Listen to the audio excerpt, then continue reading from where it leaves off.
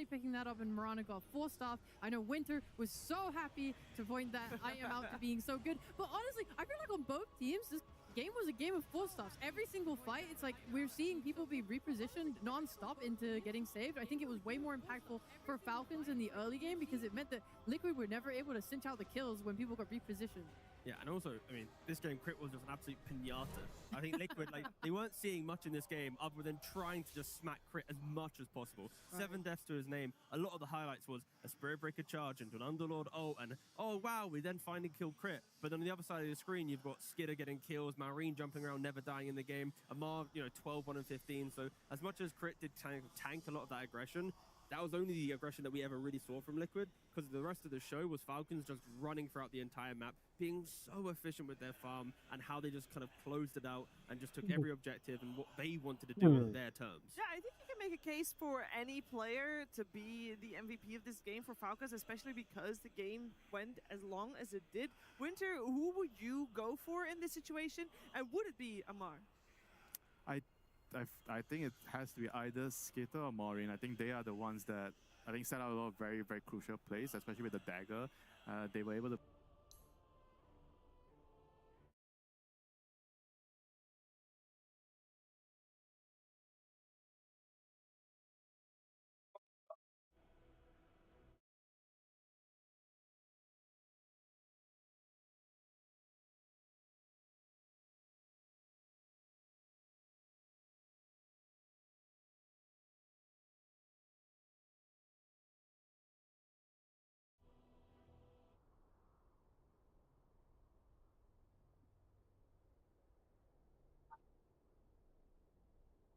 see that again, we don't know yet. But one thing that we will see right about now is Sir Action Slacks.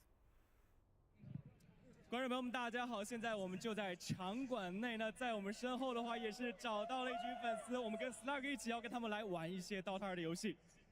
Hello, that is right, my friends. We're going to play a little game in the crowd. Oh, some Welcome, goodies. Everyone.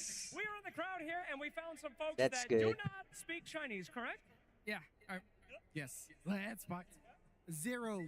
Fantastic. Now, in China, they have some very specific cool nicknames for some heroes, and we gathered some fans here. All right?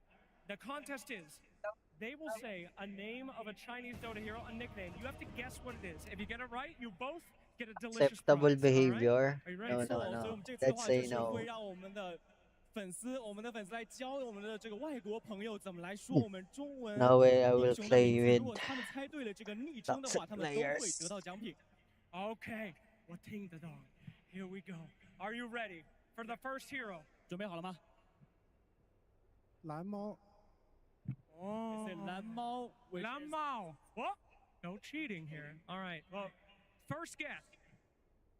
Sven. Sven. 是 Sven 吗？ No, not Sven. All right, what is it actually? What does it mean in English? The meaning in English is blue cat. Blue cat? Blue cat. Mirana. No! All right, you are allowed now to do charades. You can charades and act it out for them. Good luck, please. 来，我们演绎一下蓝猫是怎么样的。哦。Oh! All right, any thought? Again.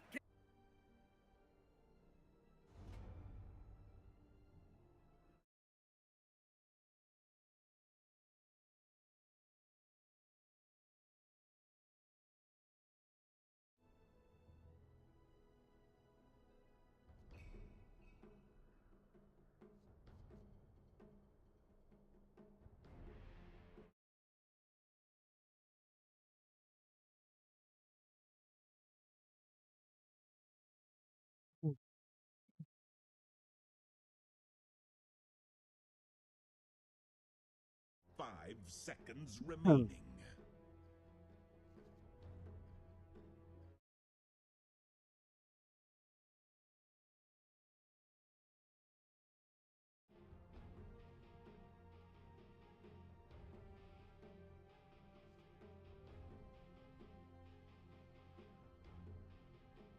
Ten seconds remaining.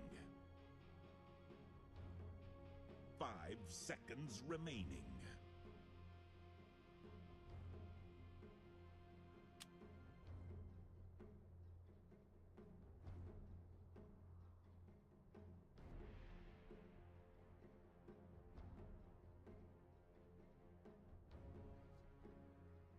Kick. Kick. Kick. Your turn to pick.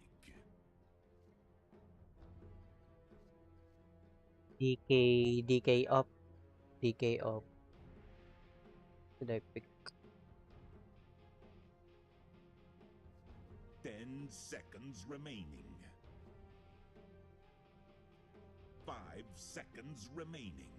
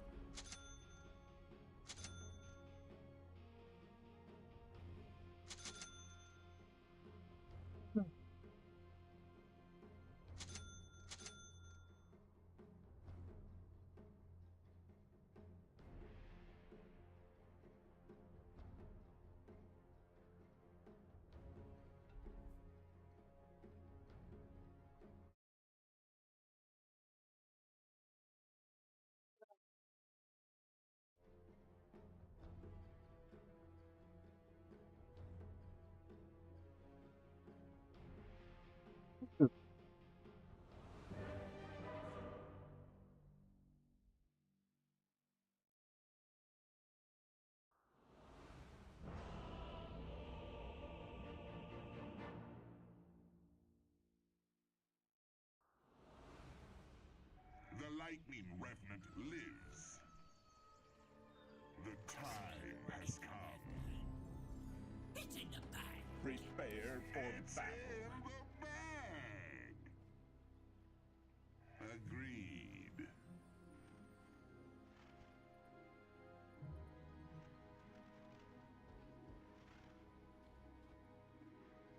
Path of least resistance.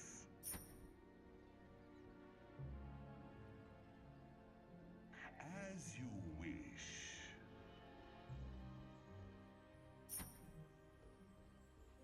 Very well.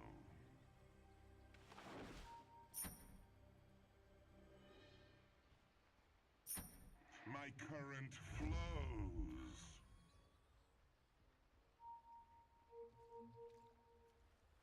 Of course. 30 seconds to battle. I go. Now he's clawed over Miss Hooks. Onward.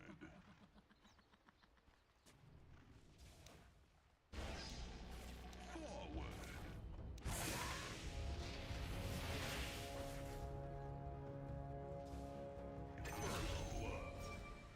To the other side. Don't come back. Conduct me with. Prepare the underscape for fresh arrivals.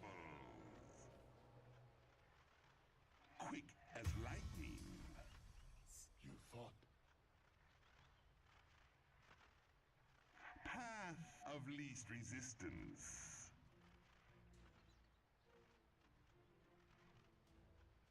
My current flows.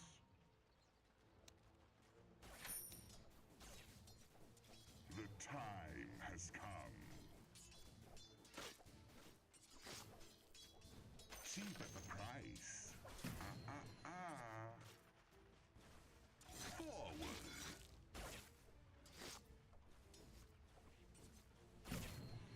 Of course.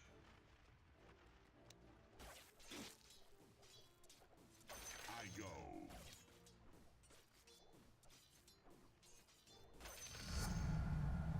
My dynamic quick as lightning.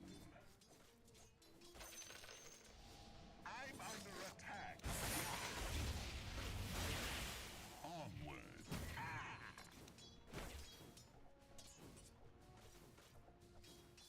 Whip you into shape.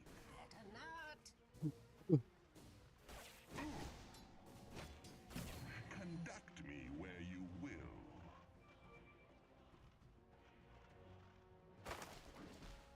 Very well.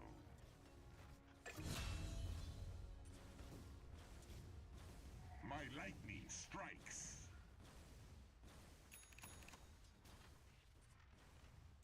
Agreed.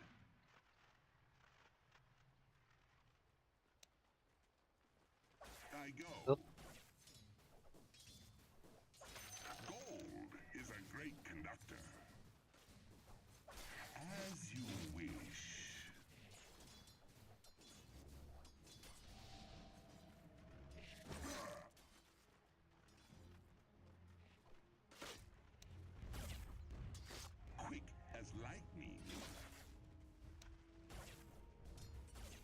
Oh my god.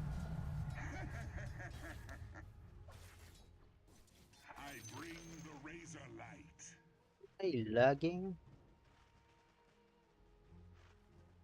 Conduct me where you will.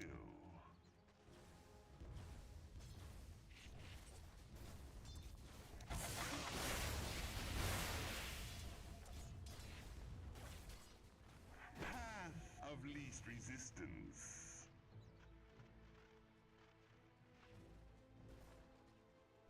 Onward.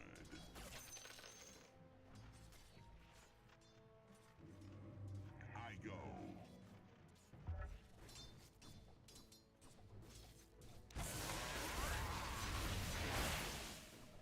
Denied. Forward.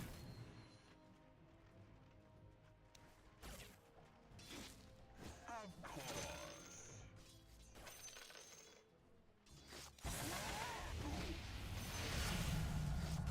Lightning, give me strength. As you wish.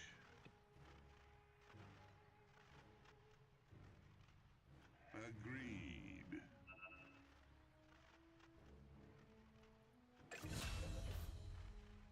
My current flows.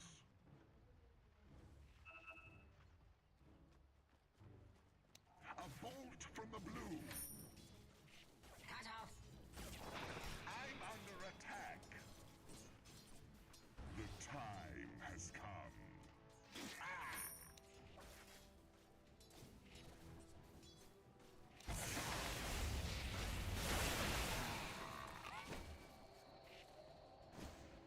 I go.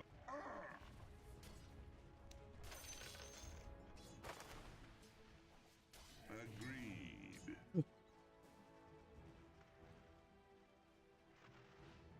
Onward.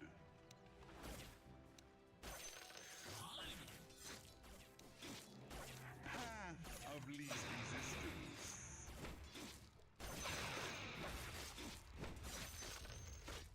Very well.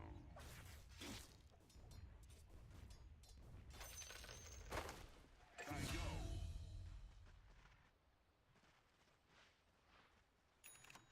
Forward.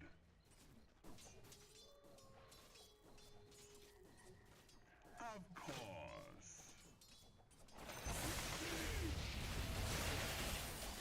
The time has come. And discharge my life.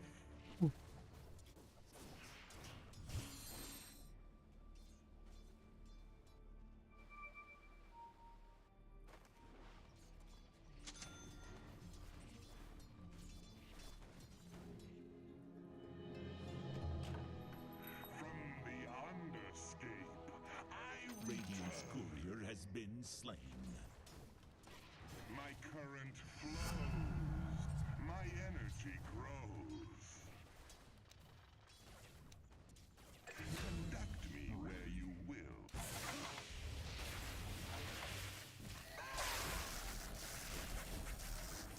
As you wish.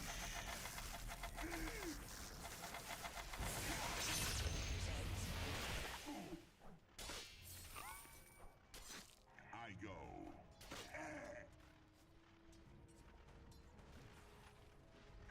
As you wish.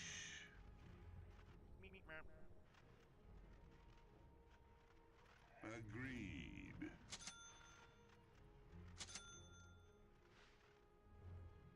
Path of least resistance. The time has come.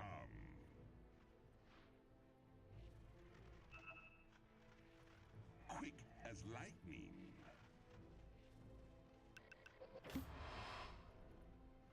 Very well.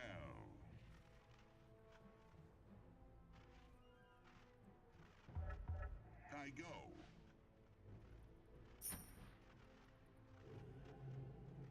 Of course.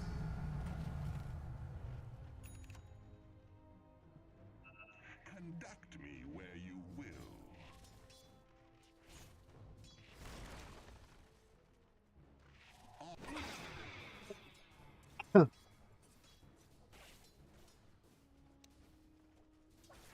My current flows.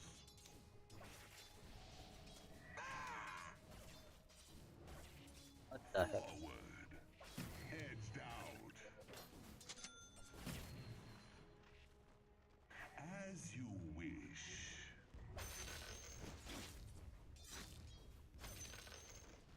Forward.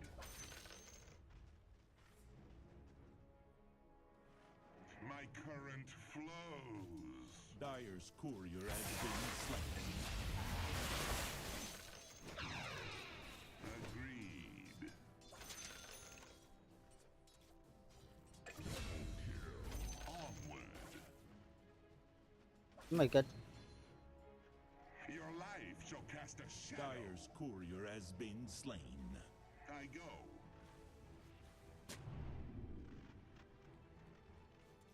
Quick as lightning. Fortune change. I'm under attack. The time has come.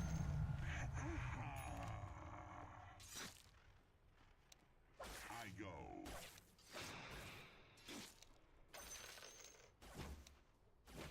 Of course.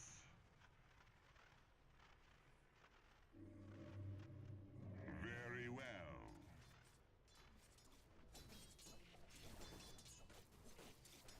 Conduct me where you will.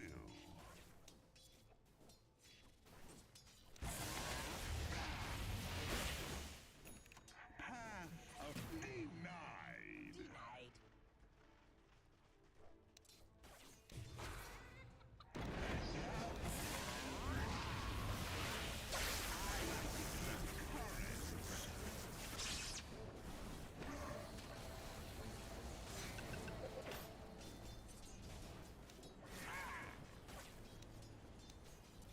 My rage incandesces. Dyer's courier has been slain. As you wish.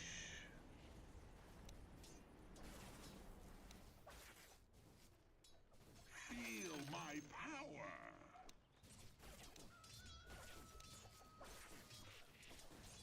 Attack!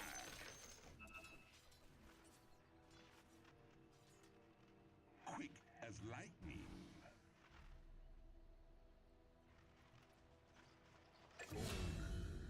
Never give up. The time has come.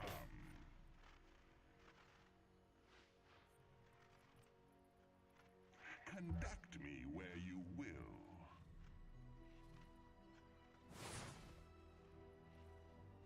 My current flows.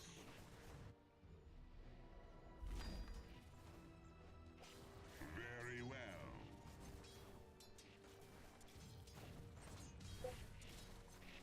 This will come as a shock.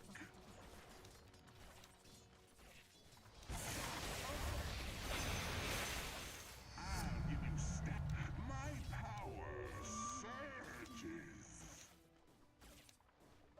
Of course.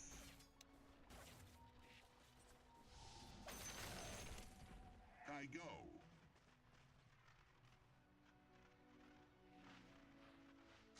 Onward.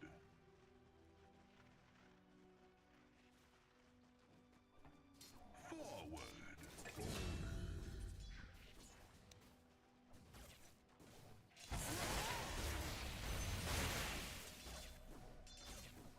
Dyer's courier has been slain. Path of least resistance.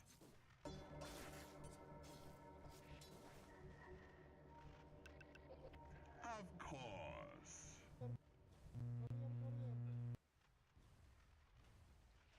Forward. The enemy's middle tower I has go. fallen.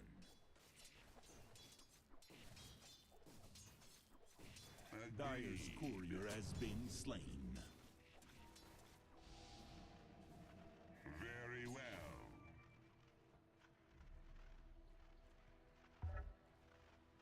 Onward. Cheap at the price.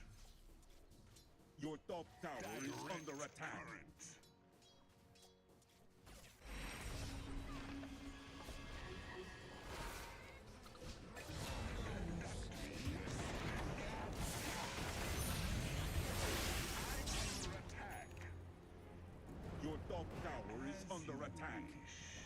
Dire structures are fortified. You can run. Your top tower is under attack. Your life shall cast a shadow. My current flows.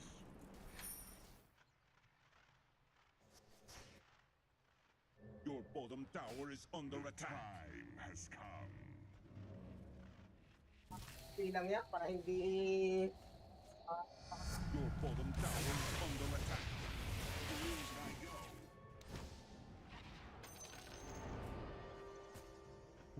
Ride the lightning.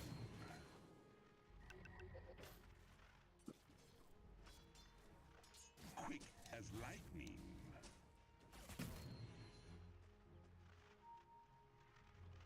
Path of least Radiant resistance. structures are fortified. nandito yung DR.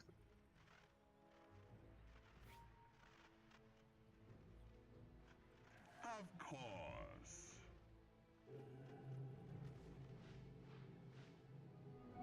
My current flows. Your middle tower is under attack. I go.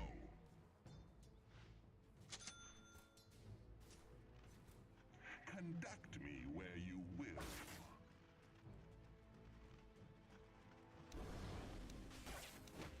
The time has come.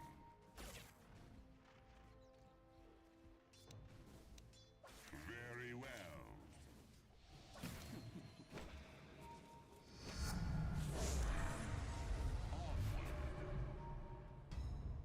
Your top tower is under attack. Quick as lightning. Your top tower is under attack. Discharged.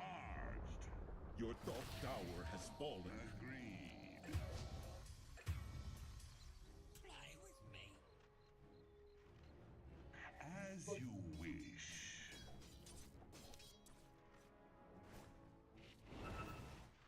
Forward.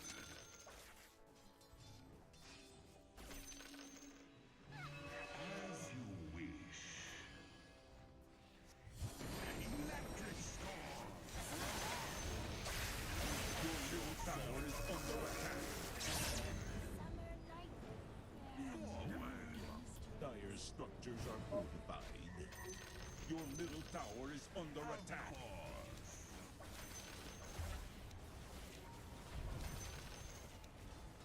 My current flows.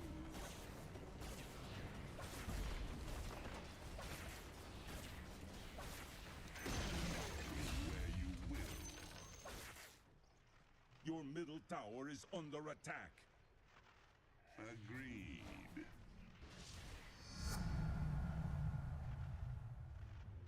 Path of least resistance.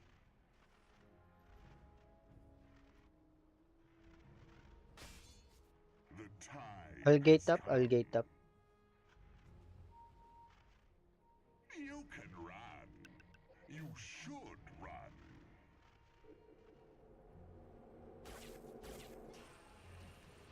Very well.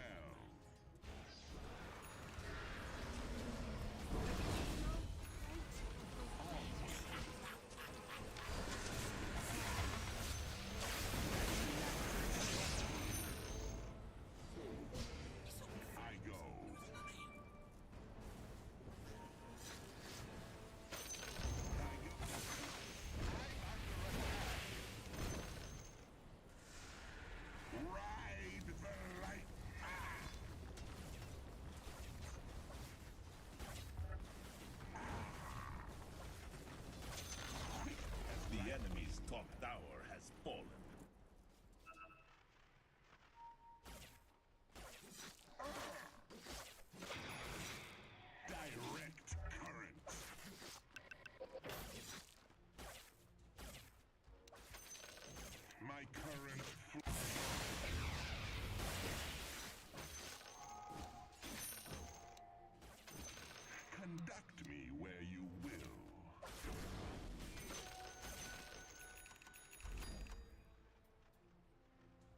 I go.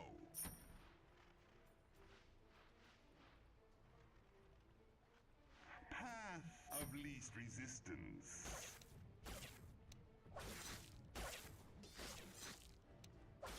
This will come as a shock. Gold is a great conductor. Agreed.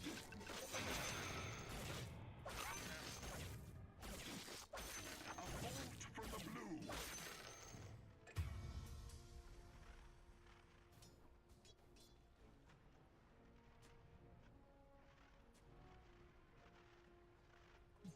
Onward.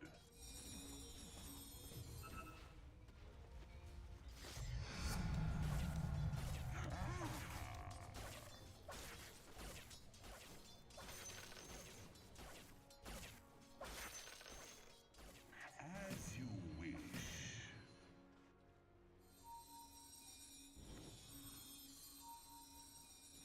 Forward. What kind of stuffing is I go. Good job. Good job, guys. Of course.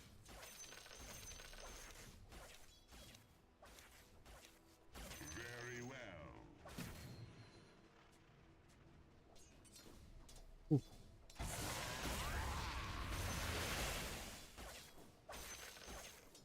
Feel my power.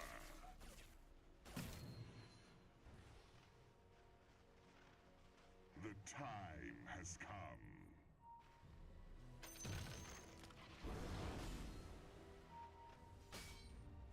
Quick as lightning.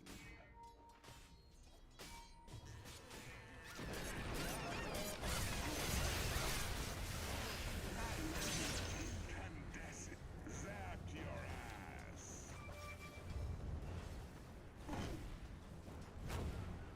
Conduct me where you will. I'm under attack. Dyer's courier has been slain.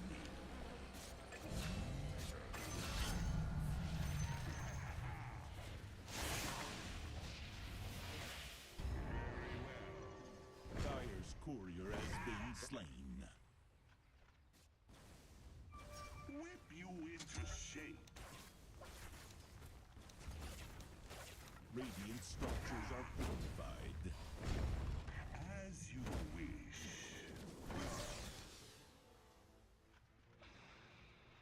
I go.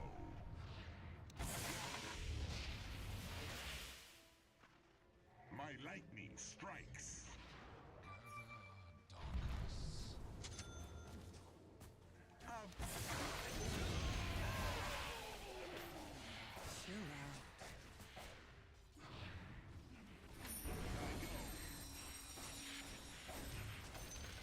Your bottom tower is under attack.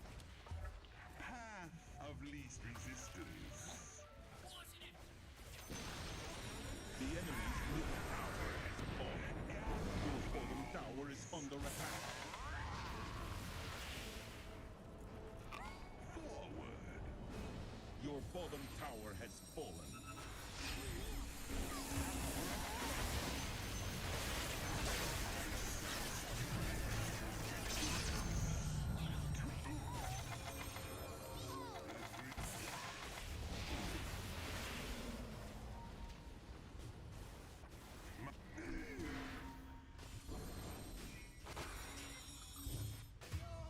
Up, guys. Back. The time has come.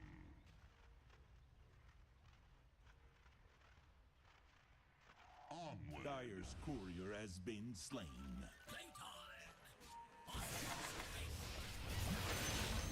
Agreed.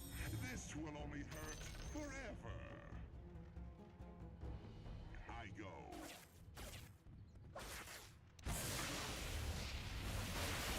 Quick as lightning.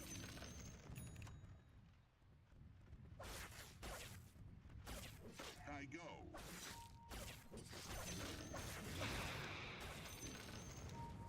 I bring the razor light.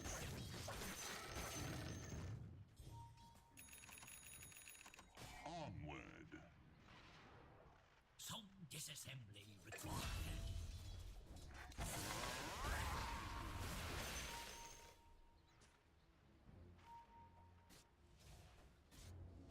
The time has come.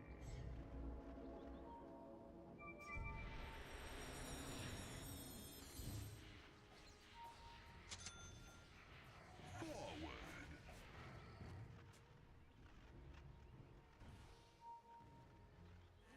Of course.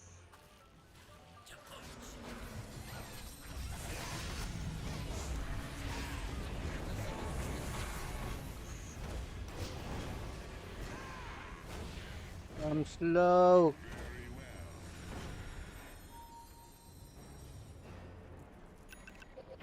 Mantis style. As you wish.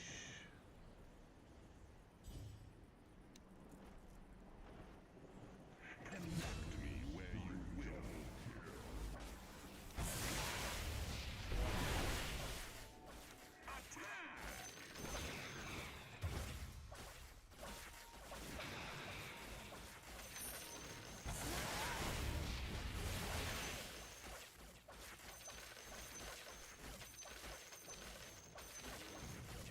Conduct me where you will.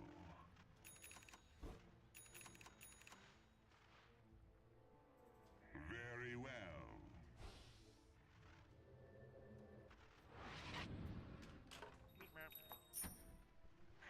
As you wish.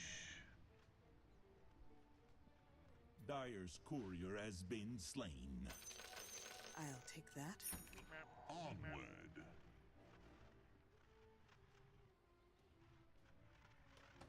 Quick as lightning.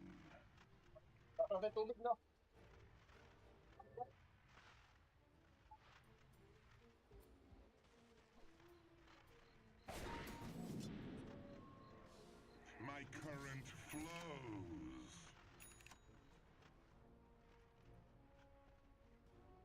The time has come.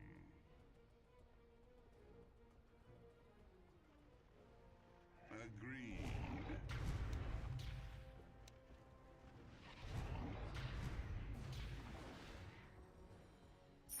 I go.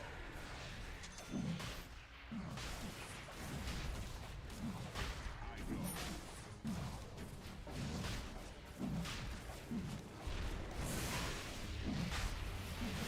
Ride the lightning. Roshan has fallen to the Dyer.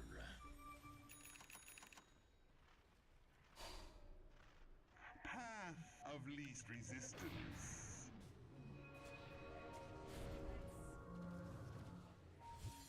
Of course.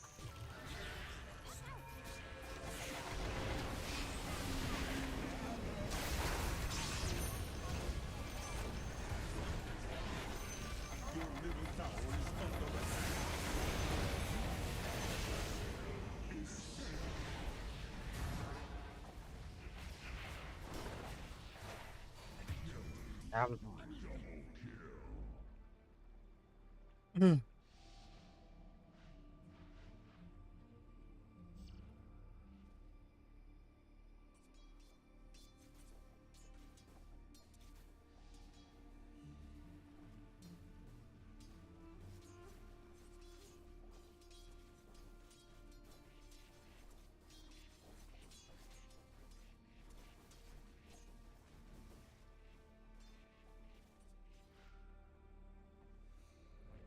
Dyer's structures are fortified.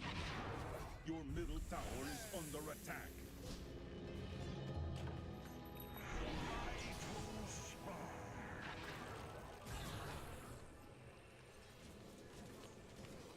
Conduct me where you will.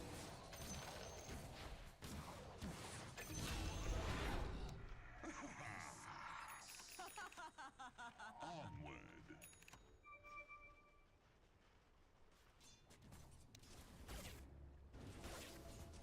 My lightning strikes.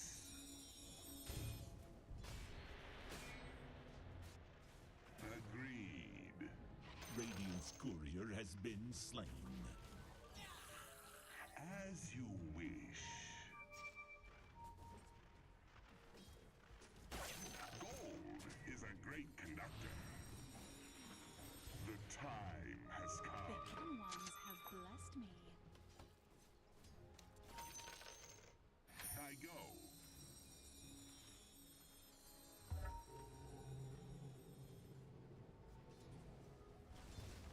My power surges. Of course. Swiftly to the temple's defense.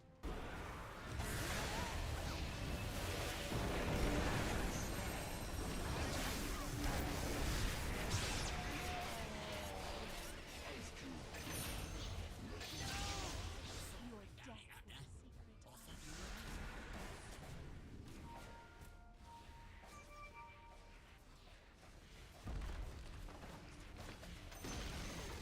The enemy's top tower has fallen. Radiant structures are fortified.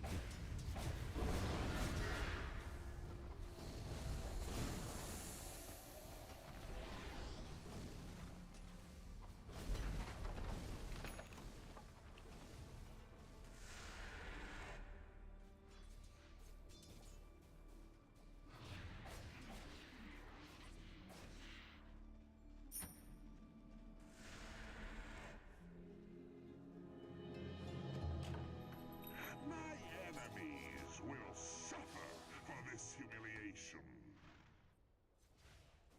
Quick as lightning.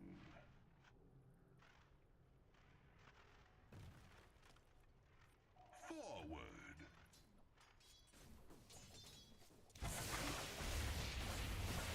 Attack!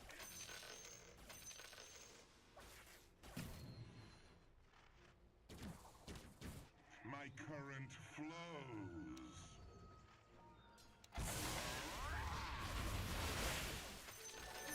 Very well.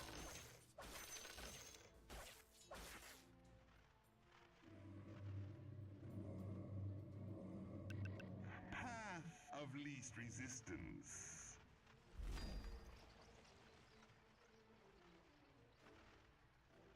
Path of least resistance.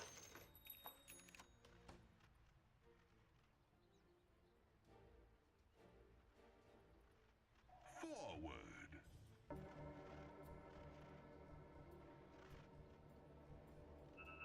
Conduct me where you will.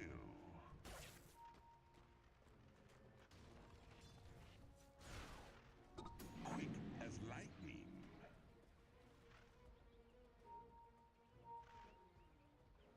I go.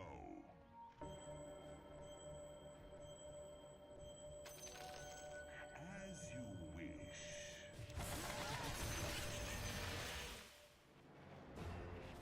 I bring razor light.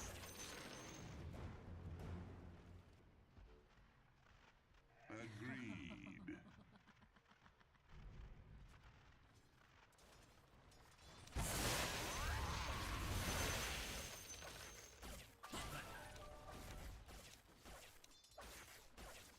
My current flows. Your middle tower is I under go. attack.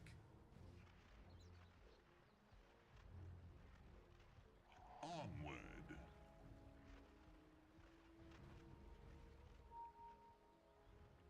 Of course.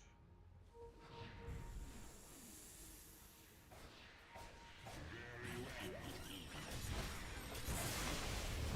Your middle tower is under attack. I go.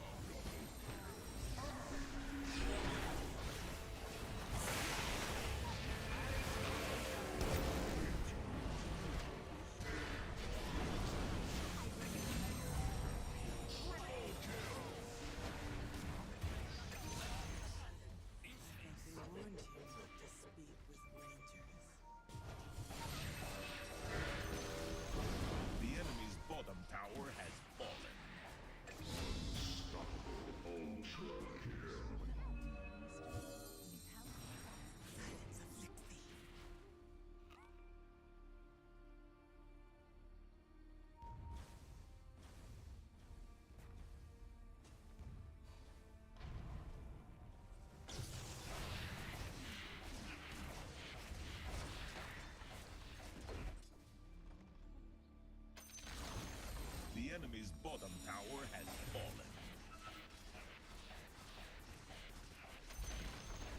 The enemy's bottom barracks have fallen. The enemy's bottom barracks have fallen.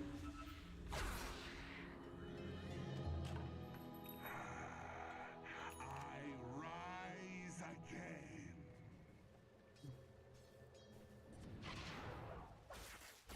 We onward. Radiant structures are fortified. Dire structures are fortified.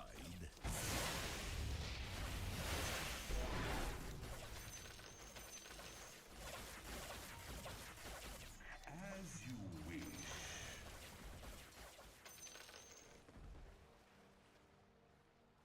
Feel my power.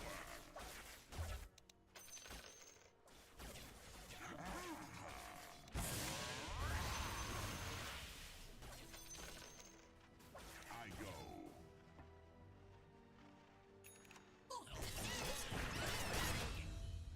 Forward.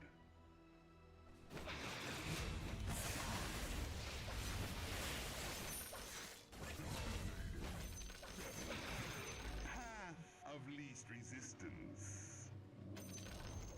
The enemy's middle tower has fallen. I'll give you static.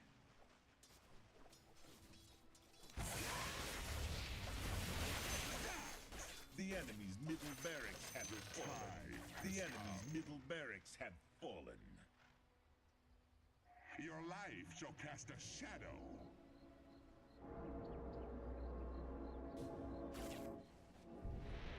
Very well.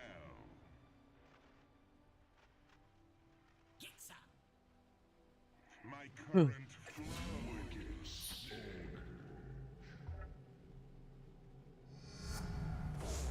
Light. The enemy's middle tower has fallen. Of course.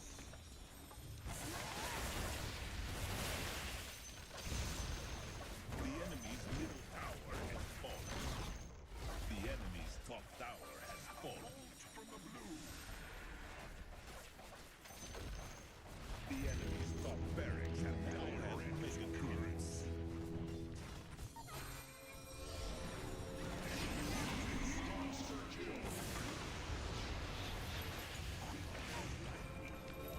Dire victory.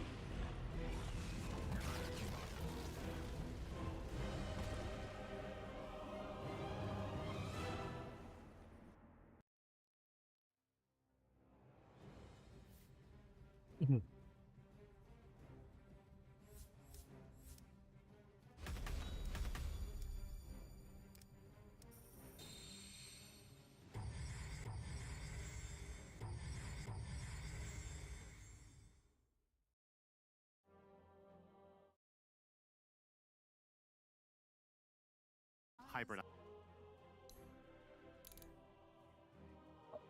Weird.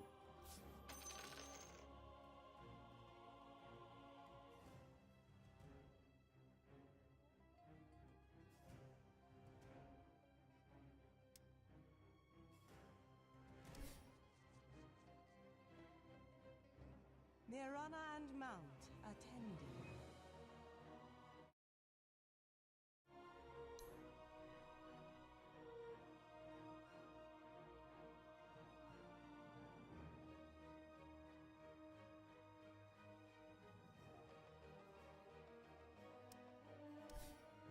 Wunderbar.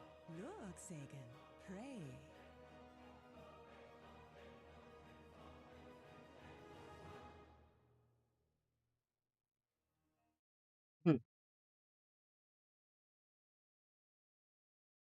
That's right. There you Love that always sound. do. Oh, he got out with Barely. Vessel on. Yeah, he's fine. Very close call for crit. Nicely done. As he's already he's already working on Aghanim Scepter as a first item. Is that normal on Enchantress? It's an occasional build that we see. I don't know what exactly prompts it in this game. No clue. They're gonna find themselves a Bane. Yeah, I'm a little bit surprised to see it given these matchups. I would have thought this was a Pike game. Yeah, Pike sounds incredible. Against Underlord.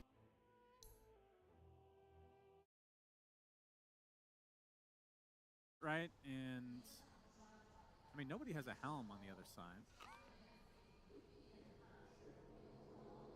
As Liquid will go through the gate now. Not quite the 20-minute mark, though. No Tormentor up at the moment. They do scan out briefly and know that somebody is down here, and who else would it be other than Skeeter?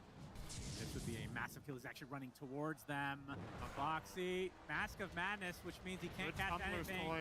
You know, will get stuck inside the shards. They're going to try to kill Snake King instead. Doing a good job of making them target him as they're going to turn their sights onto Mickey instead, getting beat down by the Sven. Bushmack just in time with a sharpshooter to follow and a power shot as well. It's 2 kills for Liquid. They save Mickey in the end. Another very close call. Could have gone either way. That looked like it was getting real dicey when they started diving that deep, but no TP from Amar. And Malrine couldn't connect on the Wind Ranger together with Sven because she was so far south, so yeah, they end up getting away with that. I thought that was real bad once Sven got to hit, but clutch play from the Liquid Pause 5 Tofu, 5-0-6 now on the Hoodwink. This hero has a pretty bad win rate this tournament as a 5 and a really, really good one as a 4. Hoodwink? Yeah. But Tofu knows how to run it. That's interesting that there would be such a discrepancy. Yeah, I think it was massive. I think I looked at it and it was like, I think as a 5 it had like 29%. Or it had 64. How much more of a sample size between the two? Is it roughly the same as well? No, it was definitely fewer games on 5, but still, I think it was still a decent amount. I don't know when you would consider stuff like that significant. Like anomaly, yes, anomaly. How many games does it need to be before the chi-square is high enough? Is that your vampire voice? I remember that one. As Aghanim Scepter up and running for Ace. So global at his disposal. And this is huge because the Tormentor, now that I'm saying it out loud, we don't really see Tormentor fights at all, do we? No. In theory, very good at contesting if there was to be a fight there. Yeah. I think that's definitely something. The way that has developed over time is not the way it was intended. This was, I think, they were hoping for the Tormentor to be a fighting objective, not a whoever is in the neighborhood or wants to go out of the way to get it can just have it kind of objective. Yeah. Or if you're don't see many fights next lower skill players / turbo players, it just isn't an objective at all. It doesn't exist. I can attest to that one. Blink Dagger. Who's actually building the Blink there? Pretty early Blink. Looks like Amar will be going hard into Blink, though. Yep, Sven is queuing up Dagger. Tusk almost has a Dagger. So, do you think he regrets the Lotus? Because he would have had Heart by now, and you'd be farming faster. Of course, he doesn't know if there's going to be that much aggression coming the way of Liquid. I don't think the difference is that big between Lotus and Heart for farm rate. Like, yeah, it's a little bit. Maybe it's cost him a few hundred gold at most. And like the opportunity cost of going that route, if the Lotus could change a team fight, yeah, I just think this is even Amar. We'll see the value in that. Get the Reaver now. He will. Messerschmitt's Reaver, our favorite. Yep. Crit inside the shards. Foxy, don't think he's missed a single one of those yet. He doesn't miss. Masterful. I hear the Sven ult with the Fiend's Grip. Do they have damage this time? Absolutely. Finally, Nisha brought down. Foxy looks to be next on the list. We'll get off the snowball, but it's only a matter of time. LSA keeps him in place. So 2 kills for Falcons now. Really nice Blink reveal from Skeeter. That's the kind of impact you want to see immediately. When you're having a bad game on Sven, and you go the Blink, you're buying it to fight immediately. You're not buying this to jungle for another 5 minutes. He finds a big ticket kill in the Earth Spirit. I believe Nisha was on a streak there. Yeah, he was dominating, so a nice little bit of bonus cash going Skeeter's way. The game even still. Crit about 1,200 away from his Ags. Little friend. Little what? Little friends. Yeah. Questioning myself. I shouldn't do that anymore. What else would be little fiends? Yeah, little. Well, here's a big fiend's gate. Yes, it is. Well, Crit in some trouble, and by that I mean he's dead. Yep. They go and they little find him. Close enough. Okay, just ignore that. Snaking, you'll get out. This Underlord Ags, I can't remember exactly what was changed, because when it was first introduced, I feel like we would see it as like a luxury 4th, 5th item. And I feel like it's always been really good. They're gonna find snaking as well. Well, since back then, I think Pit of Malice has been buffed quite a bit, just the spell itself. And the game has also developed in a direction where it's less about balling up around Underlord. I think it's just a natural progression of the bigger map that getting more value out of this while you're farming just seems to be more favorable than running pipe most of the time. Look, somebody was in the neighborhood of the Tormentor. Tofu will get a Hunter's Boomerang, so the 20% incoming spell damage amp on the target is really nice news for Earth Spirit. Underlord Firestorm against Centaur will hit like an absolute truck already. That's going to be even more now. And against the Sven, of course. Yep, that percentage-based damage. I mean, that heart is going to cost you more HP in theory if you're getting hit by Firestorm, but top net worth in the game but when you take more damage, you feel more. That is true, but Behemoth's heart. Punch comes up from Boxy. Easy kill onto Crit again.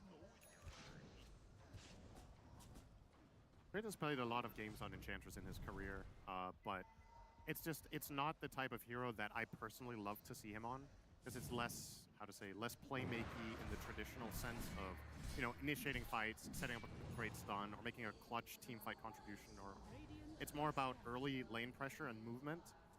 And in these stalemate situations, when you get to this point,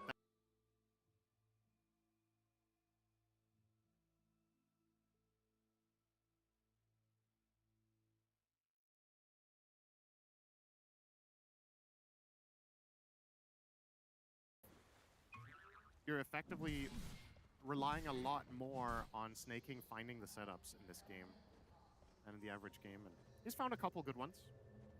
A couple full duration grips, so not bad. Very slow game, though. Yeah. I mean, 10 more kills for Liquid, but net worth-wise, dead even. As Amar is going to be hounded under the tier 1, all alone, gets off the Stampede. They get locked down, though, nowhere to go. I say that, he actually gets to the other side. The Bushwhack is going to find him with a sharpshooter to follow as Nisha continuing on. This is a tanky chonker boy, but they do find the damage eventually. The snaking was just here, so he will fall as well. Yeah, seems like the communication was, I don't have TP on Lina, and then they just don't reinforce it. Sven had TP ready, Enchantress TP'd and then cancelled. So they obviously knew that was a 5-man move on the side of Falcons, but Dota Plus not want to show up. Dota Plus loves Falcons, apparently. As the Kobold will die, as Malreen's going to try to fight despite not having their offlaner. He's going to get stun locked inside of this pit. Gets to the other side, though, just barely. He's ticking away, though, as Ace will continue with the Firestorm, and he's getting extremely low, and they do find the kill eventually. Meanwhile, Sven trying to fight it out against Mickey and the rest of Liquid. He might just find a tusk, but it's going to likely cost him his own life. This was very questionable plays from Falcons. They lost 2 heroes and still took the fight. Yeah, Malreen, I guess, just didn't expect so many heroes to be there, but that is a very costly play to go for. I don't know if Dota Plus saw that one coming, because it was just showing a 67% win rate. Oh, not anymore. Snaking. Okay, well, he'll find a setup, but for who? Mara's just going to chill. Walk it off. Nisha is extremely tanky. It will take a lot. Basically, you need Lina or Sven if you want to kill this guy. Even tankier now. Assange is completed. Into the pit they go. So as expected, a completely different experience than game number 1. This time around, Liquid do get to play, and they've been playing. Their moves have been hitting. Almost all of them have connected, leading on the kill. And although it didn't lead to much of an advantage, this last sequence was really huge. Getting 5k out of it total, getting an Aegis. Crick gonna dodge the roll. Okay, Nisha on the cliff, but they have Fiend's Gate coming. Tusk Snowball as well to help him out. But likely will fall. As you can see, Liquid here in numbers. They get the Aegis on Mickey as well. They go back through the Fiend's Gate. See, Malreen is actually maybe in some trouble. He's gonna show himself. Goes for the 4-staff TP. Should be fine. Imagine that Essence Distiller hits, though. Very powerful.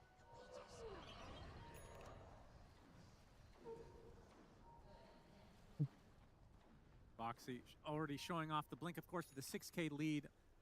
Mickey has the Mjolnir BKB. And about to finish his Force Staff in the eventual Hurricane Pike. Radiant structures are fortified. Now, Reen's going in early MKB, so wants to deal with this win run. Radiant's bottom tower is under attack. Yeah, I think going right-click Lina here is, you might say it's not the right choice because he's playing with Sven and it's too much of the same thing, but I actually kind of like it. I think he needs to be able to pose that kind of a threat to the Wind Ranger down the stretch where he can actually be the one to kill Mickey. Still does need some defensive item at some point, it feels like. Don't know if Stampede and Nightmare are enough to rely on, but for the time being, I do agree with the damage approach. Tower. Now Reen, he's actually spotted to cancel. The TP crits to the north to try to save him, but the Fiends get still available, and the focus fires enough. Malreen is dead. Another huge kill for Liquid. And crit, collateral damage. Liquid in charge. 3 minutes on the Aegis. They want to force a game number 3. Do you have little friends yet? We've been talking about it for so long. He does. How highly would you rate this, Ags? It's super situational, and I don't really see the purpose of it this game. I mean, maybe I'm just missing something. Could be. But I definitely would have leaned in the Pike direction for this one. And if nothing, I don't even think we've seen it cast the spell yet, but eventually. Foxy and Snake King will join forces. Snake King won't be happy about it, though. 10K lead for Liquid. How much can they get out of this Aegis? 2.5 minutes left. They still have only a single tier 2 left. Yeah. They've been very aggressive so far this game. Yeah, now Falcons get to try what it feels like what they did to Liquid game 1. A little bit more delayed, I suppose. At this point, Falcons were up about 30K. Yep. Or, yeah, it was probably close. It was like 20-something. I would say the game was effectively over at this point in game number 1. It is definitely not the case here. This is more within reach. But Falcons will need to find some sort of key jump where they get to utilize all this farm on the Centaur, where they get to use the MKB, which is about to be picked up now on Lina. This is a crucial timing for them. For Liquid, just keep doing what you're doing, keep controlling the map. If you find picks on Earth Spirit, that's obviously great. You don't have to fight with your Aegis. Minute and a half left on that.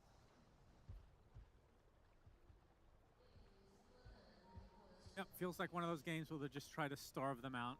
The old, I mean, that's the Falcon strat, really. And that was the Gaming Gladiator strat back in the day as well. Well, the original Gaming Gladiator strat was to win in 20 minutes. That's true. That was patched out pretty fast, though. As Snake King was killed off pretty fast here.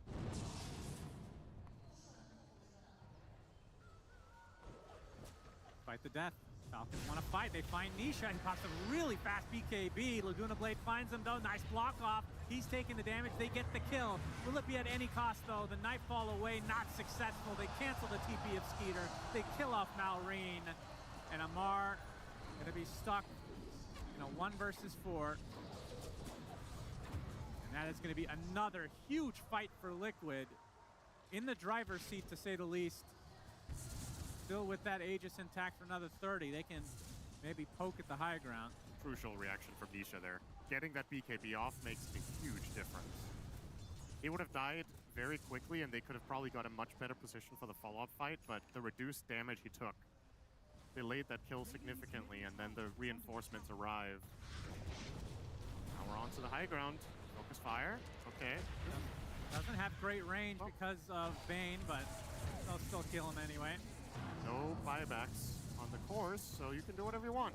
Obviously, Liquid don't know this, but they want to poke them out regardless. They had an Aegis to work with still. Mickey has a Satanic. He's a super tough kill. Aegis expires, back to full HP, and this will be almost certainly a set of barracks. Melee barracks will refresh the fortification.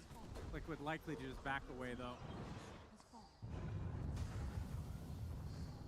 Yeah, this is their game to lose.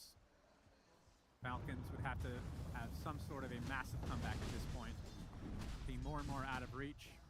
Funnily enough, this game looked even for a very long time.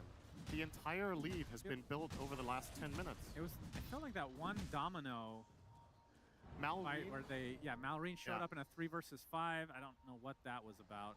Did not work out, that's for sure.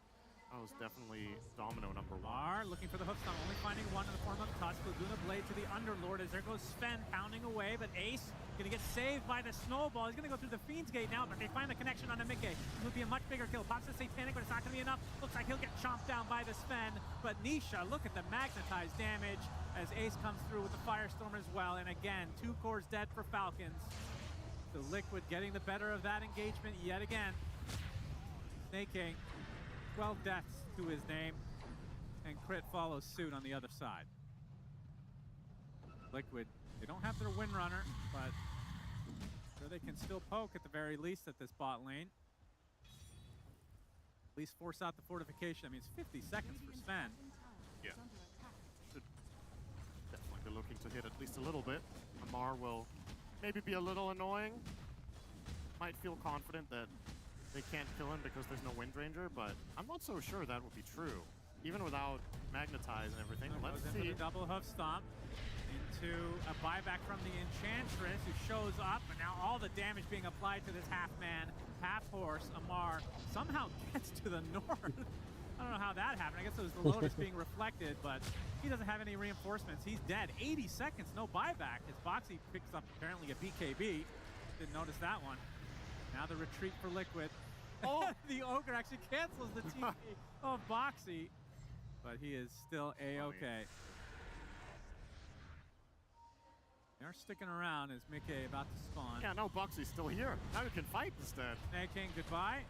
And Fiend's Gate right on top of Malrine.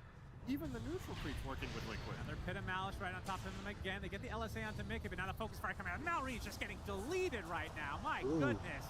He's dead for 60, and that is almost certainly going to be the game. Jumping from Sven, the last-ditch effort from Skeeter.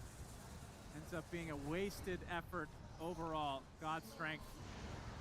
Oh, they found him in the left side. They're just going to call it GG as Liquid will force a game number 3. Nice Liquid. Nice Liquid. I mean, pretty clinical, I have to say. 2 back-to-back stomps, but in different fashion. Huh? Yeah. First game, the victory, or rather the snowball, starts way earlier, but drags out very long. This one felt like was a dead even game at 20 minutes, and then Liquid are just like, let's win in another 15 instead of in almost a total of an hour. How often do you see a support go 8-0? Tofu went 8-0 on Hoodwink. 8-0 and 22 as well. Yeah, he was extremely active this game. I mean, Liquid were just more active in general. I feel like game 1, it was all Falcons doing the pouncing. This time around, it was kind of reversed. Do you think that's more of a draft thing, or? I definitely think the draft played a massive role here. They didn't have to play against the Bounty Hunter. They got off to a better start in the lanes, and there's a couple of player-hero combinations in this game that just worked really well for them. I think Boxy on the Tusk was super impactful in this game, and Tofu, like you mentioned, just a great game from all of the Liquid players. All right, let's go to Shiver. Thank you very much, Setsvan and Synderen. I think this one was maybe already written in the stars. If you have a series on the main stage of the International between Team Liquid and Team Falcons, of course we're going to a Game 3. Come on. That's in the MO of the team. That's in the MO of the players. And we like that because more Dota 2 coming our way. Very good. I will say, though, both games so far in this series, Ray, have been a little one-sided. This one, very much in favor of Liquid. Yeah, and I'm sure there's many reasons for that. I know Winter has a problem with one particular player. But I had a problem with Centaur. He went for this helm, he went Lotus, he went hot, and then he went for a Blink Dagger. And I just feel like when your team is struggling so hard, it's poor Bane's out here trying to do literally anything to make a play happen, whilst it feels like Centaur cannot be engaged in the game whatsoever outside of pressing Stampede when someone gets gone on. I mean, Falcons were showing some efficiencies, but then there was a couple of games where it was like Bane plus Selena in the mid lane, Bane plus Sven in the enemy triangle. Like, they tried to go for some moves, but it didn't really work out. And at that point, things kind of just started crumbling. Sorry, I believe it was actually their own triangle. They went for the gank, but still, it's like it didn't really work out for Falcons in that way. And then once those pickoffs failed, everything else just kind of fell flat, and Liquid was like, okay, we are ready. We have Mickey on Wind Ranger. He's got the confidence back. After game 1, the slump of Lena, now Wind Ranger in game 2, like he knows exactly what he has to do. They're really pushing the limits of their heroes. Boxy and Tofu on the Tusk and the Hoodwink, exceptional showcase of what they can do. Sure, Boxy died a couple times randomly around the map, but like fundamentally he was always like leading the charge in the aggression, and then Hoodwink not dying a single time in this game. 8-0-22 on Tofu on the position 4.5 Hoodwink. 4.5. Yeah, calculated. I thought we're not allowed to say numbers. Roles are different, right? Draft numbers are another discussion, but with Liquid, they got 2 4s, 2 5s, smash them together. It is wonderful. This is what you want to see from Liquid. Also, you know, the Earth Spirit in the room. Why is it allowed during the draft? Yeah. I don't really know, but Nisha finally picking up some runes for all the fantasy enjoyers out there. 9, 3, and 23 on Earth Spirit. I don't think they lost the game because of the Earth Spirit. Sure, you can harp on why are they leaving it, you know, in this game, you know. But you can't just ignore the fact that Snake can't play his hero. I think he just doesn't really understand how his hero works, because he doesn't play this hero.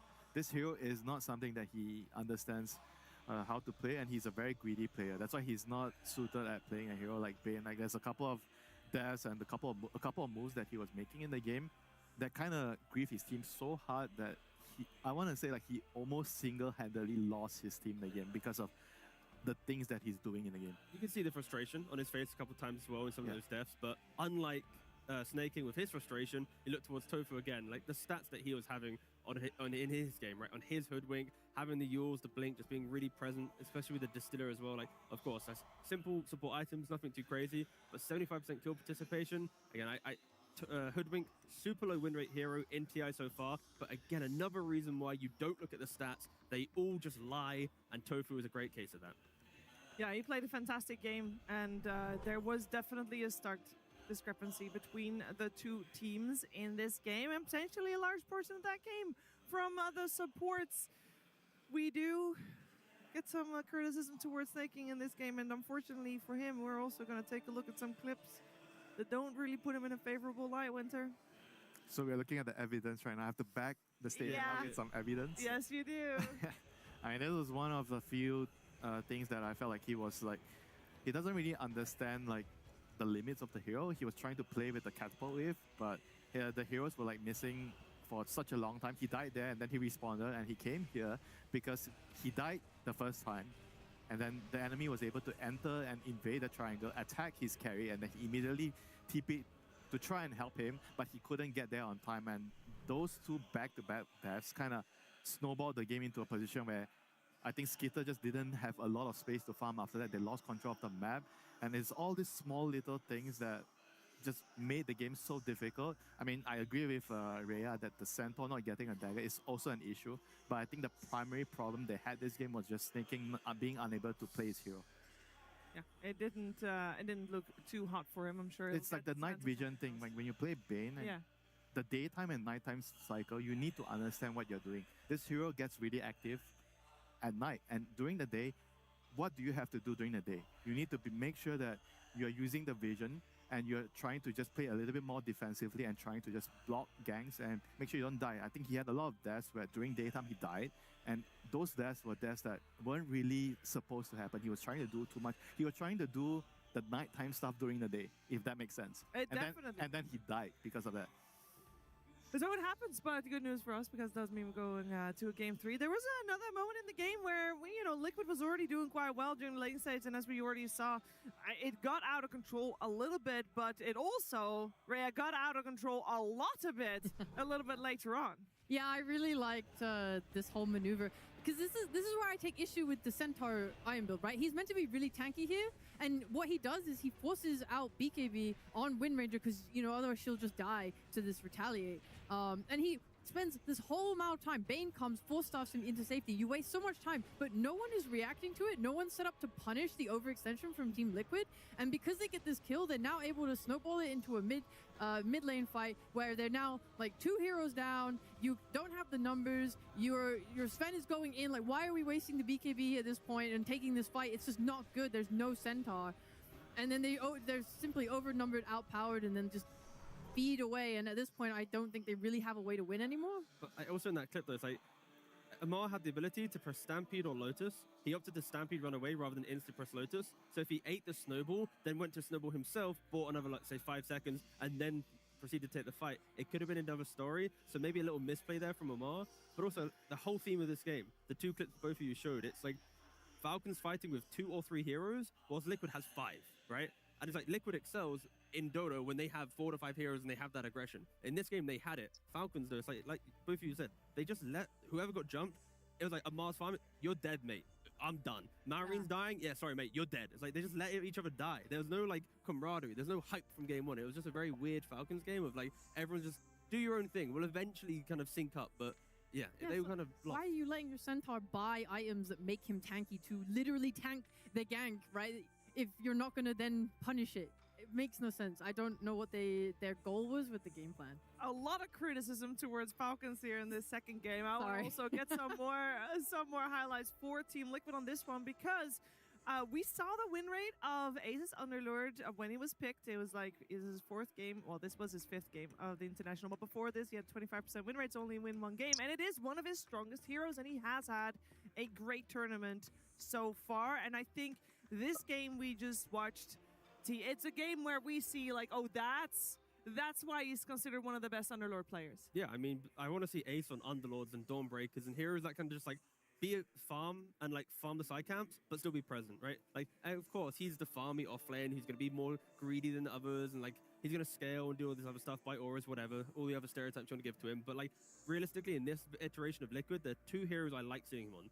Again, Underlord, Dawnbreaker. And Dawnbreaker gets banned a lot again. Yeah, and didn't he get like an ultra kill as well, like earlier in the tournament as well? Yeah. Like he pops off on these heroes, and I think it's not about him and his hero. It's more about what does Liquid draft the other 4 players to ensure that his Underlord looks good or his Dawnbreaker looks good. Because when he's on them, he can take over the games, but he needs the correct heroes. Like this is the perfect draft for Liquid in my opinion, because you have the aggressive supports, the offlane that can join, the mid that just breaks the game, Mickey on full comfort. Like this is what Liquid needs to try and replicate. Yeah, and I'm sure that there was some good talks that happened before going into this game number 2. I mean, with the backs against the wall, you have to, here in the lower bracket of the International, you have to get good vibes, good talks, and we have, potentially, I have no idea because I haven't heard it yet, we're about to hear, potentially, one of the good talks from Team Liquid.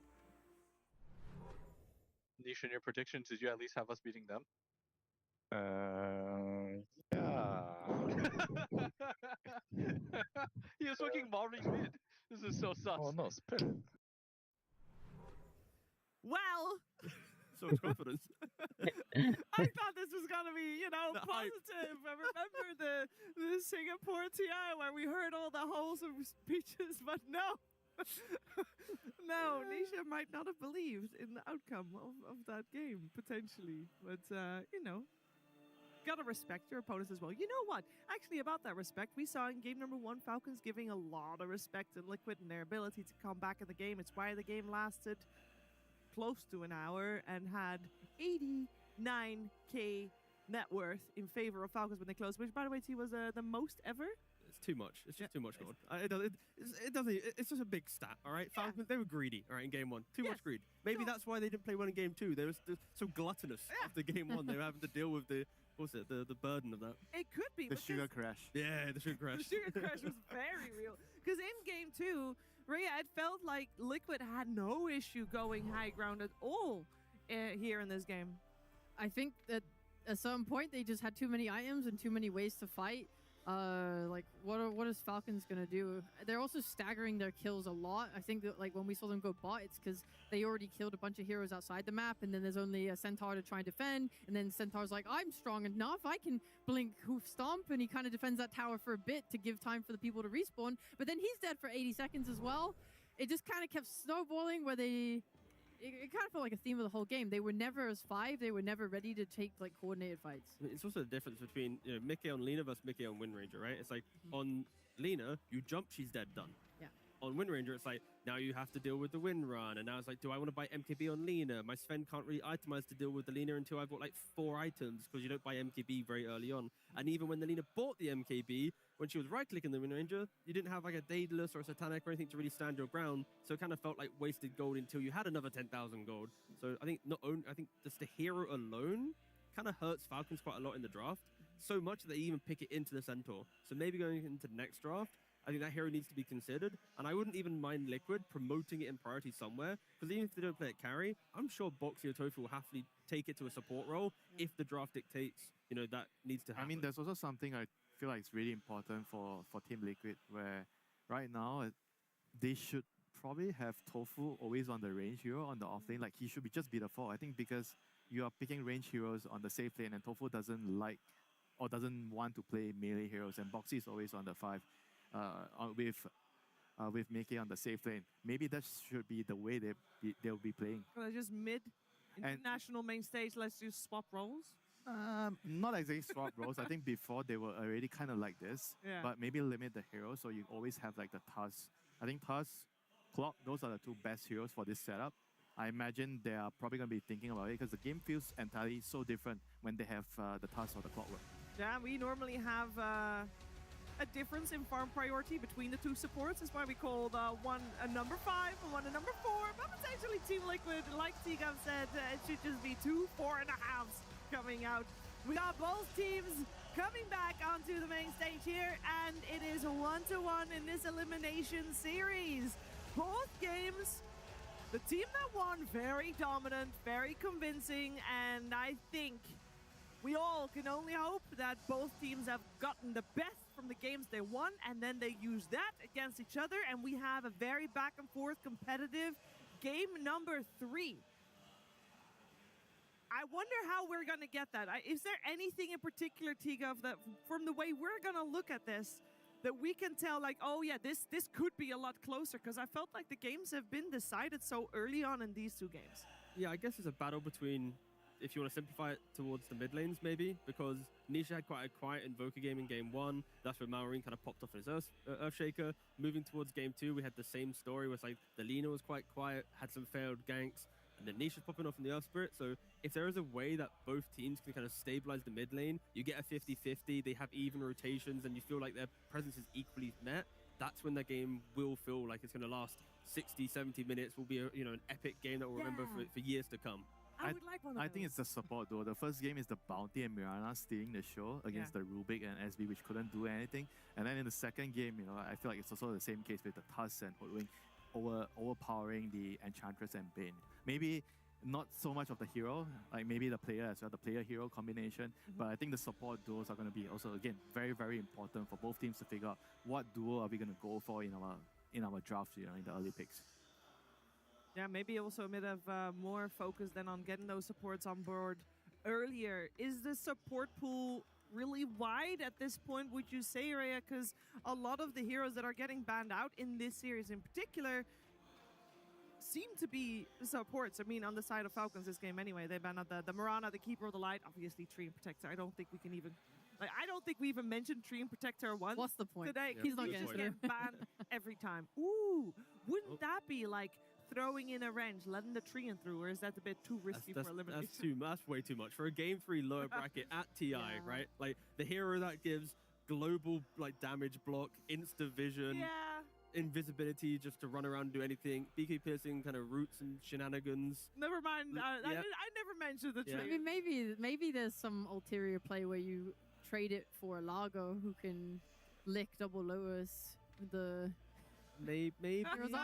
No, sorry, no. No, okay. No, I don't think we'll see it. But yeah, I think the support pool is extremely wide. I just think it's about having a combination of them that gives you the right partnership, I would say. Yeah, my problem is it feels like the Spirit Breaker was like too much of an overreaction to a bounty, and then this game you have like Enchant Bane and Snaking's not comfortable on Bane, and it's so often we see a bunch of other supports that went ignored, like Wyvern, Shadow Demon, Dark Willow have been great. I love Dark Willow, by the way. I think that hero makes your game so easy. I think she deals with so many mid heroes. I think she breaks smokes so easily because she can get out in a billion ways. She can itemize super freely. This support is fantastic and is going pretty ignored. Yeah, I mean, Willow is always kind of the underrated hero. I kind of put her in the same kind of department as like a Grimstroke, where you kind of forget about what the hero does, but in team fights, it offers so much control and so much kind of random shenanigans you have to deal with. Yeah, we saw it quite a bit in the group stages, but that was mostly against Lone Druids because it's good against the bear. And then it makes sense. We, speaking of Lone Druid, have not yet seen the bear here in this series, not in the bans nor in the picks. Curious to see if that's a trend that's going to continue. But I'm sure that if there was any strategies that the teams still had, they are about to come out. Team Liquid versus Team Falcons. Game 3. Everything on the line. Game 3, an elimination series here. Lower bracket of the International here on stage. Team Liquid and Falcons. One of these two teams is going home. And I'm going to repeat myself from what I said in that previous series. For both of these teams, getting eliminated here is considered a big failure. Yeah, top 8's great and all that, but these teams are playing for more than that. We got ourselves a draft. It's Falcons on the Radiant side, Team Liquid on the Dire side. First pick going the way of Team Liquid. Earth Spirit once again where he belongs on the bans. Bounty Hunter still removed from the pool as well. And the hero left in that we have seen every series so far, every game so far rather, in this series is Lina. We'll see if that's where Team Liquid wants to take this one. Kotal has been freed from prison. Freedom achieved. Yeah. Is I that guess the they have only a one? big Yeah. choice now. Ooh, they just go for the Centaur straight up. I mean, it's also like a block pick. I feel like Liquid just wants to get it over with because Ace has like 1 or 2 heroes. I think he has a big hero pool, but there's also some heroes that would help the team a lot more. I know we mentioned like he's really good with the Dawn or the Underlord, but I think the Centaur is kind of like a hero where it would stabilize the early game a lot, allow him to like just get the helm creep, you drag the wave. You don't really need the support on your lane, so the support can run around. I think the games where Liquid really struggle is when Mickey gets targeted and he gets bullied. So if you have the Centaur on the off lane, he doesn't really need help, so the support can actually go to the carries lane a lot. On top of that, maybe they'll prevent Lina from getting picked up because Lina doesn't like facing Centaur. Yeah, I mean, it's anything with gap close or run away, right? The idea of, you know, what if Falcons want to play another Razor game, right? In the game 3, how well it worked in game 1. If you preemptively take Centaur, you have Stampede, you might push Falcons away from that flexibility. But Skidder gets all the way up to a first phase life stealer. A hero that has been banned out quite often as a response within the series, but now he gets it put here. Is there a world where, you know, Tofu will go, just give me Centaur Pods 5, let's do some weird shenanigans to try and beat this life stealer? Let's put Nisha back mid with Centaur also? No. Okay, well, I tried, guys. No I offense tried. to all the mid Centaur players, but I feel like Nisha is a bit of a mechanical button clicker. That Centaur might be, you know, a step below his, you know, his caliber. No offense, Maureen. But anyways, yeah, I feel like Liquid maybe can do some shenanigans. They might not even need to be fair. They're gonna again, pick supports that can counter the lifestealer. Usually the counters for lifestealer are the supports. The SD, the Wyvern, yeah. the Tusk, the Clockwork. Just buy time during Rage to then make him feel like he has to disengage or waste Infest.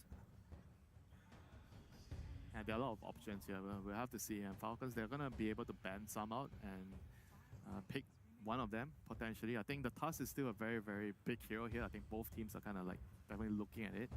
Tusk, Hoodwing, these are the two heroes that come to mind right now. Very good picks right away.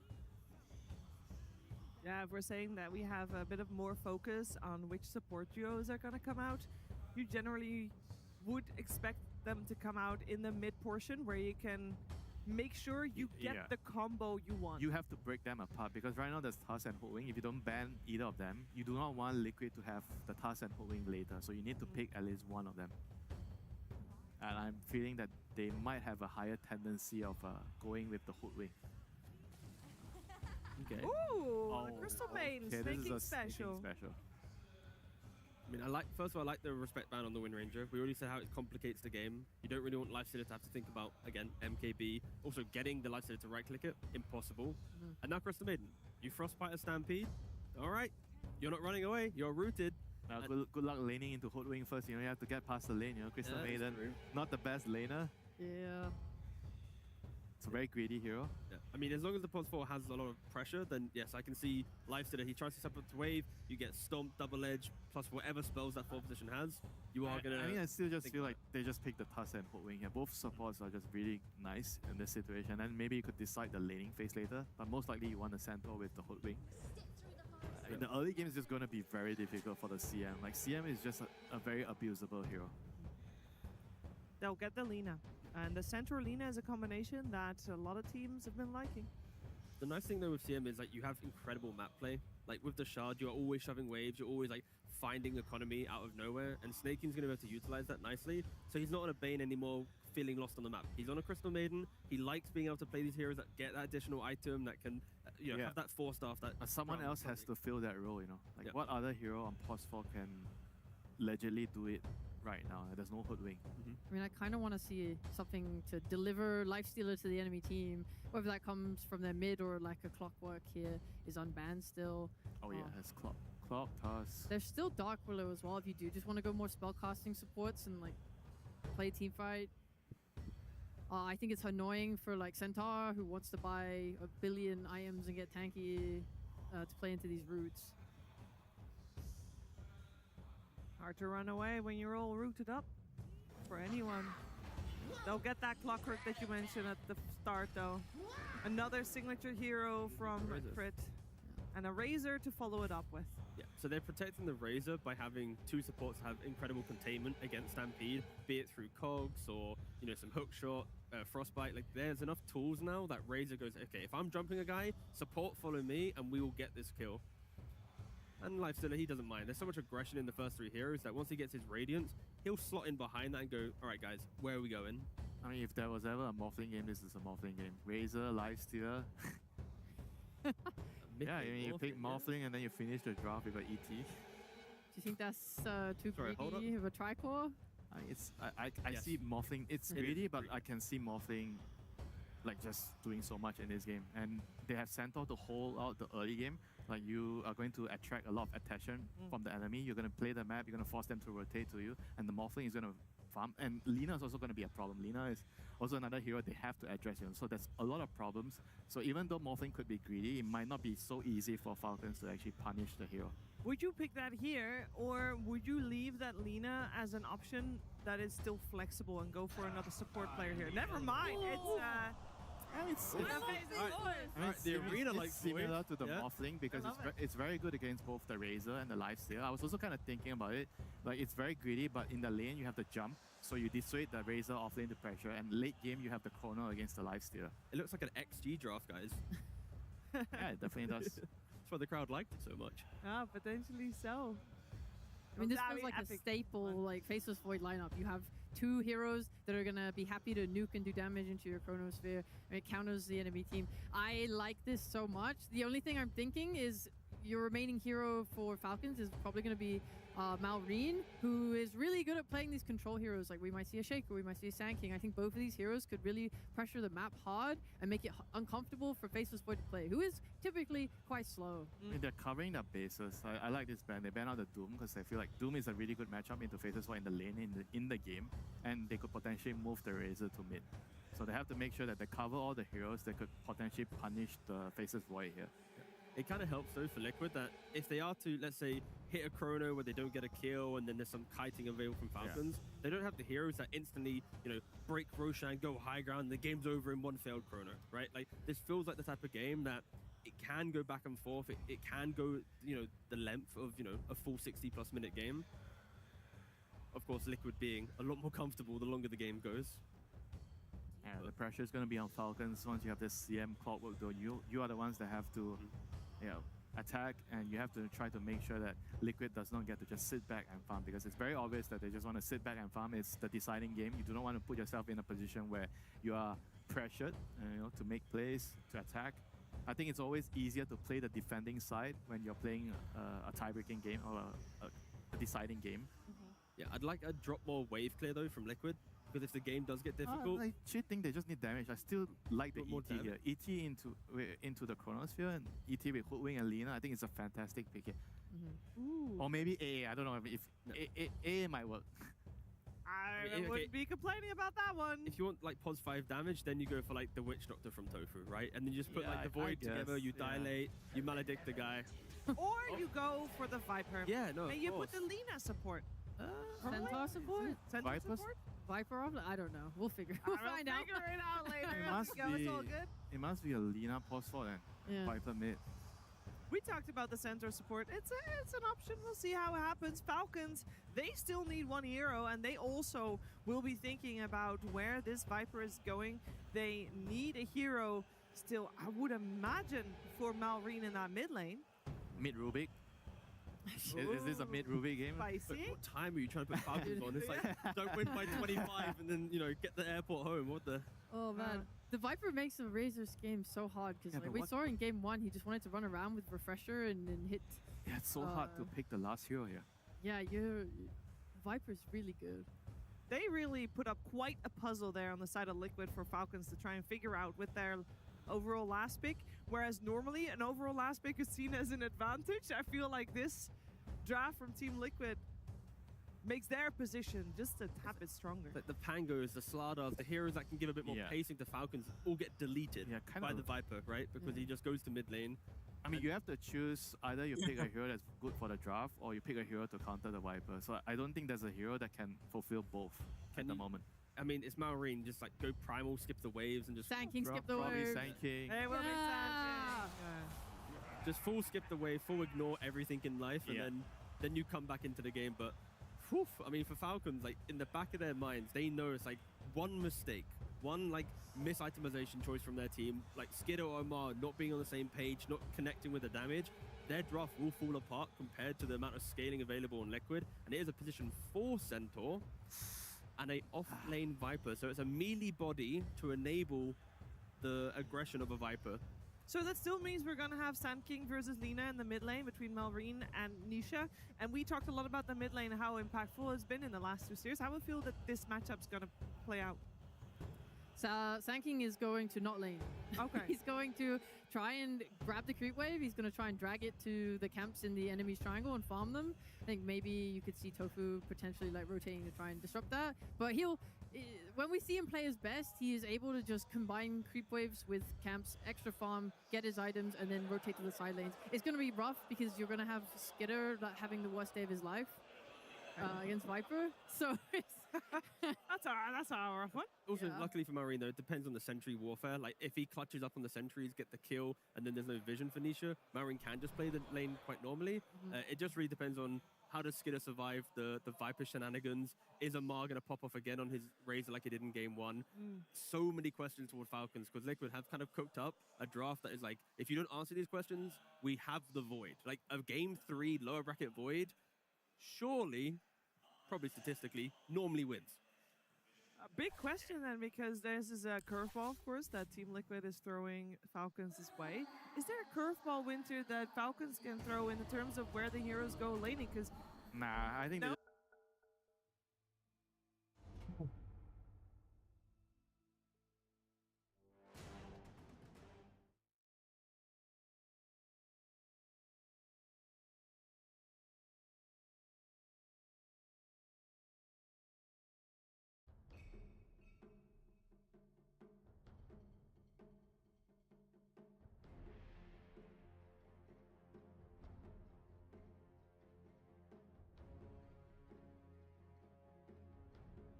Ten seconds remaining. 5 seconds remaining.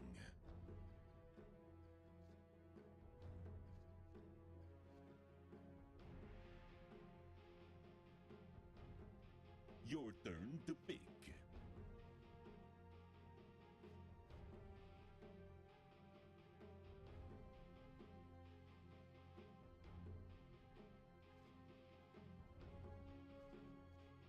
Ten seconds remaining. 5 seconds remaining.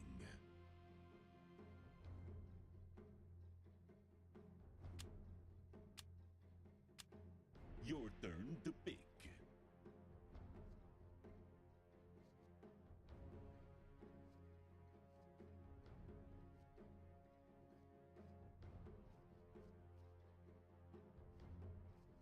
Ten seconds remaining. 5 seconds remaining.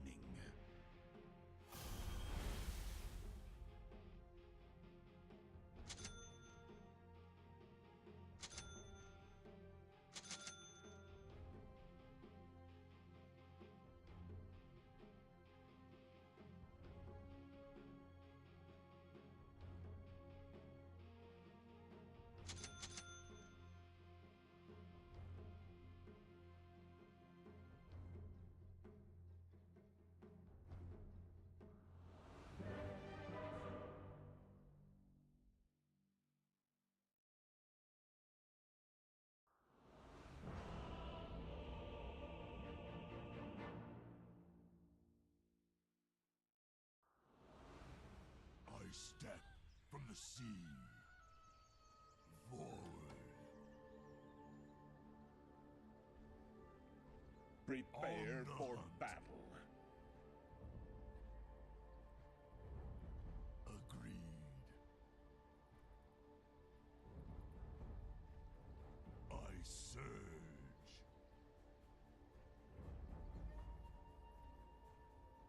A good path.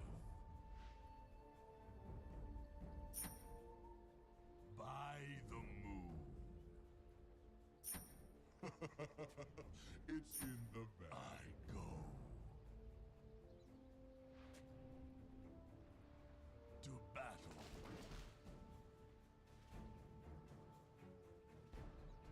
The tide moves. 30 seconds to battle. Moves.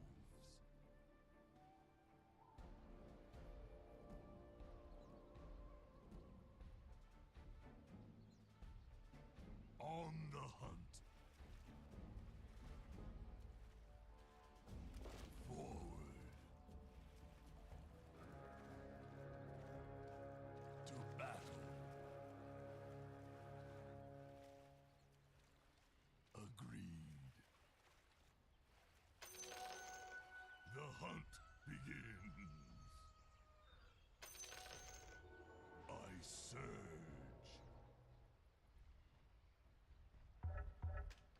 A good path.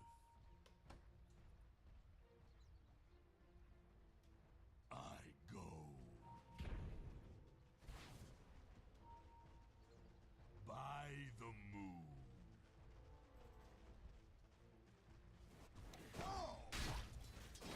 To battle. Forward. My goal now. A good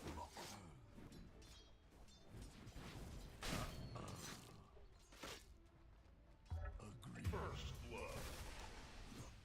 Shadows. Taste of the fate. The tide moves.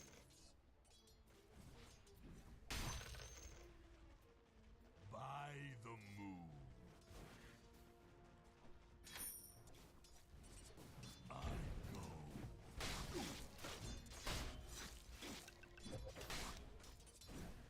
I surge.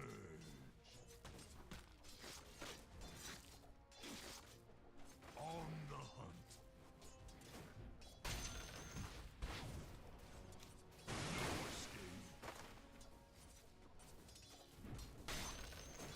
You can't go. I'm under attack. I surge.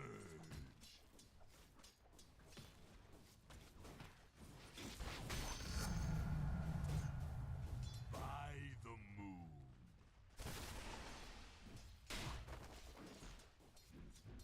To tide me over. My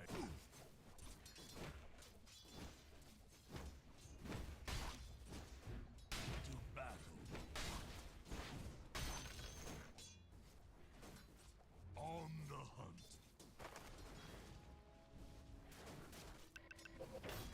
The tide.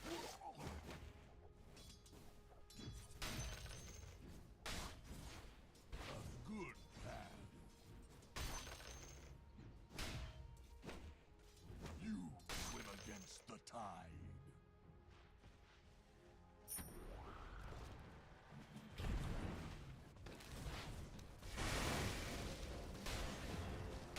Jugs in the world.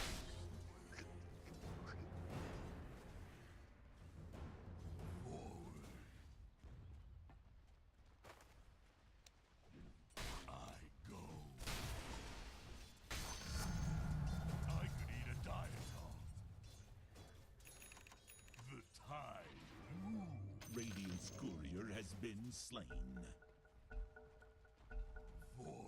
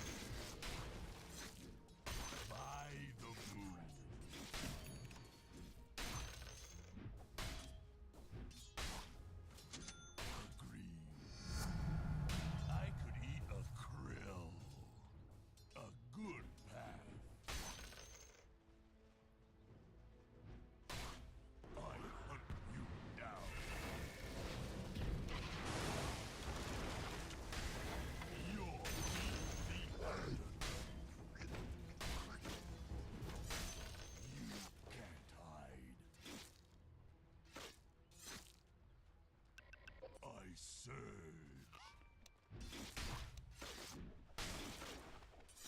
I go. Top is missing. Go for me. The tide moves.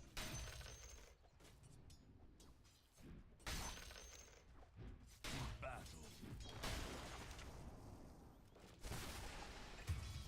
Amphibious assault. A good path. On the hunt. I surge.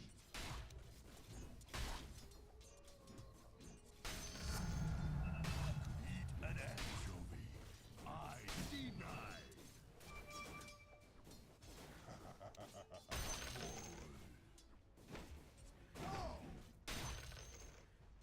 Agreed.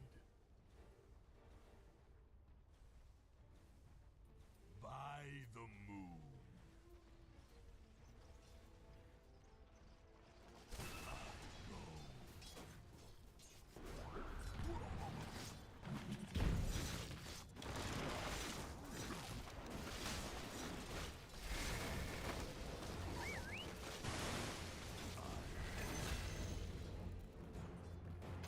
A fitting bounty. The bottom line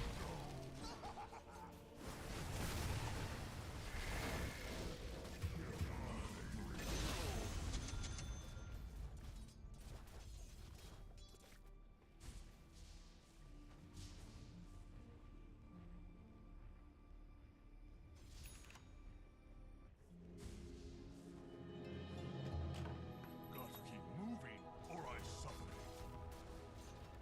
Bottom is missing. Agreed. A kind son. To battle. Double damage. I hunt. A good path.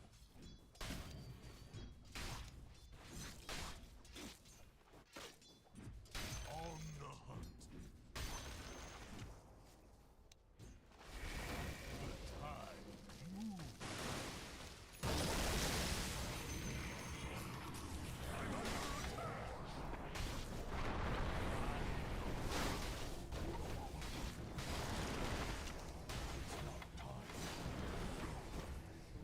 I surge. My mark cast upon the tides.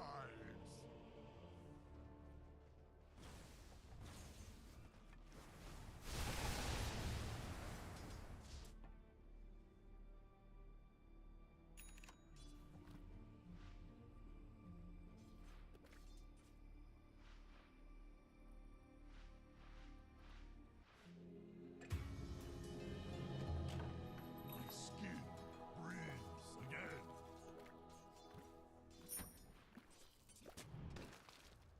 Your top tower is under attack.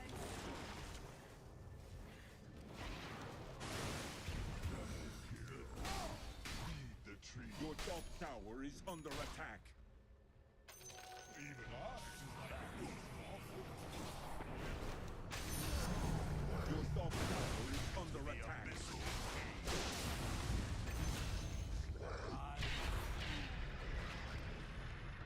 Your top tower is under attack. I surge. Agreed. To the far shores. Forward.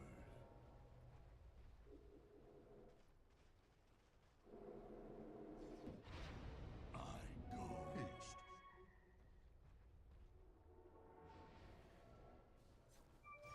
Chums in the water.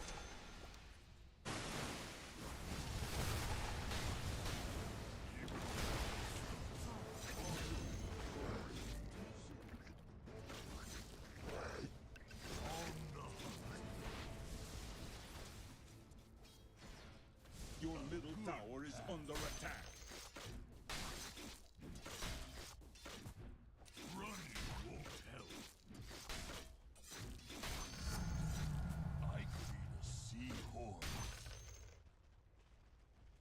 battle. Your top tower is under attack. From the shallows. Your top tower is under attack.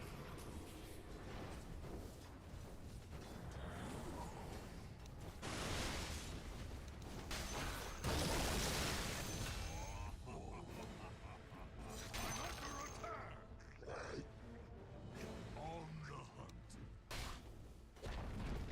Your top tower has fallen.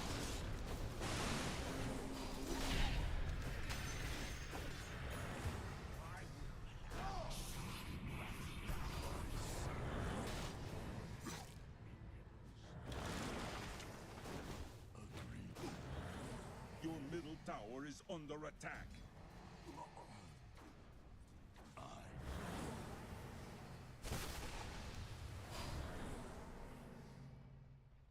By the moon. Your top tower is under attack.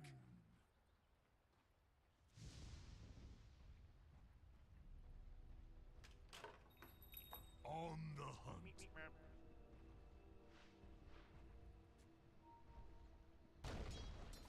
Your middle tower is under attack.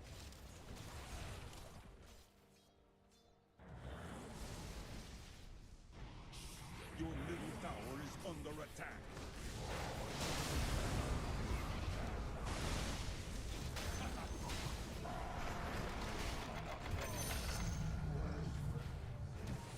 Your bottom tower is under attack. Dire structures are fortified. Radiant structures are fortified. Your bottom tower is under attack.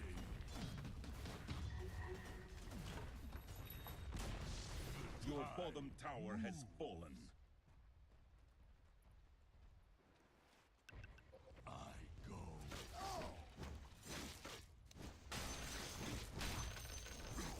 The enemy's middle tower has fallen. I hunt you.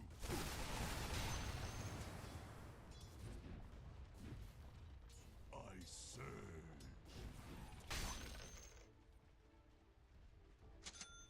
To battle. Your top tower is under attack.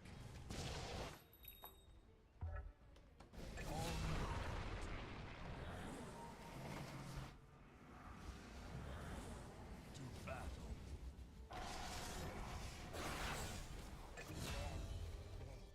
We hardly knew you. Agreed. Just as well.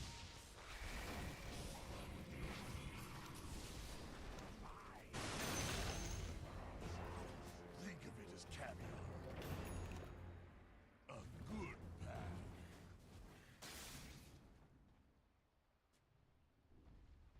I go.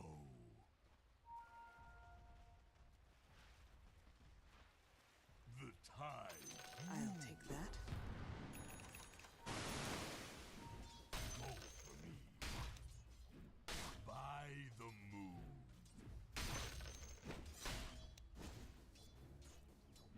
I surge. Your bottom tower is under attack. Regeneration.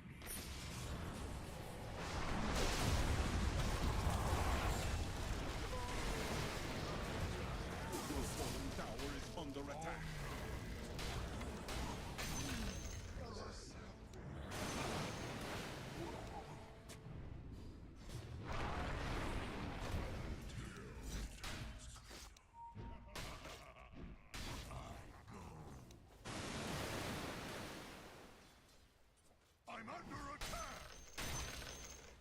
Forward. To battle.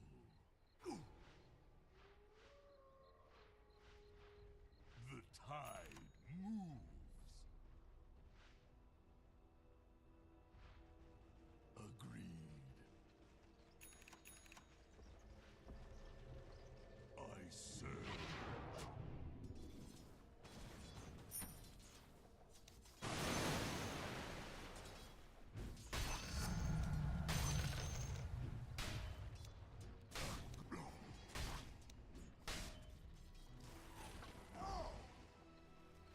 On the hunt.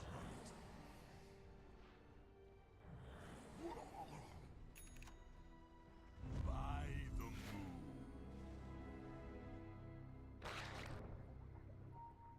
Forward.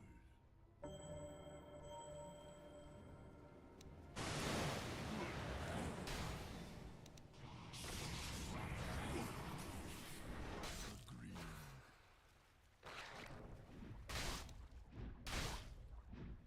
Battle.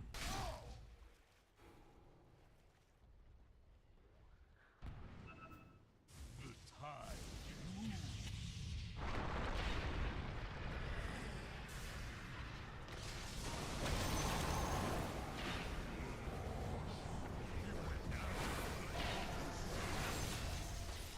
On the hunt.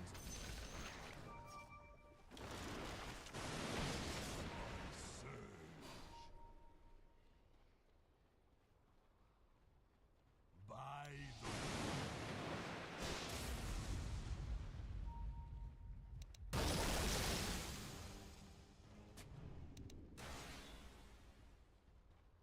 a good path.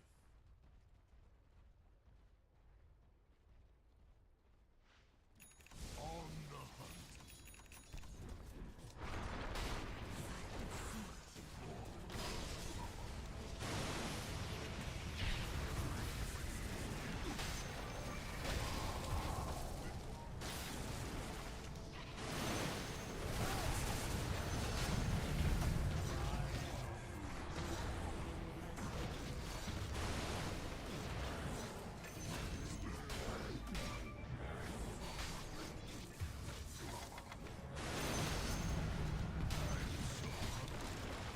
Your middle tower is under attack.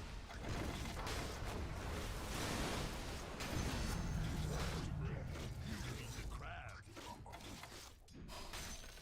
Battle.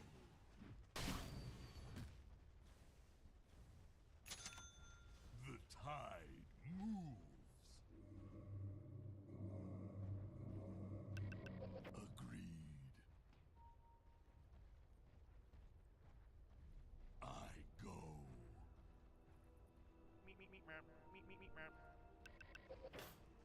Parallel lions. I go.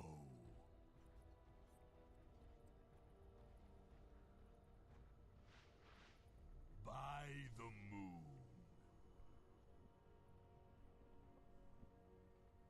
The tide moves. Bounty.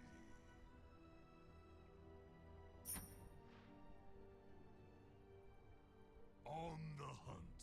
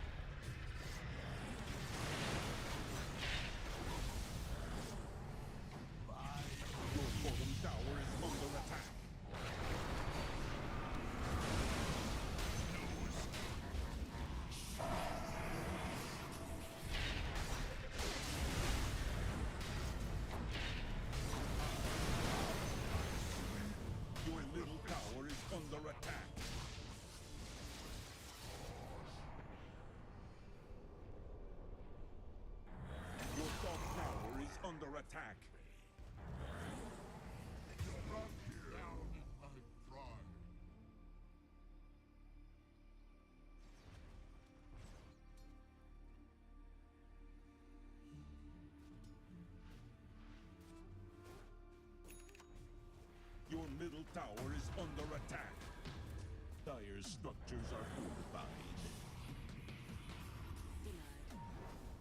Your middle tower is under attack. Your middle tower has fallen. 'Twas but a shallow sleep.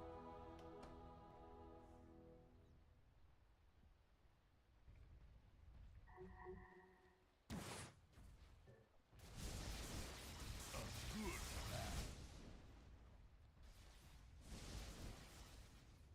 I surge. On the hunt. A good path. To the farm.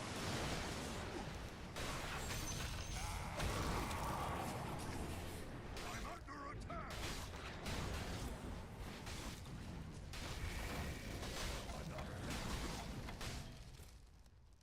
Your top tower is under attack. The tide moves. Radiant structures are fortified. Your top tower is under attack.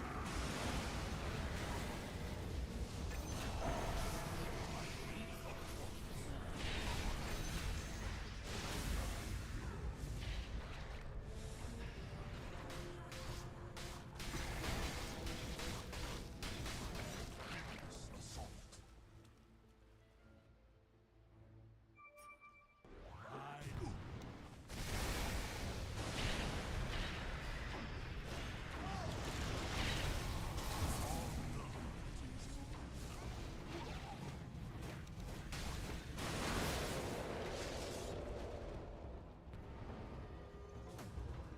Your middle tower is under attack. I surge. Your middle tower is under attack. Forward. The tide moves.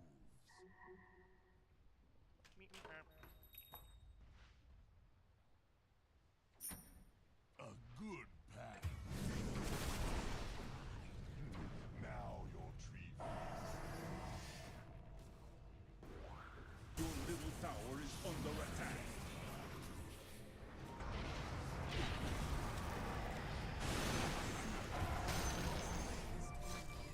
On the hunt.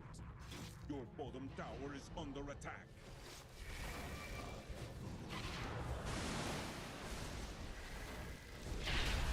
Your bottom tower is under attack.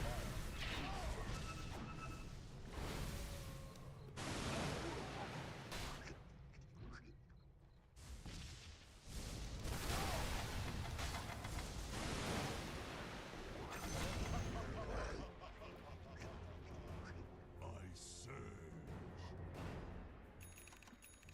Your bottom tower is under attack. Good path. Your bottom tower has fallen.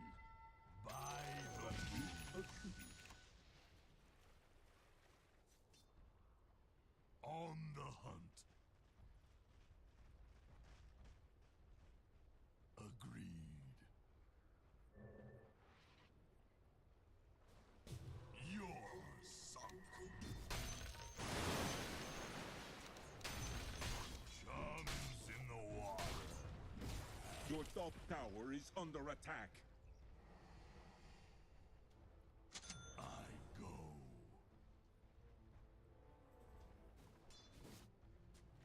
To battle. The tide moves. I go.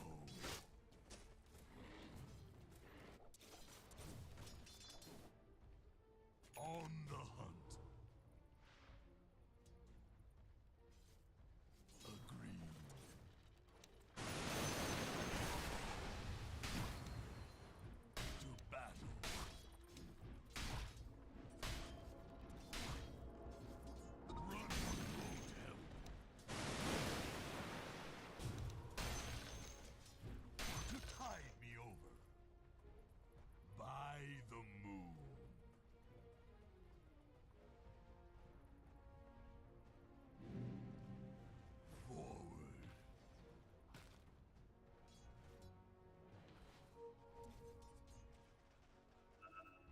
surge.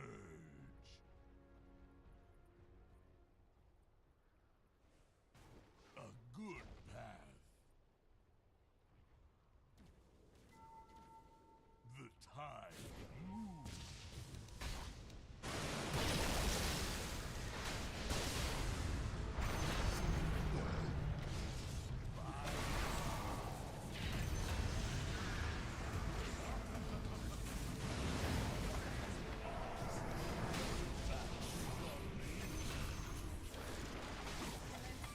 Your top tower is under attack now.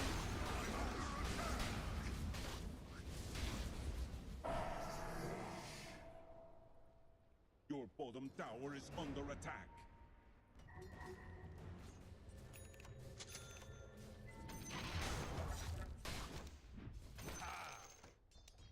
On the hunt.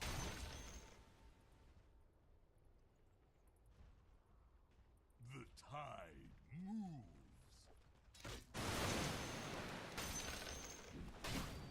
I surge.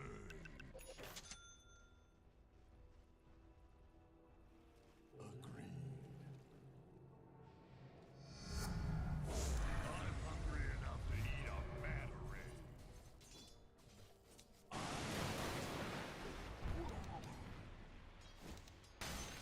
A good pass.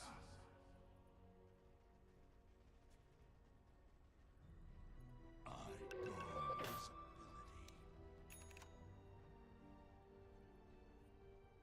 Agreed. By the moon. From the shallows.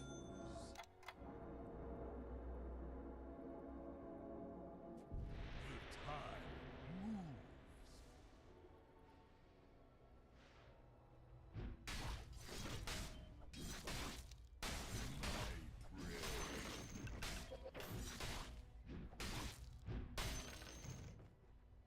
To battle. I go.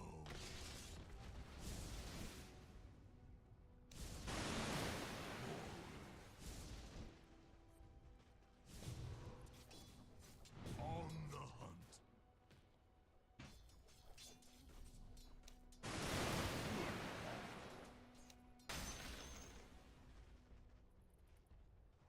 I surge.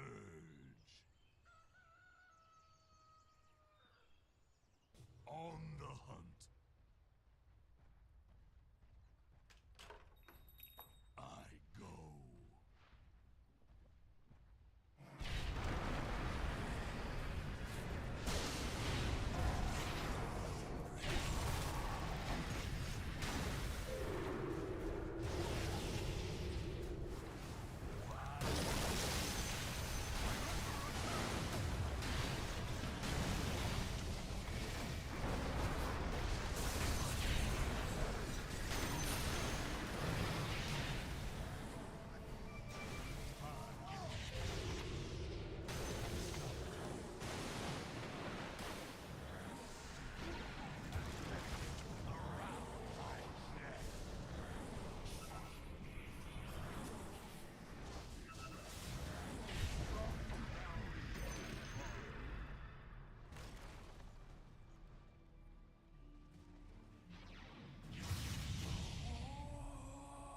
Your top tower is under attack. Dire structures are fortified. Your top tower is under attack.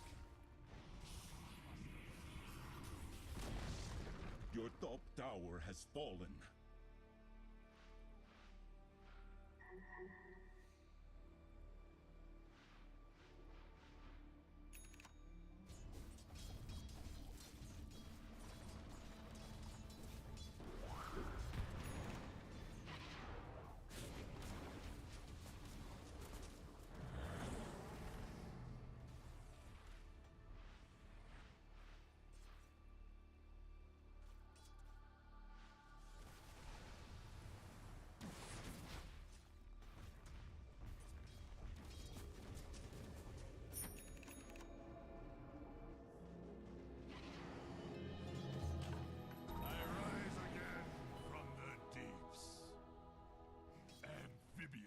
assault.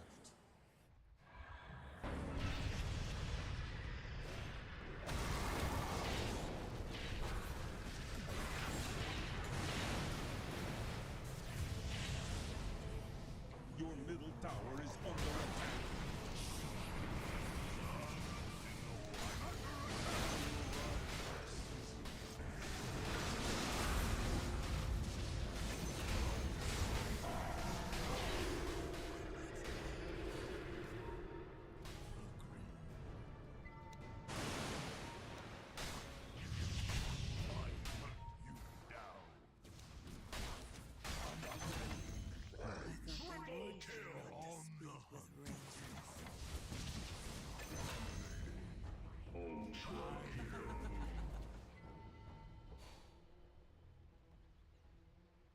I serve.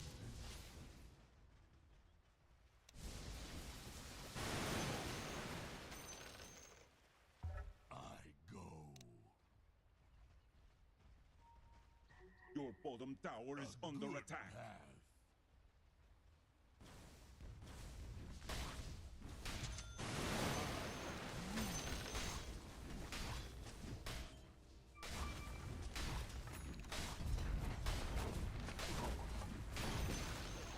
The enemy's middle tower has fallen.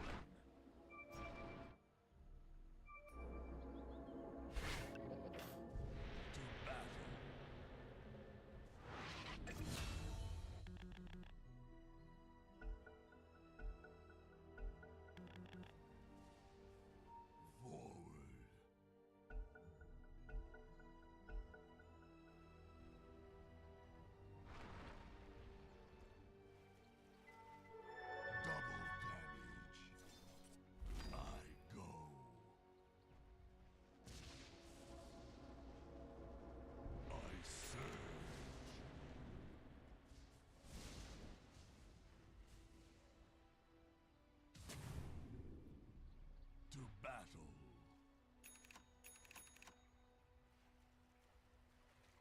Agreed.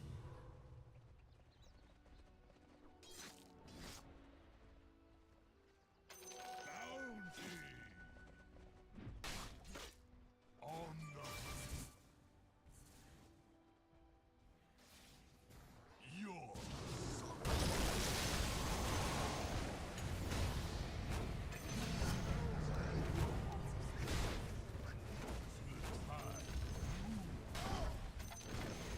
The enemy's bottom tower has fallen. By the moon. A good path. I go.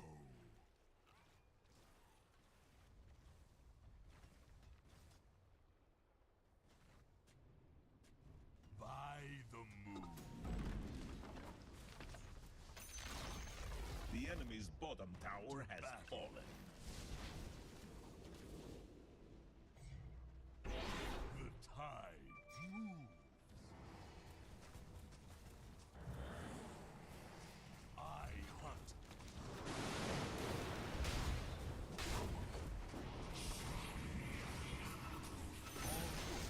The enemy's bottom tower has fallen.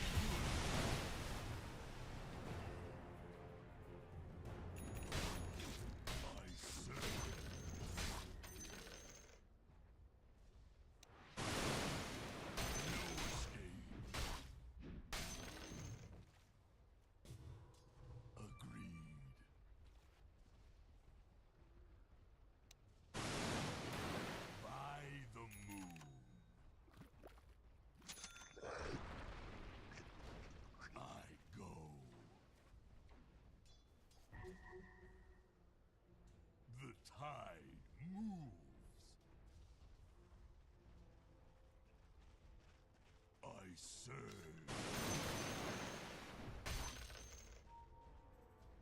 A good path.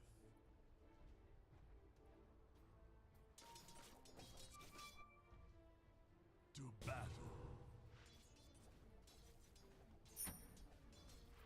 Agreed.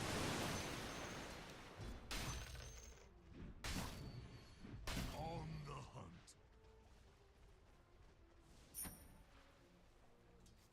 Forward. I create a glorious wheel.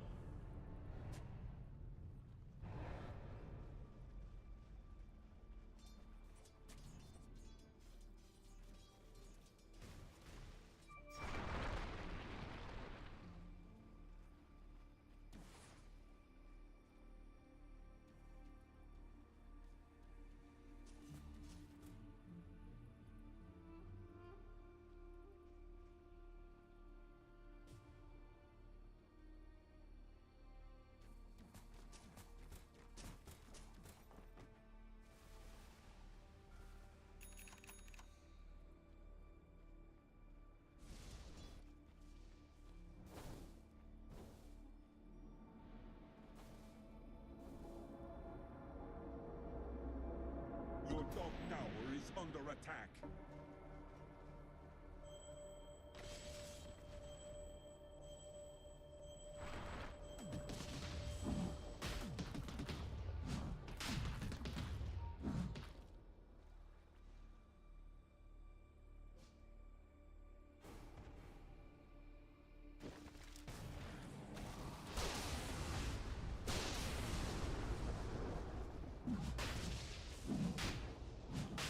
Your middle tower is under attack.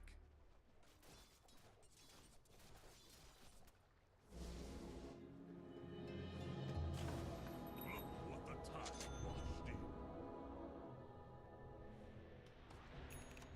Forward. Your top I tower is serve. under attack. On the hunt. Your middle tower is under attack. By the moon.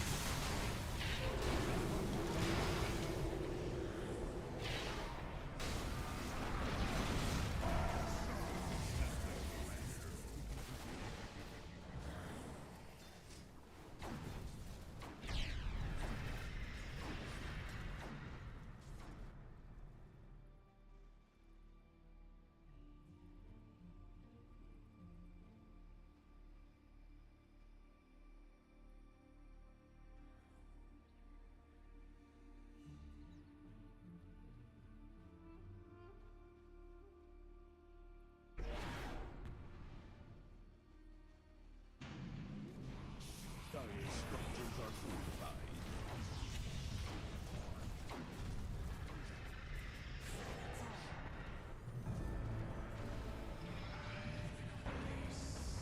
Your bottom tower is under attack.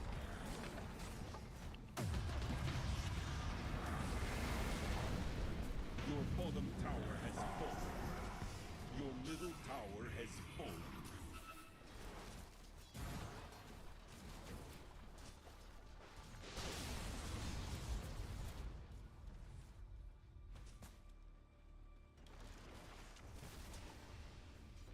Your top tower is under attack.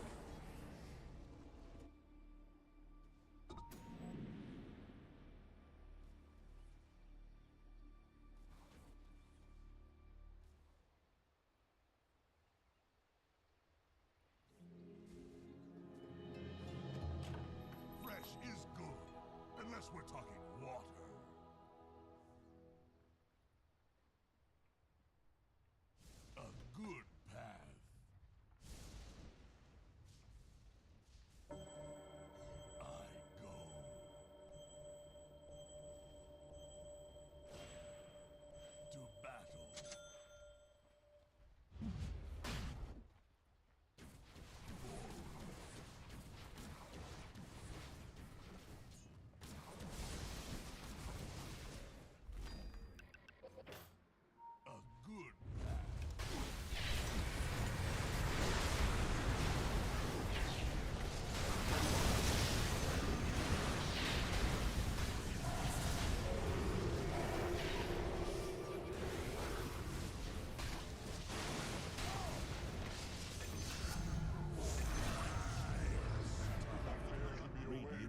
structures are fortified.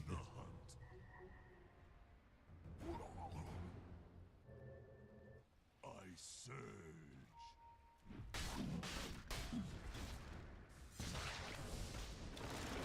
Swim against the tide. No easy world. Your bottom barracks are under attack.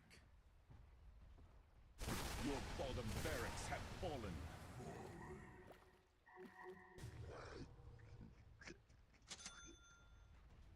By the moon. Your middle tower is under attack.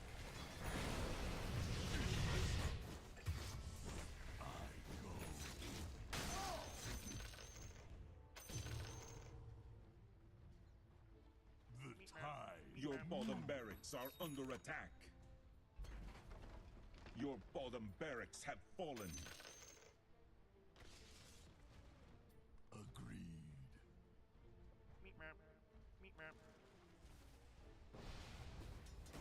Your middle tower is under attack. Dire structures are fortified. I surge.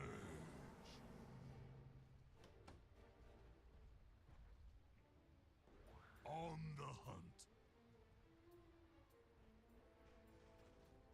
A good path. To battle.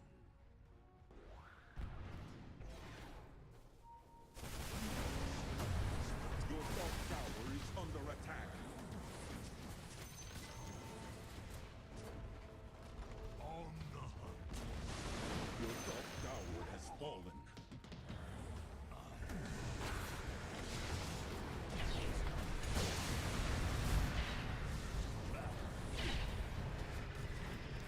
Your top barracks are under attack.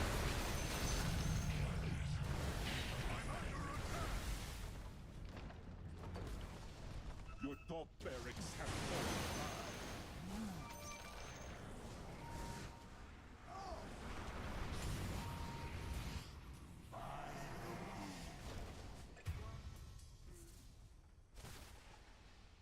I surge.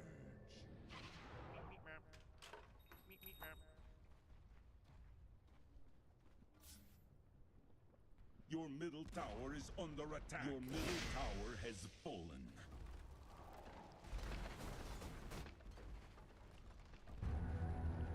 The enemy now has mega creeps.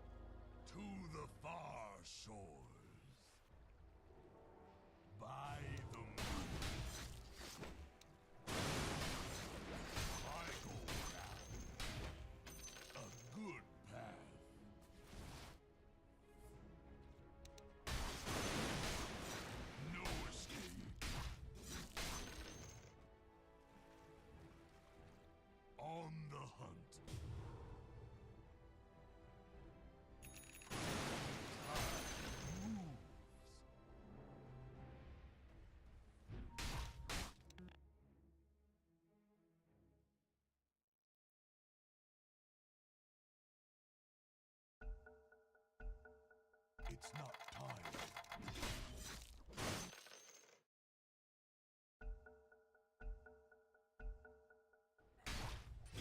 To battle.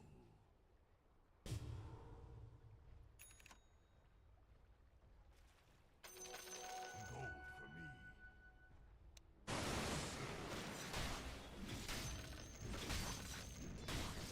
I'm not ready. I hunt.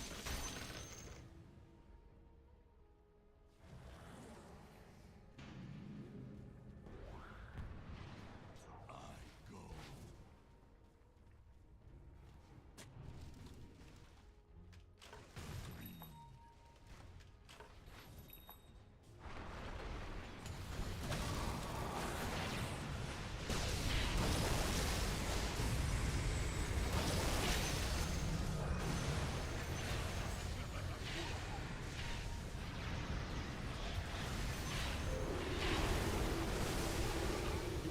Tower is under attack. Dire's courier has been slain. Your middle tower has fallen. Your middle tower is under attack. Radiant structures are fortified. I surge.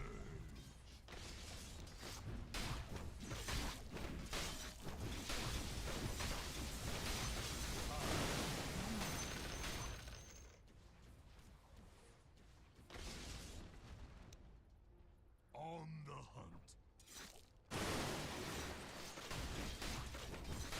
Thumbs in the water.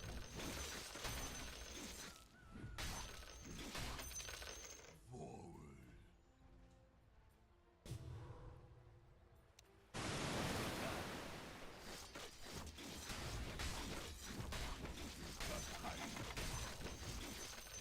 A good path. Illusion. Agreed. To battle.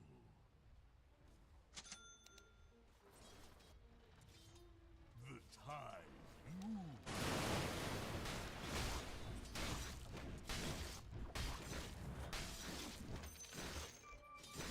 Running won't help. The enemy's middle tower has been denied.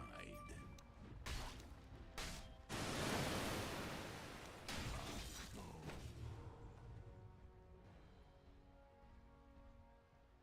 Forward.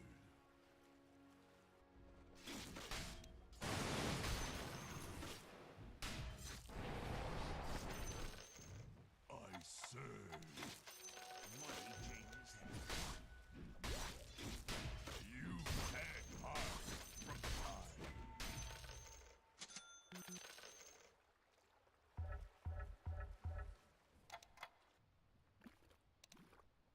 On the hunt.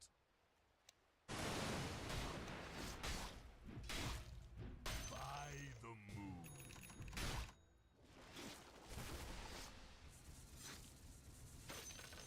By the moon. Agreed. To battle. I go. What do you buy?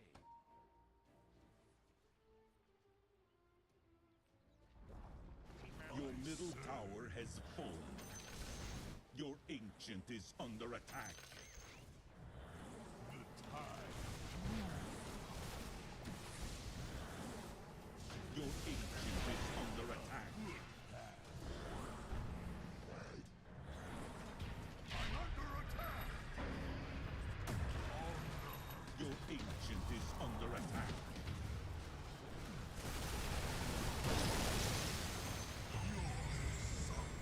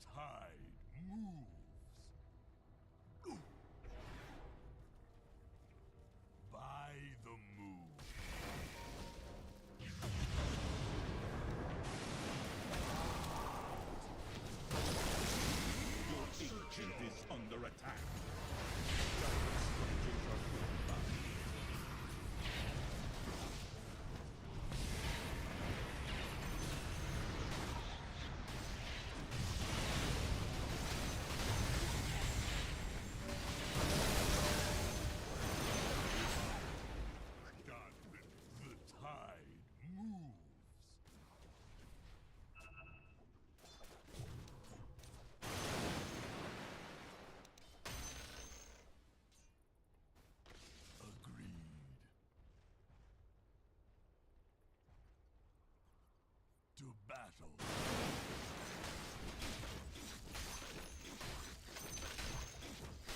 The tide moves.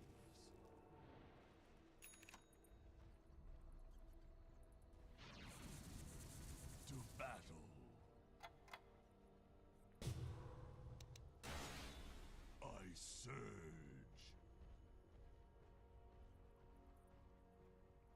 By the moon.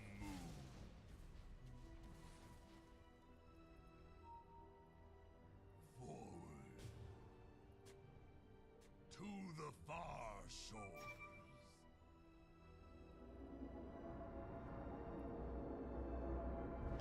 A good path.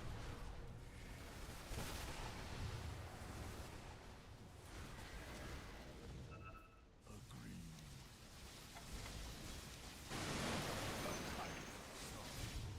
Your ancient is under attack.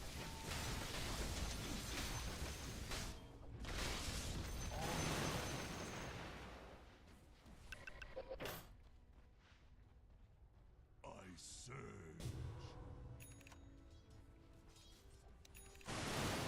On the hunt. A good path.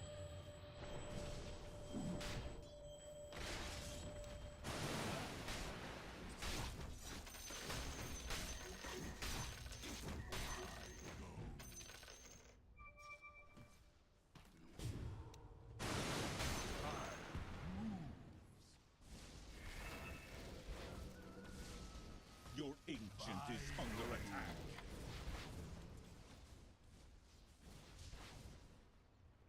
Agreed.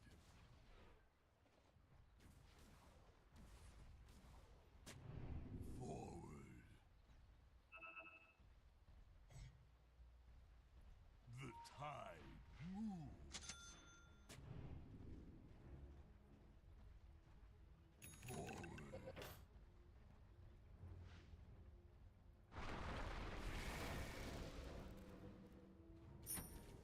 I surge.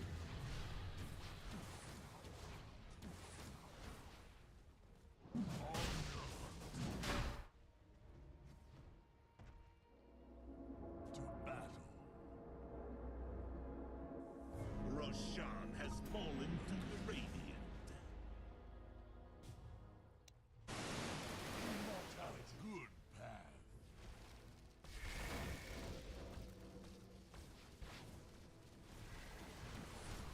I go.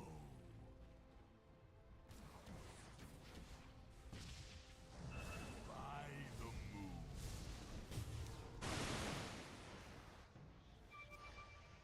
Forward.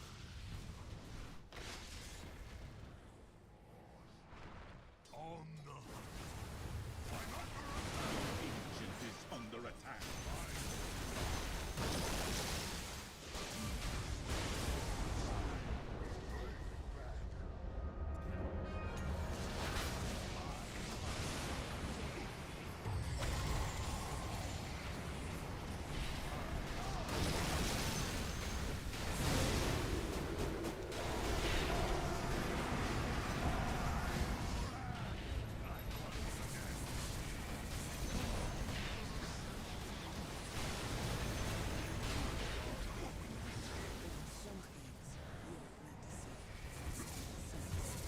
Ancient is under attack.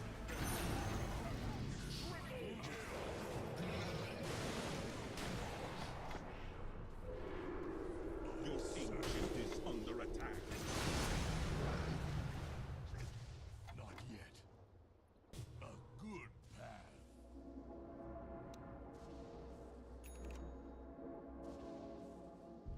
By the moon.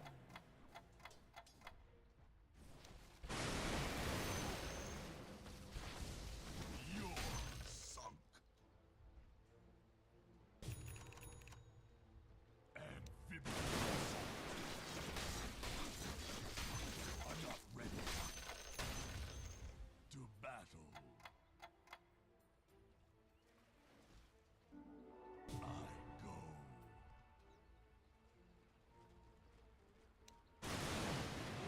Your ancient is under attack.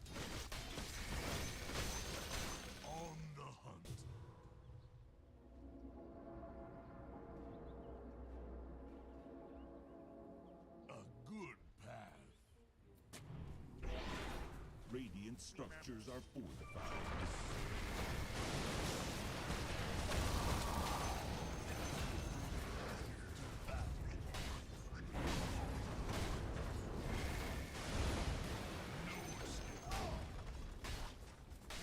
Your ancient is under attack. Middle barracks have fallen. The enemy's middle tower has fallen.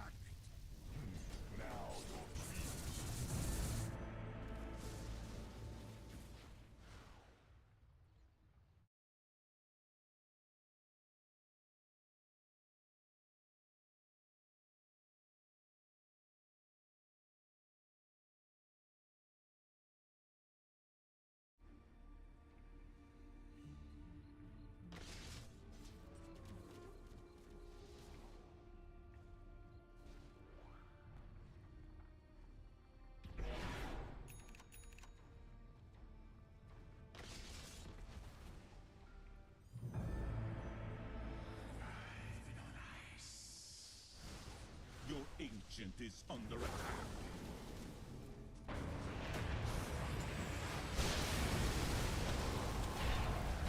Your ancient is under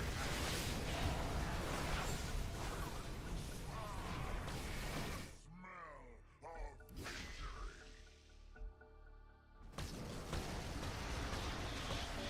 Your ancient is under attack.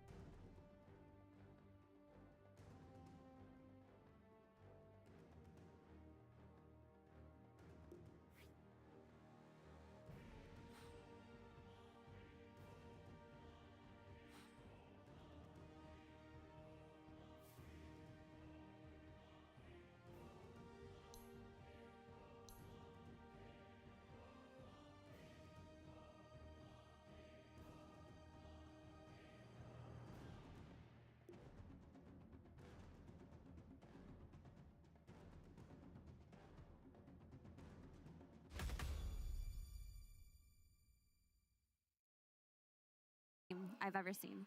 Every single player feeds off of it, and especially Collapse and Yatoro. Like, they've talked in their vlogs so many times about how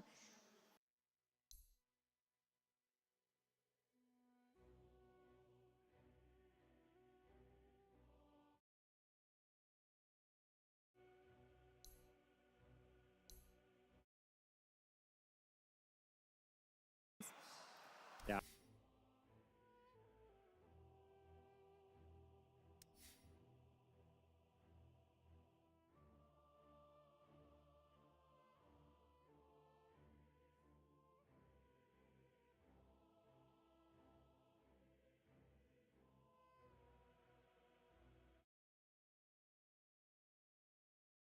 Not. So, no, you go insane. I also think the Spirit is just a completely different beast than any of the Spirits that we've seen in the past. Like, when we think of Spirit, we think of this team that kind of likes to play defensive, set up a lot of baits, like kind of play around Yatoro and rely on him a lot. I find that this new iteration of Spirit, they play around their supports a lot more, and the supports are a lot more enabled to make moves and play a much more active role. The last time we saw these two teams come up against each other, it wasn't necessarily a fair fight. Vision had a lot of good ideas, but is it going to work a second time around when it comes to the TI main stage?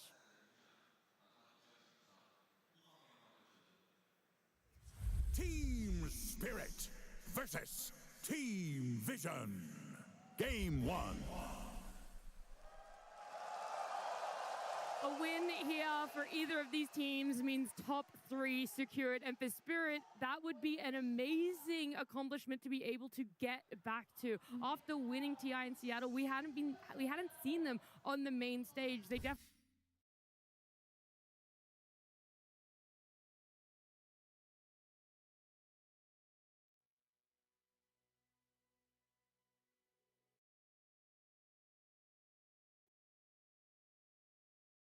That comes into effect a lot here. You can see that by the Bounty Hunter first ban. That would not have even been in the game in anyone's thoughts.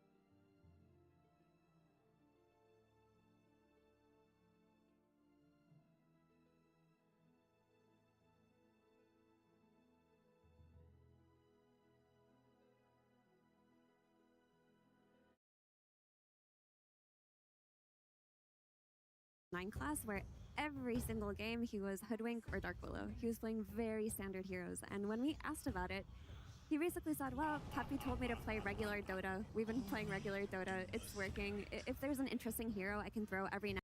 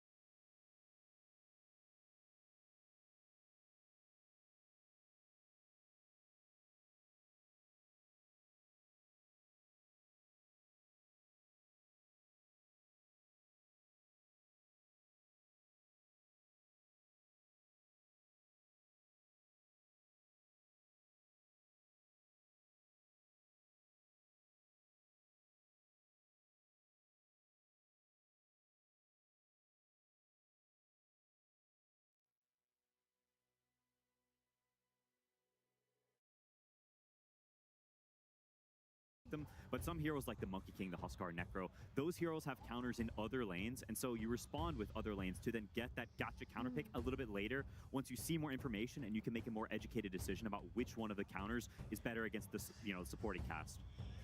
So which archetype of hero do you see fit into that from the mid lane? Like, let's say double supports come out now.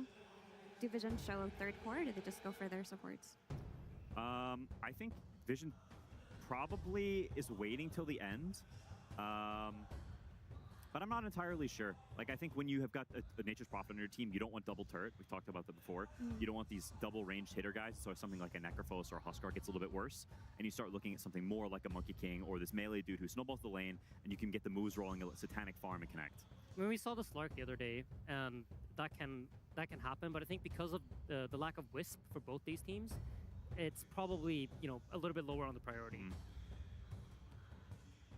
Yeah, they didn't ban it either, so I think, you know, you mentioned them potentially baiting the Lone Druid and saying we have answers for it. I think there may be a bit of that for both teams, saying we've got, there's heroes in the pool that are definitely contested and both teams are thinking about, and they're sort of moving around in a circle, looking at those heroes, looking at each other, seeing who will make the first sort of more committal move to something first. I would say both these heroes, like both Nature's Prophet and Doom, kind of enables that playstyle that you like to play against the Lone Druid. They are fast at connecting to the safe lane. They can overwhelm like the guy on the safe lane that wants to just sit there and defend his tower. He doesn't really like when fast rotations can happen on him. So I think Spirit probably considering that here and decided to go for 2 supports. I think Hoodwink has looked extremely solid throughout this tournament. To me, it is one of the most stable position 4 heroes. It seems like the spells always have high impact, and Undying is one of those 5s that's just like, it's going to be stable, it's going to secure its lane, it creates a lot of issues, and opens up for a lot of potential pairings down the line. She's a nice hero versus Nature's Prophet as well, because when he early teleports on her, she scurries out of the sprout. You look at Undying as well. If he gets teleported on early, he can live a little bit longer with the decay, drop a tombstone, maybe turn the tides there. Yeah, it's smart picks, and they have great early game synergy with Ember. So even if he gets counterpicked, there's potential that you bring 3 heroes and you just fight them back. Especially with Rubik, which is a hero that traditionally is not super strong on the early fights because he has 1 spell that does damage. His other 2 spells don't do anything early, and so it's a little bit of a slower support, wants a little bit more time. And there's potential to abuse that for Spirit because their supports have got plenty of spells that all do stuff early on. I do think an aspect of the Slark counterpick to Ember does come out. This is trending up.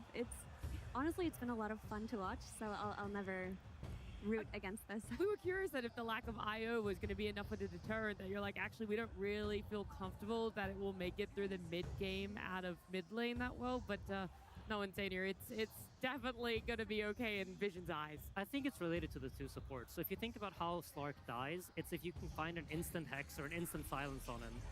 But he's going up against Hoodwink, which has a slow-moving projectile that he can react to, and an Undying that has essentially no spells that prevent Slark from playing his game. I was wondering why the crowd was cheering so loud, and then I realized it's a Yotaro Terrorblade. Like, if you've ever seen this Yotaro army back and forth, there has always been this hero at the center of it, and we know how much the Chinese crowd loves Yotaro based off of their little bromance between Ame and Yotaro. Yeah, it's something worth cheering for, and I think it's a really cool TB game in a lot of ways. If you look at Vision's heroes, there's not that much teamfight, there's not that much AoE, it's a lot of sort of more greedy, selfish heroes who hit 1 guy, and now suddenly there's a wall of illusions, there's a tombstone, there's a lot of stuff in the fight, and it's hard to deal with that. And so if TB reaches a critical mass, where he's got enough items to stand his ground and just hit, it's not easy for Vision to actually run into that the illusions. They can kind of just shred you. Yeah, exactly. I think TB considered for a long time to be one of the best heroes against Doom because you're not reliant on the single hero to press a bunch of spells in the fight. He's going to enter the fight with a bunch of illusions and he'll do the damage. Same thing goes for Nature's Prophet. Both these heroes kind of struggle against TB, and now that you see the mid Slark that has essentially no spells either, it's a pretty good game to have illusions. And the nerf to Satanic, the item, not the player, he's not nerfed, but the nerf to adding 10 extra seconds to the cooldown is going to be quite significant against Terrorblade because a lot of late game Nature's Prophet is around playing with your Satanic in a way where it's more valuable than the BKB even. And if the downtime is a lot lower on it, then TV is just going to have freer fights. Yeah, it's very true. My one question for Spirit is, they knew this Lark was coming, and we've seen a lot of teams so scared of this matchup that they just dodge. It's a very scary lane and a very scary game matchup. Laurel is one of the best mid players at taking a bad matchup and still playing the game very well. It's put him and Malrine up there at the top. But this lane is particularly bad, and it doesn't get better as time passes. So I'm curious to see if Laurel has crafted some way to counterplay it, some new strategy, an item build, something. Because if you just play it straight up, you can have 0 impact. You know, I've seen Team Spirit do things for Laurel when he's put in Ember versus Huskar matchups where they bring all 5 heroes to the mid lane, do a late smoke, and try to kill the enemy mid laner. I've seen that happen a couple of times. Even early carry rotations as well coming out from Yotaro if he's on a hero like that. There's even the potential to dual lane for the first minute or two. Sure. I mean, we don't really think about it in terms of laning against the mid Slark, but if we think about it as a Huskar replacement, strategies do exist to make it easier. It's just, it's a little bit tough. I think Laurel, generally speaking, I don't think of, like, when I think of Malrine, I think he, like, has these, like, wave dragging things. He has a lot of these, like, weird ways of making his lanes fine. We even saw it in the previous game when he played the Sand King as Lina. He, like, pulls the waves into the camps. I don't really think of Laurel in the same way. Would you say he kind of fits that style, or is it more of what Mira said? No, I agree in that I think he kind of just tanks it. Yeah. I think he tanks it really well. He doesn't feed. Is one of the biggest things. It's very hard to kill this guy. He's low CS and he's low net worth, but he's not dead. And he plays for that moment where you overstep. You're like, I'm gonna kill this guy, and then you don't, and you go too deep and you die. I've fallen victim to that before, and he's tantalizing and he baits you in. And I think that's Laurel's skill set. And I agree. He doesn't really do the wave dragging, the farming so much. Yeah. Well, there's one last ban for Vision. Primal Beast was the other one, and I mean, it could make sense for their, what Spirit want for their last pick there, but it's just a hero that has somewhat been overlooked this TI. You go back 12 months, and this hero had way more success, way more flavor towards him too. Then it's also Collapse Classic, right? It's like it's his guy. I feel like when Primal Beast was first released into Dota and the hero was absolutely busted, he was playing it in every single pub and he was spamming voice lines and just laughing at you as he's running at you and like XDing himself because his hero was so stupidly strong. And so he definitely loves it. I find it interesting here. We have kind of like conceptually thinking about these teams. I think looking at Spirit's heroes, you can very much easily tell this is Yotaro that needs to 1 versus 9. Yep. This TB is everything. Everything else is just there to enable the Terrorblade to deal damage, whereas Team Vision has a bit more of a balanced draft where like there's a Doom that can cause an issue, there's the Prophet that can cause an issue, and there's a Slark that can cause an issue. I was thinking about this Night Stalker coming up because he has played it before in this tournament and it's looked good. And the aspect of Vision that's hard to play into right now is, ironically, their Vision. These puns are coming out by accident, by the way. I'm really not intending them, but they're playing with the Slark D wards and Nature's Prophet ability to instantly connect on it. When you're playing with a Night Stalker, because of his ulti, you can find the Doom before it initiates. You can find the Prophet in the tree lines, and most importantly, you have the crippling fear for the Slark. It's probably Slark's biggest counter in Dota when Night Stalker gets a blink and there is no save on his team up until Rubik gets shard. So it's a cool idea. What on earth? An Ogre last pick here for the side of Vision. 0 picks, 0 vent. This hero was completely uncontested until this moment here. Ducalis likes this hero. He's played it in pubs. It pairs well with Nature's Prophet, gives you the extra attack speed, and maybe can bridge the difference in carries. TP's got all the illusions. Well, Satanic's got the extra attack speed, and maybe that makes a little bit of a difference. I think this is a puppy flavor because it was played a couple of times at EWC and it was with a Nature's Prophet or a ranged carry, and it just feels like Puppy used to love this hero back in the day. He used to always play it on secret when nobody wanted to, and it's just kind of naturally transitioned to his new team. I also find it interesting because Ogre can actually buff more than one hero, right? The cooldown of Bloodlust is so short that you can keep it on multiple heroes, and you get the multicast eventually, which makes like the entire team stronger. And I feel like that again goes to like the concept that Vision are trying to accomplish, which is multiple answers for Yotaro. Whereas on the other side, I feel like Spirit, they just have a lot of tools that are going to enable Terrorblade to hit. They have the Tombstone, they have the Vision, they have all these things that are going to help him find these auto attacks and find the damage in the fight. Yeah, I love this idea. I think it's so true, and it's like at the core of how Spirit drafts every game. You look at their heroes, they maybe don't make too much sense together until you put the TB in the picture. And oh, now I see the whole picture and it makes sense. The Night Stalker and the Ember and the Hoodwink, all these stuns, like you said, I fully agree. And it's why I love watching Spirit play, because they're drafting for the entirety of everything, how it all fits around Yotaro and not like individual stars. I do want to know a little bit more insane of this Ogre, the item progression, how it plays as a 5, because for it to not necessarily be looked at by any other team and then come out now, it's just like, where does your vision go for how you see an Ogre have impact? And a Midas Octarine Core. Are you being legit with me right now? Or are you trolling everyone's pubs for the next month? Yes. All right, well, look, I'm not sure if I can fully trust you on that one, Insane. If there anything else here, you're fully in the camp of what Spirit have done for themselves, or that last twist was enough for you to be swayed to Vision? I think there's still the issue of the Slark counterpick to Ember mid, and a lot of this game will be dictated around how well Spirit deal with this and if they can weather the pressure that it's going to bring. If they can, their draft is fantastic here. Yeah, fully agree. I'm worried for Slark. Slark Ember is a scary, scary matchup, so that's where I'm looking. But it's Spirit on main stage. It's game one. I got to put my faith in Bald Yatoro. He's not even bold yet. You can't do that. He will be. Oh, if he makes it to the finals. We haven't even looked towards that. By the way, I know you guys were reacting to the crowd reacting. That's because Zhao8 is casting over on the Chinese stream. If any of you guys wanted to open that one up, maybe have a dual stream going on, you're more than welcome to. But we're going to go from one legend to another. It's Tsunami standing by with Miposhka. That's right, standing by with Team Spirits, Miposhka. Miposhka, you spent quite a time in that booth before coming out. I'm wondering, how has your coaching style changed from your 5-position style when you're in the booth? Draft ends, you're telling your teammates, this is how we should play the game. Are you giving them more instructions since you're not playing with them now? Definitely, yes. I mean, for draft stage, not changed much, because like I previously did a lot of in the sphere. Preparation and something like that. But now I trying to teach my supports because I played a lot on that position. So always trying to help them, trying to help like how you should put vision, how you should approach the thing. And also I'm watching a lot of replays of enemies, our replays, and trying to find some mistakes, like how we should change our approach about some things. Like a lot of work, I don't know. How well have your very many things? Yeah, it seems that way. How well have your supports taken your lessons? Because you're doing very well in this tournament right now. So, how are they understanding your lessons? I would say slowly, but they do it. They're doing it anyway. And then how about the lesson of Slark versus Ember Spirit? How are you feeling about that matchup? I mean, we'll see. We played once, that matchup, and after the game, Lars said I would never play anymore on Slark against Ember because this hero is doing nothing after the lane stage.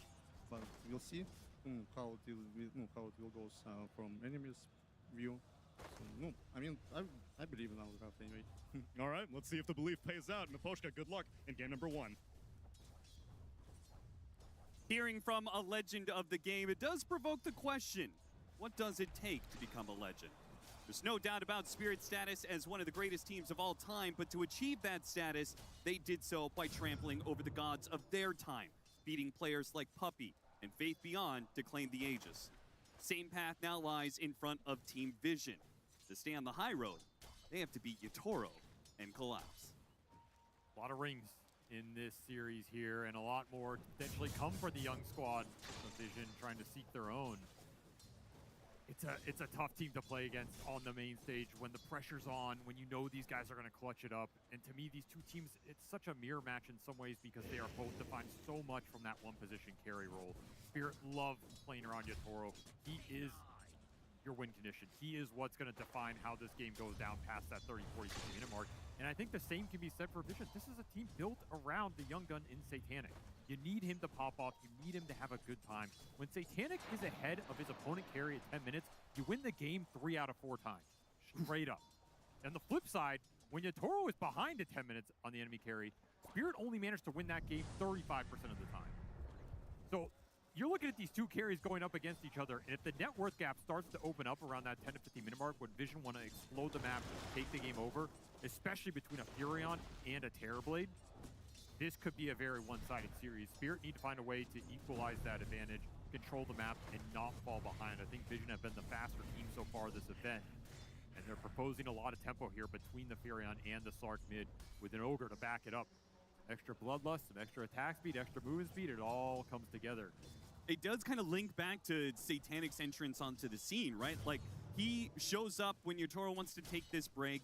He plays for Team Spirit, right? And Team Spirit went from the slow kind of 4-protect-1 sort of team. Uh-oh, collapse. That is looking like your first blood. Satanic, beautiful body blocking there with the Treants to collect a kill on a former teammate. That is a big gold injection for a hero that was already free farming. It's just so scary to give Vision this kind of start on their safe lane. They're already dominating this lane. That's the downside of the Night Stalker pick. He's just not that strong early on. You really have to get to this first nighttime period. It's a hero you're going to have to rotate into. And the issue is the Ember, he has the toughest matchup mid, already just having to walk the base. This lane stage is already incredibly rough for Spirit. And it comes down to who is going to salvage that. The Terrorblade? Like, does this have to be some crazy Yatoro game where he's the one making some moves, making something crazy happen? This is not the easiest hero to do it on because you have to commit metas to get through the lane yourself. Yeah, we heard a lot of theory crafting from the panel about how they're going to get out of this Ember Spirit versus Slark matchup. And so far, Team Spirit have not hit us with any of those wrinkles. So maybe their plan is a little bit later on, but so far it's going to be Team Vision running away with the lanes. They're going to win that safe lane. They're absolutely going to dominate the mid lane matchup. And it looks like the off lane matchup is going to go pretty damn well for Notice as well. It's fine. He might die up here to some Tombstone plus meta drop. That's your one concern in this lane. Otherwise, you're free farming up here. And with a Rubik, that always feels super nice. A classic Team Secret support duo. You know, probably bring in his little flair here with the Rubik Ogre. I can't count how many times he played this with the Acer on that Rubik.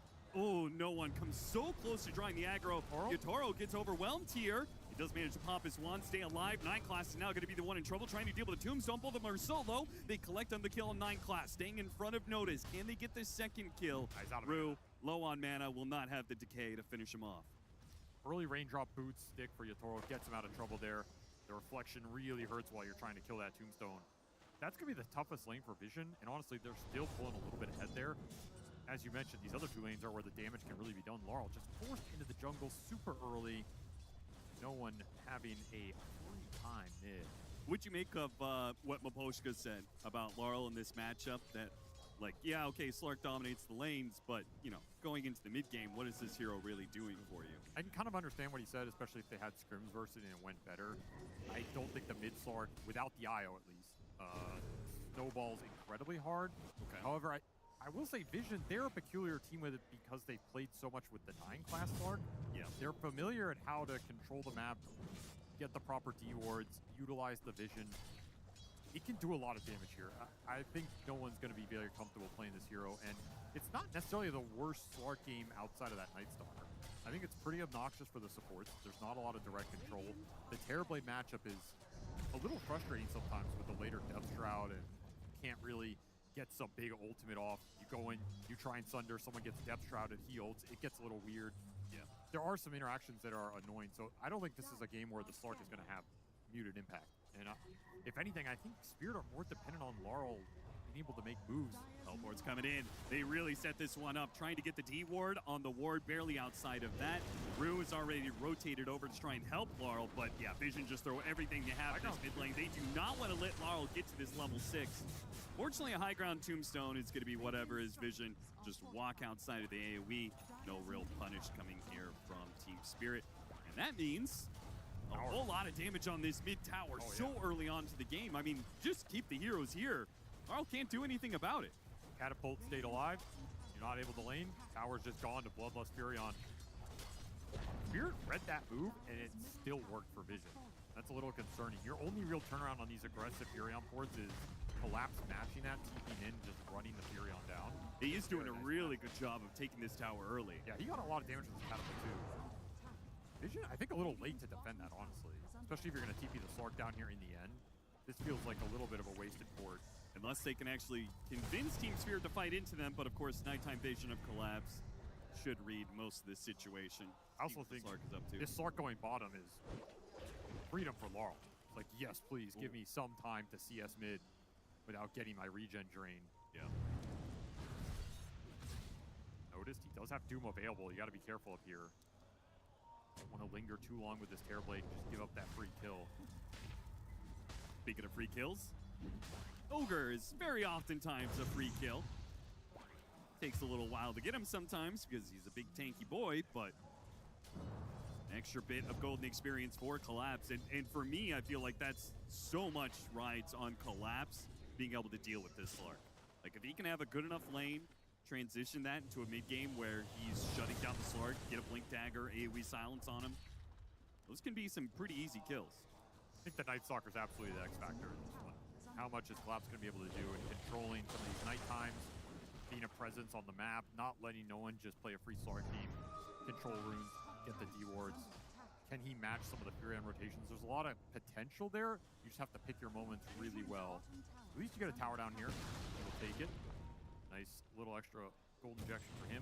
Yeah, I like that Collapse took the last hit too. For a second there, I thought Yotaro was going to walk in and take it, but you need this gold on Night Stalker. You have to make this Night Stalker as strong as possible, as fast as possible. He's your best ticket into the early game team fighting that you know is coming to you at a pretty fast pace right now. I like this wave drag top. It's going to stall up this tower push considerably. Yeah, it might die for it, but it's going to force a lot of heroes from Vision to try and catch him. He's actually stays ahead of them. They're TPing the Night Stalker. Yeah, they want to fight with these heroes behind tower like this. Dark Ascension ready to go. You got to find something off this rotation. Don't want to move Collapse without getting at least a support kill out of it. Do you think it's okay if it just means Collapse this tower? I think the tower was going to get held no matter what with both supports coming up here like that. Okay. I think it's a little sad for the Night Stalker. Good defense from Spirit. Not overly sad about the overall exchange. Collapse, he just wants to get more out of these night times. I think that's the nature of the hero. Sure. You're always looking for as much as you can during these 5-minute windows. 2,000 net worth lead as the laning phase kind of breaks down Team Vision. Get the lead that is about expected, right? Yes, we're approaching that 10-minute mark, and it is the Furion ahead of the Terrorblade. So Vision have to be pretty confident with the early game advantage they've accrued here, as long as you don't give up some big core kills.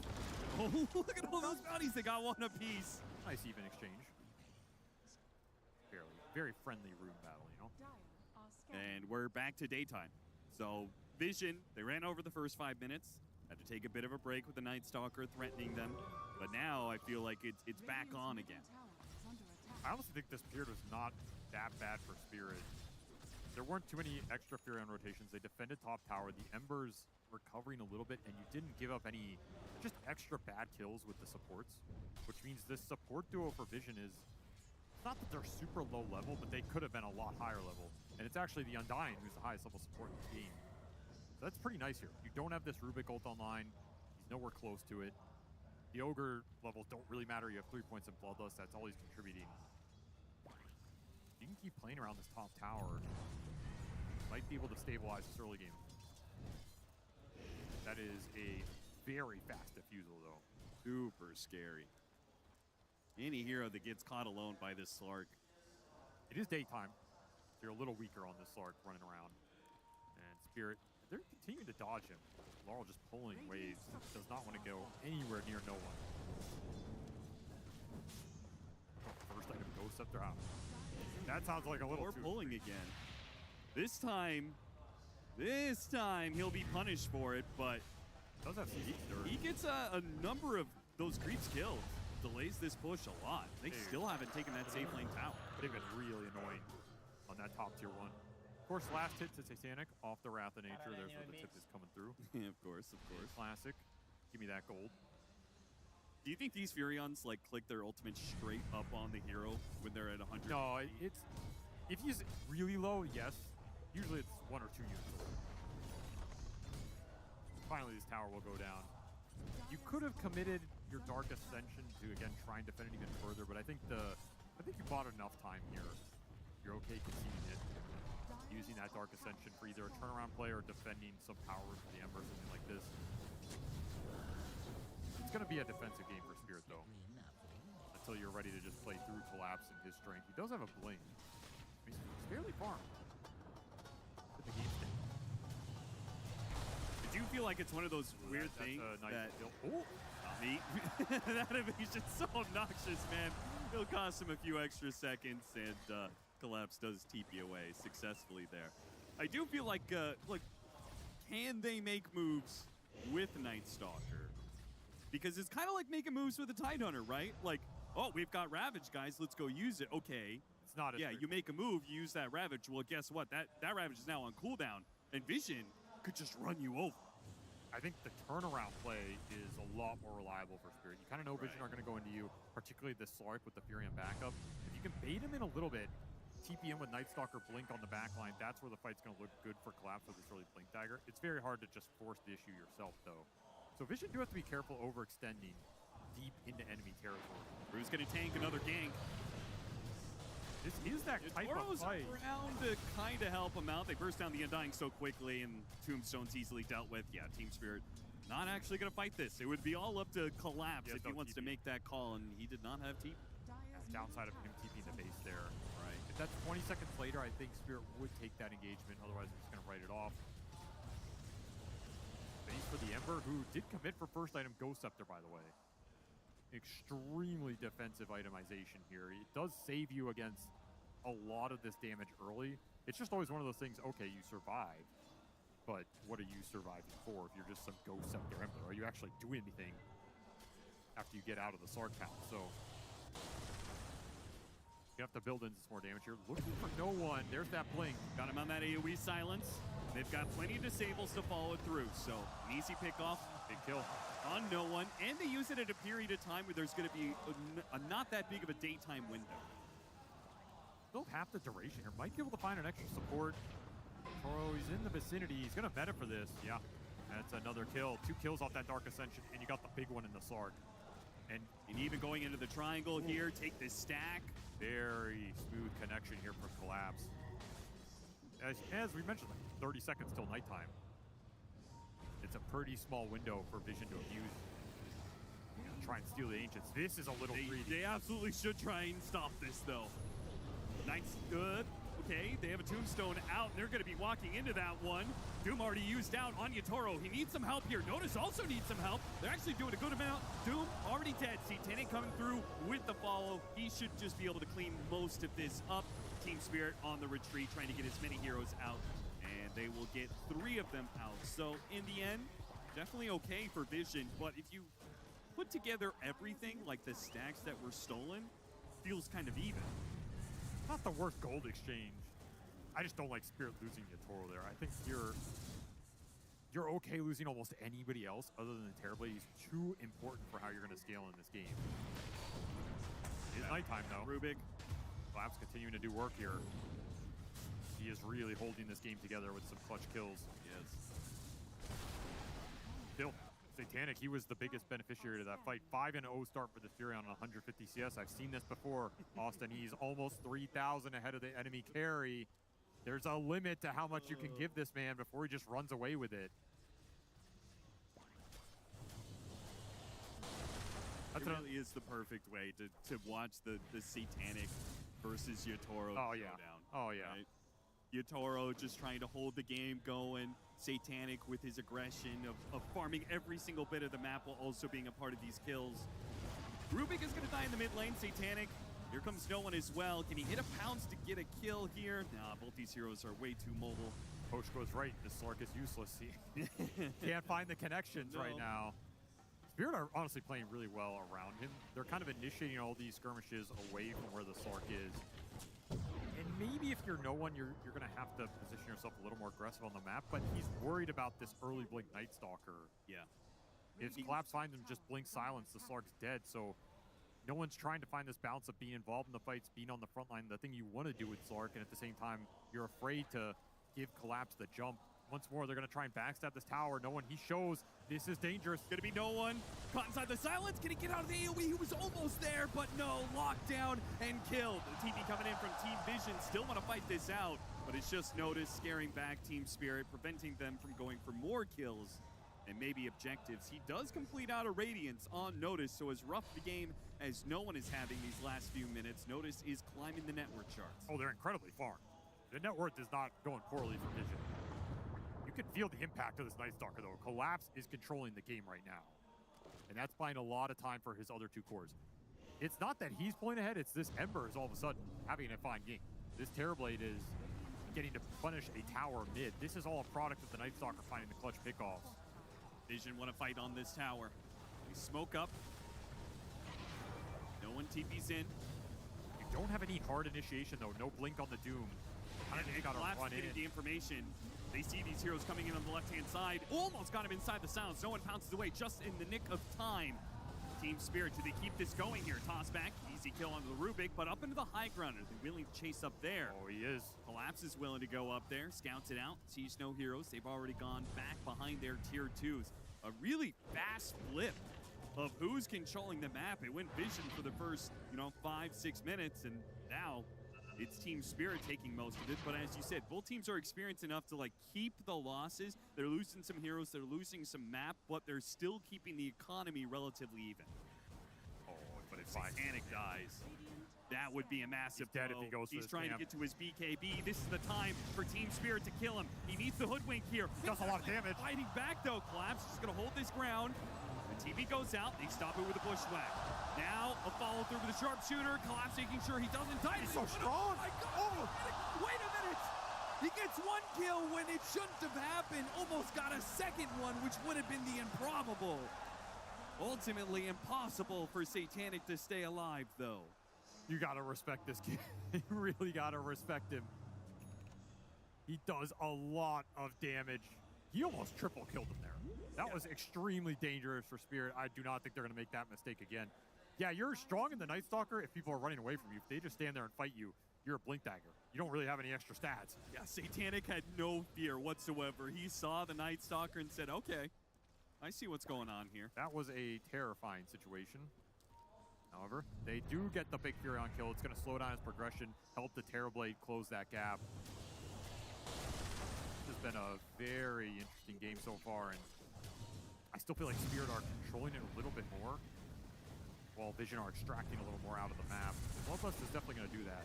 You are concerned about some BKB timings here, though. You have no BKB control in this Team Spirit lineup. And you can potentially have 3 cores that have BKBs and Bloodlust just sitting there. Are you going to be able to run into them and actually kill people? Yeah, it's a crazy amount of steroids they've got in their It's lineup. tough. That's when this game becomes tough. I also think these early fights have been difficult because you don't have a true initiator in this Vision lineup. It comes down to Blink Doom later, maybe Slark Ags, or the Slark having BKB so you can just confidently run in. We have not been at that point yet. Laurel, you are due. Gets caught. Notice, blinks forward, hits him with the stun and a Doom. He actually had a 3x streak, huh? A little extra gold in the way of the Doombringer. And there's that Blink Dagger. So the fights become a lot easier. You can send this Doom in first. You're going to have BKB on the Slark soon. Those are 2 points of attack to play behind here if you're Satanic looking for an opening. The Toro trying to get a little cheeky mid with some extra meta duration.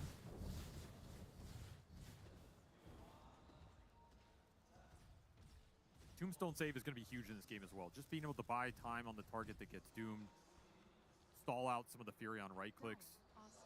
This spell has been super impactful as TI. Spirit play really well around it. So already online, something you have to keep in mind. Can also bail heroes out of the Slark control if some of your utility is down.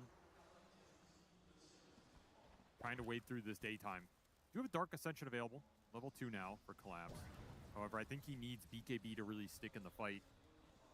You go in the fight, you get Ogre stunned, Rubik lifted into the Furion damage. You're just getting melted.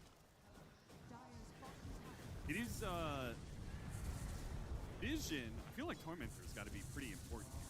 They've got great heroes on the side of Team Spirit. Of course, they already bought their shard on the Undying, but I also feel like Vision, like if 9 class can complete a 4-staff, but also get the shard from the Tormentor, they would have additional way to be able to help no one get out of that crippling fear. That would kind of even things out when it comes to the saves being on both sides. Yeah, there's some nice extra shards for Vision in terms of those saves.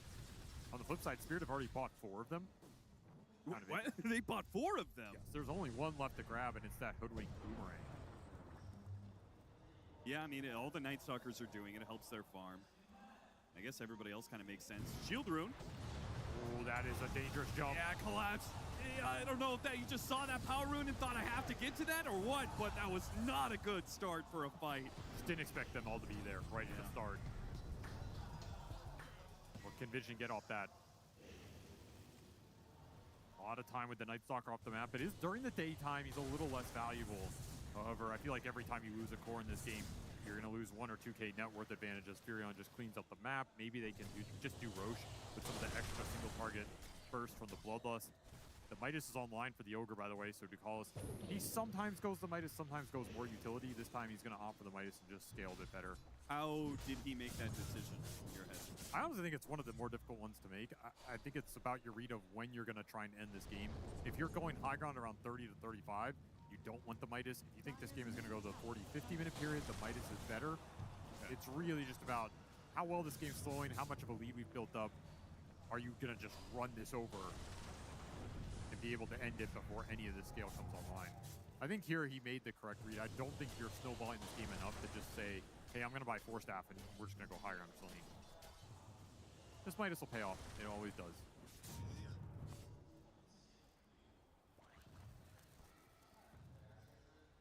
4,000 net worth lead for Team Vision, but an even kill score of 11-11. We are approaching this next nighttime. They do have Dark Ascension up on Team Spirit, so we might see them do kind of similar what they did last time, which was try and connect for a play around this 24-minute marker. Pop Dark Ascension, and that goes seamlessly into the next nighttime. The Collapse is going to have to park Dark Ascension here defensively. Not what he wanted whatsoever. No, not at all. He'll take the creeps, try and make the best of a bad situation there. Will flow into that 25-minute nighttime period. You just don't have the extra damage to the fight. He's skittering away from no one here in the trees, who's trying to figure out some D-ward situation here. Honestly, I'm impressed with how much Laurel is found in this game. I think Spirit did get out of this Ember Slark matchup pretty well. I don't think that's been the issue here. Just a question of can you win a team fight. The team fight still looks difficult. No one catches him. Forstaff. Ami gets away just before the pounce lands. Nicely done. Another support in some trouble. Though Yotaro is actually here, and it's going to force a fast TP away from the Furion. They're the same. Oh, that bushwhack. What a beautiful bushwhack. Locked down 2. Rue marches forward a little bit too far forward. No one turns around and kills him with his ultimate and gets out. He still has BKB. Not too much he's afraid of. In fact, he's even going to stand here. See Team Spirit stumble a little bit too far forward. Does hit nighttime. Just a little too deep to push. There were still BKBs available for the 2 frontliners on Vision. Satanic did not like what he found on the other end of that teleport. Instantly pulled the Nightfall. He was out of there. Speaking of BKBs, Collapse is about to be done with his, and he's already see his queue up of items, Nullifier and a Basher. No surprise there. Just anything to keep these heroes locked in crippling fear for as long as possible. Gets scanned down here. Vision really gonna try and make a play. That's a hard play to connect on. Drop the ward. I wonder if Collapse saw the ward being dropped. Certainly saw the heroes coming in. A nice dodge here. Continuing to close this gap between the Terrorblade and the Furion. I mean, both farm extremely fast. It's going to be Butterfly for Satanic. It's going to be Butterfly for Yotaro. One of them is going to reign supreme here. Do either one of them go MKB to deal with the other, or is it just both carries are going to try and kill it would be else on the enemy? I think it would be quite hilarious. They both went Butterfly, saw it, and both went MKB. Though I think it's a much stronger item on Terrorblade than Furion on average. I'd be pretty surprised if Satanic ends up with MKB this game. He might. If he thinks he can just TP and BKB, bring this Terrorblade down quickly. Bloodlust does give some extra value to some of these proc items. Sure. That's a consideration. Right now, he's queued up his namesake in Satanic. Collapse pushing in the top wave. Still have his off-lane tier 1 tower. It looks like he's even going to try and set up for, see if there's a support down here for the Wisdom Shrine. Maybe even take the Wisdom Shrine, or at least force Vision to defend. Slipping up the side. They're smoking to him. Those are emptied out. He's trying to anchor a position that Spirit can go to here and get a really nice backstab on the fight. Just catch Vision off guard. It might work out here. Yeah, it's looking pretty good with this smoke happening. Collapse ready to pop the Dark Ascension. Instantly jumps onto the Rubik. Wants to go with the supports first. Same goes with the rest of the team after Jakalas. Both supports, well, the sharpshooter doesn't land, but they got both of them anyway. That was very fast. And you can see Vision, the attack came from multiple angles. They just weren't sure what this fight was looking like. Just kind of failed on it. Way too chaotic. Way too hard to get a read there. Still caught no one. Yeah? His team is going to be pretty far away to get here, and the BKB has to be used. BKB exchange between Collapse and no one. Going to continue to scout. Ascension's out. However, you do have that 5-on-3. Yeah, Yotaro's already teleporting back to the triangle. He wants to just farm. Try and clear through these camps before the next minute spawns. Efficient as possible. There's the butterfly. More butterfly. pretty nice timing here for Satanic. He's not as far ahead as I thought he might be, given the early game. Once more speaks to Spirit's ability to limit the damage being done. The fact they're up kills in this game is kind of astounding to me. All right, so Vision, they weren't able to snowball the game quite the way they probably wanted to, but there's nothing wrong with their scale. No. You absolutely get to play a game of Dota here. Especially if you can find openings like that. Pick off. Satanic, not even required. Just so well executed by Let Vision. the Ogre beat him down. Yeah. That's going to be Roshan. Straight to Roche. No defending for Team Spirit. Getting a kill like that during nighttime, doing Roche off of it, that's going to be a massive win for Vision in context of this game. Oh, what a sick smoke. Just straight into the Terrorblade right by the Roche pit. Spirit, they steal these though. They can test them. But he doesn't have Dark Ascension. If he had the full flying vision, maybe he could pull that off. Not me, not gonna go for the play. Tanic gonna try and find the squirrel. It's gonna be a difficult catch. Time for Team Spirit to rad, especially as we go into another daytime. Vision, this feels like a moment where they're gonna take a lot of objectives. They could start taking tier 2s in my head. For sure. I think the only thing they're really missing for me is some of those extra saves between the Slark Rubik Shard.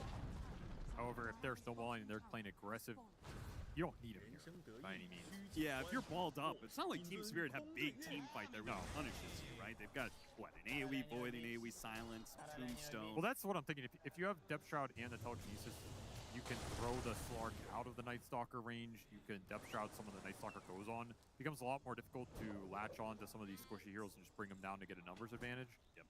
That's the reason I like it here. However, like you said, if you are just grouped and you're kind of forcing objectives, you can protect your backline just through close vicinity. You're not worried about clumping into anything in this game. There's no clump abuse in the Spirit lineup. Move the Ember Spirit over here. They're gonna smoke. They're gonna try and fight into this Aegis. Yeah. This is really difficult with the extra life on the Furion. You really have to find a good angle. Butterfly done for Yatoro though. He says, I want to get something done with my timing. Might find a good angle to get the Lark. Well, it's just the Ogre. You don't want this Ogre. You don't want to commit the Night Stalker jump on him. Well, they don't have to. Yeah, you can poke him down. Not too bad. Very, very smartly played. Do not want to jump in with Night Stalker until you find the target you're looking for. So they relieve some of this aggression for, about a minute with the Ogre dying and then coming back out of the map without having to use Dark Ascension. If they can pull it off again, they might just weather through this daytime without too much lost. It's still Vision that's going to be gaining an advantage through this. For sure. I mean, the Aegis and Furion being Furion, they've got a 7,000 net worth lead now. I would say Yatoro's fairly comfortable right now scaling, other than this Doom, which it's just a skill-based thing. You can find the connection on the Terrorblade. It's a very one-sided matchup. If you can set up illusions, kind of enter the fight, it's not an easy jump for Notice, then this Terrorblade's difficult to deal with right now. Boss 9 class and the Dark Ascension for that kill. He's done. They're snowballing support pickoffs again to try and get through this period of time. And he did go MKB on the Furion.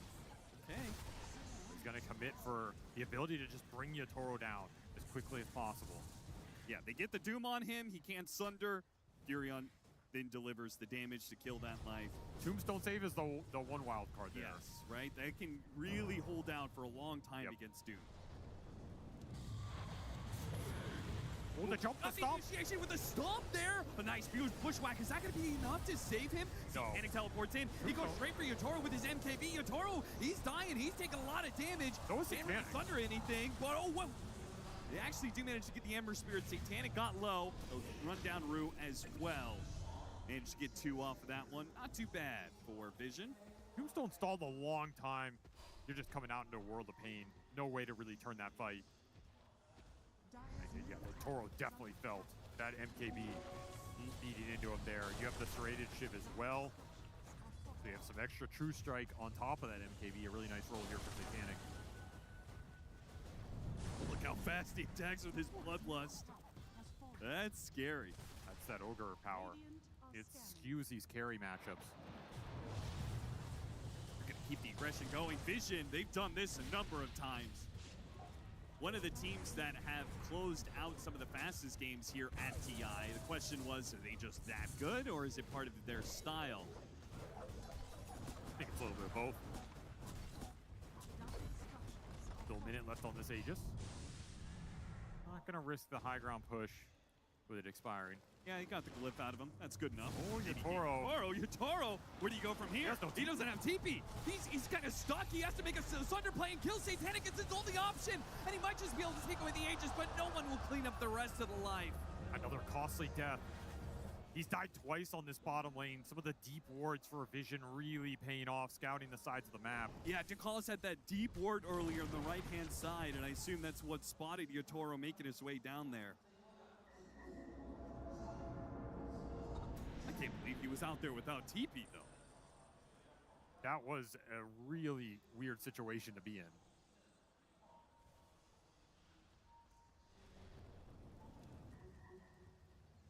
Your Aegis expired. You can absolutely still go high ground, though. No way this Terrorblade has buybacks. You're not worried about that. Yeah, 30 seconds easily here. a tier 3, maybe a lane. Slark might not have done a lot in this game. He might not have to do a lot at this rate. And you get the hoodwink. Nice. Force that forward. Or maybe that was actually, unfortunately, not me using his force staff on himself. Was trying to get out of there. Way into Team Vision.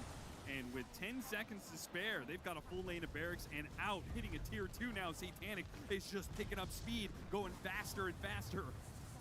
All of a sudden, he's 8,000 ahead of that Terrorblade. Blink and you'll miss it. You just can't afford bad deaths against the squad. They're playing too well right now, too efficient. They understand their win condition. They understand the game plan. They're not just going to go back to their side of the map and chill for 10 minutes. Let you recover. Nighttime will strike once more. Now this is one of those night times where you're just desperately trying to claw back some net worth. You have to instead of putting your stamp on the game. Have to get something here. You're very close to some big items too. It's going to be Ags for Laurel. We'll finish it here in 20 gold. You're close kind of to that Scotty for Yotaro. He's an ultimate orb away. I don't know if you can really wait for that.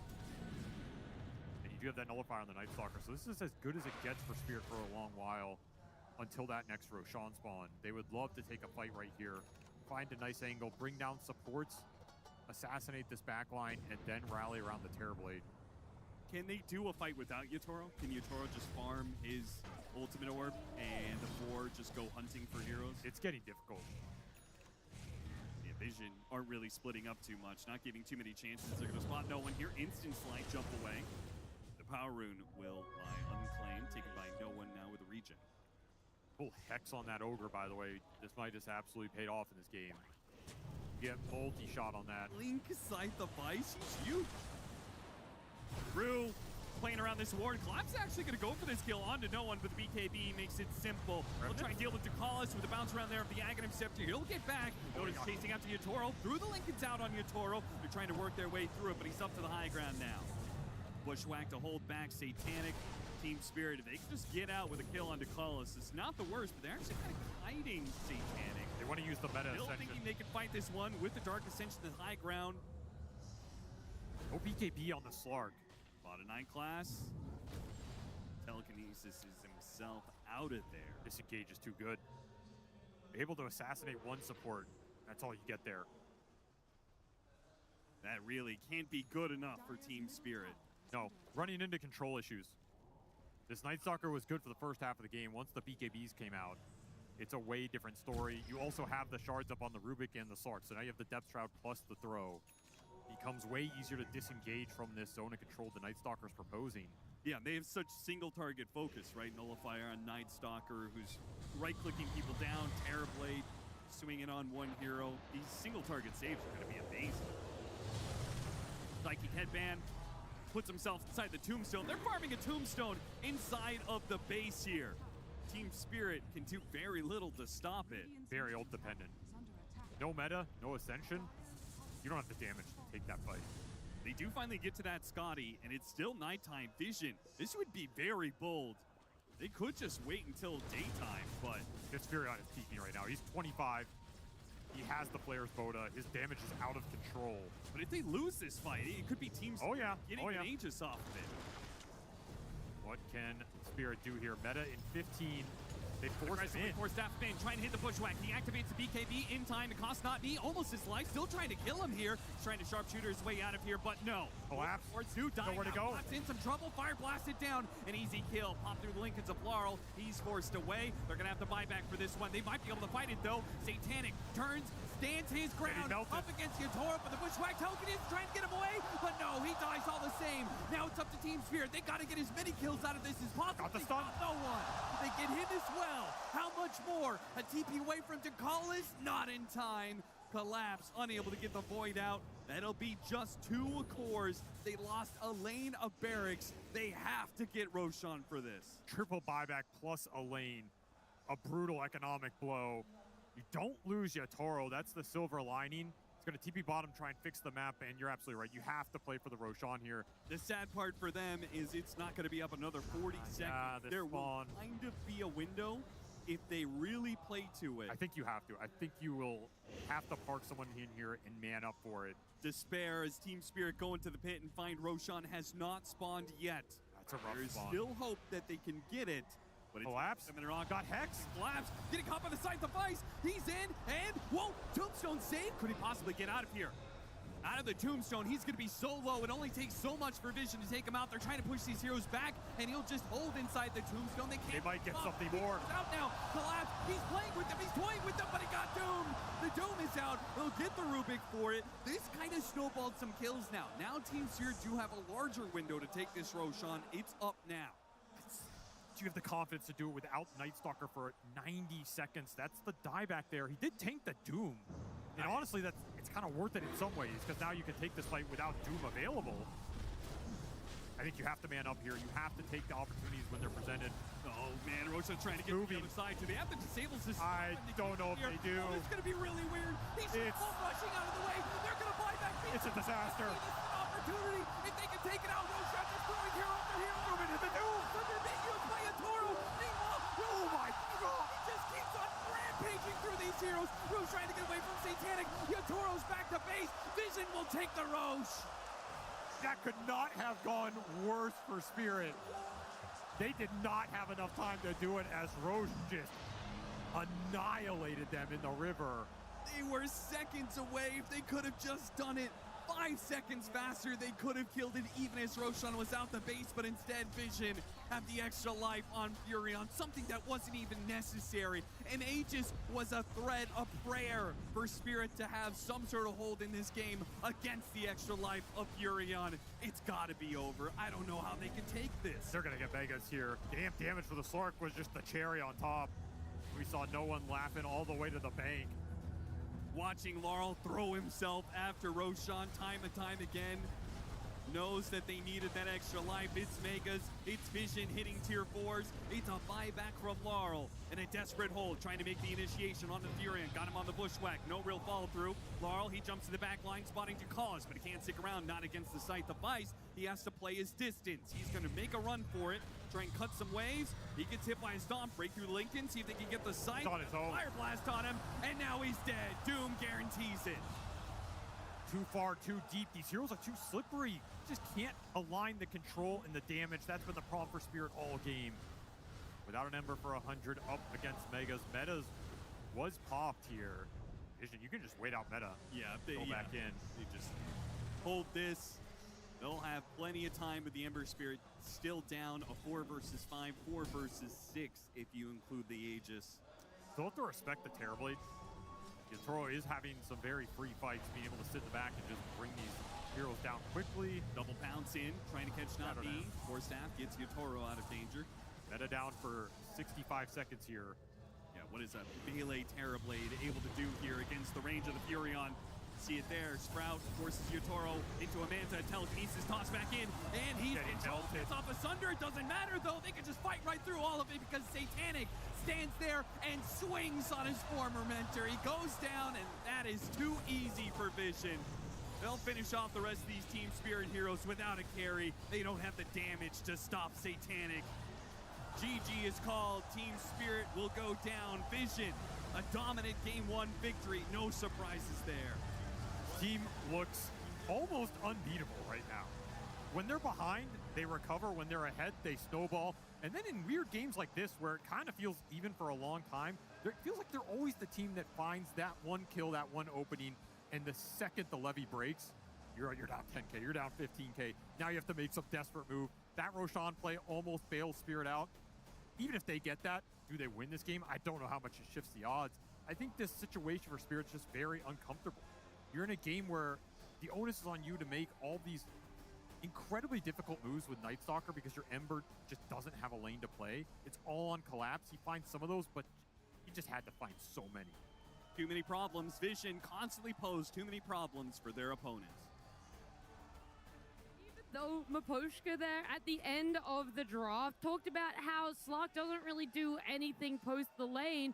You have to question, but is your Ember going to be able to do anything in the lane after that as well? It felt like so often we were seeing Lyle be put in precarious situations and have to do so much with so little, but still massive props to Spirit for being able to drag out this game that they did, put themselves in a position where they're contesting objectives, they're taking towers, and we actually almost saw them get a strong grip on this game, potentially even lead it into that win.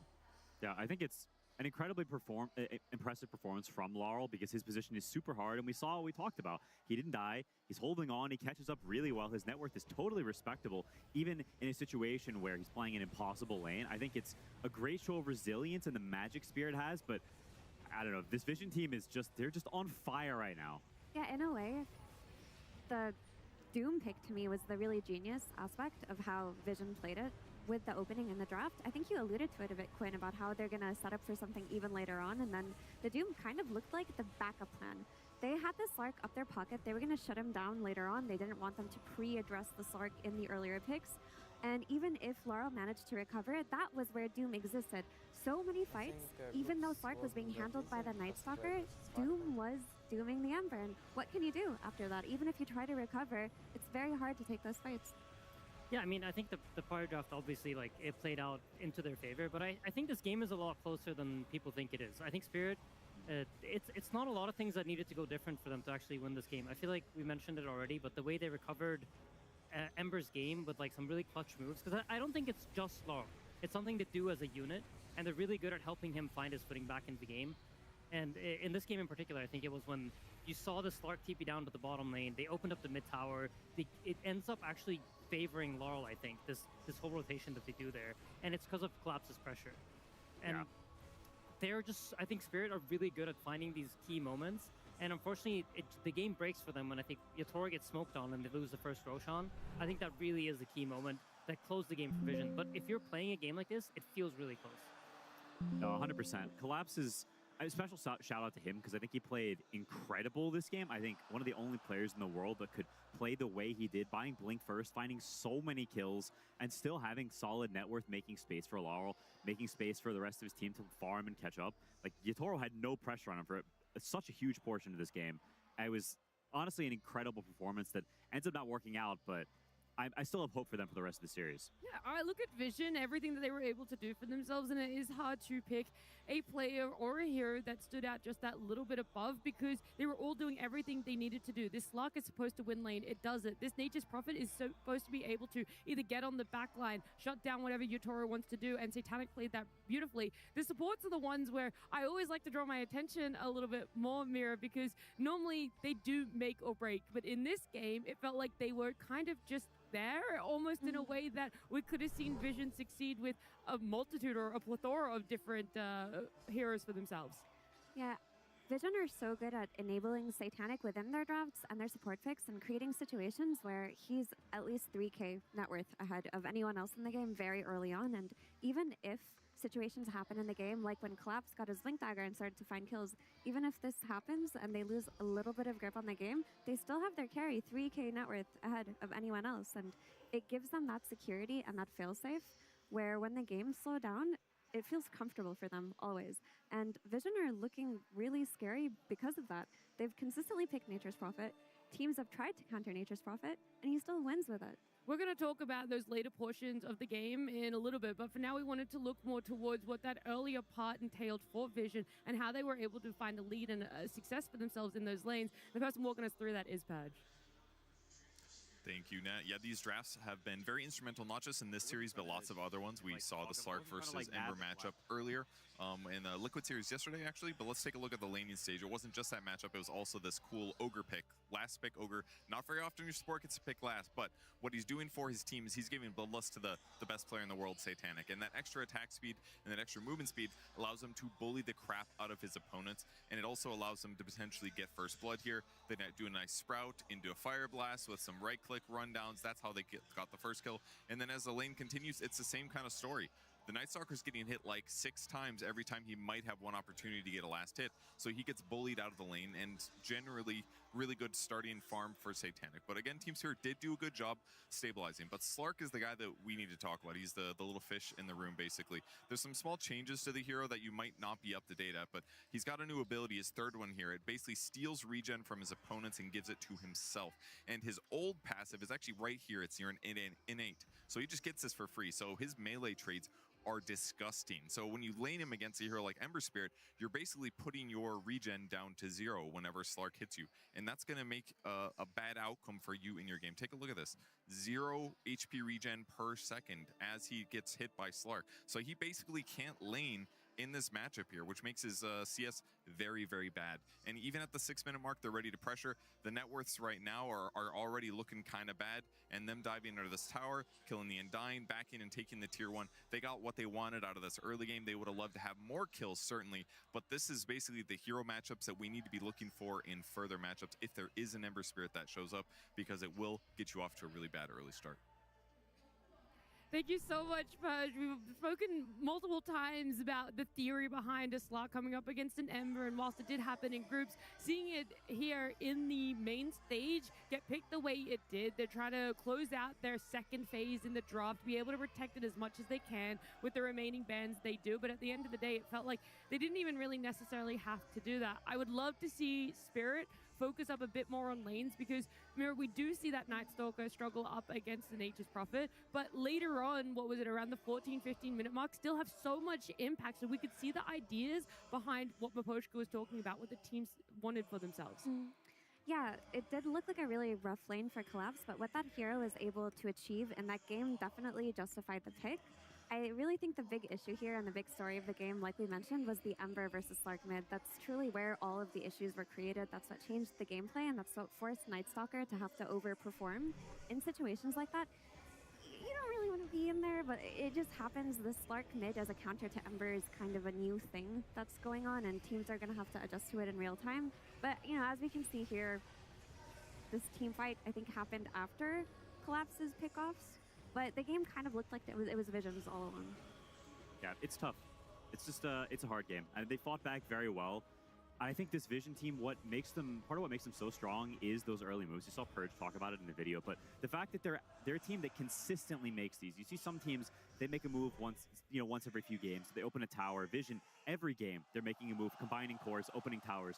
That's sort of a really basic concept that was everyone sort of agreed upon at some point years ago, that you combine cores sometime in the first 10 minutes, and that allows you to make the heroes that are strong actually, be in the same place. You can open a tower and start opening up the map. And they have crystallized that, and they do it every game. They do it so consistently, and I think that's one of the things that they do better than everyone else that allows them to have such good positions, to Satanic be so farmed every game. It's not wizardry. They've got a formula going that works really well. Yeah, no, absolutely agree. I mean, this concept in Dota has existed that you kind of always want to play where you're strong, and as supports, it's especially important that you want to move to the areas of the map where you have strong cores.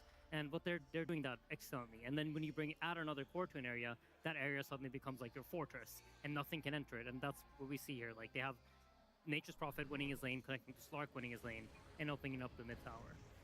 Yeah, I mean, these collapse moves, again, were very valuable, especially the early kills on Slark to get Laurel back into the game. But when the Ember came back into the game, there was still the threat of doom that I touched upon a little bit earlier. There were a few fights that were taken, but if Ember is getting doomed, it doesn't really matter if Slark's getting blinked on, because at some point, the game's going to stabilize, Slark's going to go farm a BKB, and they're content to let Doom devour creeps, let Nature's Prophet hit whatever, and wait for an opportunity to take a fight. Yeah, you can see it in Ember's itemization. He goes Ghost Scepter first, into Kaya, into Lincoln Sphere. How many games could you say you've done that build, or you feel like people? 0. Okay. And I've played like 3,000 Ember games. I just want to put context out there as to why you're talking about that, because that is a thing that people are not looking towards at all. Yeah, you're just buying incredibly weird items, and it makes you not only uncomfortable, but also weaker. And you just, I don't know, you're missing those normal timings you have. It makes you have to play off of the moment and not so much off of the bank of knowledge you've acquired over playing so many officials on those heroes and other heroes. You're just put in an uncomfortable position. And that is a way of countering heroes that is not easy to create, but when you do, like owning both paths of their itemization. Ember wants a BKB, or he wants just the Ghost Scepter, but now he needs both, and he needs a Lincoln's too, and you can't buy them all. You can't buy 4 defensive items. It's not how Dota works, right? You need something that allows you to build damage, and so I think it's a great point, and part of why this game looks so intolerable. If there's no Doom and just a Slark, well, Ember buys a Ghost Scepter, and these fights look very different.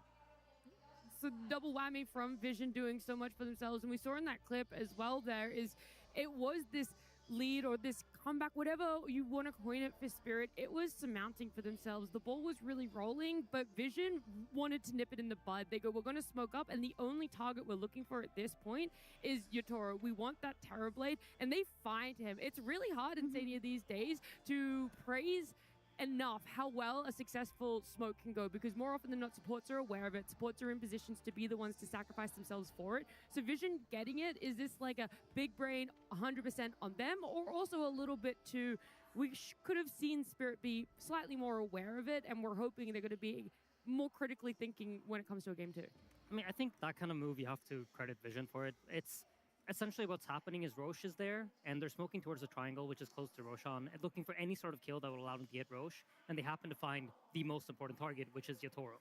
When he dies, there's just absolutely no way that Roshan is getting contested. And for me, I think prior to that moment, everything we've said about like Ember being countered, his item build being weird, all this stuff is true, but I think up until that moment, Spirit had a realistic chance of winning the game, because I feel like their heroes were finally coming online, but when they get that move, they kind of solidify that like the game is now ours, and you have to let us like dominate the map for the next 5 minutes with the Aegis. Yeah, it's just tough. And I think when I look at Spirit in those cams, I find it interesting to look at them between games when they're in the hallway about to come out on stage again. Like, how is the vibe? How do they look? And when I look at them, they look kind of tense. They look a little tight. I don't know. To me, they're not talking that much. Little mutterings here and there. And I've been there when you're about to go back out on stage and things feel kind of tight. You lost the last game. You didn't play super well. And so I'm looking straight at the gate. How does the draft go? How does the beginning of the lanes go? Because when I look at them, it didn't look ultra inspiring, if I'm being honest, between games. Yeah, I mean, to add to your point, Insania, about how it could have been close up until TV got smoked on, I think that's something that Vision really have to be praised for, because if one smoke on your carry at one point of the game is why you lost, then there are issues within your draft, because while Vision do a similar thing in building up Satanic to be the end-all and be-all for them, there's still backup plans. There's still Doom, who is a secondary carry who's scaling. There's still a Slark that's playing with an Ogre with Bloodlust. It's not that if Nature's Prophet dies, you don't have a means to fight back. So potentially incorporating, more of a fail-safe into Team Spirit's draft could be better in this game too. I just feel like that's not Spirit, though. You know what I mean? I feel like they are that team. They will go all in on Yatoro, and he has delivered for them in the past. And I think that is like one of the, sometimes it's plays to their strengths, and sometimes it's to their detriment, like in this game, right? Where it is all in on Yatoro, and he has to do it. And if he doesn't, then there just isn't any plan B. I'm going to go out on a limb and say you can't win with just Yatoro versus Team Vision. You need Laurel as well, and you need to enable him within your drafts. I think if you're essentially giving 2 lanes to the advantage of Vision, and you go, the only lane that matters is Yatoro's, that's where the issue arises. If you're like, okay, one lane is going to have an issue, you could walk away with it. I feel like that very much falls into the multitude of formulas Spirit has for success. But both Lal and Collapse walking away with rough lanes, that's where, the big question mark ensues of, can you actually get a win from that one here? And Vision is another one that we have to talk about here, because the draft has been so tough to predict for everyone. Their supports have always been changing it up. Their cores, despite Satanic staying more towards that Nature's Prophet side, it feels like everyone else is able to experiment in some way, shape, or form because of how stable of a pillar Satanic has been. Yeah, it's just individual excellence across the board. You look at all of their players, and you can argue that all of them are the top player in their role across the whole tournament's field. I think it's very rare you look at a team and you can do that. Oftentimes there's a star player, and then these other guys are fine. They're good players, but they're not quite at the same caliber as this guy. But you look at that team, and they're all incredible. They're all super high MMR. They're grinders. They have dedicated their lives to this game. They're playing it day in, day out. And you just see them online. You see them in their pubs. I see them more than any other team in my games when I'm playing pubs, and you can feel it. These little small things, the little intricacies, the knowing the matchups, I think that's why we see so many different heroes from them, is because they are so in love and dedicated to the game that they just know all these things intuitively and they can find the right moments for them. And that's a very valuable thing that you bring up, because in the past, Dota could not be won, or TI could not be won with just the best players. We've seen all-star rosters be formed in the past and it not being enough. But now it's become so streamlined. The fundamentals are pretty universal amongst most teams. It's agreed upon what the best way to play Dota is in any current patch. What the big difference maker is now in 2026 compared to 10 years ago is how good are your players individually? How much do they study the little things? And can they step up and clutch when they need to? For Vision, they can. They must be the highest MMR team, right, in the world. I think so. I think, like, just thinking about their players, I think all of them are, like, probably in the top 30.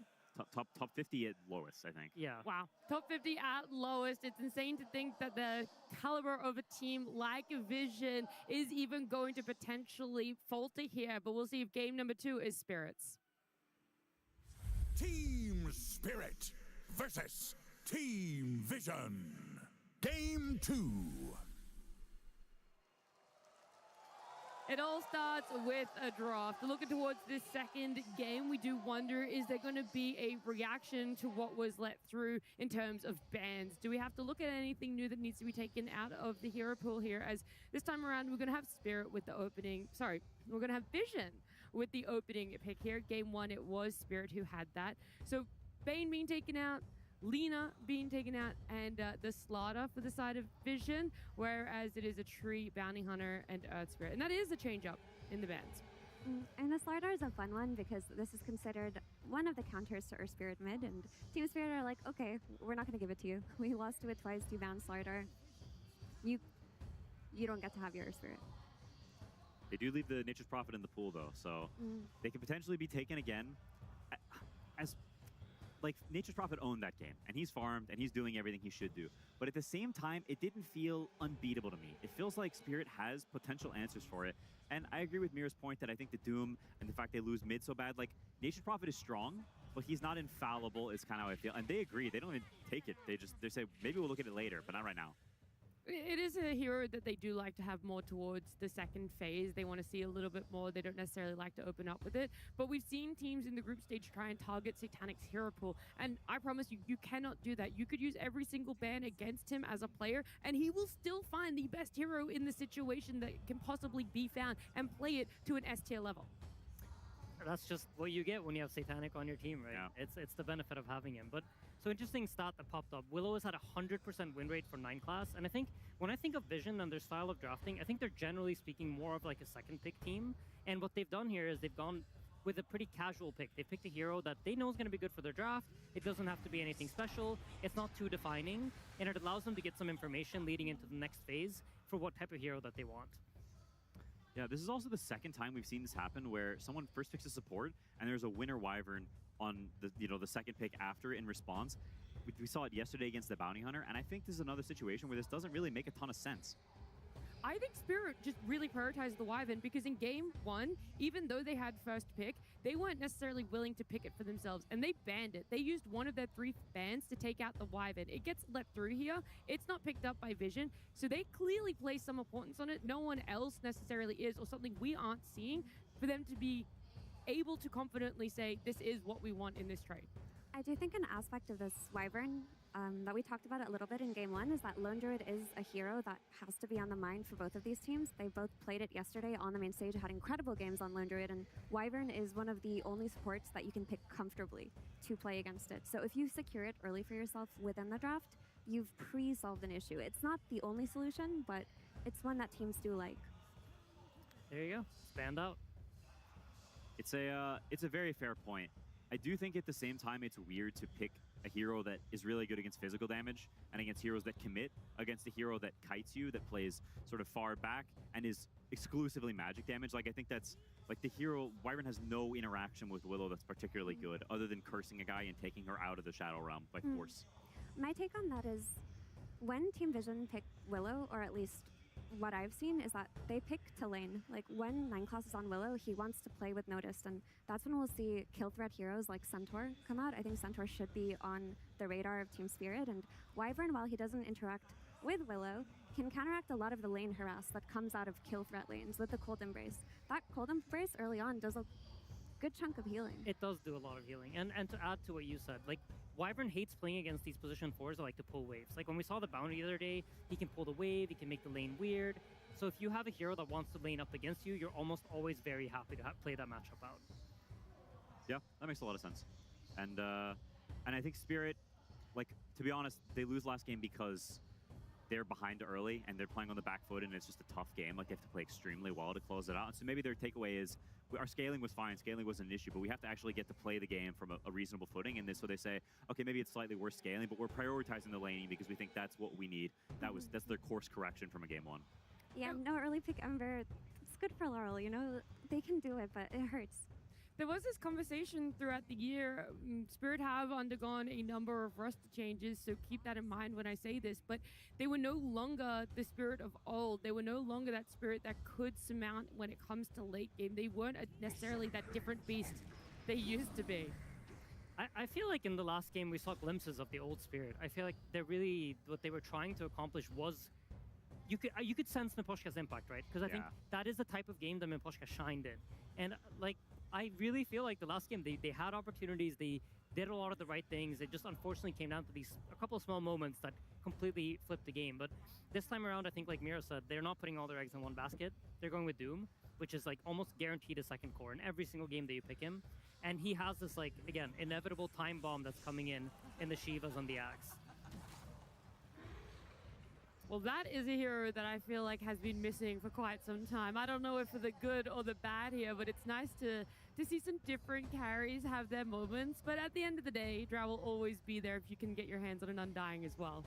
Yeah, it's probably the single best lane you could craft against Doom. Not only do you have Undying, who steals the strength hero, you're stealing his damage as well as his HP, but Drow Ranger is just insanely good against this hero because he does damage through Scorched Earth and through Infernal Blade. Neither of these spells is far ranging, so you just kite him and you slow him, and if he runs at you and he tries to get close to Infernal Blade you just slow him and you walk away. So he has a really hard time really doing damage to you without a pretty good setup, and you've got an Undying up to body in front, so you just get pelted with arrows indefinitely, and then you're slow and you're a hero who needs to farm a lot, so you can end up with sort of dead weight on your team. Yeah, Spirit's gonna need some lane pulling shenanigans to be able to withstand this. Like, some melee hero that's gonna drag the wave and make Collapse's life a little bit easier. I feel like that's usually one of the most common approaches against Undying, is just you try to avoid the lane. Adding Drow on top of it even makes it more, make you more inclined to do it. Doom does have a pretty decent recovery though. Like, he has a way to farm jungle camps pretty fast. You can stack farm. If you think about how Iron Wing plays with Doom, it tends to not be so focused on the lane, but also like, how do we recover this hero quite effectively? And that's usually when you look more towards heroes like Rubik and stuff like the ranged boys. So they have kind of like a choice to make here. What? Wow. It's been a minute. Was it Spirit that picked like first phase PL against I think that was XG that picked it. It was the other way around. Yeah, right? I think so. Okay, interesting. I mean, this hero is great against all three of these heroes. There's very little AoE, it's very little ways to kill the illusions. And Manta is super good, which is what PL wants. He wants a game where Manta makes him invincible. He gets rid of the silence, gets rid of the roots, and can doppel away. The real worry is the heroes that counter PL are offlaners. It's the big chunky guys who sit there and they kick you out of lane and they own you and they make you sad. That's what's good against PL, stuff that clears the illusions, and the offlane has not been picked yet. And so while it's amazing PL game against these three heroes, there's two heroes yet to be picked that could potentially screw him real hard. I feel like mid heroes also fall into the category of what beats PL. PL isn't so much about the carry matchups per se. Like, obviously he's good against Drow, but the heroes that cause issues for him are going to be mid and offlaners. That's why Doom's kind of cool though, right? Like, you're picking PL after you've picked Doom for yourself. So things like Ember from the mid lane seem a little bit harder to pick. Things like Tidehunter that could be played from the off lane to itemize against PL, they also don't want to play into Doom. And they just go for a very old school hero in Timbersaw. I do have a question about the PL Drow, because Drow has the hypothermia with her arrows. It doesn't work on PL. Like, what's that? There's too many PLs. Okay, so you're like, it does, but it doesn't matter because of the HP. I mean, and it how many- works. Yeah. Obviously, like, it's an effective item, and if you combine it with, like, some Mjolnir or something, you have a way to play against the hero. But there's so many illusions that it's not, like, necessarily... It's still PL favored. But you can just disjoint it with Doppelganger, right? Yeah. Oh, well then, yeah, that definitely does not make it feel good at all. She'll still buy it for sure, and it is like the route you have, and it's a great itemization. You know, you do what you can, and you're looking for the other heroes that are upcoming to do the brunt of it. But Drow Ranger, if she's got help on her team, is not that bad. Like, the hypothermia is something you can spot the real PL relatively easily with those stacks, so it's not all bad. But I mean, there's the Timbersaw. It's the hero you're expecting. It's the kind of thing you're looking at. And at the same time, while Spirit does have the double prong scaling, you know, they've got a Doom that goes late, a PL that goes late. They've checked those boxes, but do you get Raffle Stomped? Does Vision just run you over? Because you've now got two cores that want to farm for a long time. They're not good at making moves to other cores. They're selfish heroes. They want people to make moves to them. And Vision, we've seen the tempo that they can bring. That's a big question mark now, is how does Spirit actually survive the onslaught that's coming? Yeah, this Timber pick is very strong in this phase because Winter Wyvern, while she does sustain a lot and help in the laning stage, at some point it's going to be too much damage coming out of Willow and coming out of Timbersaw. And every Cold Embrace is going to have a Bedlam and a Chakram on top of whatever target that it is. And this Timbersaw to me feels like the scariest piece of this draft. I've seen Notice have games on Timbersaw where he's just completely carried. Yeah. Like, at this TI, he's been a bit more quiet, where it's just kind of been the Satanic show. But only a month ago, he was solo winning games on his Timbersaw. I do have a question about the clock pick. Like, what does the clock add that other position 4s that are being favorable right now doesn't? It's the wave dragging, right? The wave dragging for Doom. They're saying, like Mira said, they're going to decide to not play the lane, they're going to try to pull the waves, and they're looking for what hero can do this effectively without, like, too much problems. And it's almost always melee? It's a lot easier because you have the damage block, so creeps don't deal as much damage to you. You're also, generally speaking, a harder hero to just kill. And melee heroes tend to be faster. Clockwork's one of the faster heroes, and that gives you an edge in that regard, too. Holy, Night Stalker mid? Question mark? It must be. Yeah, it is. against Buck, right? Yeah, so we've seen Niku try this a couple times for Na'Vi. It worked to pretty decent effect. We also saw Chira Jr. do it a couple of times, so it is something that people have dabbled with in the past. I think the real weird thing with this hero is always Spirit needed a tempo maker, someone to make moves, to connect to the other heroes. The problem is Night Stalker only exists for half the game. And so there will be big chunks of time where the sun is shining and he doesn't do anything and your other guys are farming. So I'm always a little bit skeptical if Puck chills, he doesn't feed, and you don't get this snowball rolling from the Night Stalker, then, well, every 5 minutes you don't do anything for 5 minutes. It's also one of those games where, like, I look at their heroes and they're going to silence them with Night Stalker, but then where's the damage coming from? Like, PL's going to want to farm, Doom is going to want to farm, and we talked about this concept about connecting cores, and when you look at the cores from Team Spirit, and this doesn't really have the best synergies of PL or Doom in that, like, early game section of the game. Yeah, that's a very valid and concerning point. There's a lot on Laro's shoulders to crush the lane and just make things happen even without his cores. Just play with his supports for as long as possible, make the first 20 minutes difficult for the enemy team, and hope that your PL gets strong early enough. If anything goes wrong, it's going to be really hard. It's also worth noting that Dark Willow shuts down Night Stalker pretty effectively with her Brambles and her Essence Distillers, and it's not the most comfortable NS game outside of the lane. I like the fact, though, that Spirit seemingly have that slight edge in the lane, because we saw what they were able to do when they didn't have favorable lanes. So even though it could get potentially tough in the nitty-gritty, Quinn, there is a light for them and a stronger start. Yeah, I think the lanes will be better. I mean, their off lane's going to be rough, but I think both mid and safe lane will be pretty solid. Alrighty, we'll see how game 2 plays out, but before we jump into the game, we're going to get some more words on this draft and what this series means with Tsunami and Puppy. Thank you. I'm standing by with a Puppy of Team Vision. Puppy, you guys had a very clean group stage, and even now in this playoff bracket, you're not dropping many games. How often do you find in tournaments that early losses help you out in figuring out what your team may need to fix as you get deeper into the playoffs? I mean, there's not enough games actually in this group stage. We only played 4 teams before we went to playoffs. So losses do matter a lot. I think losses actually build the team that actually does win the tournament. But in this case, like, we're just trying our best to do whatever we like the most. So then, in terms of what you tried to develop after the group stage? Since you lost so few games, were there any things that you were like, we need to work on this, we need to improve on this, or were you just doubling down on the things that you already are doing well? Mostly double downing, but we weren't doing the things correctly anyway, so there's always room for, you know, improvement. So we were just trying to figure out exactly why we weren't perhaps capable of doing it, everything we wanted. So yeah, we're mostly like trying to force our playstyle. And my last question, I heard in the Chinese interview that you did with Dove after game number 1, draft did not go according to plan, and so you had to just start improvising. How often is that happening during this TI where you're like, all right, first 2 picks, not sure what's happening, I need to start figuring out of a backup plan quick? I think I'm aware of craziness, and I do like to do crazy drafts from time to time, so this is not anything, you know, unrealistic for me, so it's fine, you know. All right, something crazy seems to be happening in the game, so Puppy, I'll let you go as we get into game number 2. Well, if there's any man who knows what it takes to win, it's that man right there. One of the best Dota players of all time, one of the longest living careers in Dota, and he's been helping Vision quite a lot because they look like a crazy dominant team. They were good last year. In fact, they had podium finishes for 3 of these players, something that is rather unique. Not many players manage to, on their TI debut, manage to get a podium finish.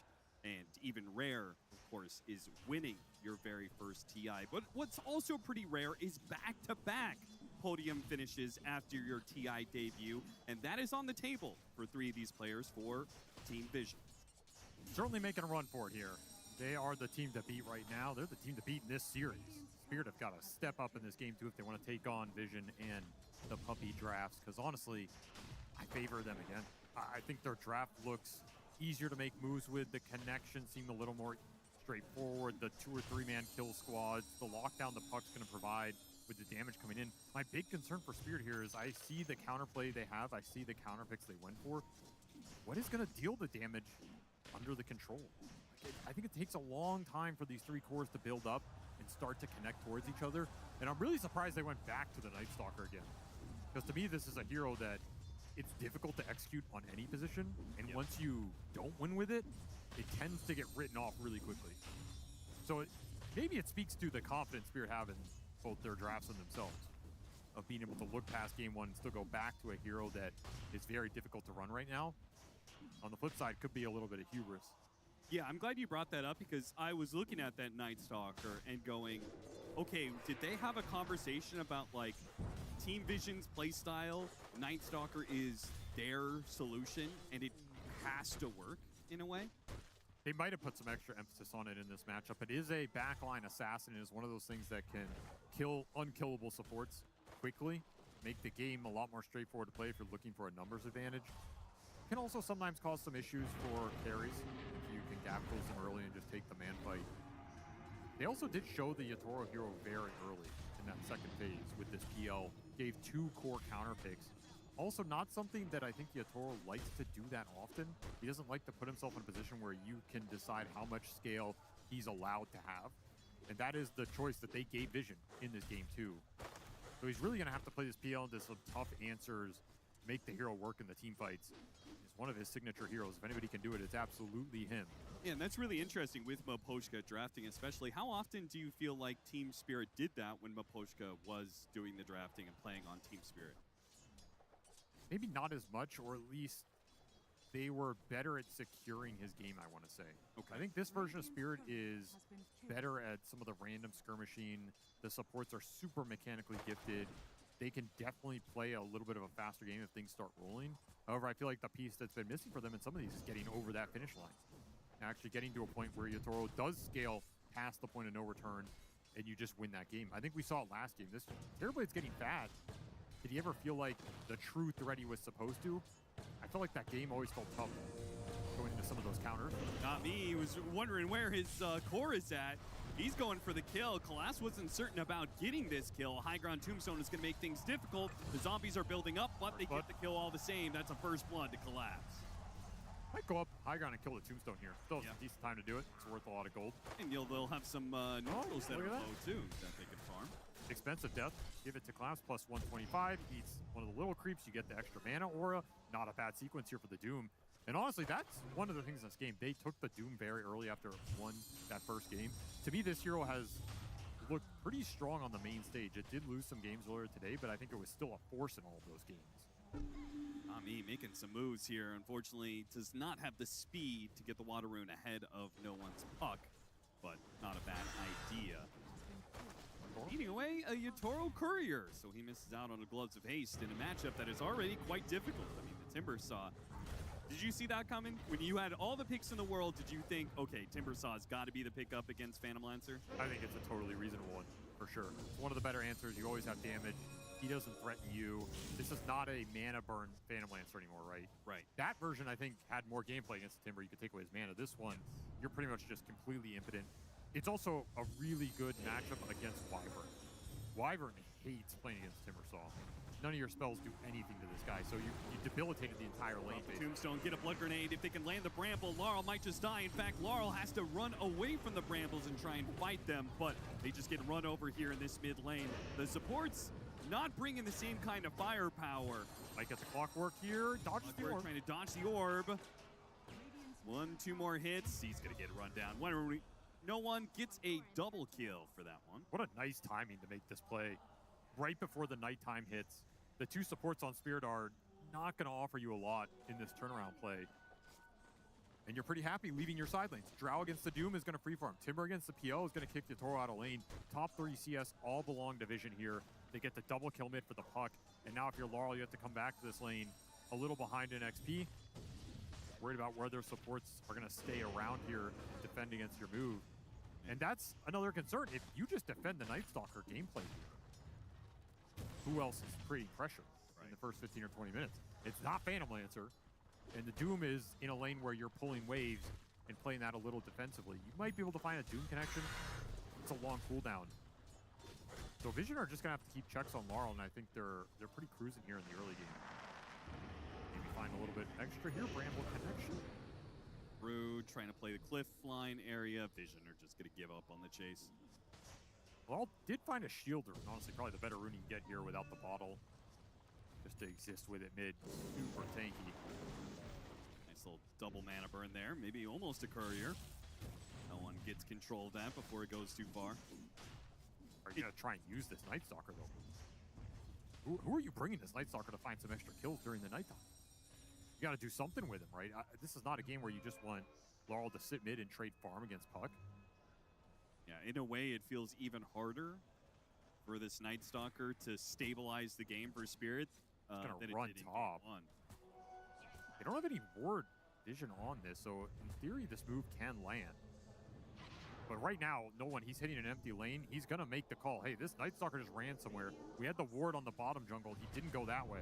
This is kind of an interesting play. They're going to go through the gate and put the pressure onto Phantom Lancer away from these gankers, but they're also going to go through the gate. They're getting They backstabbed. could maybe sandwich here. DeCall's going to drop the tombstone. They're going to choose to fight this one.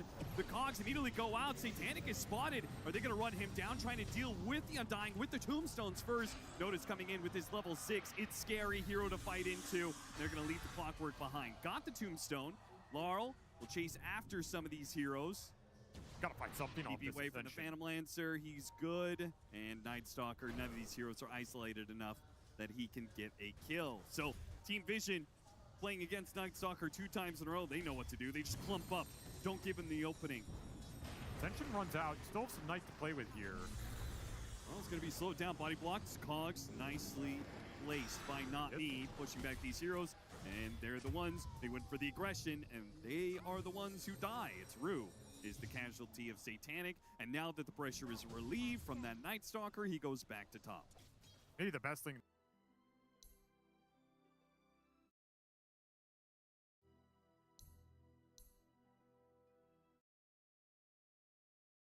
Yeah, is Laurel just going to run the map at the Drow Ranger just non-stop? If you connect, it's amazing. It is just not connecting so far, but maybe Satanic will think, okay, they're not going to go this deep, right? Have to bypass the Watcher here. They do take the long route. He doesn't see this. They don't commit. One of those moments could have been huge for Laurel. Laurel is going to be very underleveled at this rate.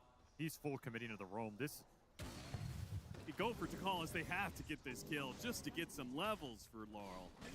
They will get it.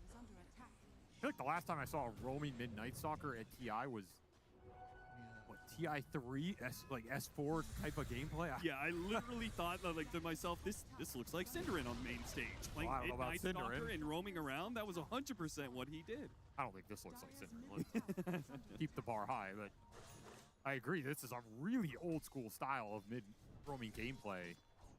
It can free up some space for your two greedy side laners. Like, you're attracting a lot of attention to where's this Night Stalker going, what is he trying to do, can we counterplay? But unless he's actually getting the kills, he's just going to fall so far behind by 20 minutes.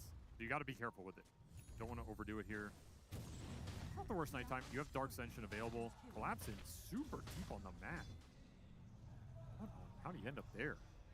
Super fast in that river, too. My God. He has the Quicken Stonefeather Satchel, plus Drum, plus Phase Boots, plus Speed Aura. The man be zooming out here. Percentage-based movement speed from the Aura on Look at him all go. these extra small bonuses. That's a cool idea here. Gives you a lot more extra gap close in the early game.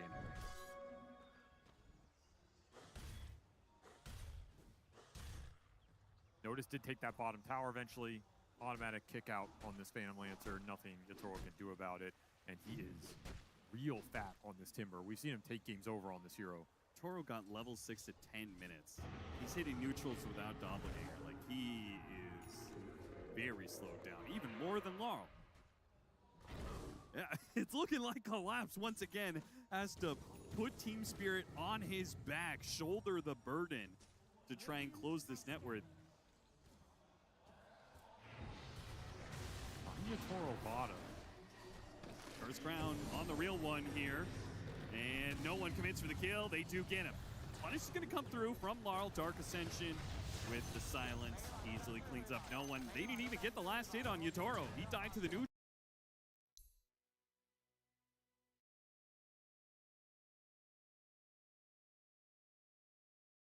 He has to spend some time on the sideline. That is time he needs to recover in this game. However, it's great for his Night Stalker. A little extra puck kill going Laurel's way. Yeah, Laurel's actually not that far away from Blink Dagger now. He's got the chip best help him farm. Just a kill? This is just an instant TP. Yeah, they've got tons of slows, no stuns. Heads up play. You're on target. Look shot, really? They're going for notice. They actually got him down to about half, but now his armor is full up. Can Yatoro finish him off here? They do manage to get him with the final nuke from...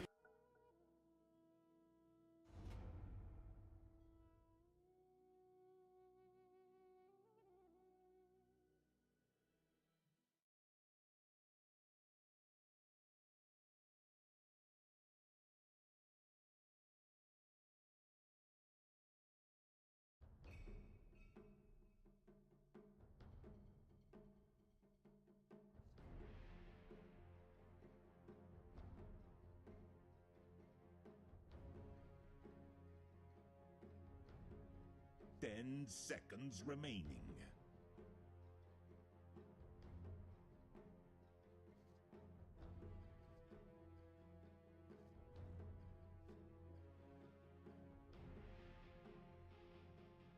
Ten seconds remaining. 5 seconds remaining. Your turn to pick.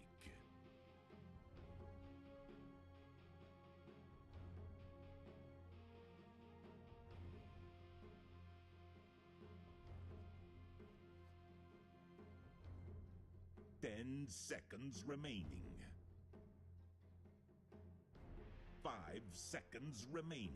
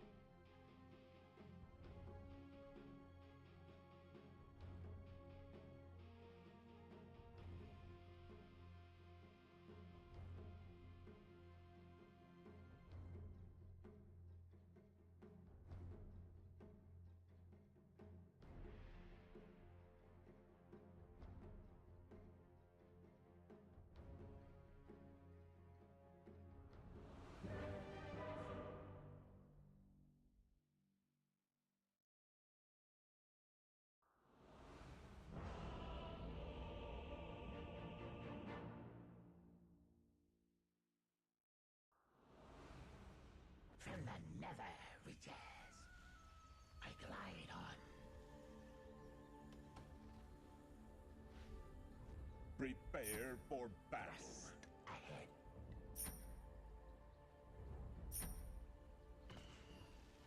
Swoop to battle.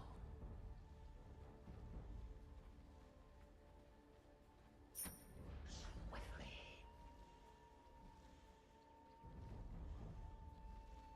I fly. It is in the bag. Gliding in.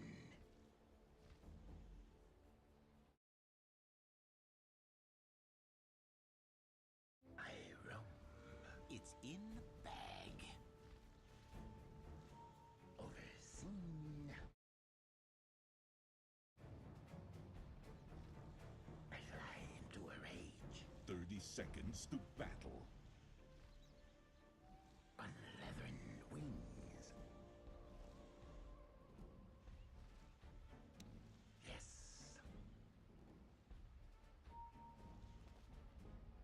Forward.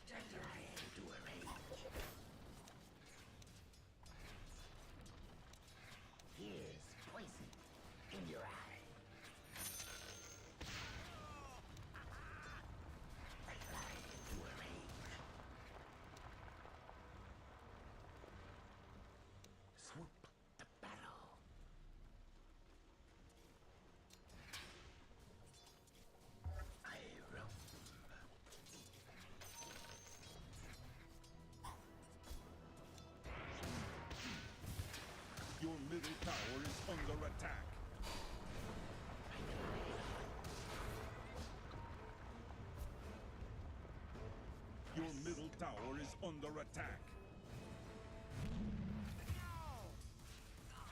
Dire's courier has been slain. One fell. Your middle tower is under attack. I'm under attack.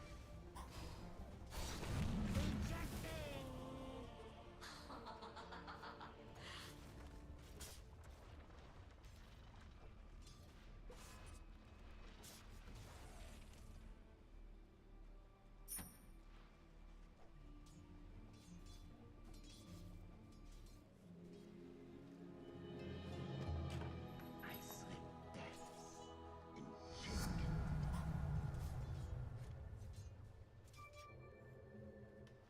Swiftly. Yes.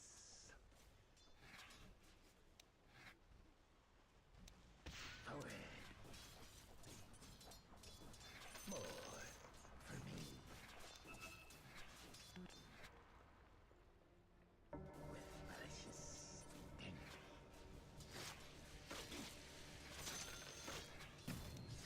Right.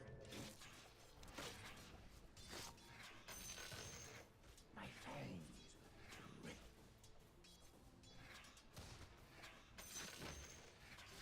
I thrive. Thrust ahead.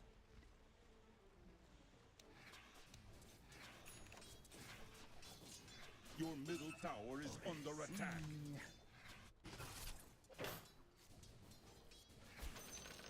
I thrive. Your middle tower is under Ready or attack. Swiftly.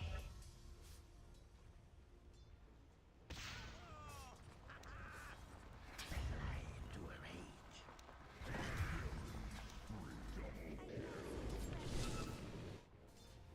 Swoop the battle.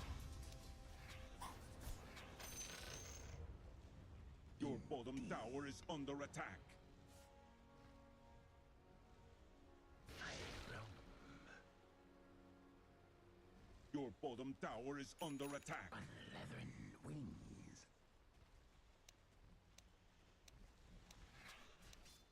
Forward. Your bottom tower is under attack. With malicious intent. Yes.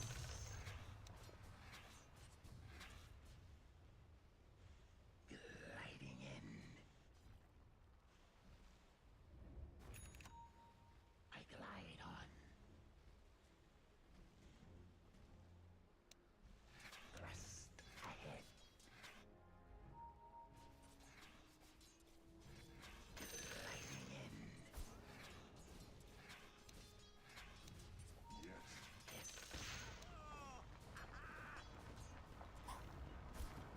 With malicious intent.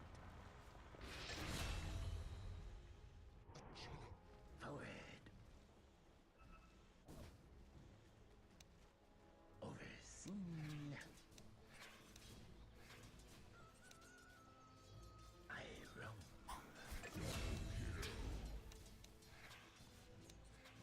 Oh, die!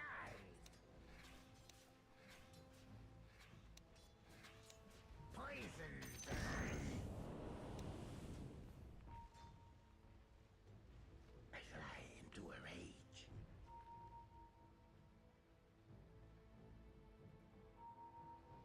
Swiftly. Swoop the battle. I fly. Killing spree. On leathern wings. Attack!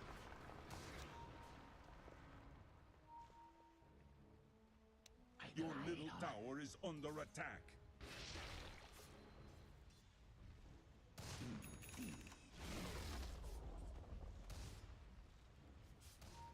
Thrust ahead.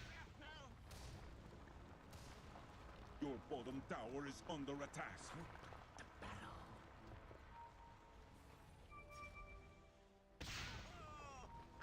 Your bottom tower is under attack.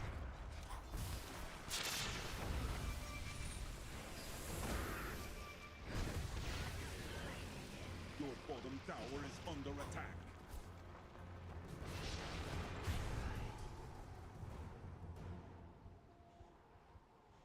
I fly into a rage. Your bottom tower is under attack. Overseen.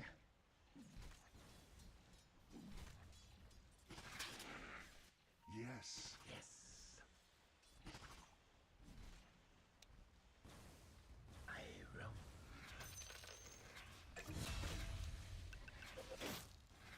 Sweet salivation.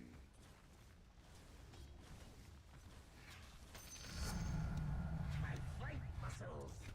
Bow. Indeed.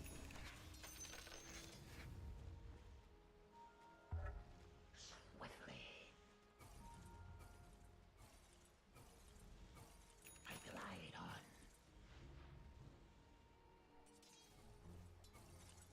Forward. Feel the bang.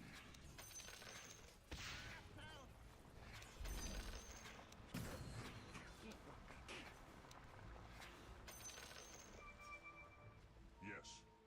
With malicious intent.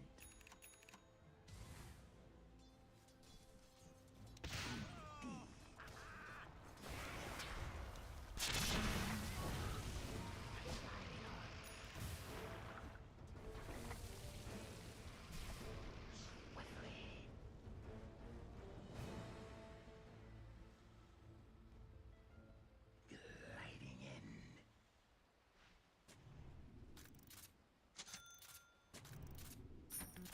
Viperous.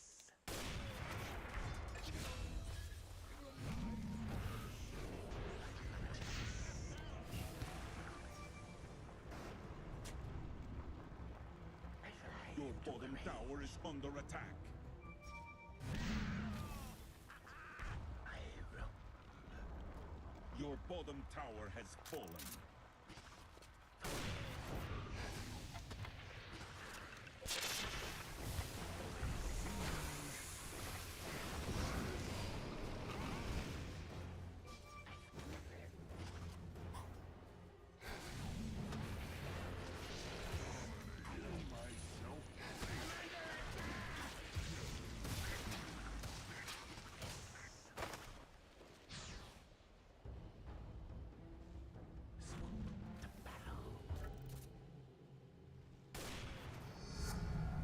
My wings spread. Your top tower is under attack.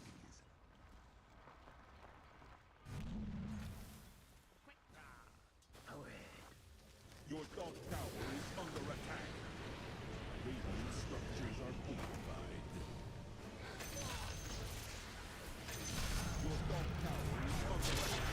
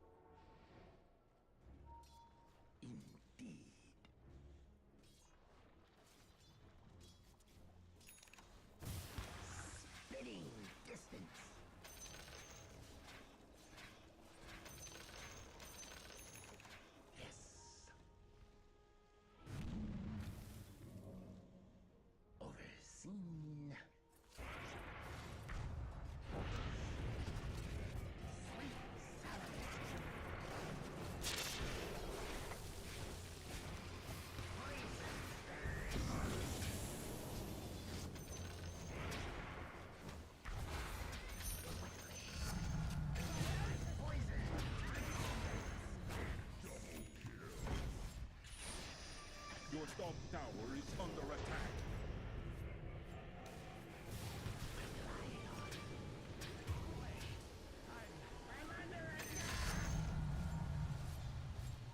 My poison works its magic. Yes. I roam.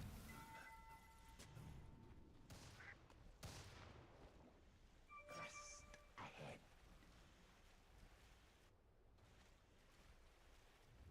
Forward.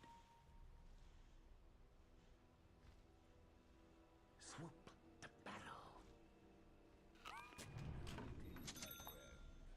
Overseen.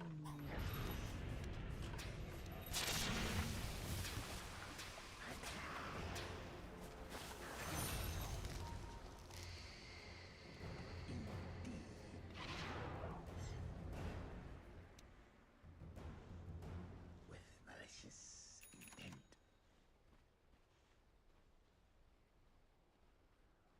Unleathern wings. I fly into a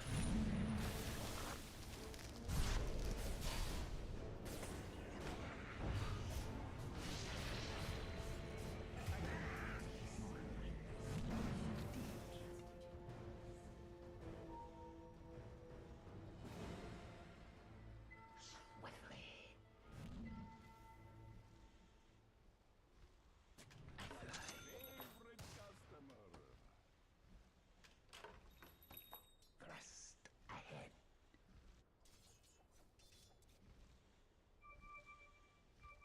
Swoop to battle. With malicious intent. There are better deaths. I roam.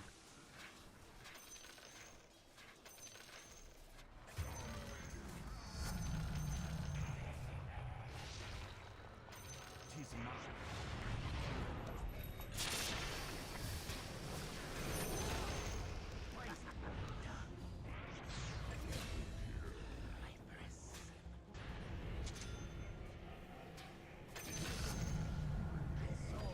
Viper kills. Again. Yes.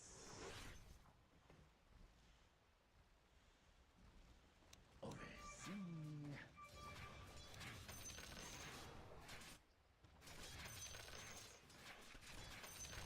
Forward.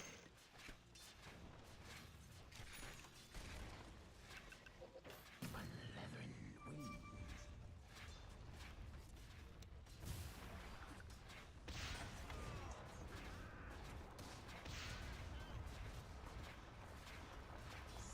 Spitting distance. The enemy's top Poison tower has fallen. I fly into a rage.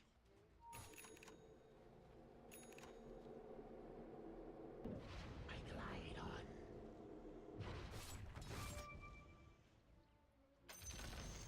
The enemy's bottom tower has fallen.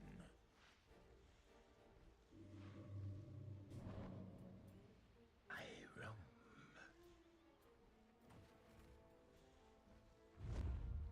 Thrust ahead.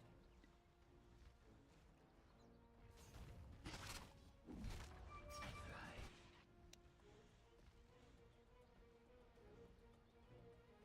I fly into a rage.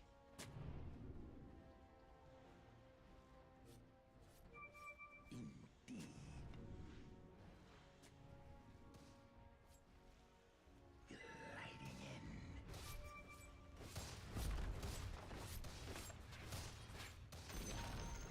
The enemy's middle tower has fallen. Yes. Forward.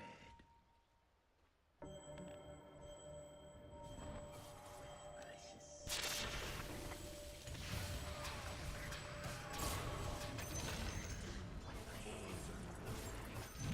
Like a stick-written mouse.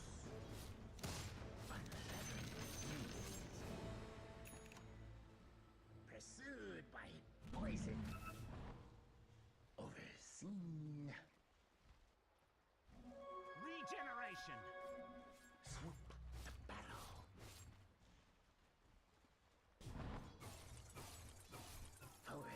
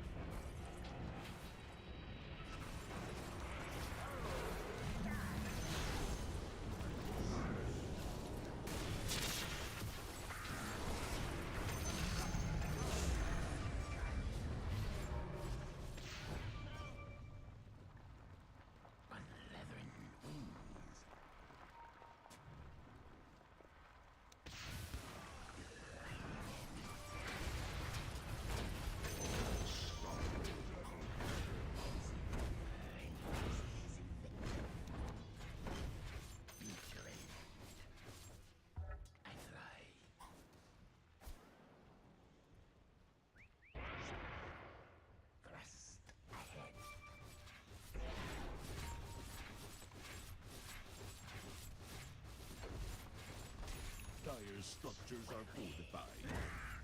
Radiant structures are fortified.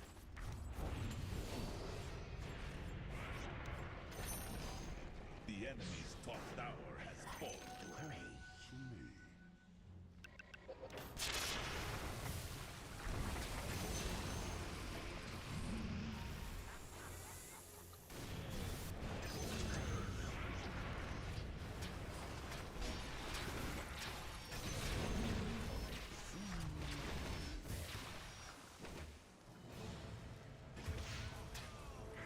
Your middle tower is under attack.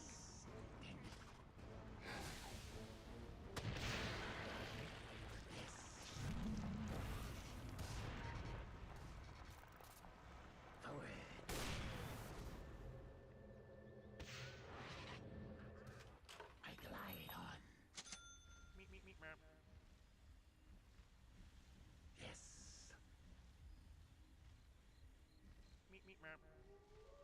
I roam.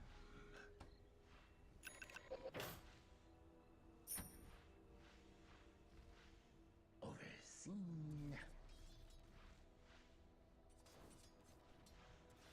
Here's poison in your eye. More for me. Attack. Feel the pain.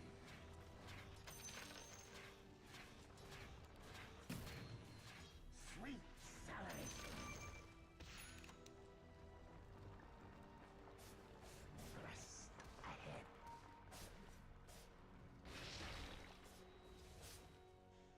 Swoop to battle.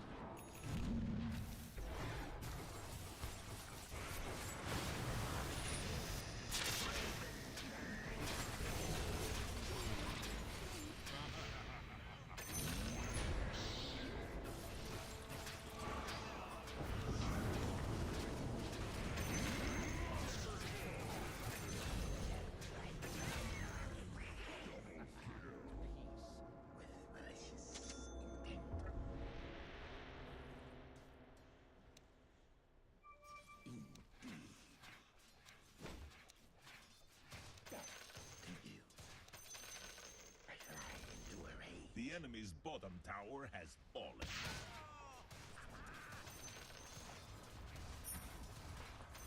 Feel the pain. My fangs rip.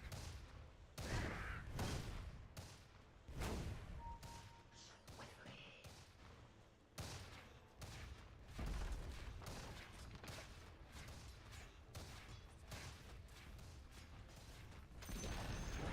The enemy's middle tower has fallen. Gliding in. On leathern wings. I fly.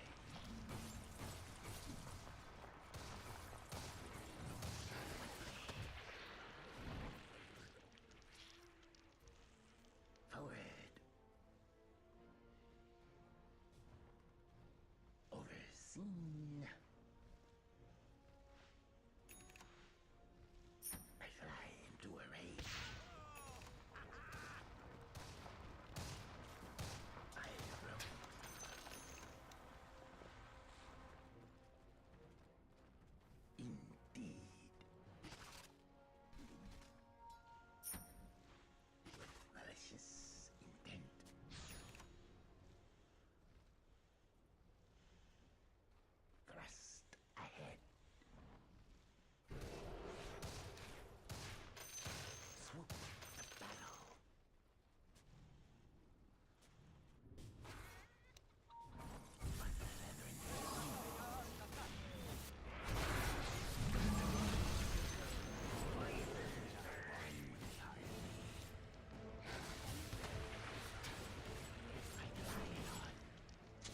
top tower is under attack.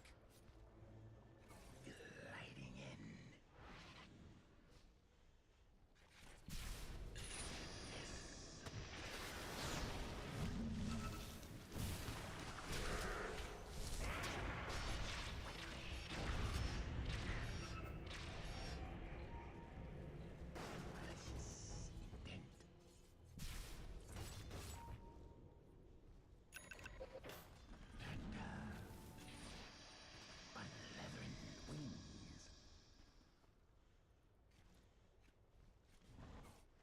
Overseen.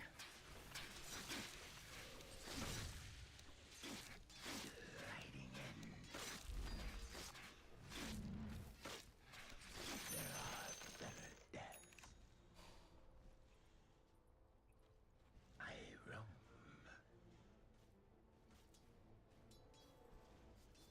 Swoop the battle. My fangs sharpen.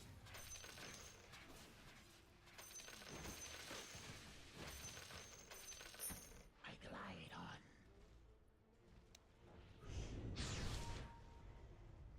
I fly.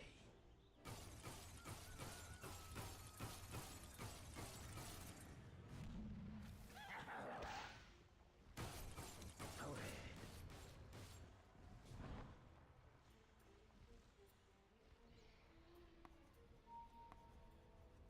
Indeed. Thrust ahead.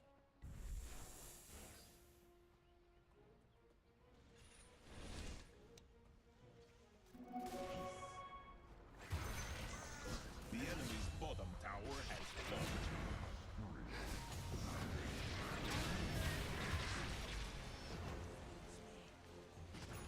I fly into a rage. The enemy's bottom barracks have fallen. The enemy's bottom barracks have fallen. Swoop the battle. Swiftly, I fly into a rage. With malicious intent. Thrust ahead.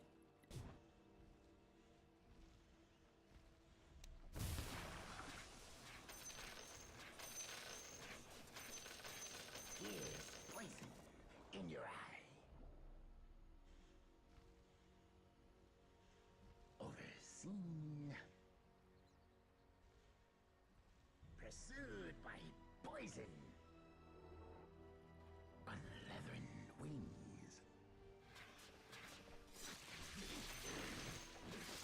Sweet salivation. Dyer's courier has been slain. Die! Mine! Mine! Spitting distance.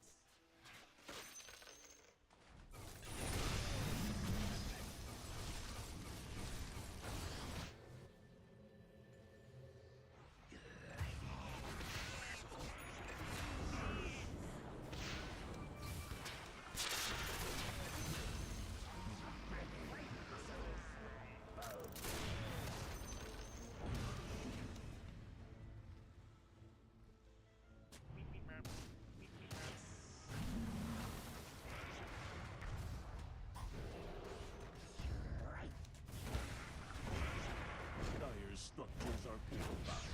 Forward.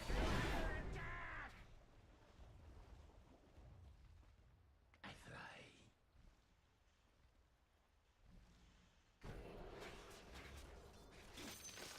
I fly into a rage. I glide on.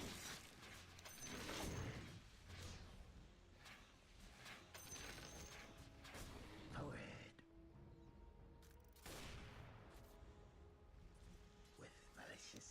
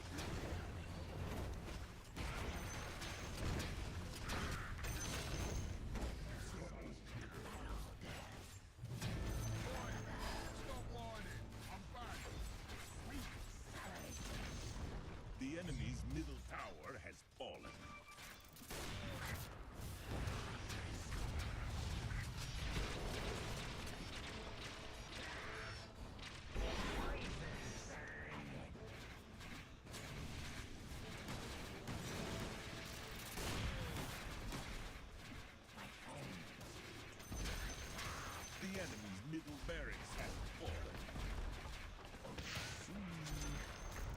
The enemy's middle barracks has fallen. The enemy's top tower has fallen.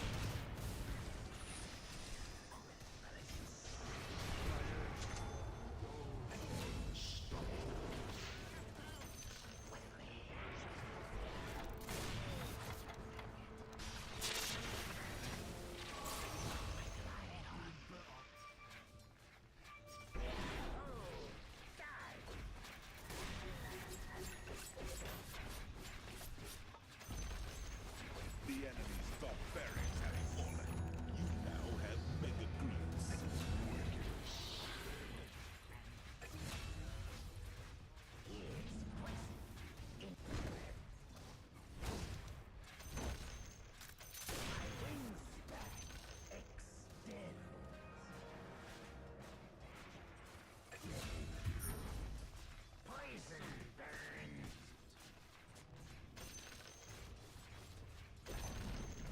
The enemy's middle tower has fallen. Dire structures are fortified.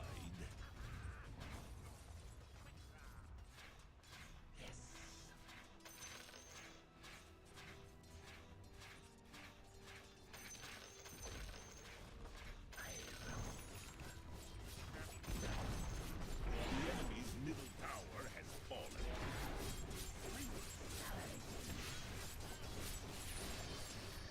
Radiant victory. You almost have it.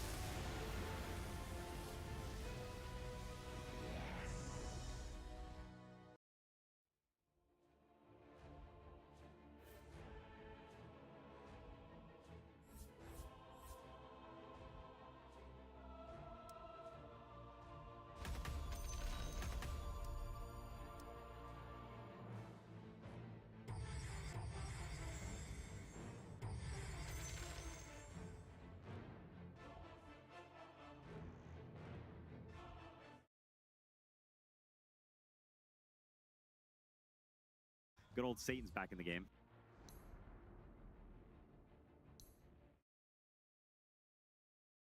Versus Spirit than it did in the game one, where they had one core in the Terrorblade. And they had an Ember that was shut down, so there wasn't really a means to play against the Doom. This time around, the Underlord's going to be strong. The Invoker's gonna have a game regardless of what happens, and there's still the Yatoro hero that you don't see. So there's a tri-core that you have to pick one, and the other two can carry the game after that. And when Doom plays against dual-core or tri-core lineups, it's a lot more complicated than it was in game one. We were playing Guess Who with that shot, by the way. Do you know whose back of the head that was? I believe it was Zhao 8. It was, yeah. Yeah, okay. Yeah, I was curious who's back of the head is so significant. That makes sense. Guy winner. Yeah, I think the other element of why it's a trickier Doom game is they've got a lot of ways to disengage. Yeah. If he Dooms a guy, suddenly he gets cursed. Yep. Or if he doesn't pop BKB, he gets pitted, or lion stunned, or tornadoed, and they just run away. Like, that is one of the best ways to deal with Doom is he presses it, and sure, you're stunned for an hour. But if you just run away and you reset that, then that's probably the ideal way to deal with it. And we haven't seen it come online in the series because the games have been so fast, but this Aghanim's Doom with Shiva's Guard is a really big problem, and Wyvern kind of pre-solves it, because it's one of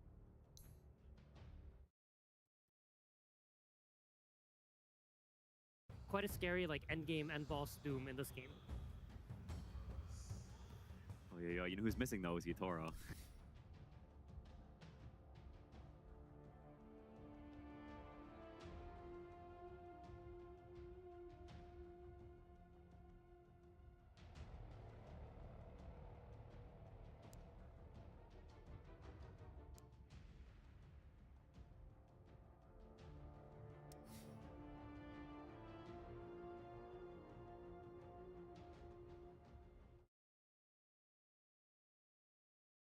Find my hero with all this information, and I'm gonna pick the hero that people always first pick in Mirana. It's a good combination with Ember's chains. It'll give them a lot of kill threat early on. Like, this support duo with Ember is very strong. There's a lot of damage, there's a lot of layering stuns, there's a lot of follow-up. The only thing that Mirana lacks this game is a save. When you play against Lion drafts, it's gonna be, oh, we're gonna blink Hex, insta-burst you, and you're gonna die. There's nothing really offsetting that for Team Vision, so they have to be the aggressors with the way that they've set their draft up. I think Mirmana's only way to become a save in this game is to buy a 4-star. And Or a really Wind good Waker. or a Wind Waker, yeah. But that's very far down. If it gets there. Yeah, exactly. So you see on Spirit's side, they have a lot of stuns that they want to throw damage on top of. And 4-staff is the best way to like break those kinds of combinations. I mean, this Sven is just setting up for Laurel's Invoker. Like we mentioned, stuns on side lanes, that's what you need.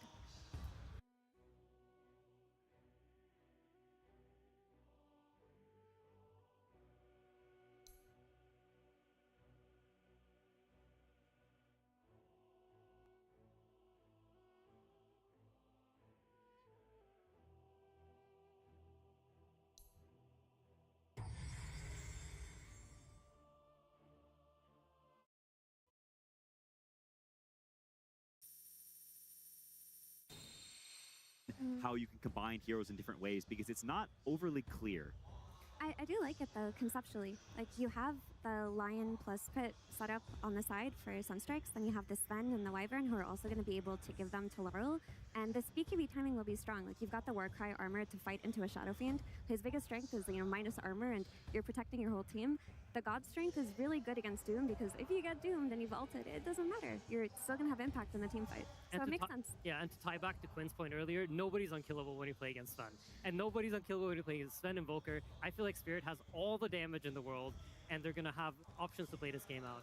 You know what I love the most, what you've brought up in the last couple of days in Senior, is having two heroes that can always be together to kill it off. And is that what you see a lot in Spirit's draft, that any combo of two heroes are going to find something successful for themselves to have that aggression, to be able to snowball in what feels like a new Spirit playstyle? So in this game, like any two heroes, yes, but it's not any two heroes, because at all times there's an Underlord Pit and there's a Sunstrike. Right. So even if you're only two, you're actually four. And that is a power in of itself. Supports are going to be very enabled to make moves. Yeah, I love Spirit's draft this game. I think it's a step in the right direction. I was so impressed by the gameplay last game. I'm Spirit all the way. They're just too cool. And Mira, very quickly, last one. You're also Spirit all the way. You loved their adjustments too? Yeah, I love the draft. To me, it makes sense on paper, but Vision are a very strong team. They have the means to make a lot of early game moves, and they're going to have to be the ones to set the tempo here. Well, the fun and the narrative of our Vision up against Spirit matchup here is the King up against the Prince. And, well, we have our own King and Prince. It's Cap at SPG. Thank you, Nat. That's right. There are some serious legends on the stage here. Some legends to be, in fact, in the case of Satanic. A matchup of Yotaro versus Satanic here at TI on the main stage in a Game 3. Who is the best carry, Avery? The old gods versus the new. So much Dota knowledge between those two coaches as well. That was something I was looking at. This Game 3 draft, Puppy against Maposhka. Yep. What is that? 30 years of cumulative CIS Dota experience? It's absurd. That might be one of the most goated coach matchups we've ever seen on this stage. Think of how many TI finals those two coaches have been in alone. Yep. Let alone these 10 players. So I think this is the closest draft we've had of all three games. I think both teams are very happy with what they have. I don't think we're going to see an early GG out. I think these are two drafts that can scale really well, play the mid game, connect with some fast moves on the supports. A lot of stuns in this game, a lot of big hitters. This game has everything, Austin. It has everything. Will it give us everything in the execution? That's the part that really strikes me for TI. Right throughout the year, we can talk about draft and mechanics and strategy and all these little things that make a team great in Dota 2. But TI, I feel like, is the one tournament, the only tournament perhaps, that truly tests mentality, right? That truly tests how tough you are inside of that booth. When the lights are absolutely the brightest that they can be, do you shrink under that or do you flourish? And Vision, in their case, how do you bounce back after a rough loss? Because we've already seen and we already know from Game 1 to history in general that Team Spirit can bounce back after a rough loss. What is Vision going to do after that Game 2? Spirit's proven they can be clutch when those lights are the brightest. And it's up to Vision to prove that they can hang with the big dogs now in a very high pressure Game 3 for a top 3 at this year's International. It's all on the line. You do not want to leave anything on the table here. Get into a laning phase that has some very interesting matchups. That first pick, SF for Satanic, trying to bully a melee hero. That Ember counter pick to the Invoker. There were other options in the pool, but I think they wanted something just more versatile for the game. See how much Laurel can find with these stun strikes as well. A lot of stuns in this laning phase for Spirit he might be able to connect on. And then Yatoro Sven. Ami getting low there. An early blood grenade thrown out, and then a bit of a pressure thrown down so far. Team Spirit have not given up that first blood to a Shadow Fiend who can be an absolute menace in the laning phase. We've got the Ember Spirit versus the Invoker mid lane matchup. Rue? Maybe he's got Fairy Fire. He's got double Fairy Fire, in fact, yeah. Satanic does get Hex Top with the Sunstrike. Sunstrike, and it lands on a Satanic. Can they finish him off? Not quite. Fairy Fires keep him alive. Well, not me. He doesn't have the same luxury. DeGaule's going to hop to the other side. He'll claim the first blood, and maybe he gets away. Raises slowdown collapse. He can't finish the job. Even with the Sunstrike connection, the extra wand charges plus the Fairy Fires. Satanic stunned, but he's not dead here. Gonna need another connection up top. That was the first blood that Spirit really wanted with this extra Sunstrike capability. So that's a big win for Vision. They ferry out some extra regen, can stay alive up here, continue to CS with that Shadow Fiend soul advantage. Is top lane where you feel like the much of the laning phase is decided? It feels like the most volatile of all the lane matchups. I think this lane has the most potential to be explosive for Vision. Okay. That's what happens when you pick Shadow Fiend against a melee hero. You either start just raising this hero down, you get to that level 3, you pump in the damage, you snowball completely with the extra Necromastery, or you get killed a couple times and it swings the other way. It's looking really solid for Satanic here early.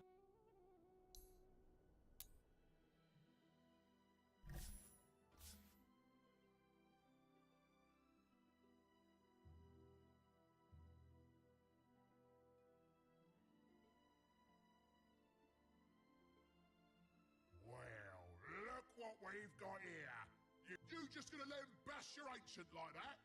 Dyer's courier, well, your top barracks, I mean, are you even...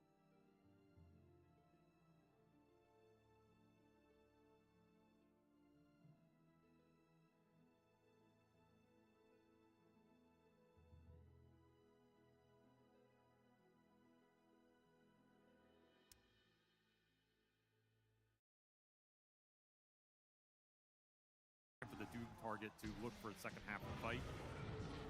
I think that's mainly what you're trying to do here. You can also just try and start things on your turn, jam in damage with Alacrity Sven, blinking, stunning somebody, and just bulldozing through them. Very little BKB control in this Vision lineup for the Sven when your Toro goes in, if he can get big.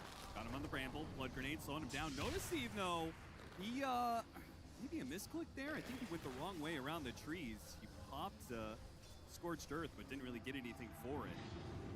Fortunately, Dark Willow aggression never really going to get punished just because Zero has Shadow Realm to get out if necessary. Rue's going to get a bit low. The Sunstrike's going to land, and not class. It's baited in by Rue. You have all these stuns. Sometimes you don't need it. Just land a casual stun.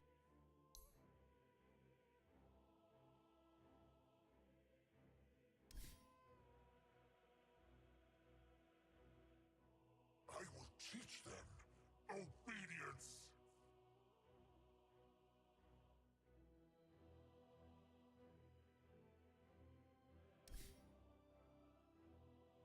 I fly the nest.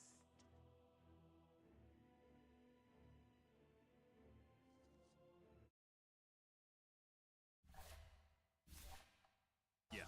And they're not a team that's afraid of taking that route towards victory. They don't need to win lanes. They don't even need to win the early game. They probably don't need to win the mid game. They can probably start losing most of the late game. And if they find that one fight, that's all it takes. So you really have to be careful. Hit laid down, trying to get Collapse away from the SF. Quick Hex, turn around, blood grenade. Does have a Lotus. Ultimately, baiting in, trying to hit that Sunstrike. Not going to happen. Not me is going to die to the raise. Very volatile lane up here. Yeah. You're trying to bait with wand charges and all these Lotuses and Fairy Fires. Both teams are thinking about this Sunstrike a lot.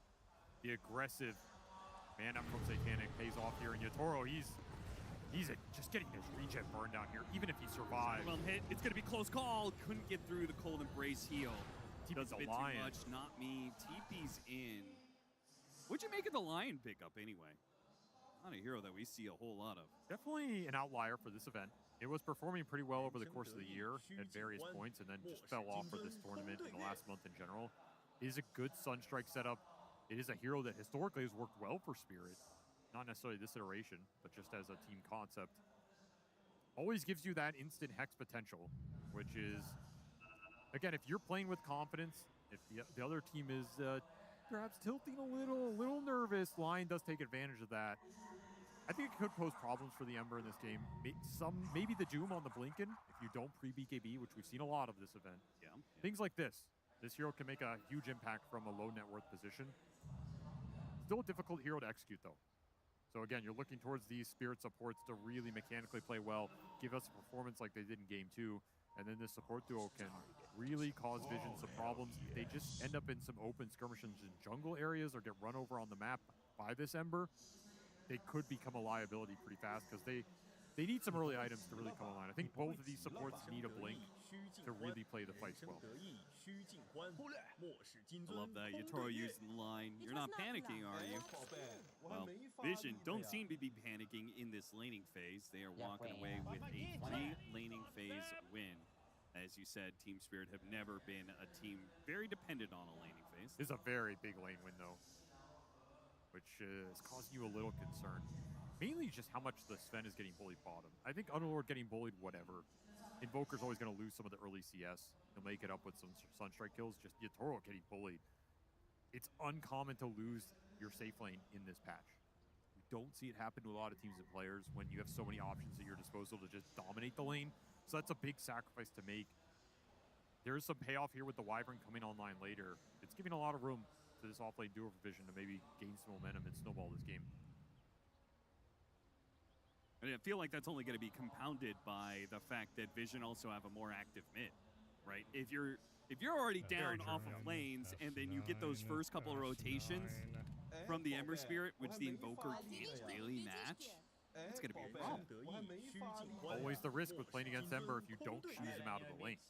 In Game 1, he just got completely cheesed. None of that tempo came into play. In this one, he's going to have a lot more freedom to control the map, play off the power runes, make rotations that are not going to be matched.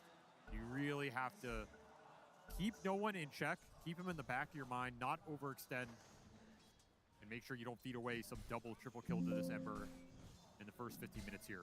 Back to this bait in the bottom lane. Really need this line rotation to work.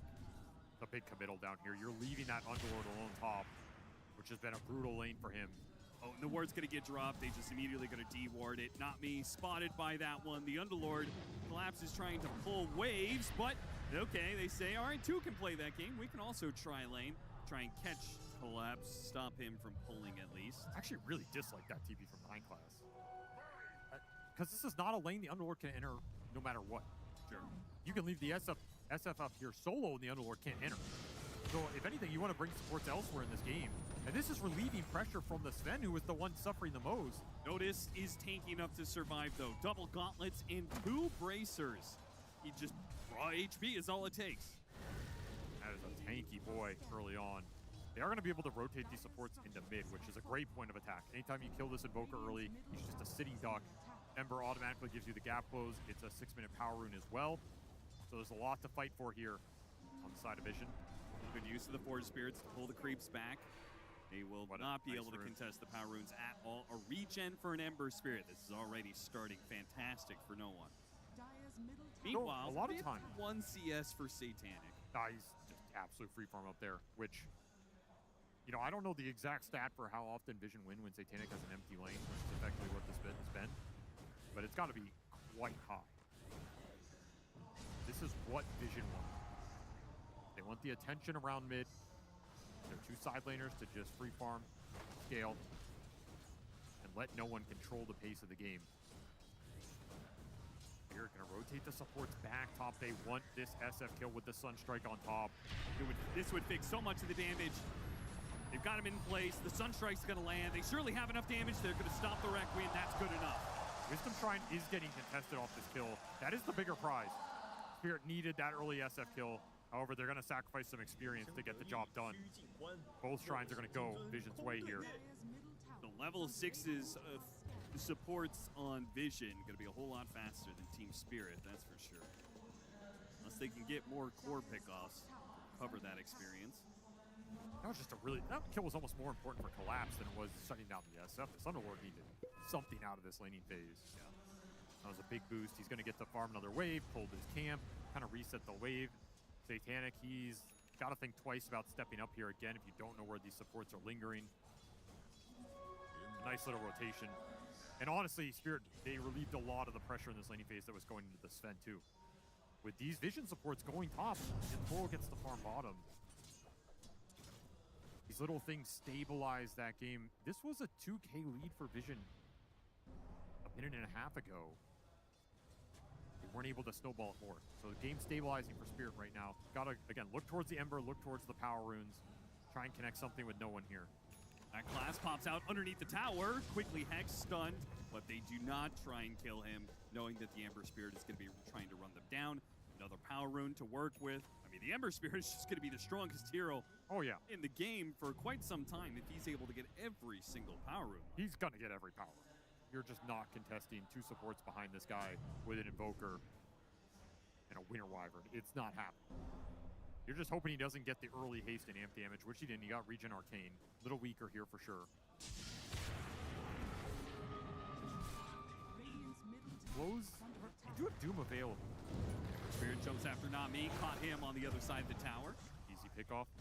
This is a very dangerous area for Spirit to linger in.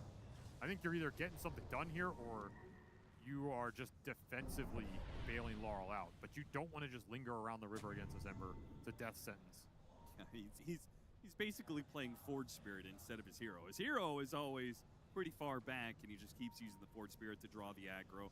Prevents too much.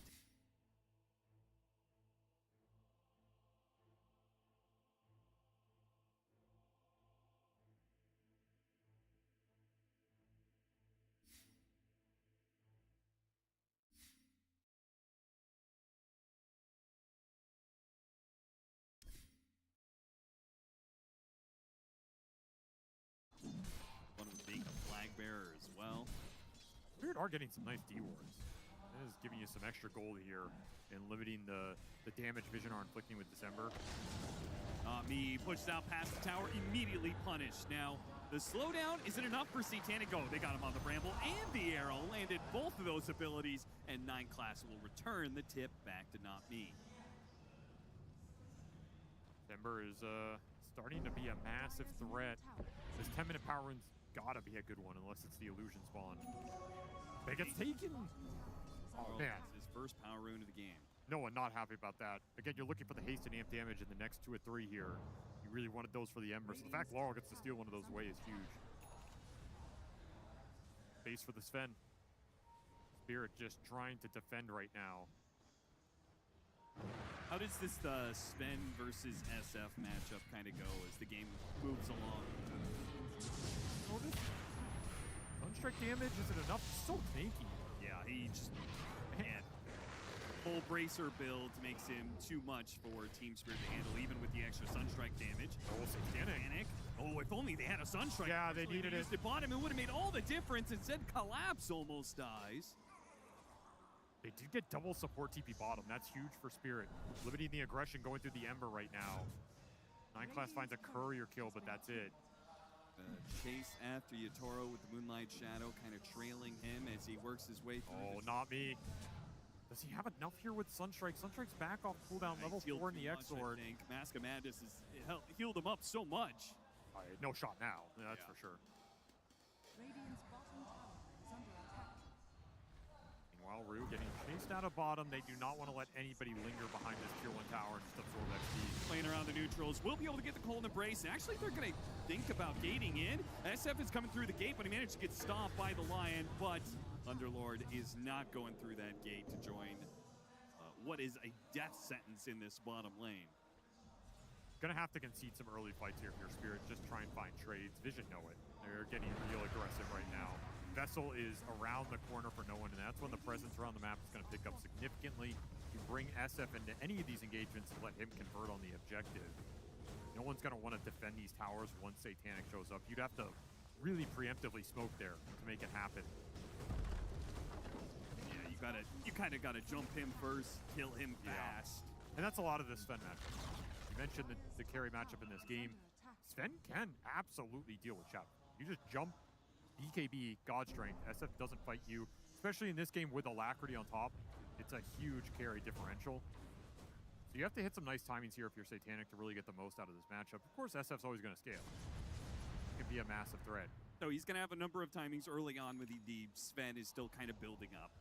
He'll have another time later on when he gets Butterfly against Sven, right? Potentially Aegis in line with that, and you're going to maybe try and push. I just think Invoker, it's such a tough hero to play against. It's really hard to interact with early, and then he gives your carry so much extra boost in these late game matchups. Just the Alacrity, also the Sunstrike damage on top of initiations. He's a second primary damage dealer in himself. It's tough to initiate on the Invoker. Can be a real big thorn for Vision in this game 3. They are up 5K. So this laning stage did pan out for them quite nicely. No surprise there. Notice is getting so much farm in this game. Like, it's no surprise that Satanic gets big. He kind of gets big no matter what happens in Vision's games. But the fact that their other two cores are keeping up with the Sven says a lot. They have their early fighting items too. Drum done for the Doom. Spirit Vessel for no one, and that's kind of the signal to start getting more aggressive with this Ember Spirit. There's a 14-minute Wisdom Shrine. They're not really heading that direction. They're looking for the Sven Bahada. The juiciest kill on the map right now is he's the fastest farming hero for Spirit. Rue trying to run interference. He's going to break some of the smoke. See some of these heroes, Moonlight Shadow, they're going to chase after him. Manage to get the scan. Get out. Look at that. Oh, he's running right in. Right there on the other side. Hello. And goodbye, Yatoro. Matched by Satanic. What a move there. Nowhere to run, nowhere to hide. They broke that gank and he still died because the execution from Vision was so on point. Very sick play. And what's your trade-off? Normally you're trying to get some sort of equivalent exchange. Underlord cannot push out deep top, which means it has to be around this mid lane. And that is just not a target you can kill in this game. Just way too tanky with the double bracer build-up. We've absolutely seen the strength of Doom in this series. Still eyeing Yatoro bottom. Vision going to try and continue to put some more pressure into this Sven, not let him push lanes out, not let him sit down here comfortably. It'll be the Wyvern pick off of the deep ward that they have. Which Rue promptly pings out, not me. They brought Laurel. Joined in the mid lane, smoked him up, made a fast rotation up the top, but Satanic has already cleared this out. Made his way back next to this tier 2. Gonna have to go deep for that kill. So many of these ganks, time and time again, and it'll happen. Immaculate map read. Spirit having a hard time finding a pressure point right now. Just gonna have to settle for some power hammering. Try and open up the map a little bit. They got to. They're going to have this really awkward window where this Underlord Collapse isn't really much of a hero yet until you have that Aghanim Scepter, and it's still, you know, a solid 1,500 away. VC recovered pretty nicely here. Even without stacks, he got the job done. Closing in on that Ags will make a big difference in this game. You have a lot of global capability. It's going to make your net worth count for a lot more here, even from a behind position. Paul's getting out of sight, Moonlight Shadow. Might have been spotted there by the Forge Spirit. But another power rune, this time an amp damage. Spirit just doing everything they can to dodge. Yeah, and that's the thing. You want to defend this mid tower. You also don't want to get caught in a bad fight right now against all the strength on no one. The bend don't break scenario for them. Which is where Rue has to kind of come in clutch, right? He's playing behind these heroes all the time. He's kind of like some of the biggest threat that they have to be able to stop a Vision aggressive play. Yes. There's a lot of defensive capability in the Spirit lineup if they're set up and ready for the play. You think you're just going to go on Laurel and kill him, and all of a sudden you get stuck in a pit, Firestorm, there's a Wyvern Curse, Sven TP's in, he's going to stun someone out of it. It's a lot of chain stun off of any sort of overextension. However, once again, Vision not forcing the issue into the mid Invoker. They're hunting the Yatoro Sven. They refuse to let him hit camps down here.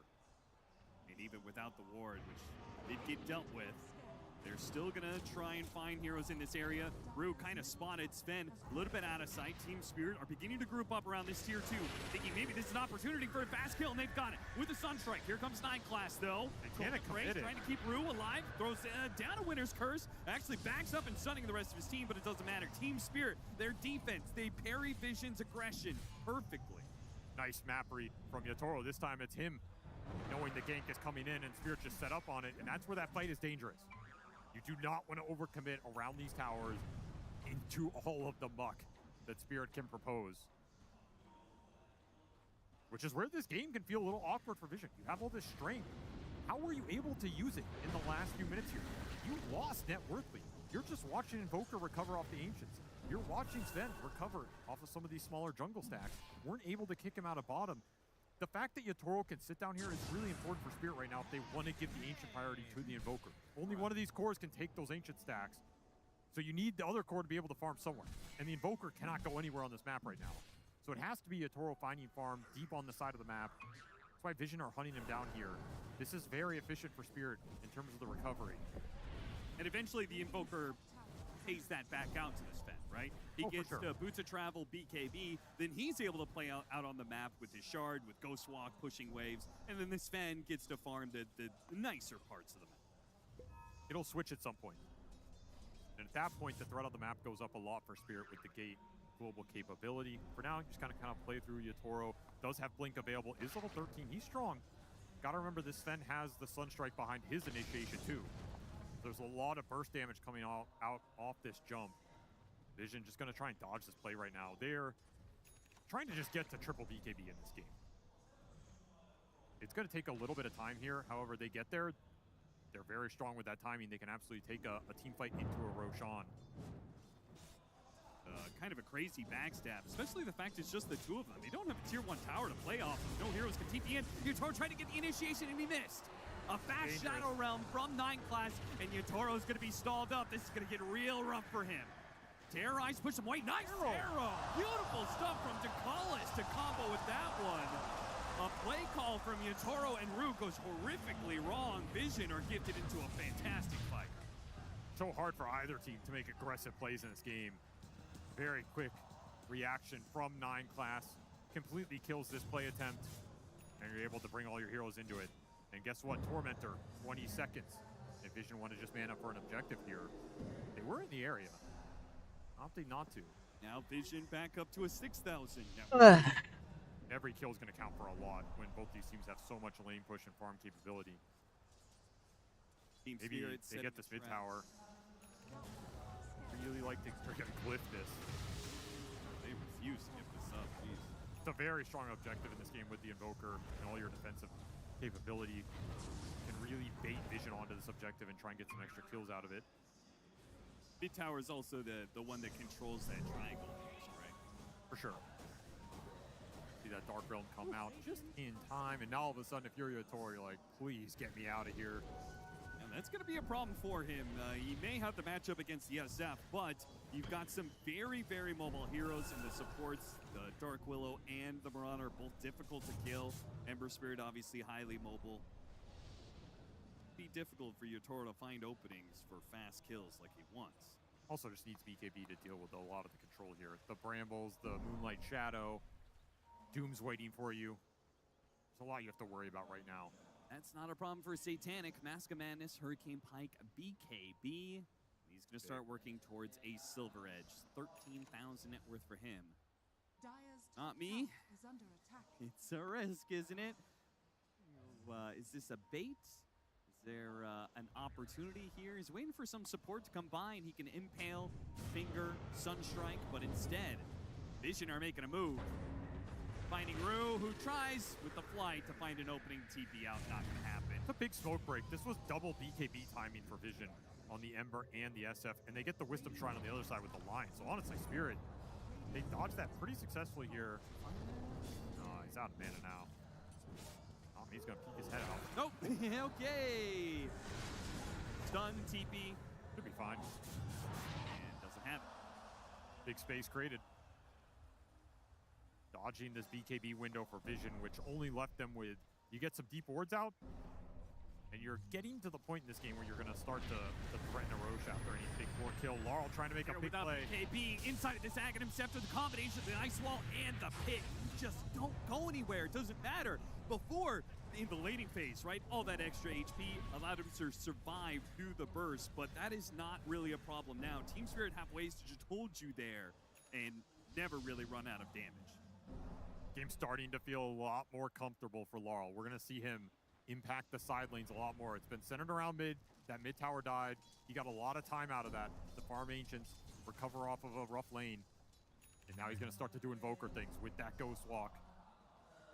The map's going to become more difficult to play with this Meteor Sunstrike threat with a gate on top of it. That's what makes it extra deadly here for these otherwise survivable heroes. Might have to pop some BKBs just to be able to get the lanes out at some point in this game. Panel said it's not just 1 or 2 heroes, it's potentially 3 or 4 with this global capability, something that they'll have the advantage for. Vision, what a crucial kill that would have been, catching a Toro on the TP. Spirit are starting to outmaneuver them a little bit. Perhaps feeling like game 2, they're starting to flow. Fortunately, Satanic is still the rock that is keeping that net worth solid for them. They're still holding on to a 5,000 net worth because he's just getting so much gold. Nobody is getting more gold than Satanic on the map, and that continues as he takes the tower. Insane how much extra he gets compared to everybody else in this event. Every minute he gets left alone, it's a net worth advantage. Just got the reads. He's able to play aggressively in the right parts of the map. He has to execute well, though. If he dies in a random fight, it's going to be a massive blow. Drew running into the Vision duo once again to call us in. No one searching for kills. Time. He's just trying to buy as much time as possible. Toro kind of lingering around here. You don't have BKB, though. What is he looking at? Just looking for the next mid wave. He can collect that because Vision going to back up to do Roche. I think this is the correct call. Put an Aegis on this SF. Make sure all this net worth gets guaranteed use on the map. He's closing in on Daedalus as well. Sunstrike will not. Nice job. They pulled Roshan outside of his default position to make sure there was no Sunstrike steal. Make sure it's a little bit more difficult for crazy Aegis steals. Always got to worry about that. You're playing against Team Spirit here. They pick up a gem at the exact same time. So this is Vision signaling. We know how strong our SF is. We're going to take over the map in this time period. Notice, runs right into the line. Now, there are 2 cores close by. The Sunstrike, it's not going to land. That is crucial, missing damage. The Spencer goes for it anyway, and he got him off the cleave. No one pops a BKB with a Terrorize inside of these brambles. These heroes are going to be held here for a while. DeCallis, especially now. Arrow landed. Off of this one. They're going to Firestorm, try and fight, but Satanic is too much to handle. Force now trying to get Yotoro away. Oh, uphill miss. High ground hits. They just keep on missing. Yotoro is out. Collapse is making a run for it now with the pit. It's going to hold back the rest of these heroes. Oh, Vision got a bit unlucky there. I can't believe they couldn't capitalize on that more. A full duration arrow on Yotoro. SF hitting him. And he just walked it off. The armor. Doing a lot of work for Yotoro right there. And they got the kill. They got all these Vision heroes to one side of the map immediately. Yep. Laurel TP's up to the top lane, shoving that out. The support's pushing in mid. Team Spirit knows that this is one of those windows. We can claw back another 1K net worth, maybe another 2K. They're really playing the map well. You have so much extra advantage on this SF, and you're not pulling ahead in this game. You're not finding anything with this Ember Spirit. No one's running around with Gem now. It's going to give you some extra map control. Still looking for some kills of his own. 9 assists for that Ember, not a kill to his name. Would like some extra gold here. TP, they actually want to defend this tier 2. They're going to fight this? Phoenix quite alone. It's really bold to go into the Aegis, though. You don't know where other heroes on the map are. You don't have God Strength. Yeah, I think maybe the only reason they were even considering it was just because they know the BKB got used earlier. That is true. There was a real chance they could 100-0 Satanic twice. Especially with no real saves on the side of Vision. But Satanic, once again, great map read, backs out right before danger strikes. I'm still worried for the SF in this game if ever gets jumped. There's no save in this lineup. Yep. One of the downsides of that Mirana pick, the offensive potential in the early game, maybe the ultra late Mirana scale, super nice, doesn't help the SF here. Other than, I guess, Moonlight Shadow maybe giving you a little more entry to the fight. If Satanic gets jumped and blown up in this game, it's going to happen very quickly. The fight can look very one-sided. Smoke right now for Spirit looking on mid. It's going to take... Ooh, he's fast with it. It I won't can't get out save of there. him, but that was an impressive bit of reaction time. They're going to try and get more off this. Still have God Strength running. Are you willing to run into the SF, even in a 4 versus 5? It's tricky. He already has Daedalus done, almost about to hit level 20. Yeah, you could see Vision feel confident. They're not really heading for the hills. They're not running away. They are Saying, lingering. if Spirit run into us, we can take this fight. Not me. Got around that without the smoke break. Interesting position to be in. He doesn't really have any wards he's working off of here. Can't get scout the Vision SF. down, but yeah, his high ground vision on Satanic. It's one of those moments. Are you bold enough to go for this play and make the call? It's just such a high-risk play. If it goes wrong, it's going to go so wrong while he has this Aegis for another minute. I don't think Spirit are too interested in trying to bring him down twice. He's so alone here. No, you can't gamble on it. They'll poke at him, see what kind of response there is from Vision. Vision are going to show very soon. They were away, but now they're smoking straight into him. Collapse is going to be the first one jumped here. Winner's Curse, but BKB does go off from notice, and he's going to ensure they get multiple kills out of this. They'll finish off Collapse, and Rue, inside the cold embrace, stuck there long enough that the SF shows up. 2 fast kills for Vision, and off this Aegis, maybe can take some objectives as well. This tier 2 bottom ripe for the taking, but for Laurel top. Yeah, Vision want to keep this going. Really tough to catch Invoker in this game. 9 class is going to try and get it. Hit him with a Bramble. Does land the Bramble with alongside the Curse Ground. Force down, pushing him away. But fast kill from Yatoro. He pops out with an amp damage. No God Strength needed. See you later. That is some burst damage right there. No Vision finding kills across the map, using this Aegis to kind of bait Spirit into a fight. Fast ward, D-ward can't get spotted by Laurel here. Otherwise, they'll know about the ward. They managed to get the Distiller on him, but Satanic's far enough away. They're not actually... no stun set up there. You need a Yule's Marauder or something to make that kind of play.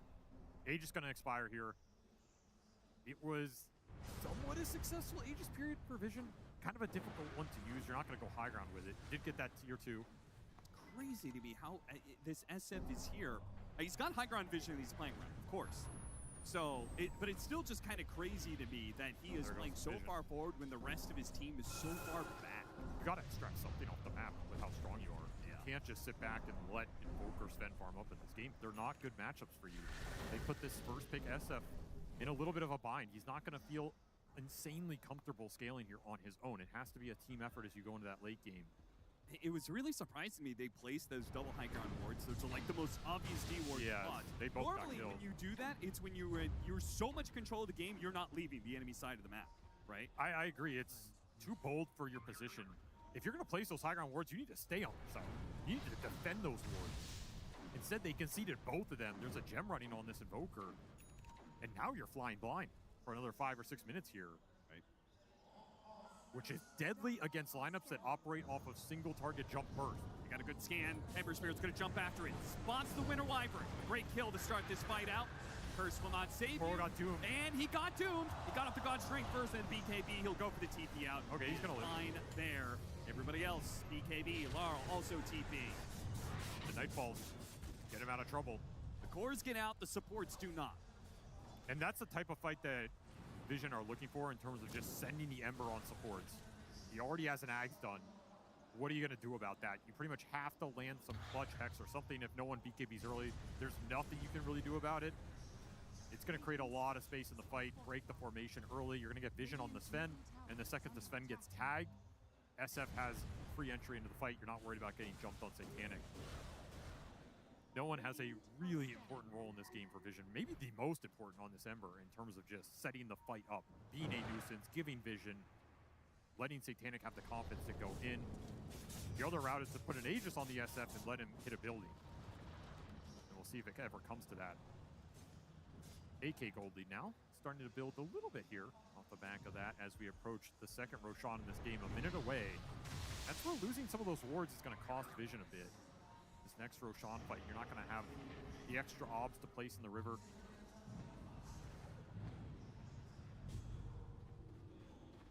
Spirit can take advantage of it. Vision counts so much for their lineup. Finding that jump, finding that big Wyvern Curse, not getting doomed on the right target.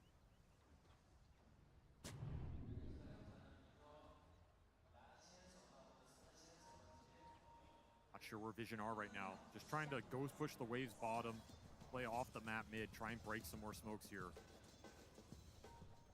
Light Shadow, but they do have the Sword Sentry combo mid. Vision, if they try and shortcut through, they'll be spotted, and they do get spotted trying to play for the power room. Could see this ward here as well. Yeah, they'll handle it. Spirit also losing some vision in this game. And considering the fact they're the ones trying to dodge, it becomes real spooky when you don't have too many wards out on the map. At least Invoker can always go shove. Pretty hard to find this hero Forge Spirit to get the job done. He's going to show bottom just to try and bait some TPs. Nice little heads up play from Laurel. He's instantly out of there. Gem running on both of these mid heroes that are just untouchable right now. It's going to create a lot of pressure on the enemy team. Still, Yatoro climbing that chart. Almost level 25, has the Daedalus and the Harpoon. He's fat. He does a lot of burst damage with the Invoker backup. Whoever he jumps is just gone. Even if you doom him, he's still just got to sit there and cleave. Not me. Straight up an arrow. Blinks back. Did scout Yatoro. Vision gets some information to work with. Roshan spawn time is here, so both teams are going to be playing for that Rosh, trying to get this map control in this area. Long spawn. And counting into the pit. With Blink for Satanic, he's going to buy out going into this Rosh fight. Farmed all this gold for a reason. Good time, yes. Claps is always on point with the voice lines. All right, items coming up. Some additional utility from the Wyvern. We've got the Harpoon Daedalus for Yatoro, and he's level 23. He's getting closer and closer to that 25. We get the God Strength damage. Alongside, as we talked about, all these levels play to Wrath of God, his innate. The hero scales better than maybe he kind of ever has. Invoker looking at a Shiva's next. Got an Aether Lens build up for Not Me. BKB required for Collapse in this game. Vision, meanwhile, Satanic. Trying to go back for a Satanic, replace that Mask of Madness at some point. Notice is just fit, man. He's just full HP. He went all the bracers early. He's going an Aeon disc, and he wants to go for a heart after that. The game plan is let him tank some of the Sven hits. Right. Create some space for this SF. Because you got to remember, we talked earlier about this SF Sven matchup. You have a butterfly timing. He skipped it entirely. This SF item build is really susceptible to the Sven jump. You have no defensive capability other than a really fast Hurricane Pike. On that instant, it's only going to take 3 hits and you're just gone in this game. So he went Swift Blink. This is an insane amount of offensive potential for Satanic. And it requires the other 2 cores to set the fight up for him. Go on some targets, let the SF Swift Blink in, BKB, start hitting them. His damage is also going to be insane in this game. It's all about the jump. Who gets more information for their team early on? Who's able to set the control up? And this is one of those games where having instant stuns counts for a lot. That Lion, that pesky Lion, if you can find that clutch hex on a core that lets you jump and BKB first, it could be everything. You have to keep buybacks in mind as well. This is one of those games where you commit a lot on the initiations on the side of both teams. You have to keep the buybacks in mind. The second round of that fight can win you a Roshan, can win you some of these later team fights. Especially with how tanky these 2 offlaners are. Bear making a move. Smoke up across the other side of the map. Vision. Are they going to get caught by this? The Ember Spirit might show. He's the one with the gem, too. They cannot afford for him to be jumped on here. Very sneaky move. They're taking the long road around. Light chain, so he kind of shows Team Spirit drop a very deep lane ward. That's a great obs. But they're patient on this. It might pay off. The smoke is running out. They see 9 class not wanting to. They don't want to force the fight under the tier 2, jumping a hero that likely has buyback in this situation. Would not have ended well, so they give up their obs back through the gate. There is a Tormentor on the other side. Yeah, there is. They would be kind of forfeiting the Radiant side Roshan, potentially, which they Sunstrike. It's going to switch sides now. You're okay playing down here. How many wards do you have left to plan for the fight, though? They have no obs left. Yatoro feeling like Vision can't get here fast enough to take that tier 1 tower, but they are going to be here soon. Already catching Not Me. An arrow to the knee, tries to deal with the ward. He's going to die. No one leaves him for more. Trying to get the BKB out of Yatoro, who harpoons pretty far away. He's going to blink. He really wants to hold his BKB intact. Could be able to here. Actually, I don't know. Satanic, he's super fast. Yeah, you have the BKB now. Gonna have the BKB TP. He's Sorrow. so long. He's gonna be spotted by the Doom, and now he's just caught killed. So greedy there with the camps. Yeah, no respect whatsoever for Vision potentially scouting him out here. Maybe just underestimating how much they were going to commit for that kill. It's one of those instances you're thinking to yourself, there's no way they chased me to the corner of the map, right? Well, they did. And that SF is really fast with that Swift Blink. That's Roshan. Didn't even get the fight for it. Yeah. Every core pick off in this game is going to count for so much. Look at Noah, pushed so far outside of the pit. He's making sure the Winter Wyvern can't get close. Even maybe getting a jump here on Laurel that forces his BKB. He's going to drop the Meteors onto the Dark Willow, hoping he gets a kill in return of that BKB unit. Oh, what is happening in this pit? Taking a Rue. They actually, yeah, Collapse are going in. Oh, Collapse, Satanic Hurricane dude piked himself outside of the pit. If Roshan can't kill it though. But Collapse can't finish it off. He's going to get killed. And Roshan, he got it. He gets the steal. A massive pick up by the support. The man with the least net worth makes the biggest move. What a snatch. Just when you thought there's no way Spirit do it again, they do it again. A sick read in that situation. It does cost them a couple more heroes, but well worth it to take an Aegis out of this SF's hands when Vision needed this to push the net worth advantage on top of Satanic and threaten that high ground. Now you miss that window, and you're left sitting in this game thinking, we want to go high ground, but can we go high ground without an Aegis? Who's going to tank all these jumps? Who's going to go first against the Invoker, against the Sven, the Lion Hex? Without a save, this is where not having that save for the SF really hurts you. Aegis is supposed to be your save. Here comes the Chains Arrow. He's got to dodge this one, but he can't dodge the stun. Oh, Satanic. Wastes no time. BKB, amp damage, goes to work. That is a big pickoff. Might be able to just run down the mid lane here. Rue may have pulled off that great move, but Spirit are still crumbling in the bigger picture here. Yeah, they're bleeding a lot of kills right now. They played that 10 to 20 minutes really well around the map. This 25 to 35 has been Vision's. Building a significant lead. Getting this SF to the big 25 talent. He really hurts with these Raze connections. Some big crits, serrated Shiv on top, insane attack speed. 3,500 HP. He got Pendulum as well, so a little survivability here for this SF. If he does not die in the instant burst and he gets to swing back with the Satanic hits, you're going to be in big trouble. There is so much burst with a Sven. And an Invoker. Hex turn back, not me. Nice two-man stun, but no way to get out of still here. be run down all the same. Power of the Ember in this game. No one can just run its supports, make their life miserable. Nothing they can really do about it with so many remnants to play on. He's also almost level 25. It's going to be a big talent in this game. Vision are coming alive here towards the end of this mid game. Yeah. Really putting the pressure on Spirit. I don't think we've seen 5 Spirit heroes alive in the last 5 minutes. Just always someone dead. Always someone getting forced off the map.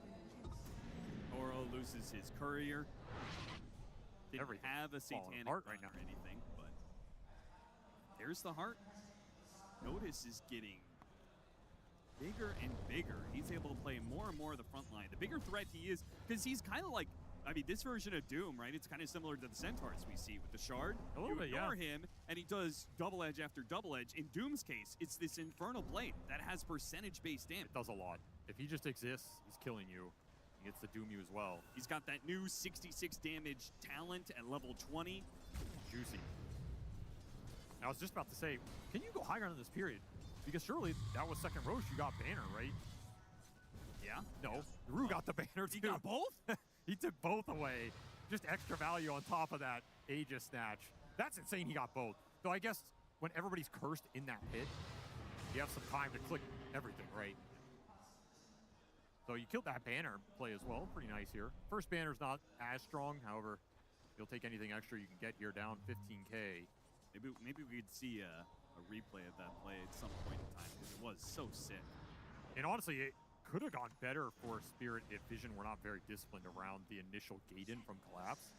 Because if they just kill Roche there, I think there's a very high chance Collapse snatches it with his record. They definitely did not panic. No, they just said, okay, we'll leave Roche, we'll just kill you. You don't have the damage to finish it. It was a smart read of the situation as Light Shadow, they've got some entrances here. They can go after the Underlord if they want. BKB instantly going out route, trying to get away from this Ember Spirit, who just keeps hunting them down time and time again. Good force staff, gets him away from the arrow. Collapse also takes that one up, and no one has to give up on the support. He's been able to get these kills most of the time, thanks to the Aghanim Scepter. Not here. The big bailout. You don't want to die near your base right here, given easy high ground. Sven did hit 25, by the way, and they did get Conjure Catalyst on the Invoker, so the damage is picking up. They're just parking this Doom on the front line. Aeon Disc, 4,000 HP Doom. This is not a target you can jump lightly if you are Team Spirit here. Gotta find a different angle, a different path into the fight.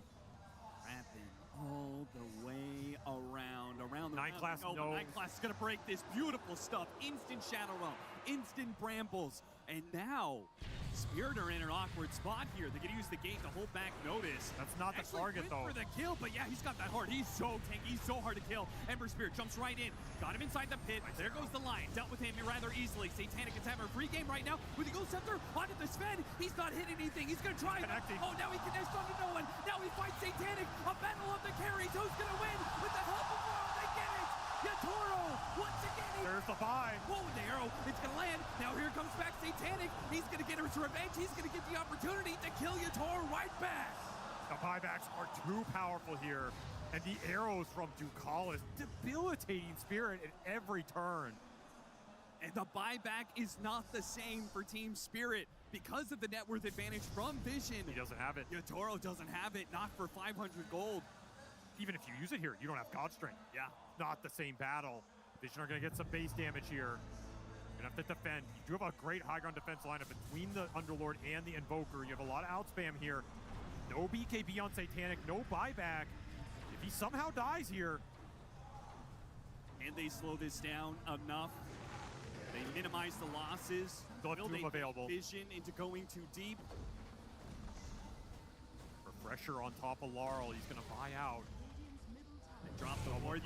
They're looking for an opportunity to end the game. They want to see if they can get a fight going while the Sven is dead.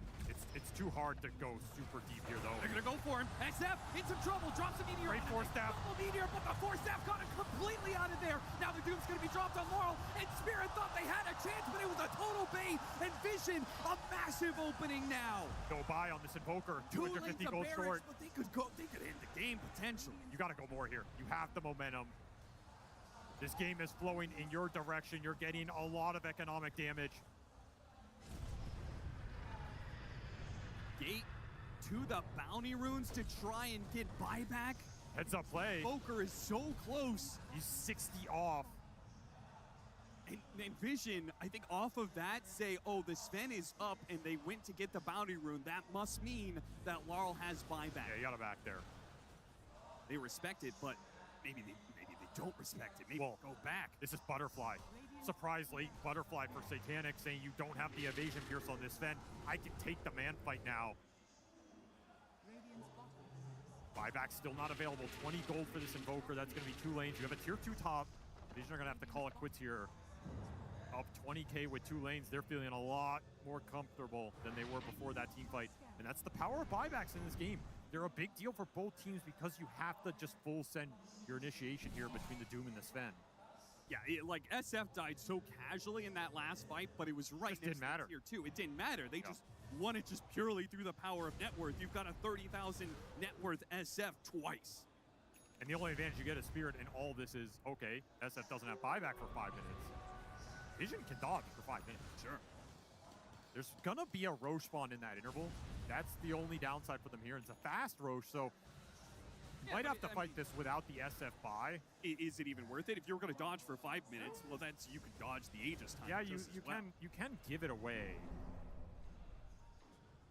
It doesn't feel good to do though. Put the ball in Spirit's court. Let them try and use that Aegis against you aggressively. The thing is, you're missing 2 core buybacks. You bought the Ember as well. You give Aegis to them, they take some aggressive fight and you die. It's also a spooky situation. However, Yatoro, he's going to take the time to try and farm towards that MKB, deal with the butterfly threat before he has to fight it heads-on without the evasion peers. Not a bad idea here. That SF is incredibly scary right now. Full Wind Waker for Ducalis, by the way, quietly having himself a game here with the arrow lands, and now you get a save in this lineup, which is huge. There is no nullifier in this lineup right now. No way to deal with the Force Staffs, the Wind Wakers on the Shadow Fiend. No, this team has all the same game plan because Notice has queued up a Wind Waker as well. Spirit, they're hugging a high ground ward. You do not want to fight Spirit. Fire. Underlord picks one up. That's incredibly clutch at the right time. If they think the Wind Waker is the be-all, end-all save and they don't have an answer because Sven's not going to get a nullifier, they might just be shocked to see the Collapse has picked one. Spirit are all in, though. They have no buys available. They have a Wyvern buy, not really relevant at this point in the game. Their cores are just all in. I mean, in some way. They got to Laurel's buyback. He's going to hold it here. Vision's pretty all in for this fight. They spot Laurel. Tornado trying to stop the initiation. Look at 9 class. Expected, they back away. 9 class in the back. Sneaking in with the Moonlight Shadow. What an angle. Vision on him. What a stun. At the same time, they jump on the Lion. It's a masterpiece of initiation from Vision. Now Yatoro, a must-win fight. He's not winning this. Satanic. He's not winning this. Off the carries, trying once again, but he pulls back in, but it's not gonna work. It is just Satanic now. Collapse is holding this, try and get him with the pin. They're gonna drop the meteor. Big meteor. Panic, but they can't handle him. This carry is too much. There's another one. First, he can't kill. Notice another meteor gonna be dropped on him. Sunstrike. There's the Wind Waker. They get the save. Ducalis gone. Still alive. A tornado, Laurel on the run, but they are done. It's over. Satanic is taking it. Satanic wins the fight. GG. He is the #1, knocking out the other #1. You are not #1 anymore. You are just another casualty on Satanic's climb to the top. Vision's climb to top 3. Vision closing it out in just the most beautiful way. A perfect initiation. You couldn't ask for better. And I think that's what defines this team. Their support duo is so obnoxious to play against on the map. In the team fights, they always have some weird angle. 9 class. He's sitting on that high ground. The jump from Notice, too, with the AoE stun hitting 2, setting up the terrorize, setting up a beautiful initiation for December to just go in and wreck them. Caught Spirit off guard completely. They just don't get a chance to play that fight nearly how they want to.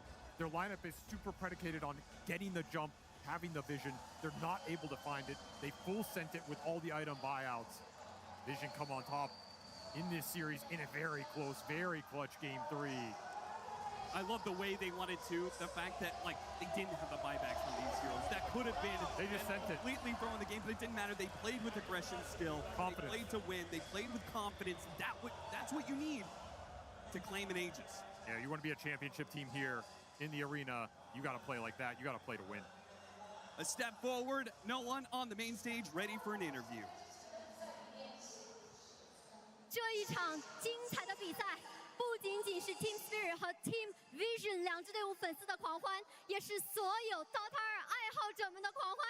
朋友们，你们看得还开心吗？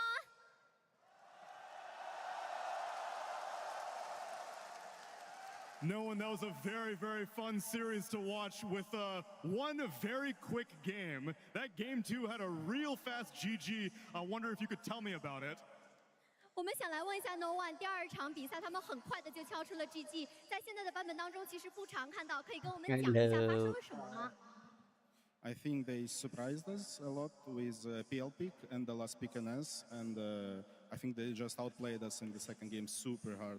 Like this clocker is so annoying for us. Like props to this guy. I think they just outplayed us super hard.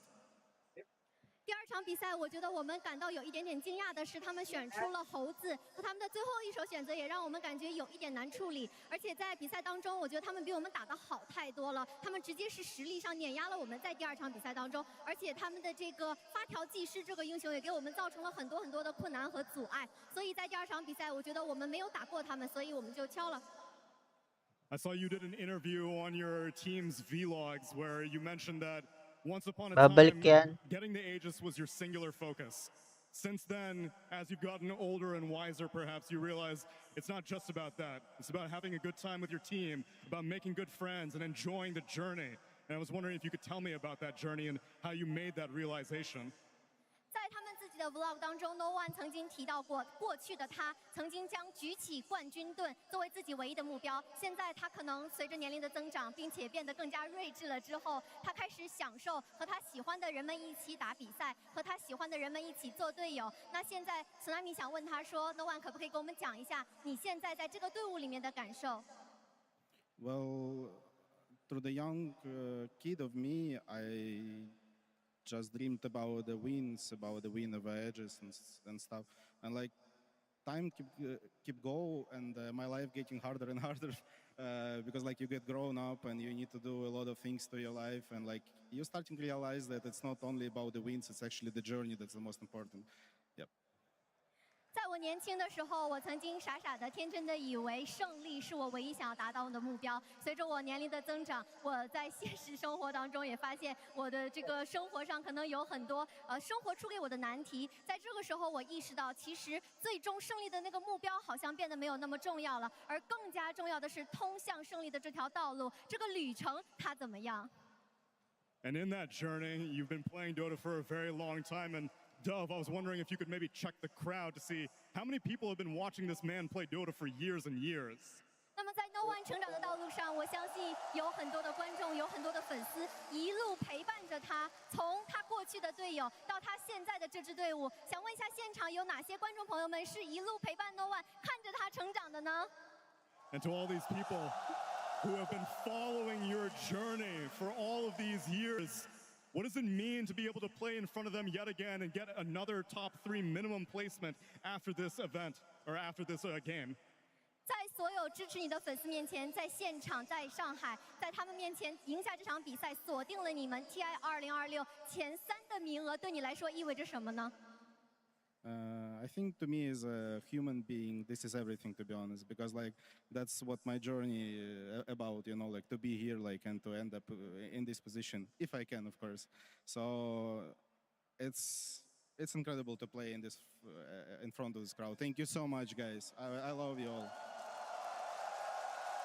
生而为人，这就是我刚刚所讲的，这就是我所要体验的旅程。在这里，在大家在现场这么热情的粉丝面前赢下这场比赛，对我来说意义非凡，非常感谢你们，谢谢。最后，让我们把掌声和欢呼声送给 No One， 送给 Vision。 So beautiful from No One there. A top 3, back-to-back top 3s for himself, for Team Vision here. TI last year, it ended in 3rd place for them, but I feel like the way that they could bounce back and be so candid of, we got simply outplayed in Game 2, and we wanted to come back even stronger in Game 3.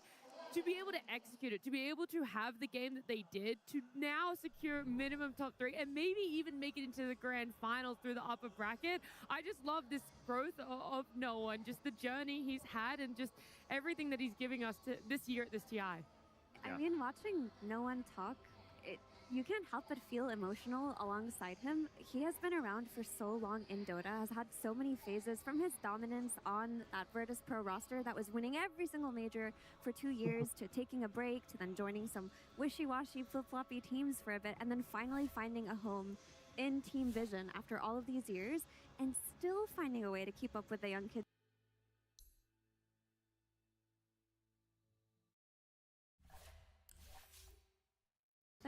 Yeah, it's genuinely, I think he's one of one in that I don't think anyone else has been the best in the world, fallen off quite a bit, become, I don't know, sort of a mediocre player for a long time, and then go back up again. Like, that arc, I think, has never been done in the same way that he has. He stands alone to me as someone that was the best mid player in the world, and then whatever, and then the best mid player in the world again. And so I think he deserves all the praise in the world, not just for like how he's changed, I think, emotionally and his maturity over time, but his gameplay. And to do that arc is astounding.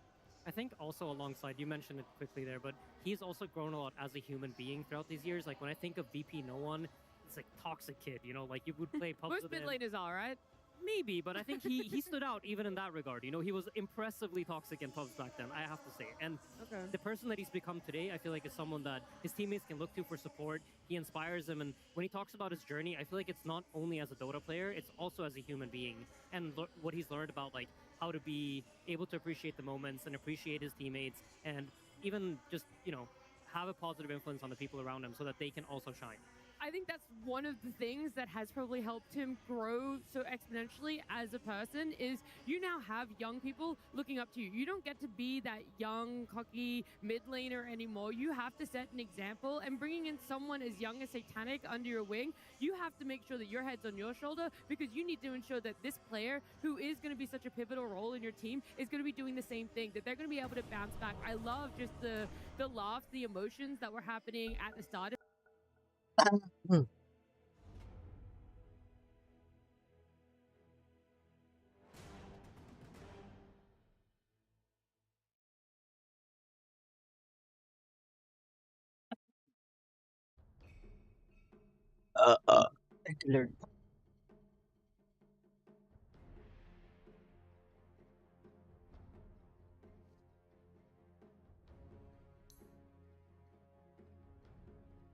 10 seconds remaining. 5 seconds remaining.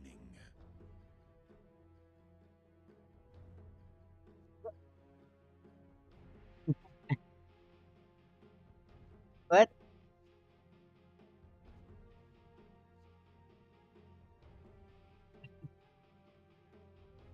Oh, okay. AI. What the heck? Your turn to pick.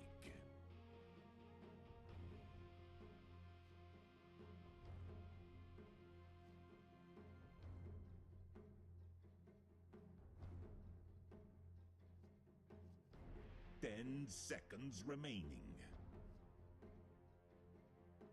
5 seconds remaining.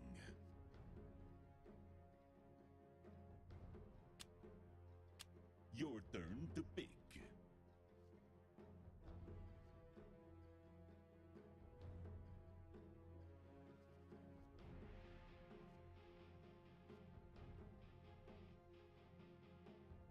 Ten seconds remaining. 5 seconds remaining.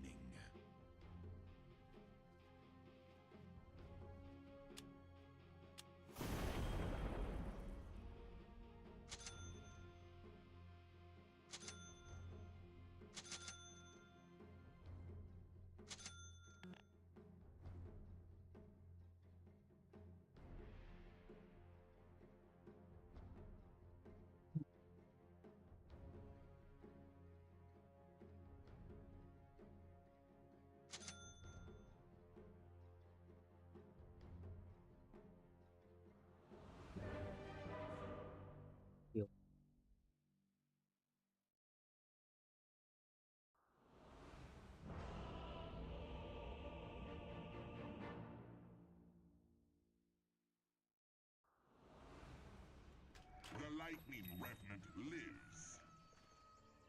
Conduct me where you will. Prepare for battle. Agreed. It's in the bag. I go.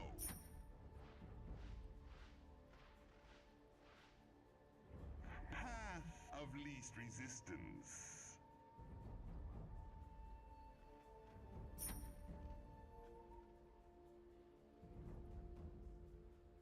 Onward.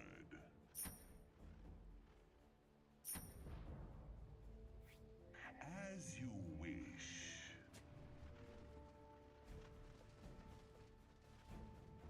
Agreed.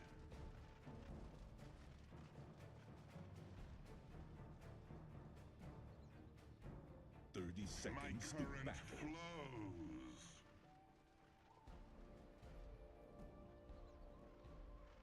Quick as lightning.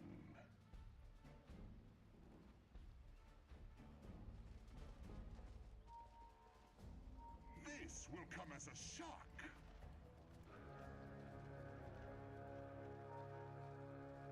Of course. I want a nice, clean fight. I enter the fray. I go.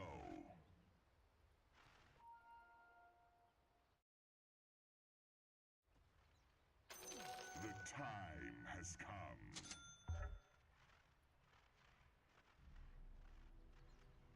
Very well. Well, Conduct me where you will.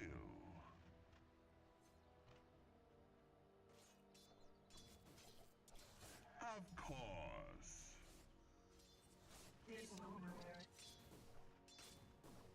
Quick as lightning. Radiant's courier has been slain.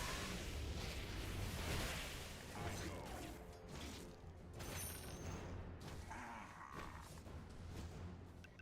Conduct me where you will.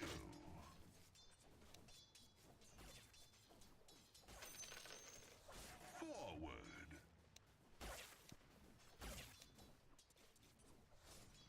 Whip you into shape.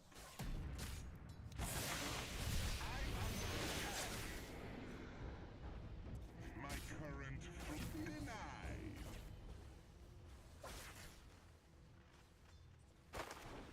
I go.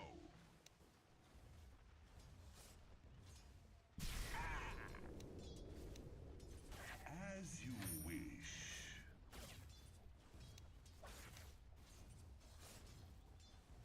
Direct.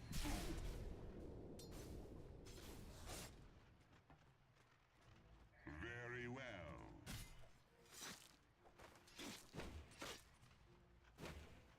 Feel my power.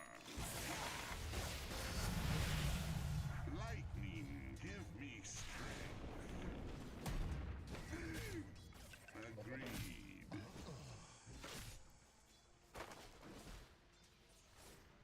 Onward.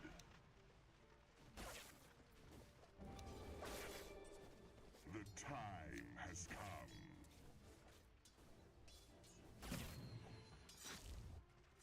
Path of least resistance.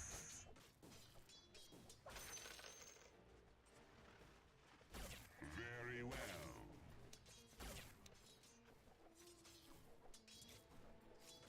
Ride the lightning.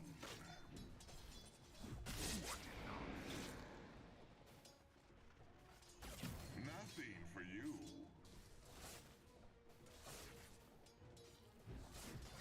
The time has come.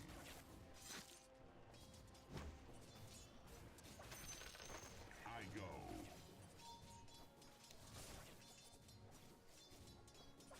Path of least resistance.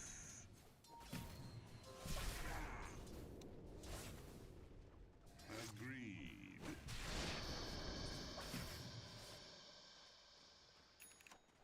Onward.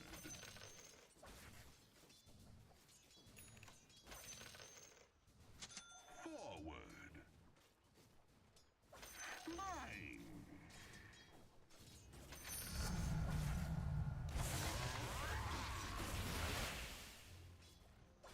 My current flows.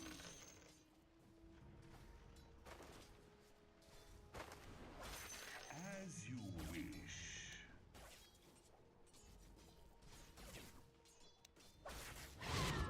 Conduct me where you will.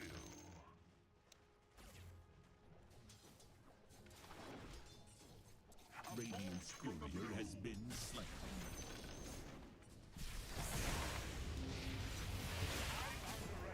Your power flows to me.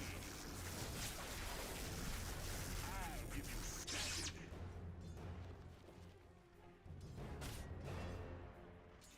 Of course.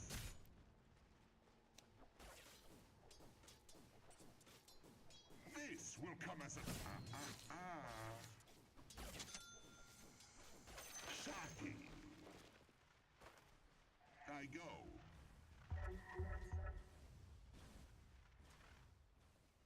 Agreed.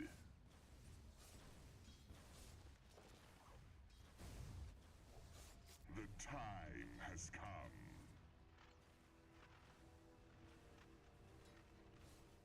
Quick as lightning.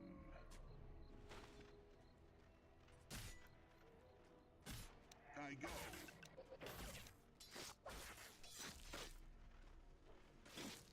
Very well.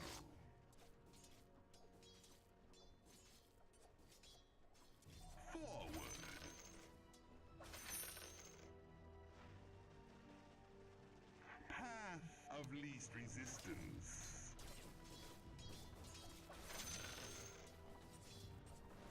My current flow.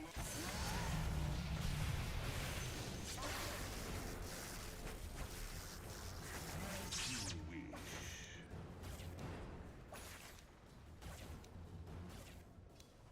Conduct me where you will.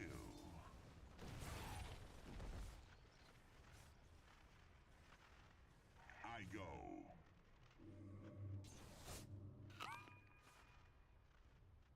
Of course. Your middle tower is under attack. Onward.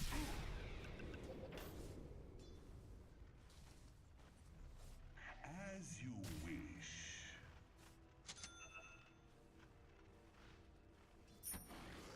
Conduct me where you will.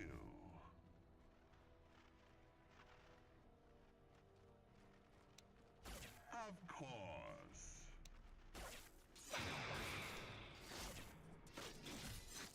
Very well.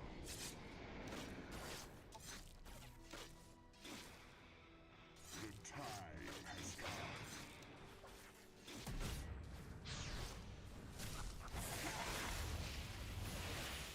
I'm under attack.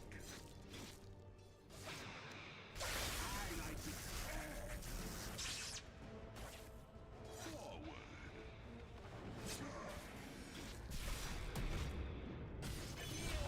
Your middle tower is under attack. Discharge my life.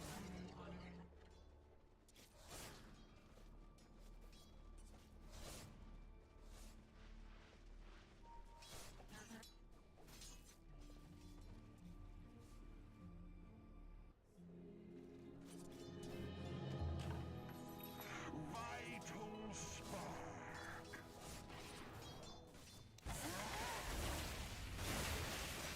Attack. Quick as lightning.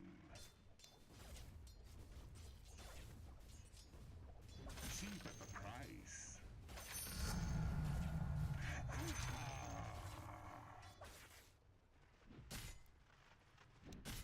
I go.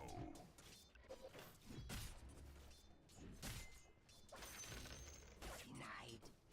Path of least resistance.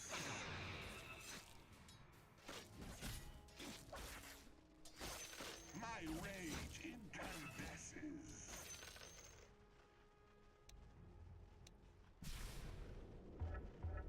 Agreed.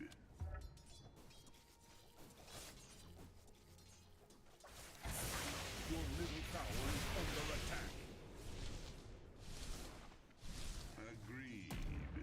Conduct yourself accordingly. Very well. Your top tower is under attack.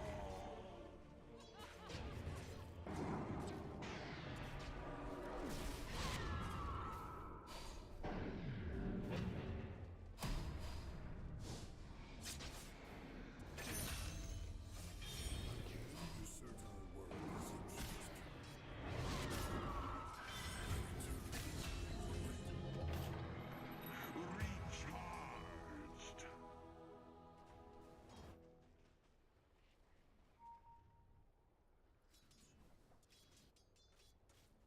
Forward. Your top tower is under attack.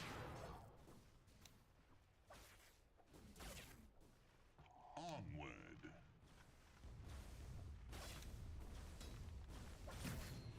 Quick as lightning.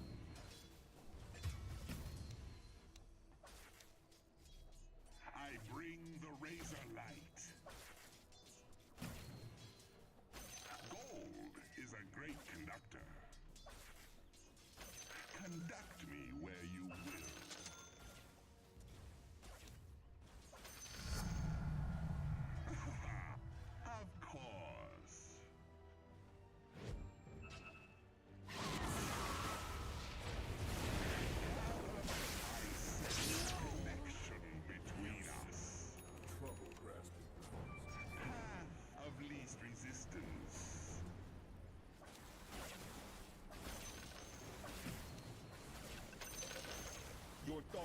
tower is under attack. You into shape.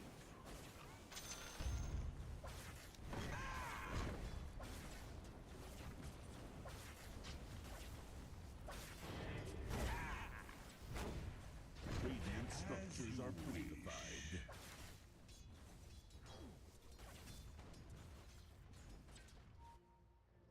The time has come.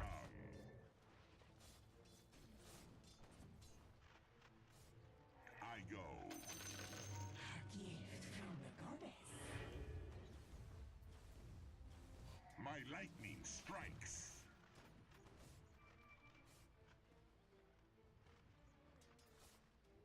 My current flows. Your top tower is under attack.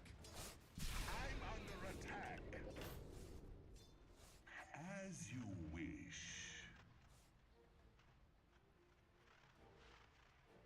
I'm open all night. Agreed.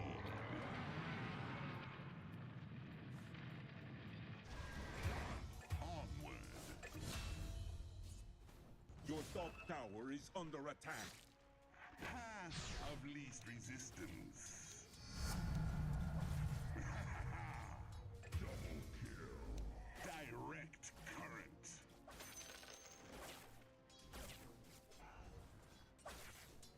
Your top tower is under attack. Your top tower has fallen. A lucky find. Of course.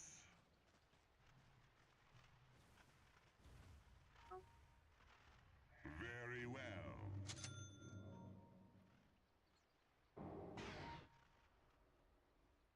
Conduct me where you will. Your little tower is under attack. The time has come.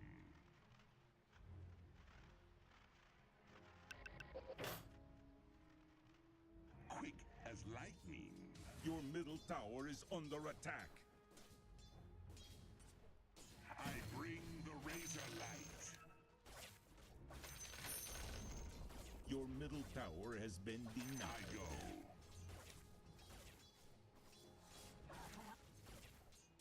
Denied.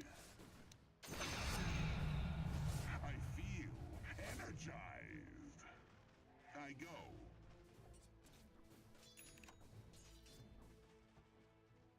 Quick as lightning.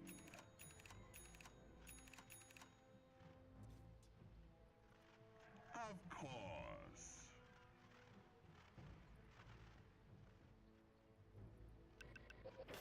Forward.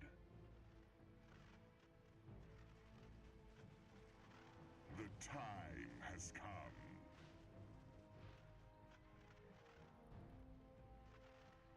I go.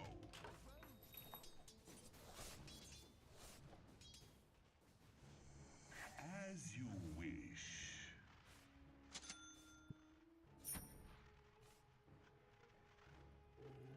Agreed. Your bottom tower is under attack. Path of least resistance. Gold is a great conductor. My current flows.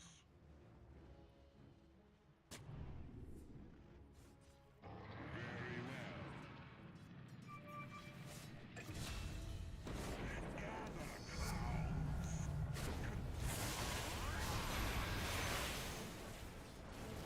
I raid.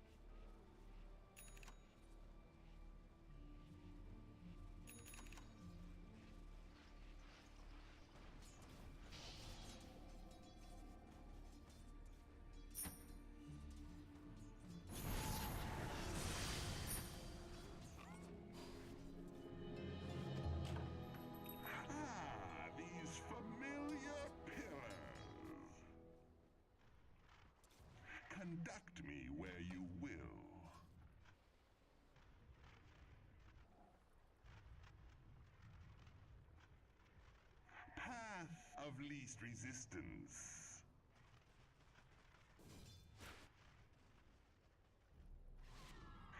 As you wish.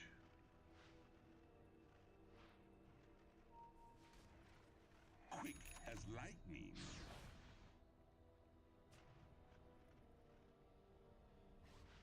Onward.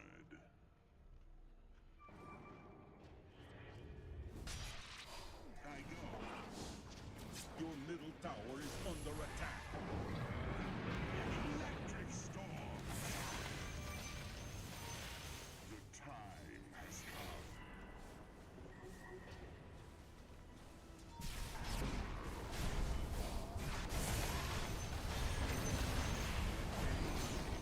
You can't escape the underscape. Very well.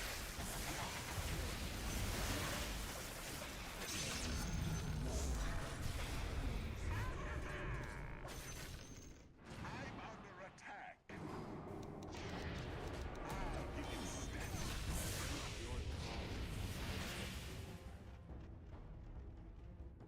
Of course.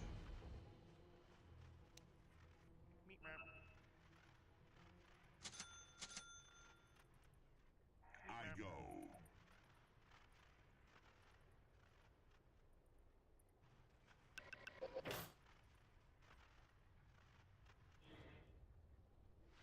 My current flows.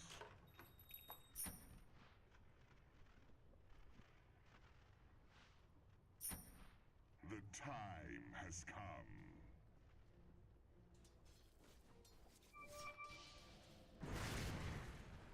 Whip you into shape.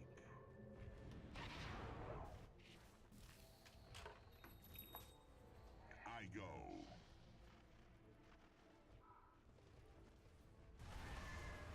As you wish.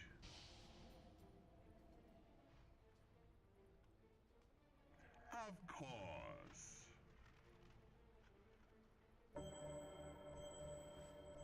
Path of least resistance.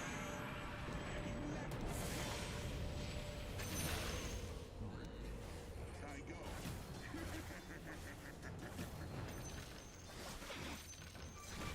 My current flows.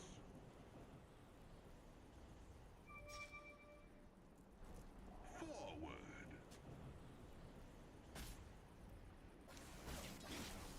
Quick as lightning.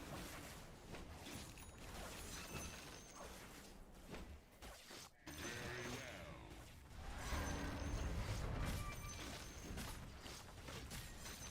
Radiant structures are fortified.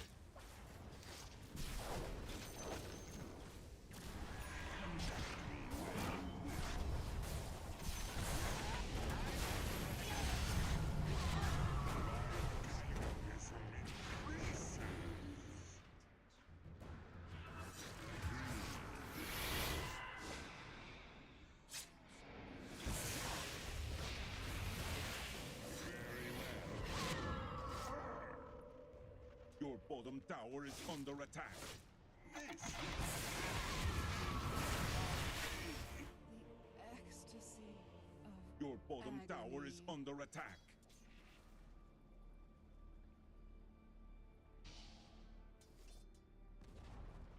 Your bottom tower has fallen. A golden thread.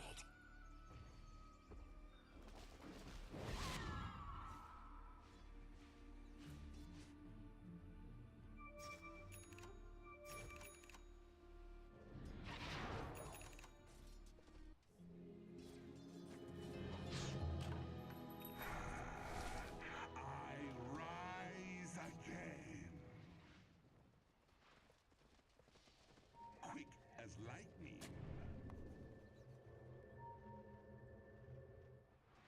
Your middle tower is under attack. Conduct me where you will.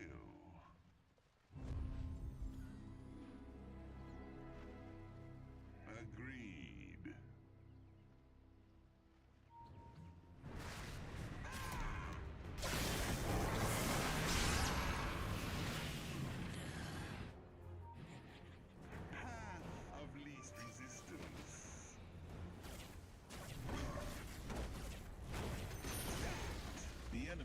bottom tower has fallen. My current flows.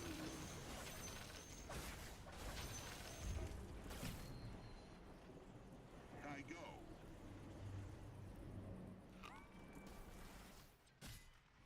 Of course. Manual relocation. You can run. You should run. Forward.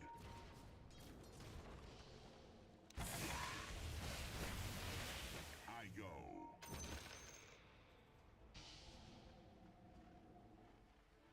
Your middle tower is under attack. Radiant structures are fortified. Your middle tower is under attack. Quick as lightning.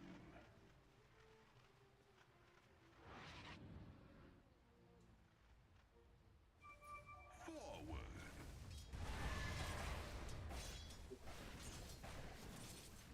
Of least resistance.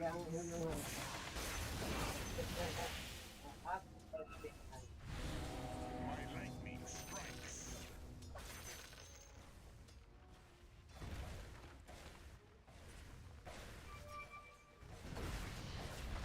As you wish. Dire's courier has been slain. Feel my power.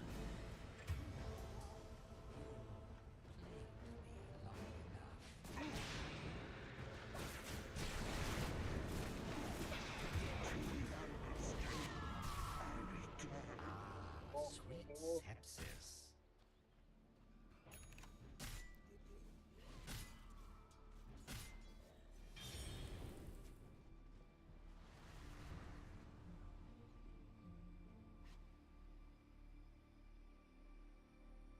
Your top tower is under attack.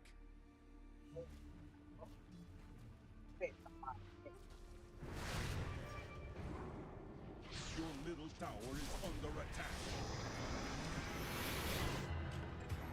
From a spark, I grow.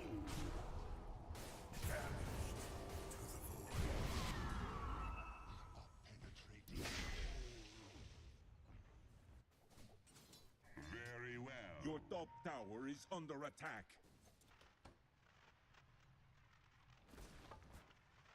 Your bottom tower is under attack. Your top tower has fallen. Agreed.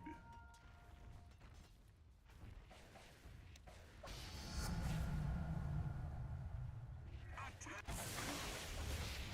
Your top tower is under attack. I go.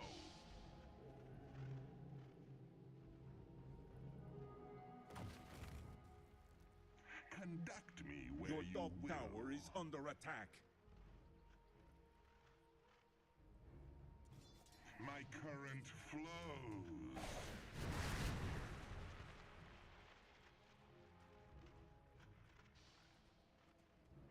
I go.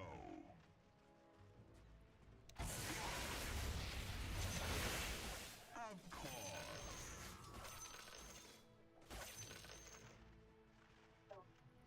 Onward.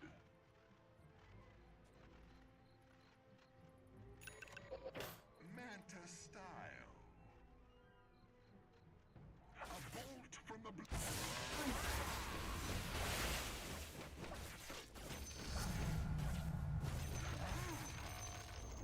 The enemy's middle tower has been denied. Quick as lightning.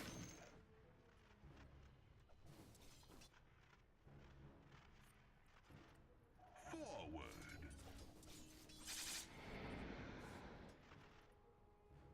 My current flows.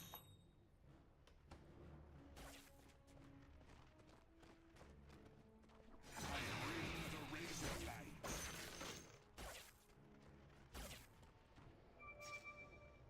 Path. I'm not ready.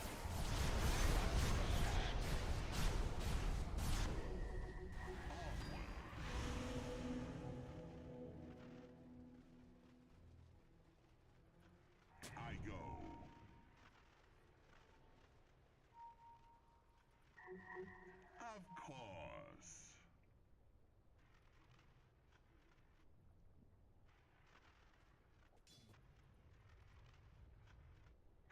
As you wish.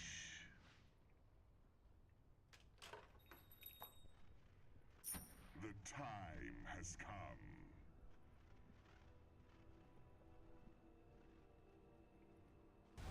Agreed.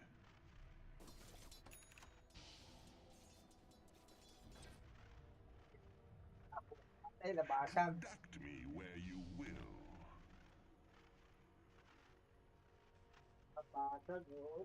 Very well.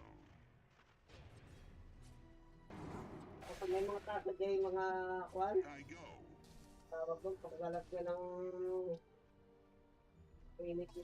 I go.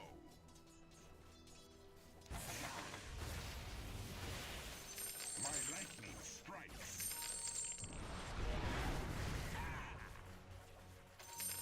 Path of least resistance.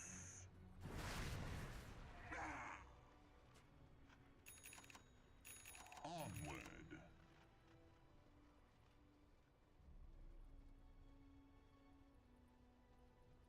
Forward.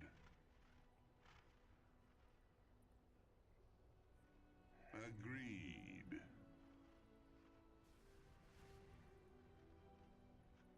Quick as lightning.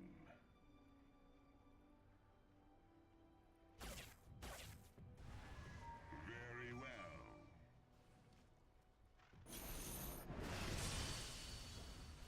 I go.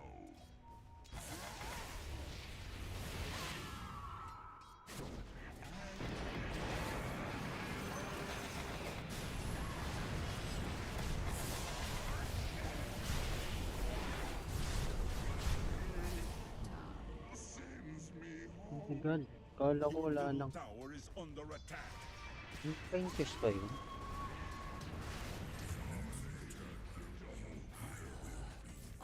Your middle tower is under attack. Your middle tower has fallen.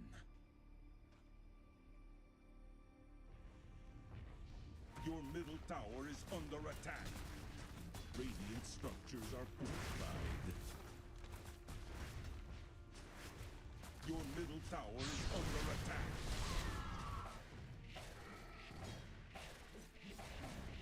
Your middle tower has fallen. Dire structures are fortified. From the underscape, I return. Your middle barracks are under attack.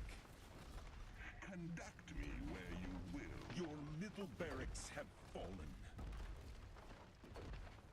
Your middle barracks have fallen.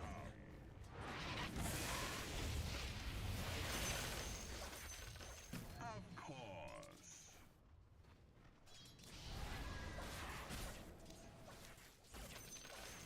The time has come.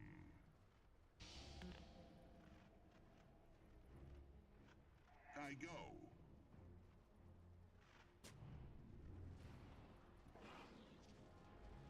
Path of least resistance. Dire's courier has been slain.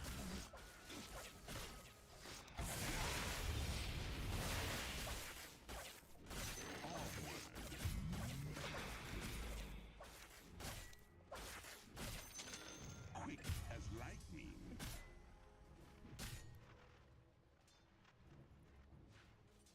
My raid.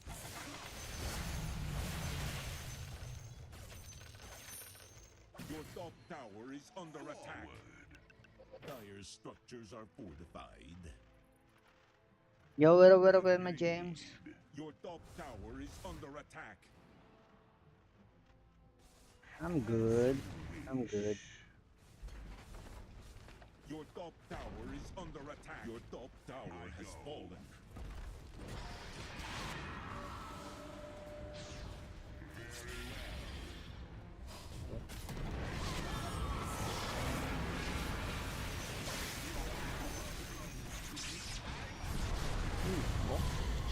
Tawag na. Naman ang manta ko. Your top barracks are under attack. Your top barracks have fallen.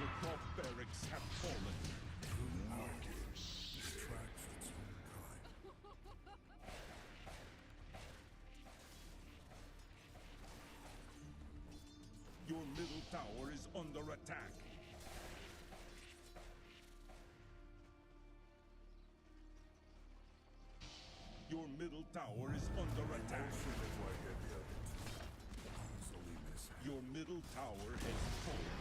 Your middle tower has fallen. Oh my god. Your ancient is under attack.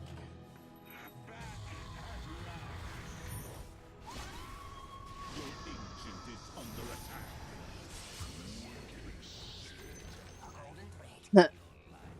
I'm just starting. Radiant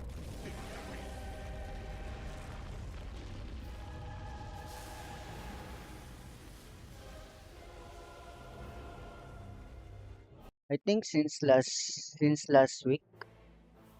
Yeah, since last week. From the Philippines, how about you? Oh my god.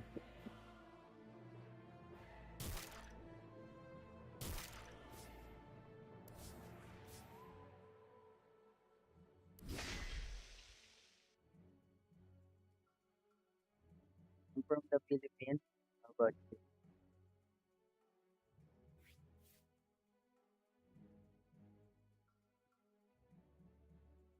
Do you know Dota 2? Are you playing as well?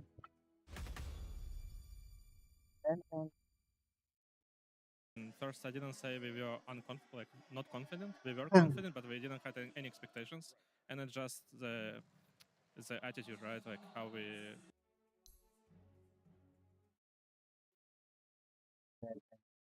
Here play every game like last, try our best. Let's see if your best pays off. Excel, good luck in game number.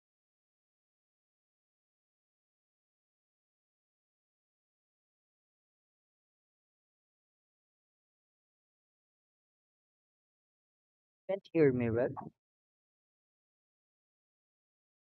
From the Philippines. How about you?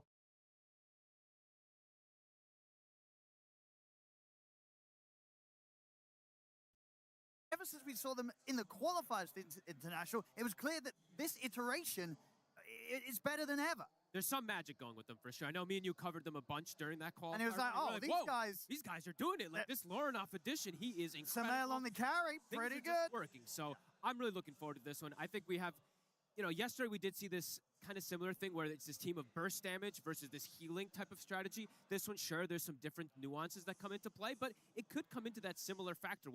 Will they have enough damage to burst through the healing? And is it going to come too late at some point for the side of Yandex? Because I do look at the side of Nigma, just like Insania finished the panel with there, there's definitely the potential for them to win these lanes and kind of snowball that factor.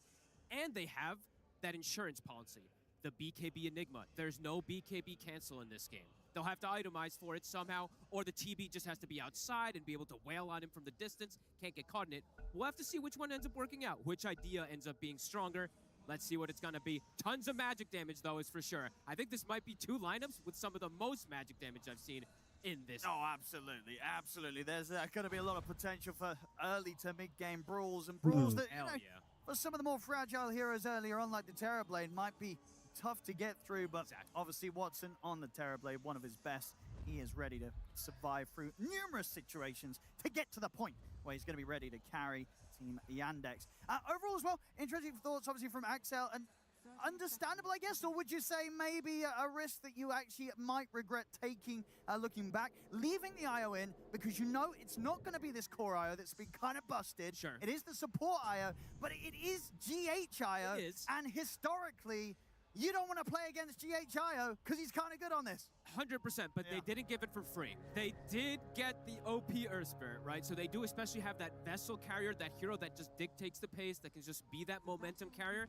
The question is he going to be able to carry that early momentum for the team to get to those later stages where the TB is going to be that turret?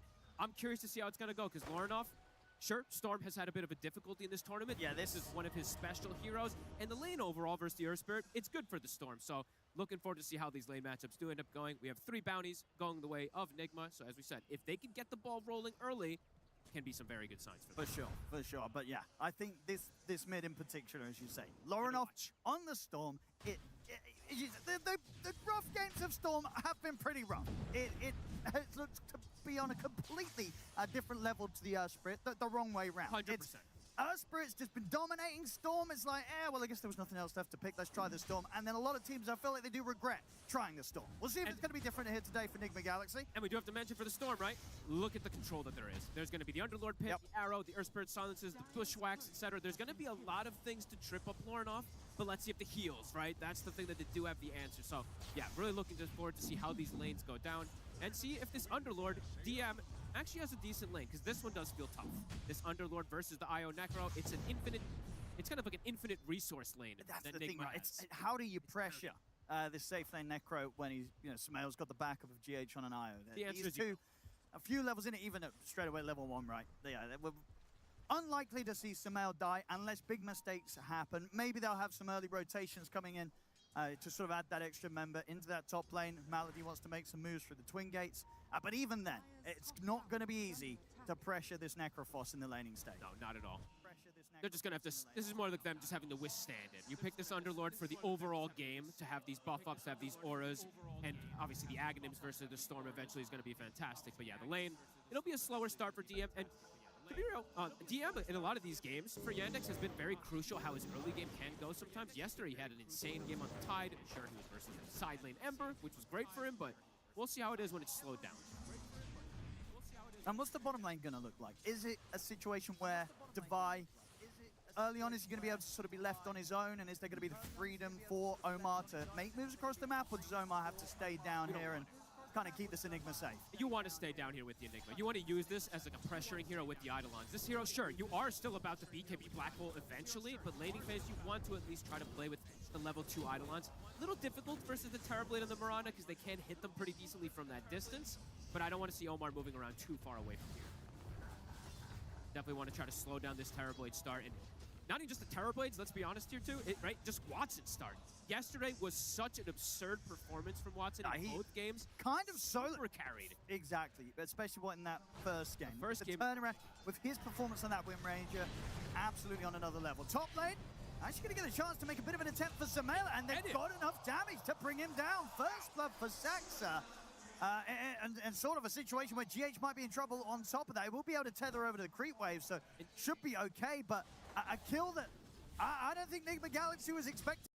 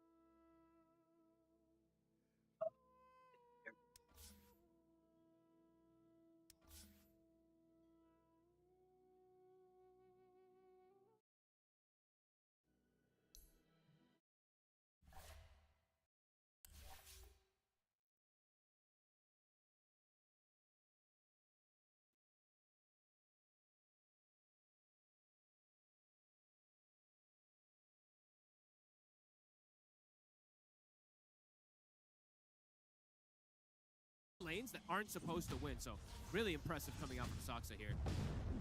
Keeping that harassment going, getting some good bounces onto GH also. Roll here for the water rune. Shira Jr. able to get in time and make sure that Lorenoff's not going to be able to get the bottle refill. So matchup though, we're seeing Lorenoff, he is ahead, 28-3 to that 20. He's doing well. He's doing very well as we expected him to. This bottom lane though, I kind of thought Devi would get a little more out of this.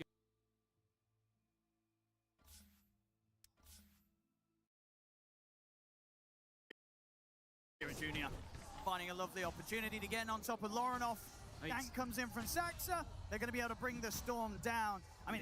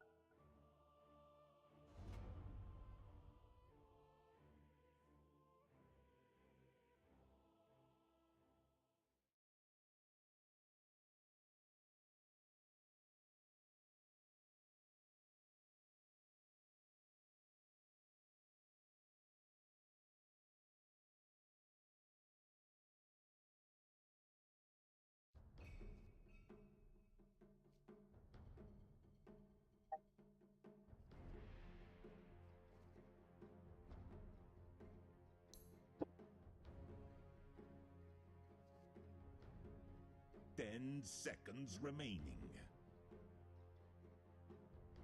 5 seconds remaining.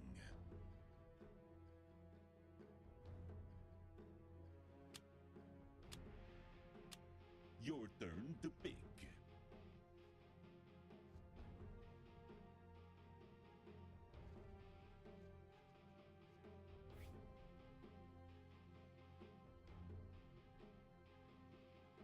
Ten seconds remaining. 5 seconds remaining.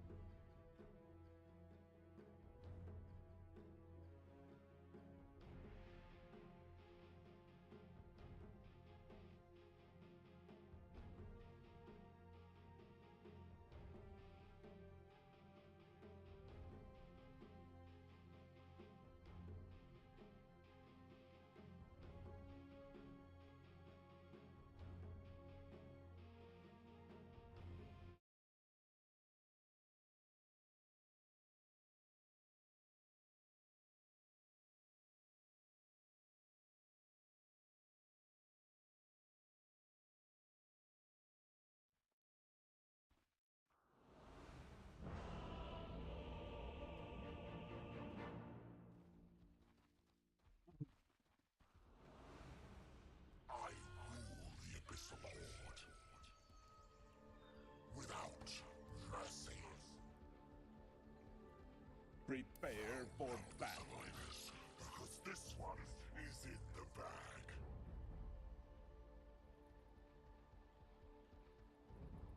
I bring darkness. Oh yes.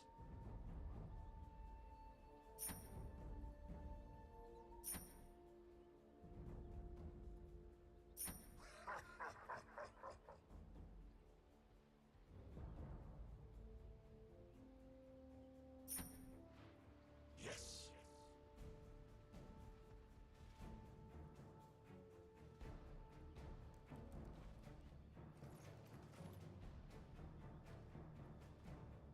To the 30 seconds to battle.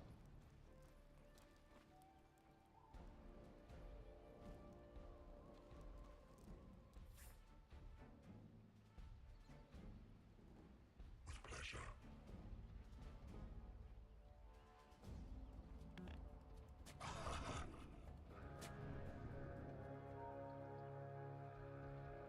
Immediately. The battle begins. Of course. Behold me and despair. Absolutely. The pleasure will be mine. Oh, you found me.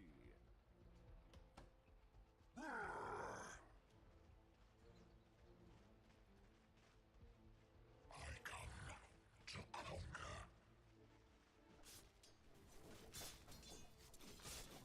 Seize if I don't.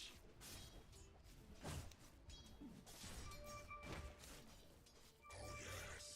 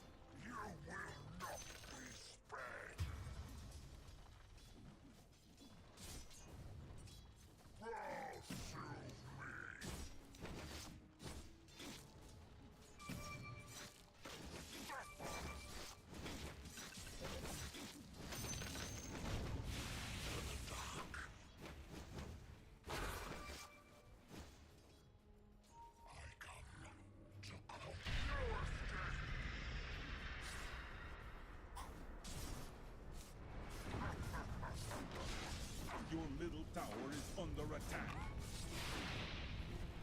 Of course.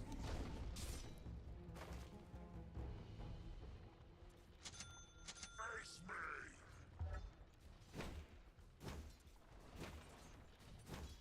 Your guts will spill.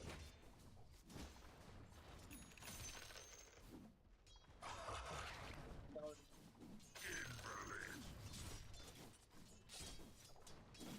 Oh yes. Darkness spreads. Seize if I don't.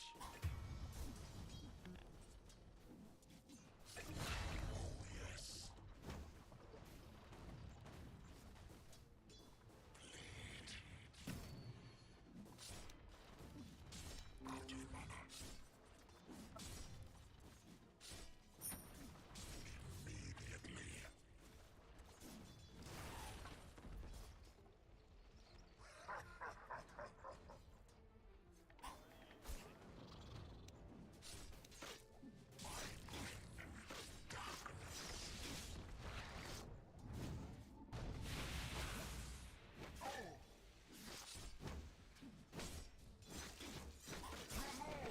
Is under attack.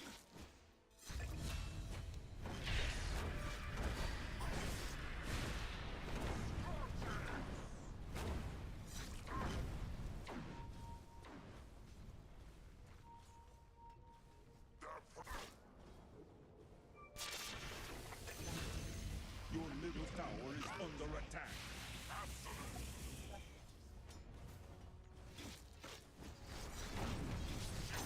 Your middle tower is under attack. I will teach them obedience. There is no hope.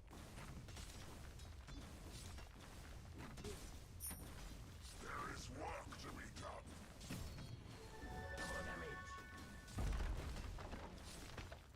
Attack.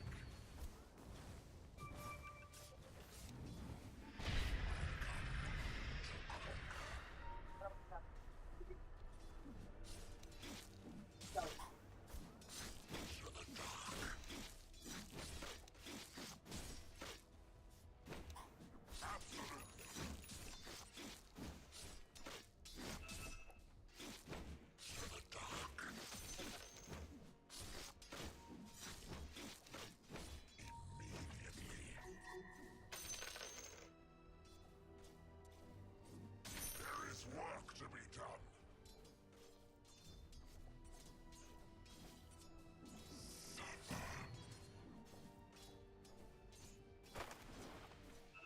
Seize if I don't.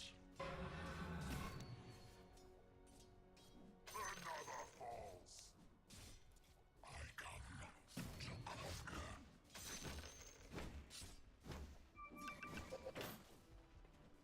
Despair.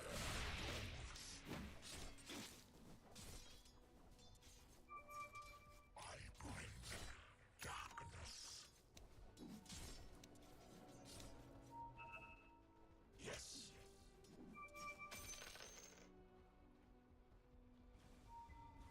Oh yes. We can go top. We can go top. Gate, gate, gate, gate, gate.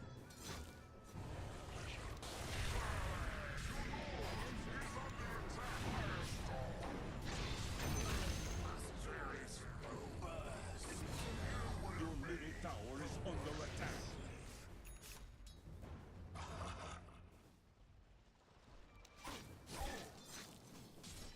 You will not be spared.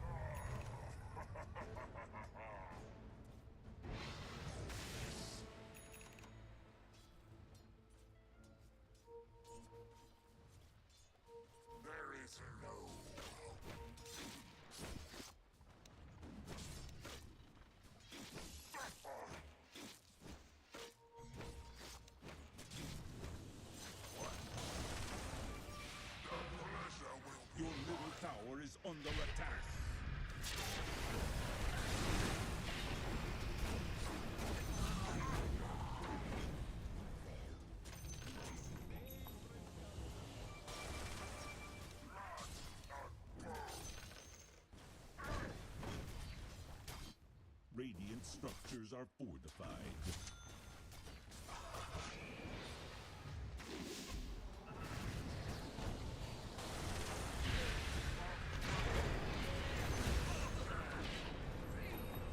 Your bottom tower is under attack.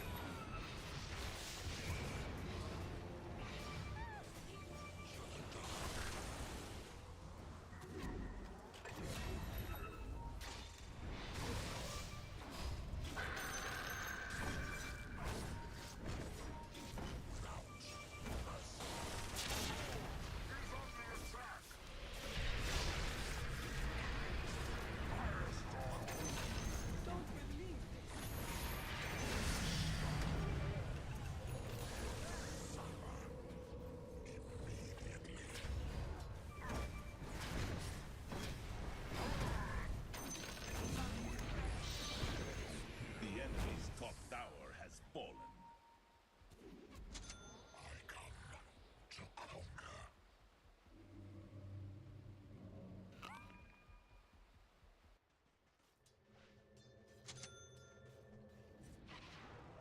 Despair no goal. That was unreal.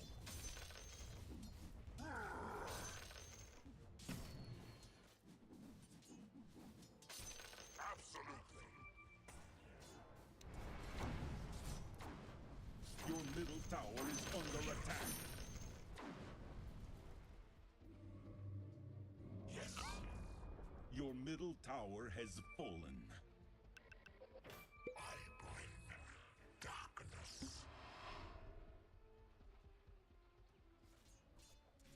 There is work to be done.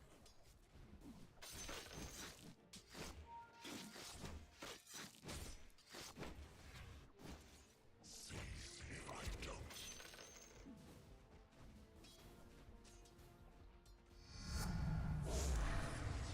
Is its own reward. I come to conquer.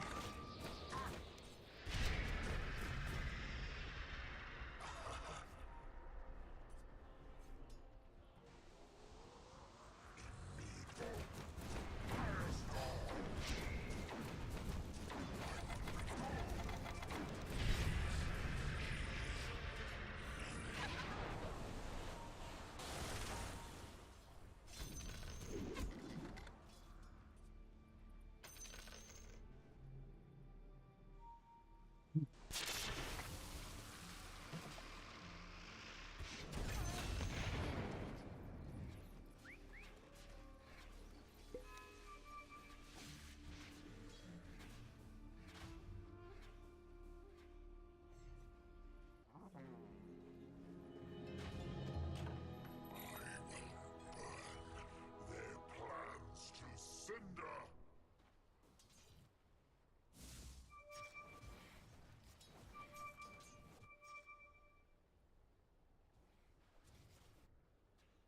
The pleasure will be mine.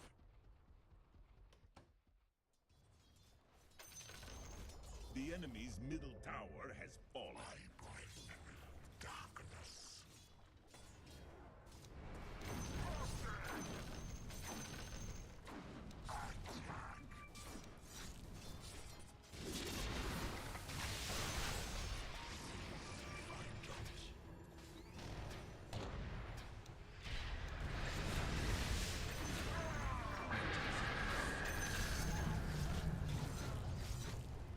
Yes.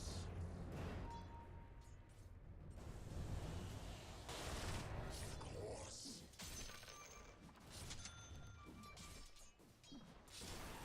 Your guts will spill blood. Oh yes. To the dark.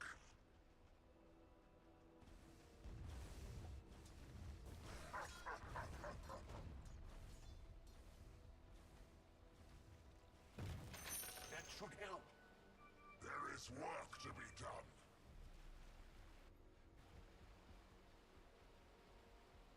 Absolutely.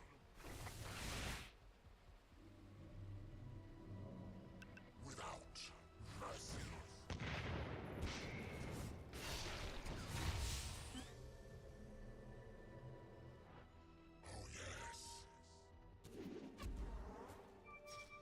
bottom tower is under attack. Despair moves.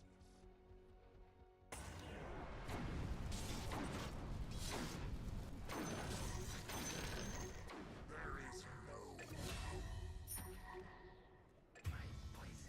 Your bottom tower is under attack. despair moves.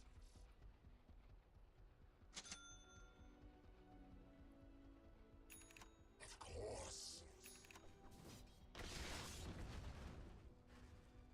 Absolutely.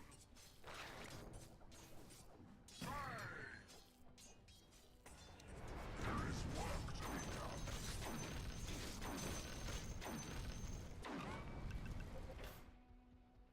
Oh, yes. Seize if I don't. I come to conquer.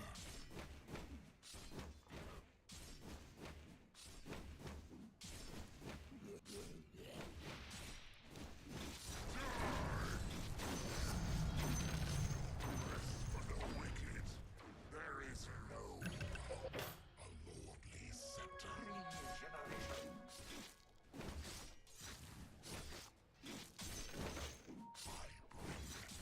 darkness. How to die?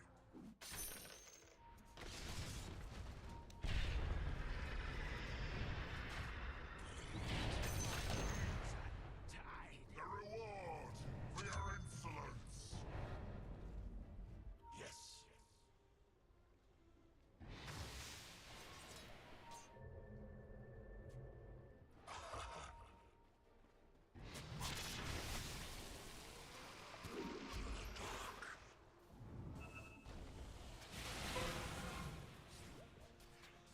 Pleasure.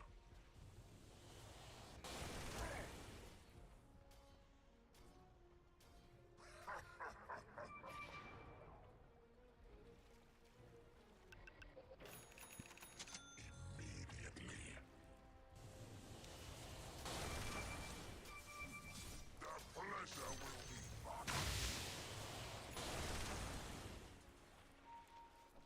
Oh, yes.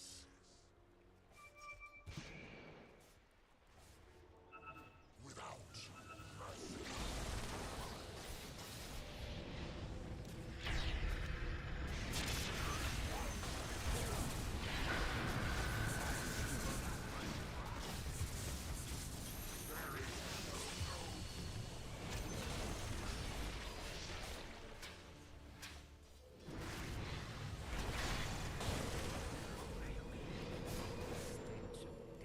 Death is upon you.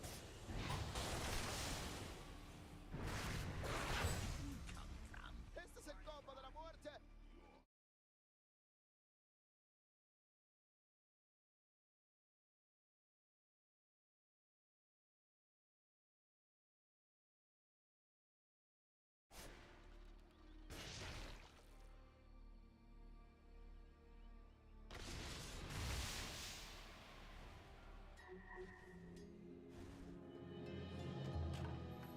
Torment continues.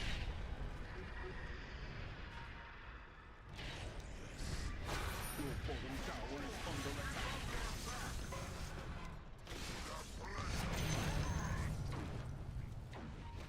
The chasm claims you. Despair moves.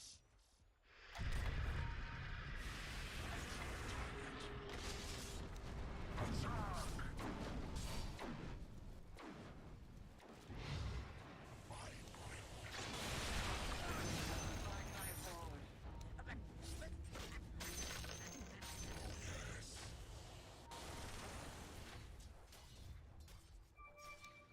Your top tower is under attack. Radiant structures are fortified. Dire structures are fortified. Your top tower is under attack.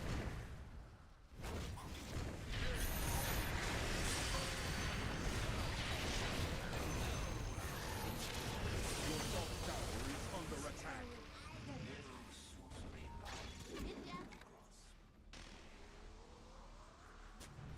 Your top tower is under attack.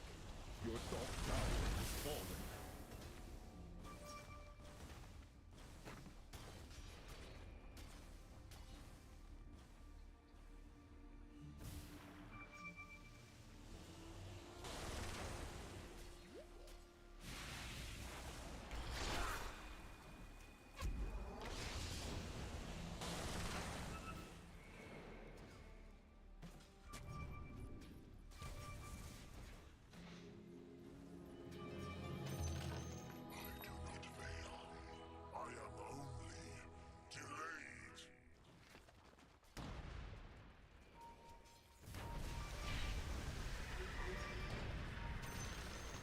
The enemy's bottom tower has fallen.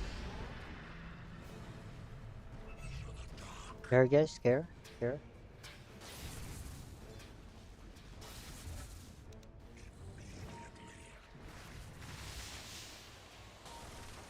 They should.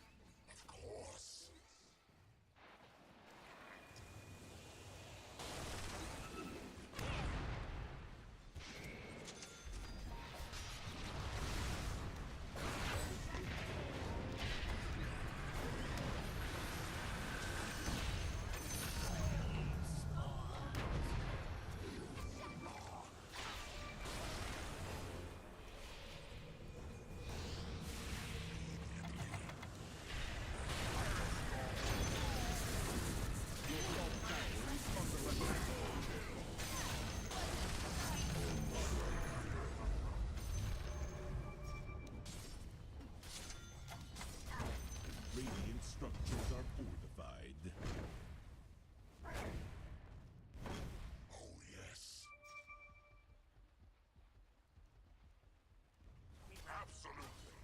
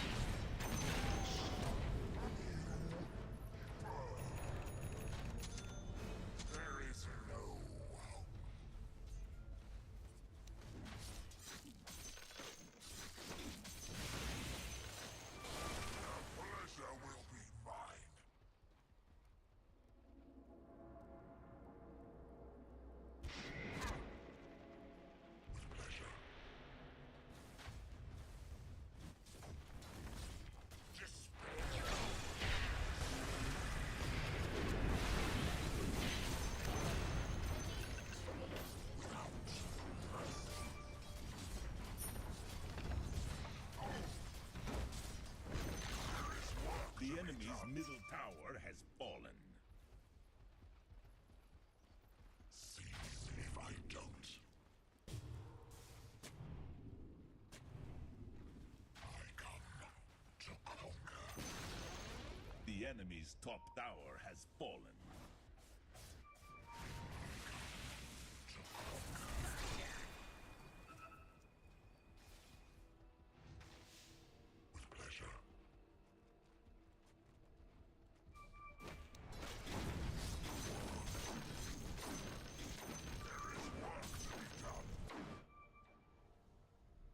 RSP for high grounds, guys. Come.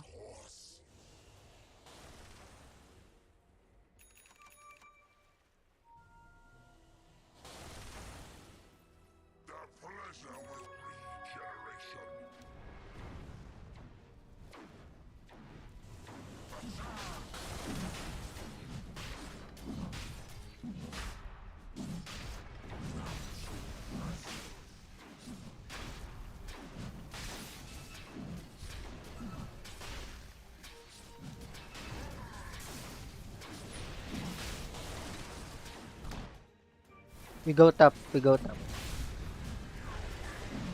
Gogi.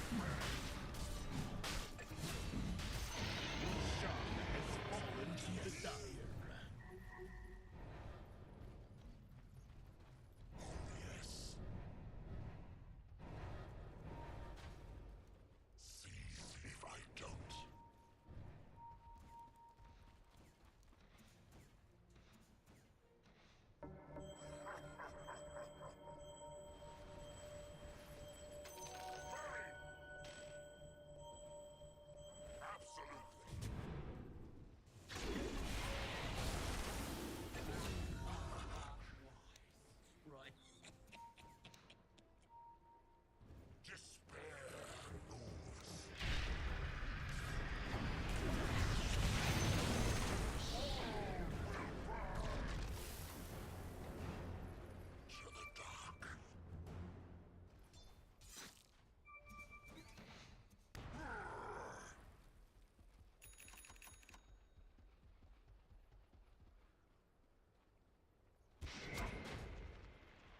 There is no hope.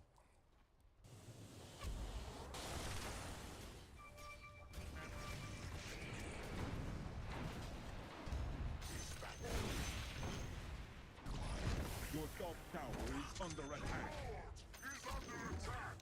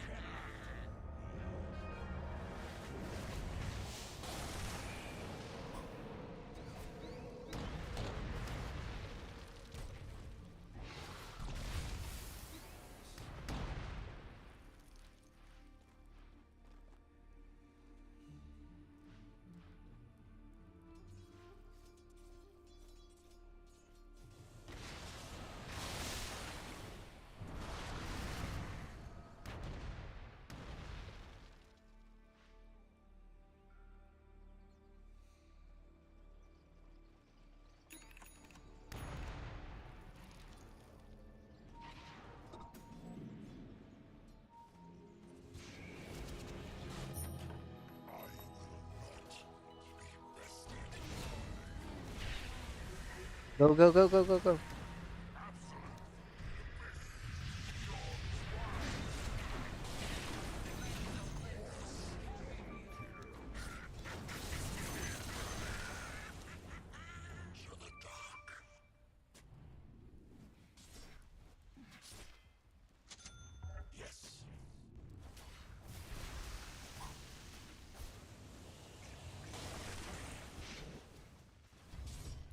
Radiant structures are fortified. Yes.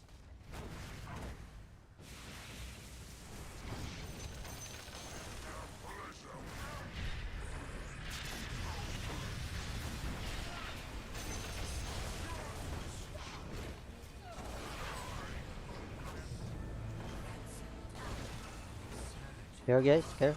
Care, care. Back.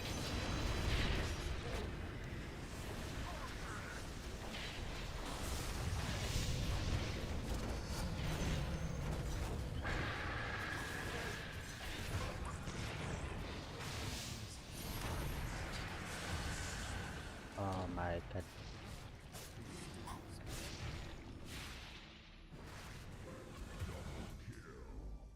There shall be Schenkers by the acres.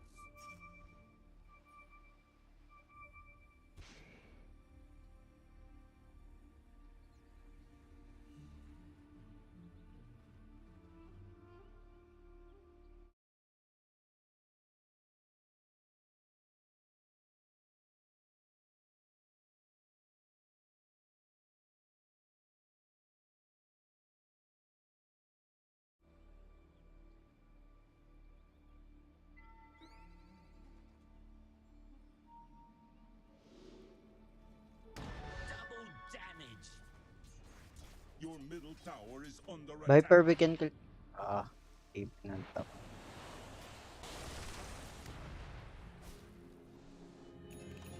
Go, Slark, go. Go.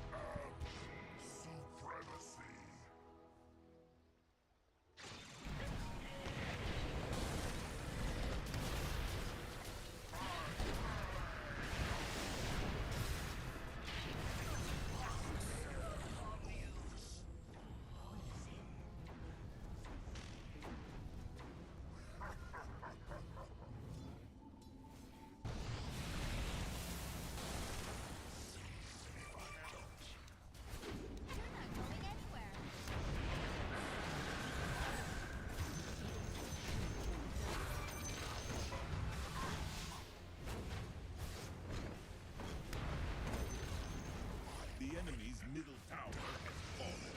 Your lord is under attack. There is no hope.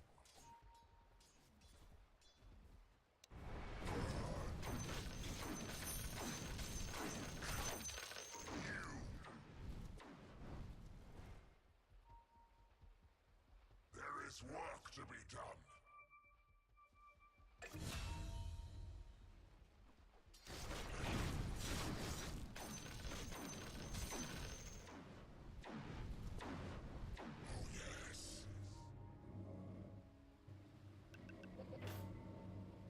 Despair moves. Yes.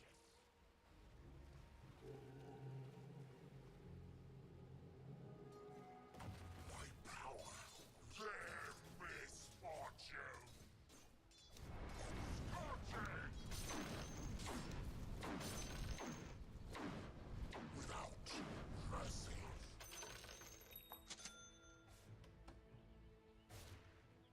Immediately.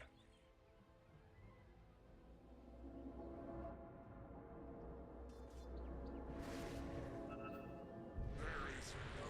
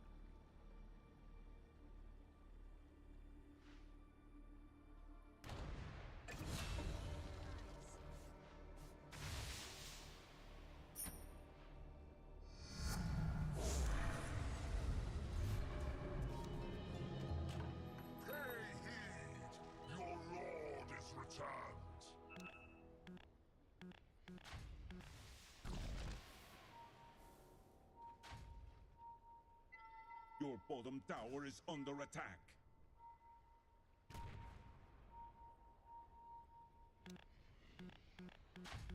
Your top tower is under attack. The pleasure will be mine. Your bottom tower is under attack.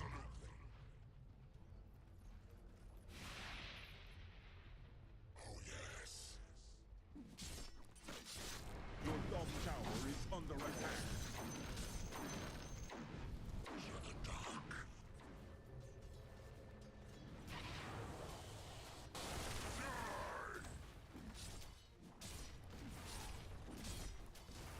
I come to conquer.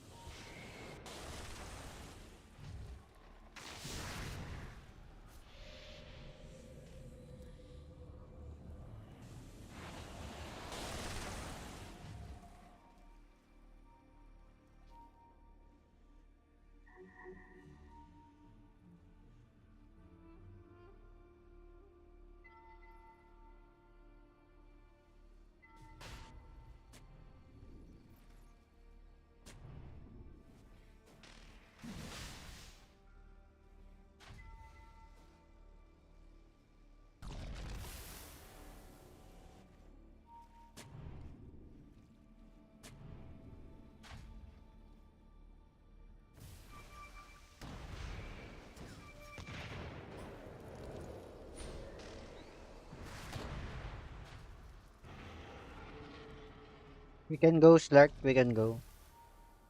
Wait me. Viper, come. We will go. Go. Go.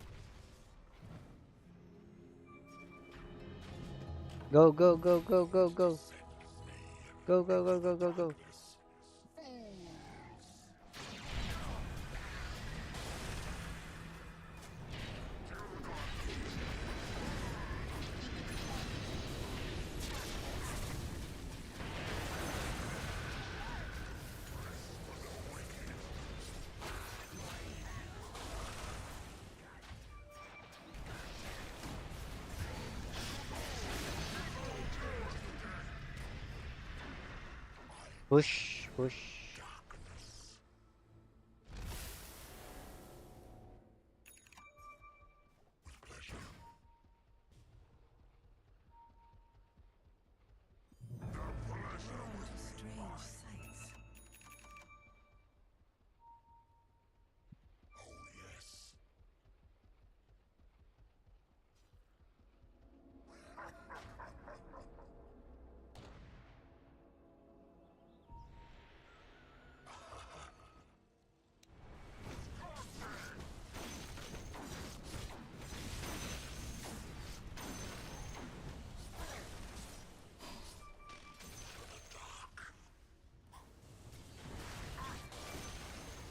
The enemy's bottom tower has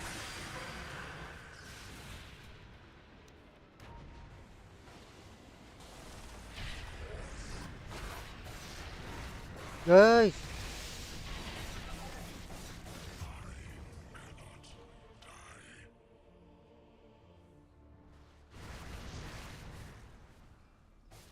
My God. That should help.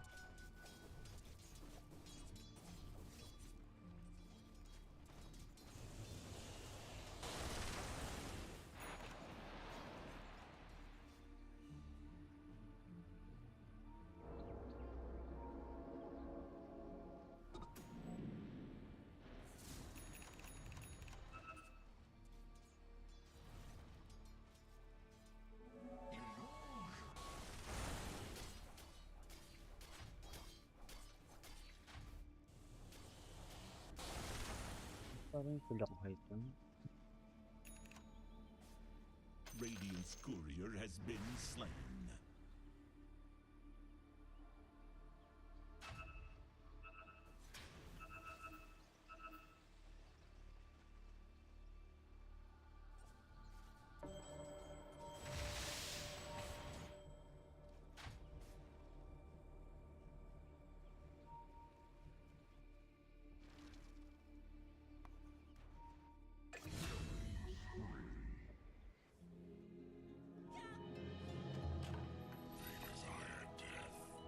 Go.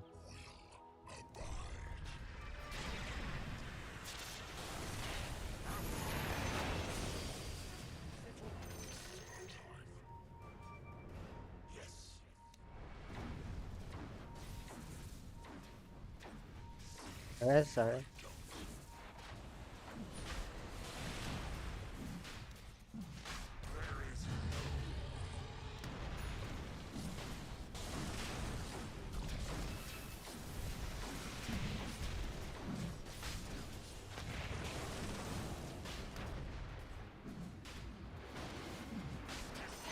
Roshan has fallen to the dire.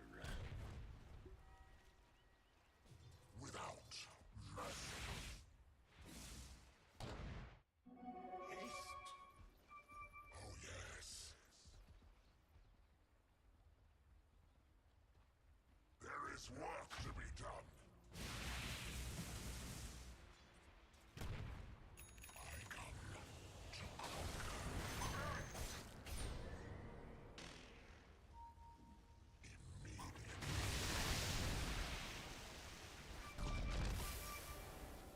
Up, guys.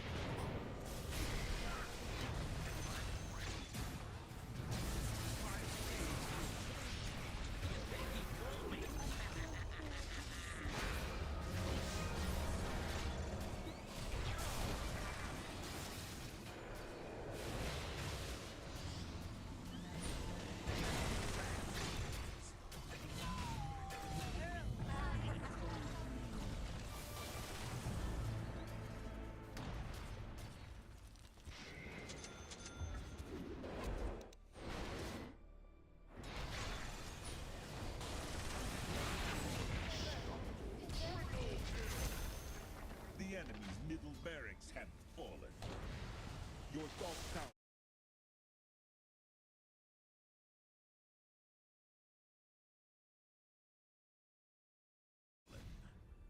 Your top tower is under attack.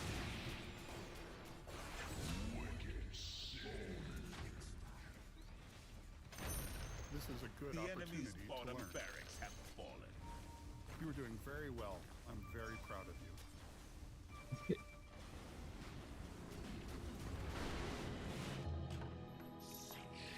Go guys, go.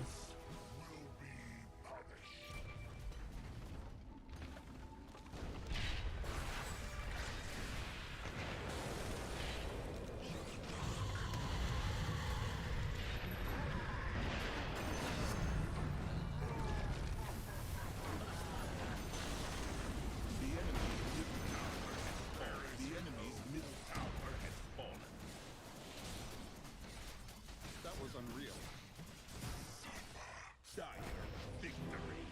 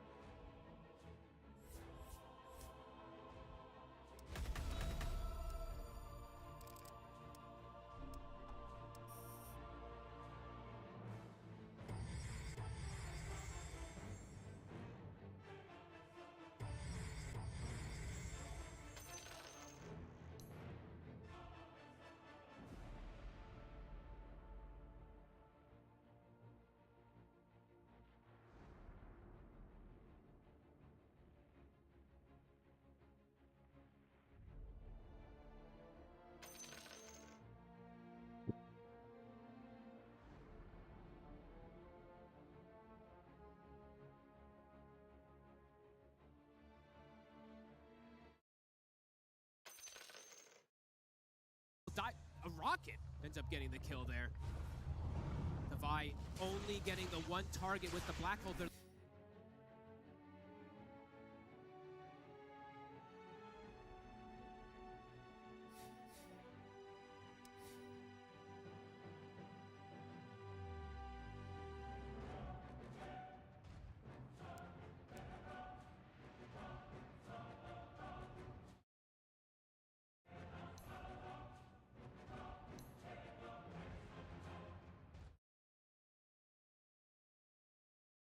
Still tier 2s in all the lanes, so hard to get too much.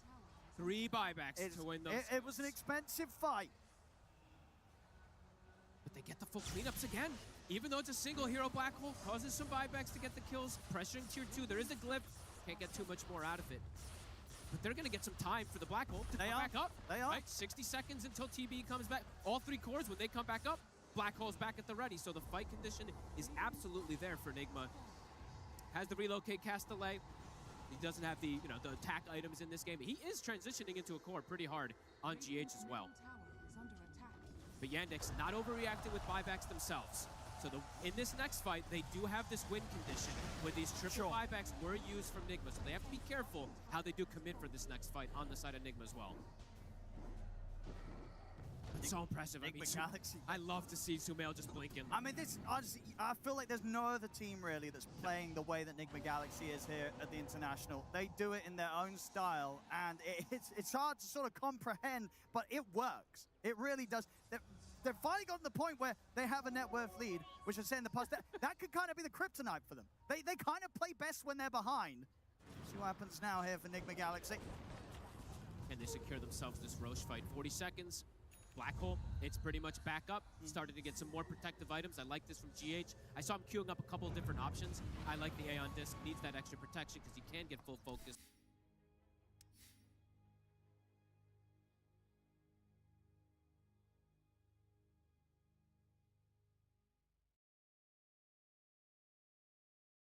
They do, I mean, they really, okay, on top of that, needing a black.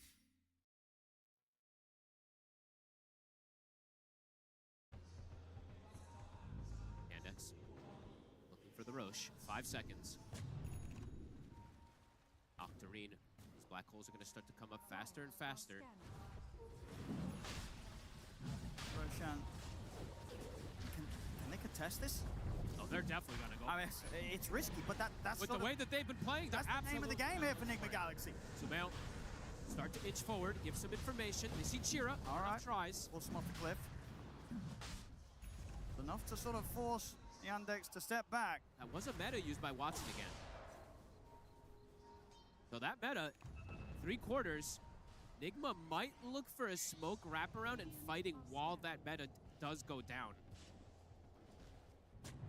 No. Getting a ward down. Forward. Going to turn straight towards him. Smell has put the BKB immediately. Roll forward for Chira Jr. He's got his way over the water with the Eon disc. BKB's there for GH though. Tethers away. Back to safety. Chira Jr. Oh, the magnetize. It's spreading. Rolling forward to Sumail. Divide trying to keep his distance for now. Lorinov turns back and they've got the Hex on the Chira Jr. But the Wind Waker's there. It's going to buy him some safety against the storm. Chira Jr. tries to stand his way with Malady, but Malady leaps back to safety. Nobody to fall. Device struggling to enter into the fight. He's getting zoned. He's keeping his cool though. Still has the BKB and the Black Hole ready to press. That was the terror wave to keep the metamorphosis going, but now that meta is going to be going down. BKBs also were used from Nigma, and I believe both Aeon discs were procced, so they are backing up, disengaging. They got some good wards down, but I believe Sansa did see it. Might be able to get the key wards here. This is tense. Coming up to nearly 60 minutes in this game. It's crazy that we've gotten to this point, but Nigma's been able to do this so many times. I was going to say, if you were watching the first 30 minutes of the game, you would not have expected to get to the point that we're at right now. Okay, smoke is up. Meta is coming back up in about 20 seconds, so it might catch them off guard that it is going to be that fast. Still many minutes without all these buybacks. But, right, BKB on Lorinov, right? 40-second cooldown. They have to be very careful on Nigma in these next few moments. They do not want to get caught here. But then again, I say that. Maybe they make the call to try and do something crazy around this Black Hole at Divide. It's possible. Nigma Galaxy, they love to live on the edge. It is where they do their best. Truly where they thrive in this tournament, at least.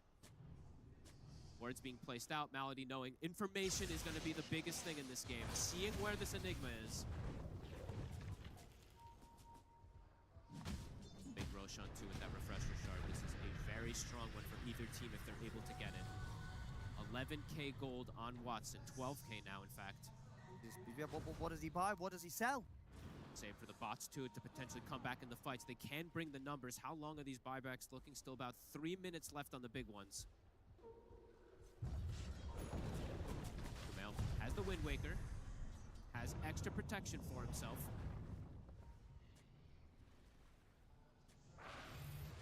Dire's bottom tower is under attack. Probably going to be tempting now for both teams to wait for the neutrals. Getting that close. Both teams just have to be super aware of the Roche, though. If Yandex gets a quick moment to just go in there, they will be able to do it. They are going for it now. Can Enigma Galaxy get it quick enough? They're a bit split up across the map. Rocket will connect. It will force the roar. Okay, and that's going to scare Yandex enough to very likely give time for Enigma Galaxy to start to close in on the Roche. Yandex looking for a sneaky move here. They have a vision on the low ground here, but it might give them enough to go for the catch. And they get the jump. Who wants to go in first? Arrow to scout. It's going to give some information, though. They don't see Divide, though. He's inside the Shadow Blade. Sumail just jumping in. Trying to clear the area, see what's sort of happening, but now they're hiding out to the side. Chira Jr. found, though. They catch him with a hook shot. Jump forward in for Lorinov to get the Hex follow-up. Wind Waker's going to be there to provide some safety here for Chira Jr. Malady's in trouble. He's taken down by the scythe. Chira Jr. puts the BKB DM in with the Fiend's Gate. Forces the BKBs out from Enigma Galaxy. Divide, he's in trouble. The illusion sort of beating him down in the magnetize, killing him off likely, but the heals come in. The tether as well. They're trying to save Divide. They take him out to the side. GH able to keep Divide alive. And don't get the jump in. He gets it off. Divide will be able to keep this fight alive. Sumail gets the ultra kill. And effectively the team wipe everybody dead.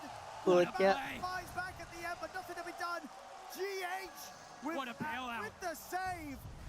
Keeping Divide alive and allowing him to once again find these black holes to win the fight for Enigma Galaxy. These connections are insane. The way that they're protecting each other. He's so patient, too. You see Divide drop to what?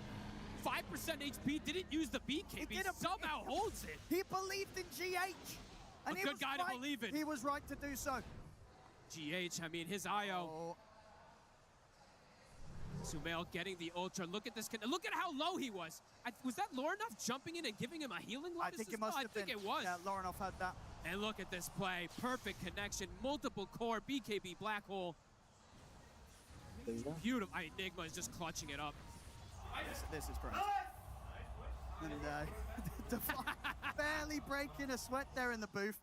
Cool. Usually, he's making this. You know, Defy usually a guy that has big reactions. Oh, he's like, he is cool as a cucumber today. He's like, wait, you've not even seen my best yet. You know, he's got more to come here this game. 60 minutes has been hit. Rax is exposed. Nigma, they're going to be able to get their own trade of Rax now. Arrow will connect. No follow-up, of course. No other heroes alive.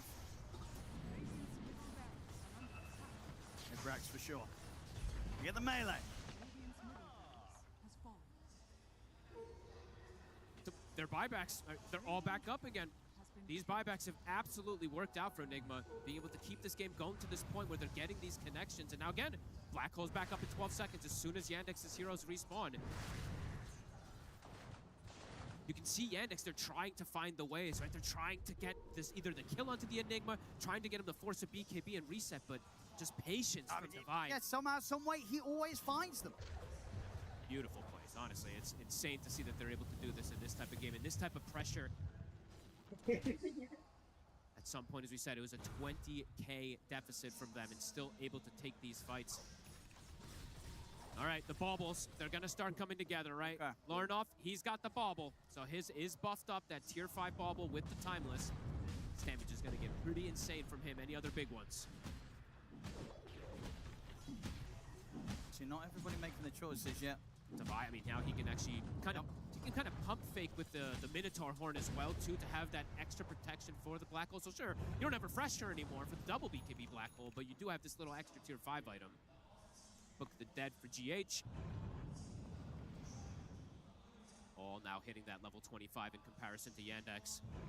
Having clear ways to go for these wins. And for Yandex, the fights are looking quite a bit more difficult in how they have to approach them, even though they have this magnetized spreading onto everybody.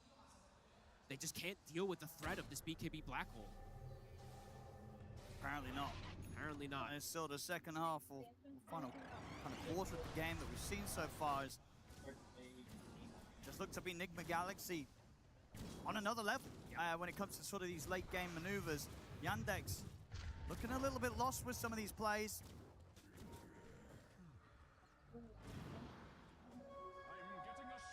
To be so ready for these counter moves and somehow find a way to not get tripped up in the fashion that they have been by Divide the last few fights. It's hard, too, for these supports that I've seen from Yandex trying to go for these Wind Waker plays onto their course because the fights are so deep, they're so spread out. Even though you've got a Blink on the Hoodwink to go for these saves, you've got double Leap on the Mirana, who now also had a Blink for a second.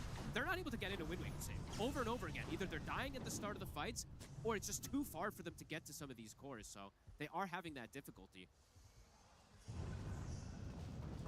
Lornoff scaling. It's been fantastic in this game. Same thing for Sumail.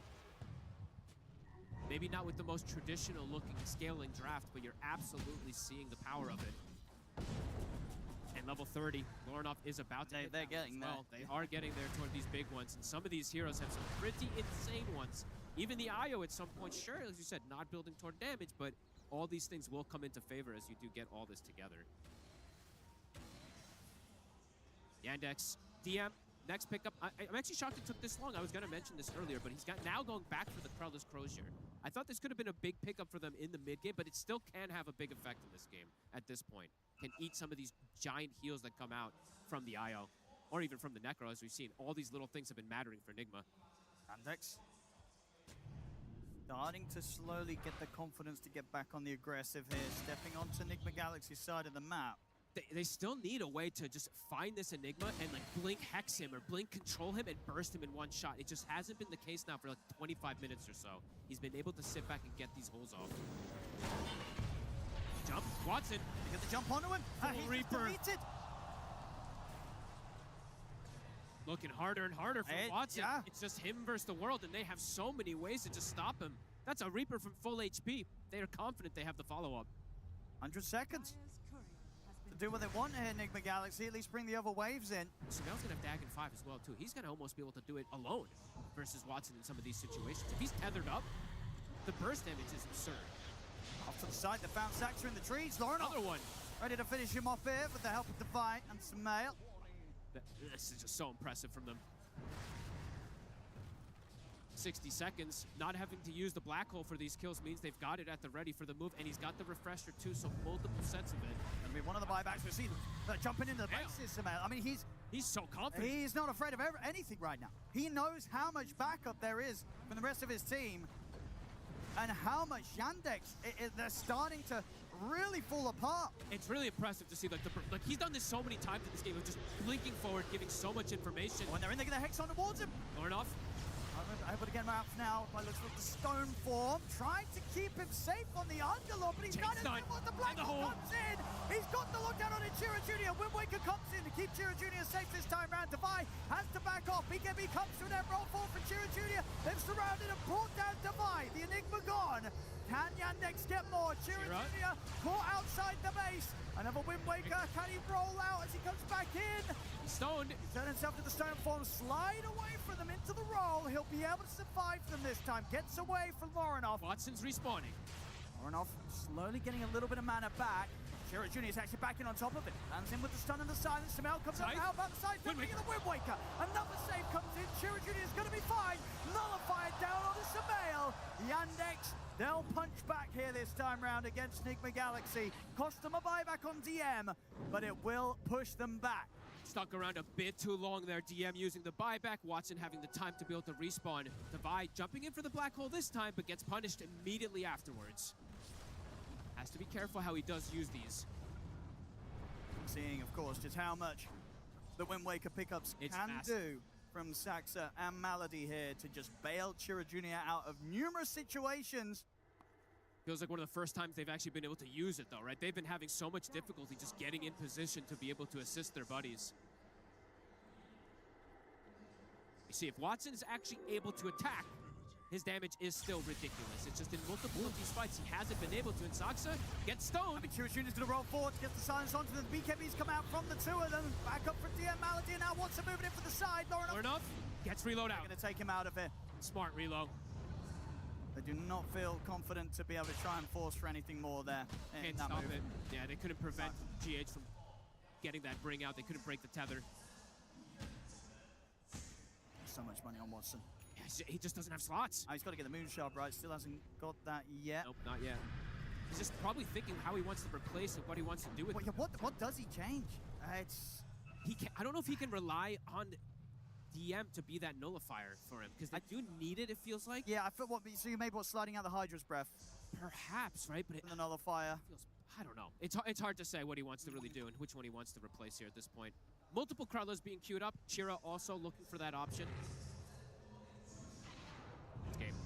Continuing to deliver 67 there's minutes. No telling how this one's going to go. The potential for much further is absolutely there, but only one hero, right? Only one does have that bauble, if I'm not mistaken, right? So it is this Storm Spirit who's going to continue to get that scaling every single time he does upgrade it. Which is good news for Enigma Galaxy. It of course, is. Lorinov being pretty much their prime source of damage. And he almost has the blue hole as well. So on top of the black hole, they're going to have the combo. They have that secondary threat as well, which is going to be pretty nice. Obviously, the BKB's running down to kind of the lower duration at this stage. Michael Smoke here.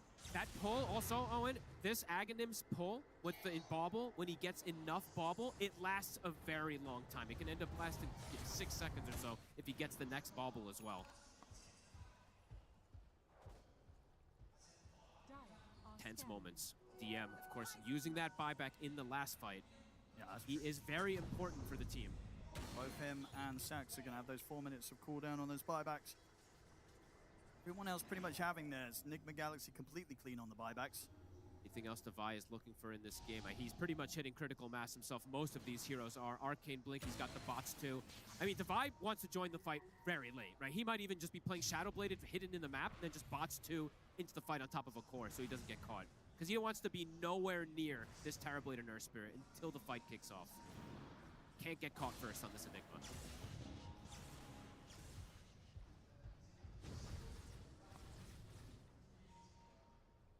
Super tense moments. Roche, next 30 seconds or so. Also worth noting, Devi does still have that refresher shard. He does. In the buyback. That is very true. Nullifier, GH even having one for himself here. These Aeon discs now at this point, at least for the supports, the Wind Waker as well, it's not going to be the save this time. That's true, yeah. Dealing with this Wind Waker.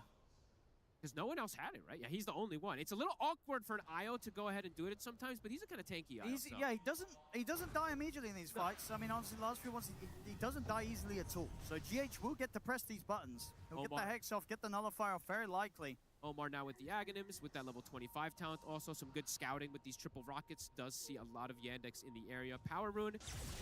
It'll be a shield rune. Oh, Zacta.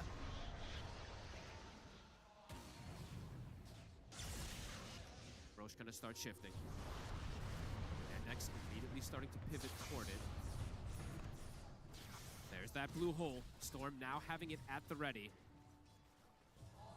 One of the most storms I think you'll see in some time here. Almost 50,000 net worth for him. Hook shot. They're gonna pick off. And that's catch themselves Saxa. It's a dieback. 120 seconds that he won't be there. Another jump Lornoff looking for more. Sox has been so important for the team for the stunts. It's been a bit of a slower one for him in the second half of this game, but 100 seconds without a big one of their AoE stuns. And what do you do now for Enigma Galaxy? You're running down a lane? Are you looking to take the Roshan? Maybe look for another kill. If they do show in a position, you have great ways that you're shoving these lanes in. Bottom has Eidolons pushing in. You have Book of the Deads as well, shoving Eidolons, shoving mid as well. They have triple lane momentum pushing out, so they could even threaten Roche perhaps here with this kill. See if they do want to go for that here with all these lanes pushing. They're going to start it. I mean, they do have pretty decent damage, of course, excellent sustain now. Yep. Just at this point with how farmed everybody is pretty much in this game. I mean, we are 71 minutes 71 in. 71 minutes in. Everybody's big. Another bauble. There it is for Lornoff. 80% bonus on that timeless. Can they contest this 4 versus 5? Do they want to try? Seems risky. They'll get information. They don't want to give this one away. Can they find Devi? Is Devi going to get a massive black hole? The potential is absolutely there. This is looking terrifying for them. Oh, it's arrow. A double arrow. All right. Oh, yeah, that's pretty nice. You don't really see double arrow hit cores like this. Following. Devi's in. Hex. They're going to be able to get the Hex on the Chira Juniors. They're on there in time to bail them out. They have the Wind Waker once more. It's enough to get him up in the air. Get the chance to put the BKB. He'll try and roll over towards GH, but he's falling low. Watson coming in from the side. Chira Junior has to roll up to safety now. The BKB coming to an end. Omar's going to get picked off outside of the pit, but the space is there for them to finish Roshan. They actually ended up getting the kill themselves. Yandex, but Lornoff got the pickup. He picks up the cheese, picks up the Aegis here on the Storm, makes the jump straight over to Malady. Scythe comes in. They'll take Malady out. Roll for Chira Junior. Still wants to try and go for this. Black hole though. Again, Devi catching the 2 big cores. Catches Watson. Catches Chira Junior. As both will fall. DM goes for the BKB TP. He'll get out of there. Devi, time and time again. Every time. He's got the patience. He waits for the perfect moments. And he's always finding at least 2 cores minimum with these black holes. He's just getting so much information from his cores. The Storm jumping in, zip-zapping all over. The Necro as well. Look at the damage. I mean, Devi pinging it himself. I mean, I solo killed you, Watson. And they can buy back if they want, but he's still got this refresher shot. He can go for a second one here. Devi. Lornoff also picked up, I believe, all of the rest of the stuff from the Roche, right? The Aegis, the cheese, the refresher shard. He does pop the refresher immediately. Devi's ready to go again. Push on both fronts. Top lane also dying to the Book of the Dead. Sumail poking the Aeon disc. Can they buy time to not have to afford to use these buybacks? Lornoff's trying to force them out. DM. They're just hitting the buildings at this point. Arrow dodged again. 30 seconds. The 2 of them are up. Eidolons are pushing top. That's going to be the jump, but they're going to use the buybacks on the 2 of them. See what they can do here. Roll forward over towards GH. Devi's going to be looking for that perfect opportunity. They're going to back off for now, Enigma Galaxy. There's the jump back in Devi. This time he's going to catch only DM. Is it enough? It's not. He has to hold back, put a stop to the black hole, and back off.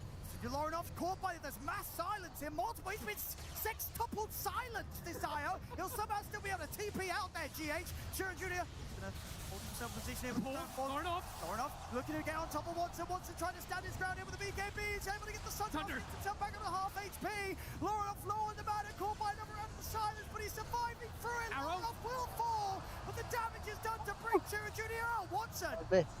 Got to back off now. Buybacks coming in from Enigma Galaxy. Both Lornoff and Sumail ready to return to the fight and the push. Yandex used so much of their tank. And no Enigma still has Watson, DM and Sax. They're going to try and hold him for the Hydra. They're going to keep him alive. Sumail's gone. He's dead. He's dead. But Watson also. Towards over towards Omar. the BKB. Shiva's got to slow them down, but the Hex is there. GG. GG is called. Nigma Galaxy, my goodness. They take game one. What an unbelievable recovery in this game. It peaked at what, 20, 22K gold lead? I can't remember. But the clutch factor, Devi gets the multi-hero black holes when they needed to. Oh, man, well, I mean, we said at the start, well, for the first 30 minutes, we were It's gonna be him. It's gotta be Devi. It's gotta be Devi. And my goodness, was it Devi. He delivered time and time and time again with these black holes. And it was just too much for Yandex. That was an unbelievable comeback from them. Just having the confidence to be able to still play around it. We said, right, the threat of the BKB Black Hole, sure, they've got Wind Wakers, but the saves, they just weren't there in multiple situations. And the big comeback, really, around that triangle, when he gets the double Black Hole at that 20K, they just start to swing things completely around. Get the Roshans, get Lornoff in order. What a recovery for them. Again, I don't think any other teams could do what Nigma Galaxy do. They're on another level with how they play, with their type of strategy right now. Yeah, a team that you don't want to be ahead of, you don't want to be behind. You know, Nigma Galaxy finds some sort of way to close up these games. And Yandex, I think they're going to be a little lost for words after that one. It's going to be interesting to see how they come back after that game one. What a performance. Nigma Galaxy opening up the series with an absolutely incredible victory.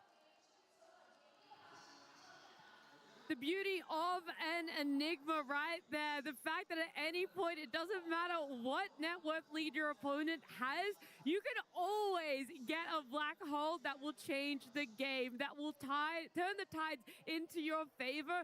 Devi carried in the way that everyone needed him to, if you're an Enigma fan out there. And Senior, I just can't believe what we were able to see that time and time again. A 2-man, a 3-man black hole, and its cores being caught in it too. I mean, it's the best feeling in the world when you're an Enigma player. You know, like, you play this hero so many hours in pubs. Nothing will ever top this. This is, for Devi, I promise you, if they win this year's TI, this moment will be what he ties it to. Because what an amazing showing he had. And, you know, you always dream of getting to play these games where you don't have to buy these lame, boring Helmet Dominator 2, drums, pipe, whatever items. You just want to buy BKB Blink. You got to go Ags Shivas, get the Giga Black Hole, and just carry the game with it. It was honestly such a treat to watch. I'm so happy we got this. It was amazing. Go ahead, Quinn. No, it's astounding. Like, Nigma Galaxy is one game away from top 3 at the International. Let that sink in for a second. Think about where they were 1, 2, 3, 4, any number of months ago. They didn't even have this roster 2 months ago. Holy crap. I really think it's so cool that now at this TI, every single player on Nigma Galaxy has clutched a game and has been the reason that they won that game. Yesterday, we had it with the supports in GH and Oma. They were the reason they were winning that game. We've had Lornoff clutch so many games. Samel clutched so many games. Now Devi Lama got the last pick Enigma, and he absolutely delivered. This was his magnum opus. This is the kind of game he's going to brag to his daughter about. He talked about it in the interview. 10 years from now, he's like, by the way, let's watch my TI 2026 game on Enigma. Like, again, for the 30th time. I mean, this is a thing that, yeah, legacies are built on not just players, but also lineages as well. I mean, Divide is such a beautiful showing. Of course, it is a bit of a head-scratcher for Yandex, considering how well that early game went for themselves, but the threat of the black hole, the punishment of a black hole will always loom, and it goes back to what you said, Quinn. Until there is those words, those green letters spelling out victory, you're never going to win against an Enigma. You're never going to win against an IO lineup, which was the big question mark when it was picked up as a first pick in this draft.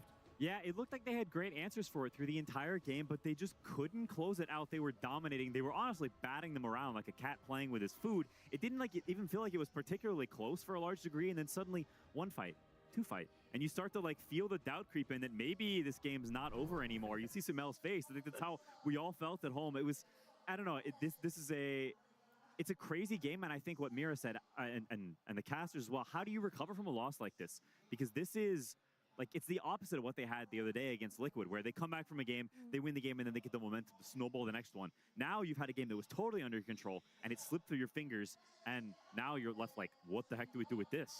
Yeah, this is make or break. It's a confidence killer.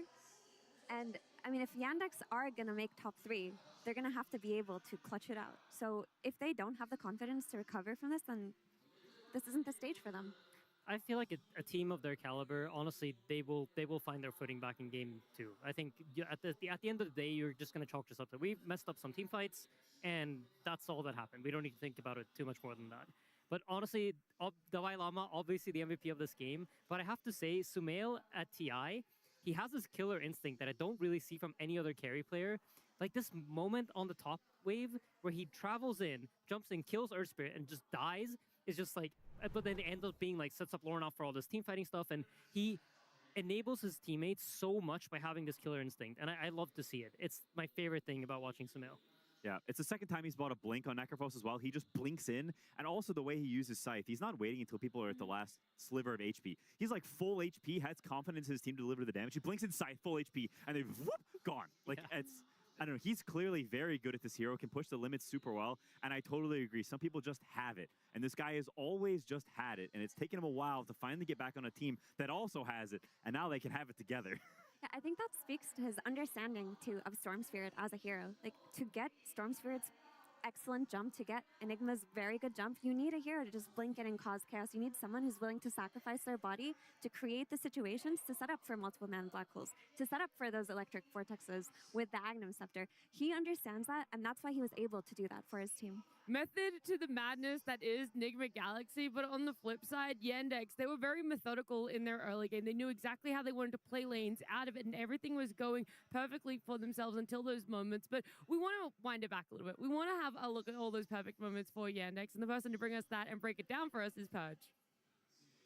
Thank you, Nat. Yeah, a long time ago in the game, but if you remember what happened in the laning stage, it went a little bit better for Yandex for sure. They started the game off with a nice 9-1 score here, and that meant that Nigma Galaxy had to wait until their Greaves finished on Storm Spirit to give him the confidence to fight, because before that, all he had to get hit by was one silence from the Earth Spirit, and he was going to be chain stunned and killed. So finally, they took this fight at the 16-minute mark, but there was another crucial thing that kind of lined up at the exact same time. The time that their Greaves is ready, the Spirit Vessel is ready to go on Earth Spirit, which means that now their Necrophos plus their IO in the safe lane is likely going to have a bad time. Here's that Greaves going to pay off here on Lorenov up here. See, he gets silenced, instantly removes it, and that gives him, with the Black Hole, the ability to get a kill. So good things and bad things for Nigma, because the Spirit Vessel was a big terror here. Here's Sumail getting exploded by it. He's supposed to be getting heals from any kills he gets. He's supposed to be getting heals from the IO. Neither of these is giving him much here. As a result, he ends up dying quite a few times in this early phase of the game.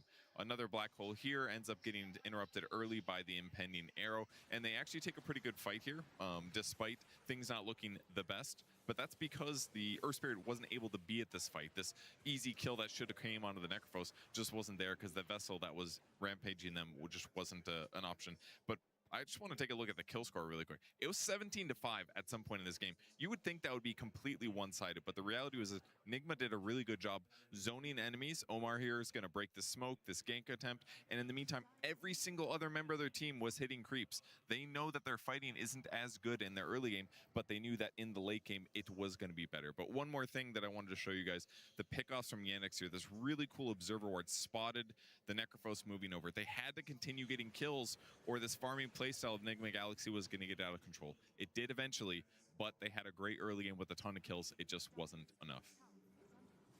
Thank you, Purge, and a massive props to Yandex as well. They're the things that we're hoping they're focusing on when they do look towards a game number 2, knowing that everything they did right was... Sorry, that they did early on was right, and that, yes, at the end of the day, sometimes you just get black holed, and you say, all right, it's a TI stage, they gave the fans what they wanted, but it's time for us to claw this best-of-3 back. Be more aware of it as well, because there's always that question. A black hole will always exist. That's in the toolkit of an Enigma, and so how do you combat that? Maybe slightly better positioning, but that's the question I'm posing to you guys too. If we were to run back this draft again, how often are we going to be seeing these black holes connect the way they did if, you know, Yandex is just that slight bit more mindful?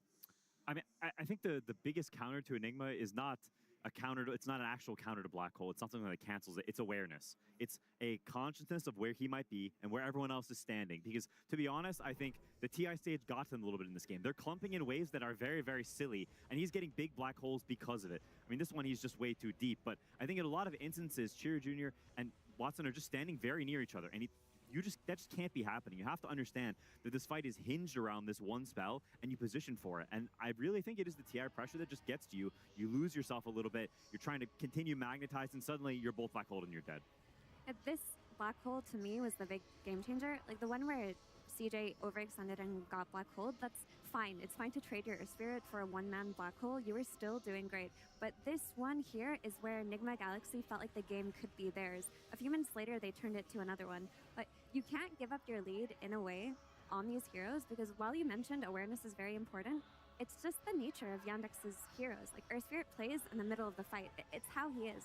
Terrorblade, in order to do damage, he needs to enter the fight as well. They're gonna naturally end up close to each other sometimes. In this fight, like, Watson played the outskirts. He was waiting for his moment to come in. You can't just wait around forever. And right here, Lorinov comes in and gives Devi his greater healing Lotus or whatever. Like, That's yes, crazy. the IO relocate saved him, but it was actually his Storm Spirit who saved him first. If Lorinov wasn't, like, aware in that moment, I think GH would have been 1 second too late.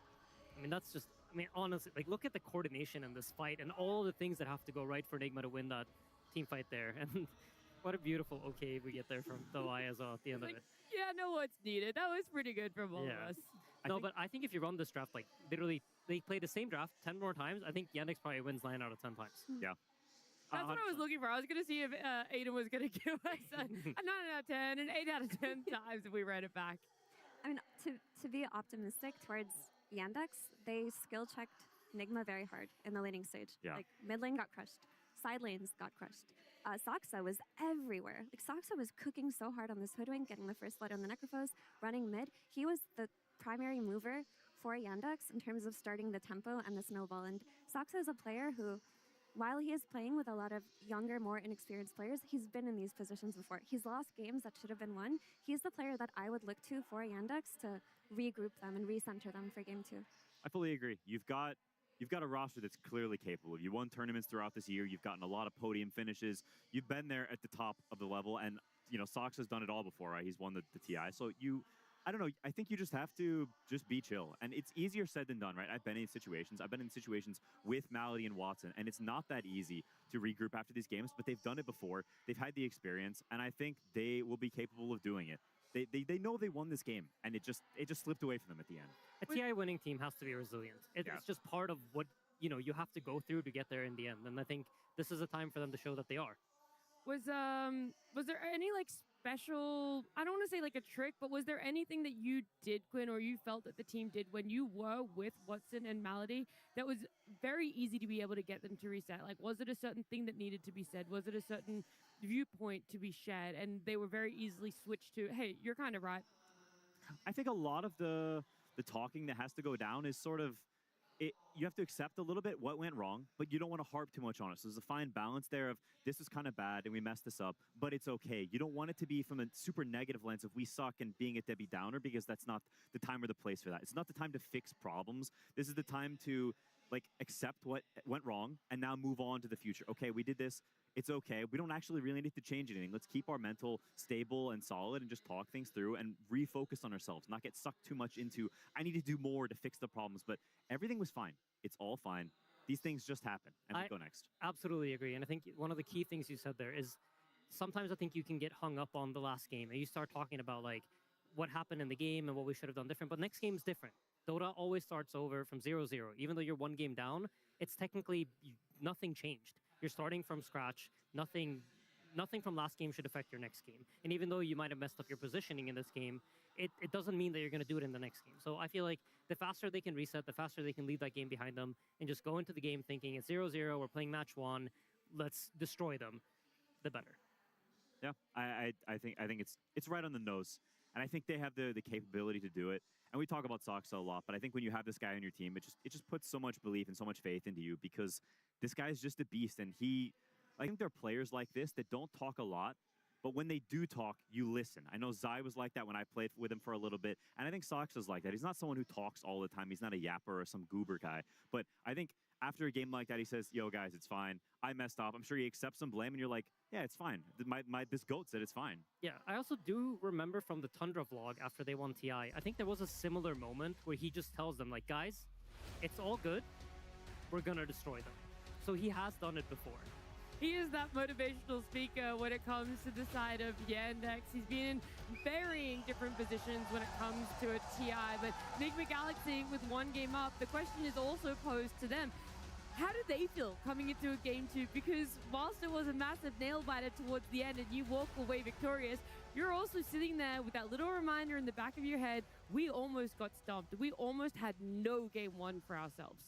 Yeah, you never want to play for the Enigma turnaround. We're going to get stomped and then we're going to claw our way back. That's never the game plan. And I think for them, they're going to look towards their lanes.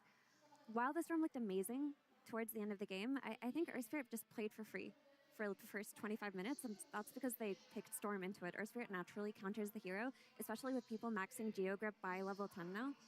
I don't think we'll see something like that be replicated. Lorenov is going to respect whatever hero CJ has. Yeah, I do think, in reference to the draft, though, Enigma has got some they've got something going that's like good for them. I think not a lot of teams would necessarily like the heroes they have, but it's this nice mix of aggression while also these big team fight scaling. Because to be honest, I think Enigma is not quite a clean enough team to just play a draft that tries to full stomp you. I think they want some aggression in their heroes, but they also want the scaling in the team fight. And I think they're getting that a lot from Sumel's Necrophos. Obviously, there's some in the Enigma as well, but I think having heroes that can just run in and be tanky is a big part of why this team fighting for them is possible, is because they have heroes that can just frontline, and that makes late game execution so much easier, having a hero that is fine getting gone on. Because if you have to play like ninjas hiding in the shadows and no one can get jumped, the game is very hard. And I think that's the problem they kind of did have for the first portion of the game. You know, they're supposed to have this impossible wall to break and the Wisp and the Necro, but Shira with his, I'm blanking hard on the name of the item, Spirit Vessel, absolutely countered that. So I mean, if I'm Yandex and I'm going to this next draft, I'm thinking like, our draft was good. We can beat IO. I don't think it's like this was some impossible game for them at all. So this is always an interesting position to be in, because I remember we used to say on Liquid a lot that we did not like losing to the same draft twice. We didn't like losing to the same concept twice. And the question here is, are they going to be willing to give them IO once more? Or do they feel like this is the only way that Enigma can win, and we don't want to give them their best heroes, and we want to mix it up for that reason? I do hope that the takeaway isn't we lost to IO, but rather we lost to Black Hole. And then I don't want them to change too much and overcorrect, because if they're banning IO, they don't have the potential to take it for themselves as well. You could find reassurance in what Axel said from the coach's interview as he left that booth, right? The information that Tsunami was able to get out of him is they're a team that doesn't overthink the draft. There was a potential for an IO flex. There was a potential for so many different things to come out when we saw them let through what no other team was willing to do against Enigma Galaxy. And I love that. It means he's such a straight shooter. He's able to calm the boys down a little bit in some way, shape, or form as well. And when we do get into that game 2 draft, it is going to be a blank slate, and it is going to be very straightforward. They don't want to overcomplicate anything by too much. And he also has massive confidence. He said TB is a Watson hero. It is his hero, in fact. So I just love that everything is coming together, where we know a lot about Kuro and how he is as a coach, but not getting to hear as much from Axel, but just the small amount that he's able to give us gives me confidence that a game 2 is going to be probably even better for Yandex somehow. Yeah, I totally agree. And it's also going to be very different because the sides will be most likely have flipped. Yandex will be first pick while they were second pick last game. And so there is no possibility that Enigma even gets IO this game. If anything, Yandex gets it or it's banned. And so the shoe is on the other foot. It's up to Enigma to decide, do we want to play against this monster of a hero that we see winning so many games right now? Same thing with the Bounty Hunter, another hero that Yandex had to ban that they now most likely will not have to if the sides have flipped. And so not only is it a new game and that it's 0-0, it's a new game and the draft order is different, which changes everything and is something that is also funny about losing in game 1, and that it won't even be the same problems you're facing as it was last game. Yeah, there's all those elements added to it there. And I just love that we're getting some of the stats as well from what happened in game number 1. I love just knowing how long the game went, the turnaround that happened, and these questions of how different takeaways can be when you see a game play out the way that it did. That's the fun and the joy of Dota, is that no one's wrong when it comes to that was an issue. You can all be correct, but which is the one that you want to tackle right now in a best of 3? I honestly don't know. Like, it's a hard game to draw conclusions from, because like so much of your game went according to game plan. Like, I don't think I could look at Yandex and be like, oh, this guy wasn't performing or something like that. So yeah, we just have to see. As tough as game 1 was, they're all going to have to be buckle up and be ready for game number 2. Team Yandex versus Nigma Galaxy. Game 2.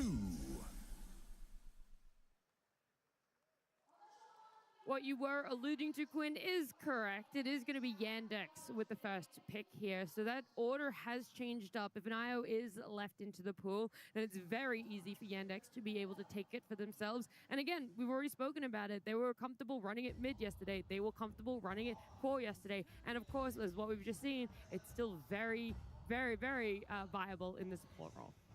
Yeah, it most certainly is, and I'm super curious to see if Nigma gives it or not. They are sort of the IO masters. They are one of the first teams.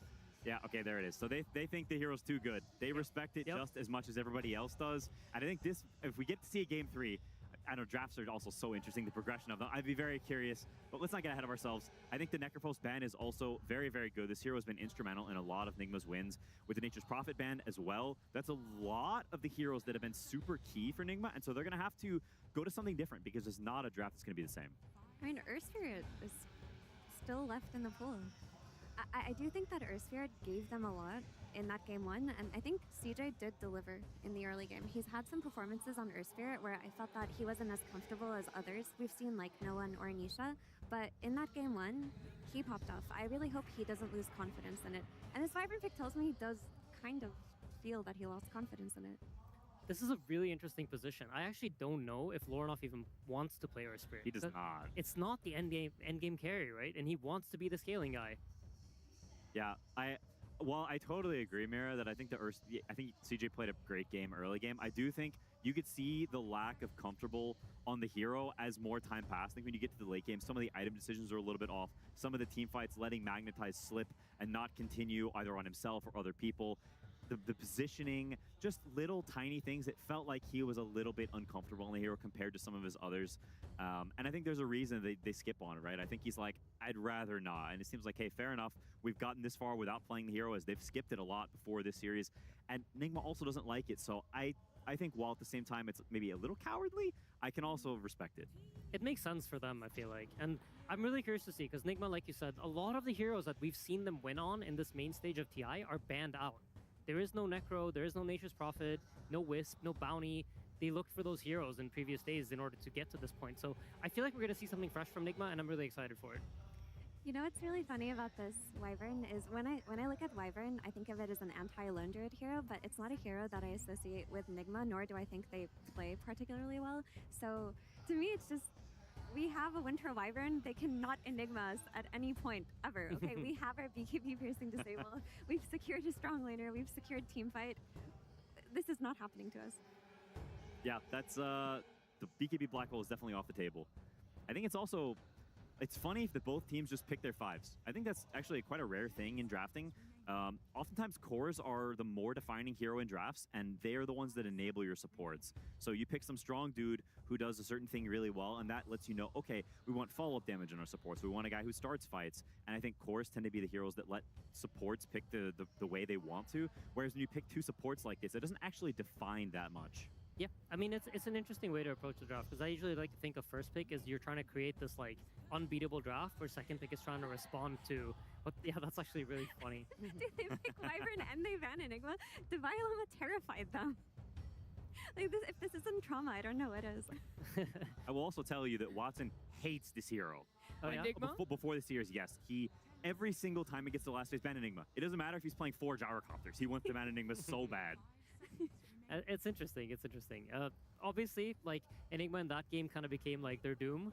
And I think another hero that can accomplish similar goals is Doom, which is, you know, eventually he gets so strong, he has this big AoE disable that doesn't let you play the game, and there isn't really much you can do about it. I don't know if I've seen the Violama play it, but it's a hero that I feel like was really effective in the previous series, and a hero that I think personally is extremely strong, as it puts that ticking time bomb on you. That's a great point, but I don't like it as a concept just based on how lanes went in game 1. Oh, that's fair. Like, they got completely demolished on lanes, and I think Doom does not provide that game-changing moment the same way that Enigma does to justify losing lanes. That's fair. On the topic of Divide, I think the casters mentioned the moment where normally you see him like freaking out every time he gets a kill or some big fight. Divide like slams the desk, and the fact that he was very chill after that big black hole, which does the okay sign, I think also shows his progression as a player, that he's not super emotional anymore. He's more like even keeled and calm and chill, which I think is really important at TI. It's very easy to get sucked into those emotions, but staying calm and focused on the game and not getting sucked into this other stuff. At the end of the day, what matters is the screen in front of you. There may be all this cool stuff around you, and that's what makes it awesome and special. But what matters to you personally is the screen. Yeah, it's always felt like he's been the type of person to keep an even temper, which is kind of rare for players who haven't experienced as many TIs as veteran players, like no one, for example.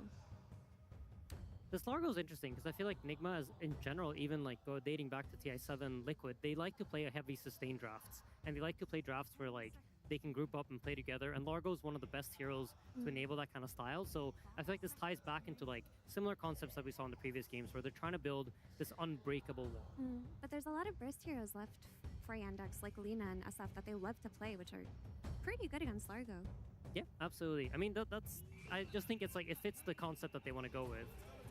And Kez is also a burst hero. It is the melee version. It makes sense for a lane with Winter Wyvern. Yeah, it's a solid pairing. I imagine the lane is pretty good against Largo and the tempo is high. And I think those are two of the best things against Largo, because the hero is quite farmy. It's quite slow. In some ways, it's sort of a carry hero from the off lane. Even though he's a healer, so much of it is about getting those item timings. And if you're going to win the lane, and Kez is going to play faster than a lot of carries compared to something like Shadow Fiend or heroes like that, turrets, I think it fits thematically, and Watson is very, very comfortable on the hero. Rubik's kind of interesting because I don't really see anything in particular that you want to pick it against. Yeah. There's, like, usually you want to pick it either as a, you know, you see some spells that you want to steal, or you have this lane matchup that's really good for him, or you want to prevent some sort of Underlord pick coming out because he's very effective against Underlord. But we already see Largo from Nigma, so it makes me think, like, what is it that they see here? Because I personally don't. Hoodwink's still in the pool. It worked. It was a great hero for them in the last game, but opting for Rubik, a little bit more scaling, perhaps. My guess is that they want to pick Doom, and they want a hero that can lane with Doom and protect against a potential enemy taking Rubik, with the idea that maybe a Doom or an Underlord, for example, will come out. Because a Doom or Underlord on 18 would make the Rubik very justified, because it's kind of a block pick in that sense. Yep, it has natural synergy together for sure, and it's like, it's an interesting hero because at the moment I don't see that much purpose for it, but we might see it down the line. Yeah, if you do get to steal Arrow, it's completely bonkers, but it's kind of difficult to do so. But yeah. I played some pub against it, and I kept getting arrowed by a Rubik, and I was just stuck for 4 hours. So if they actually do get it, then you don't get to play the game anymore. Yeah, that's a good point too. I feel like that's the next stat we need to implement, is how much time you've been stunned by the arrow specifically. Lots is the answer. Way too much. Nigma have also used considerably more reserve time, which I think they actually tend to dig pretty heavily into it in general. When I look at their drafts, some teams pick very quickly. They don't use that much reserve time. I think Nigma thinks quite a bit in the earlier picks, and then it can cause you troubles on your last pick, especially when you have the absolute last pick like they do. So it can make Lornoff's choice, or whoever has the last pick here, a little bit dicey.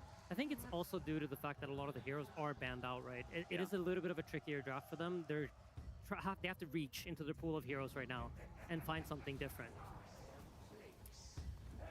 I'm kind of surprised that Clinks came out. Like, it's a big burst damage hero. It can fight the Kez, and it can like really make lives difficult for supports like Wyvern and Rubik. But you have a Hoodwink and you have a Mirana. You have like these ranged spellcasters. You don't have guys that are going to stun for them. Like, I feel like the draft looks kind of wonky to me. Unless Lornoff gets on some DK mid or something, it looks off.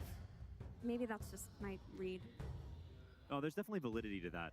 And it's all like, they all played a similar range. Like, I think they do have disable, but it's not the kind of disable that goes in and starts stuff. It's a lot of skirmish stuff.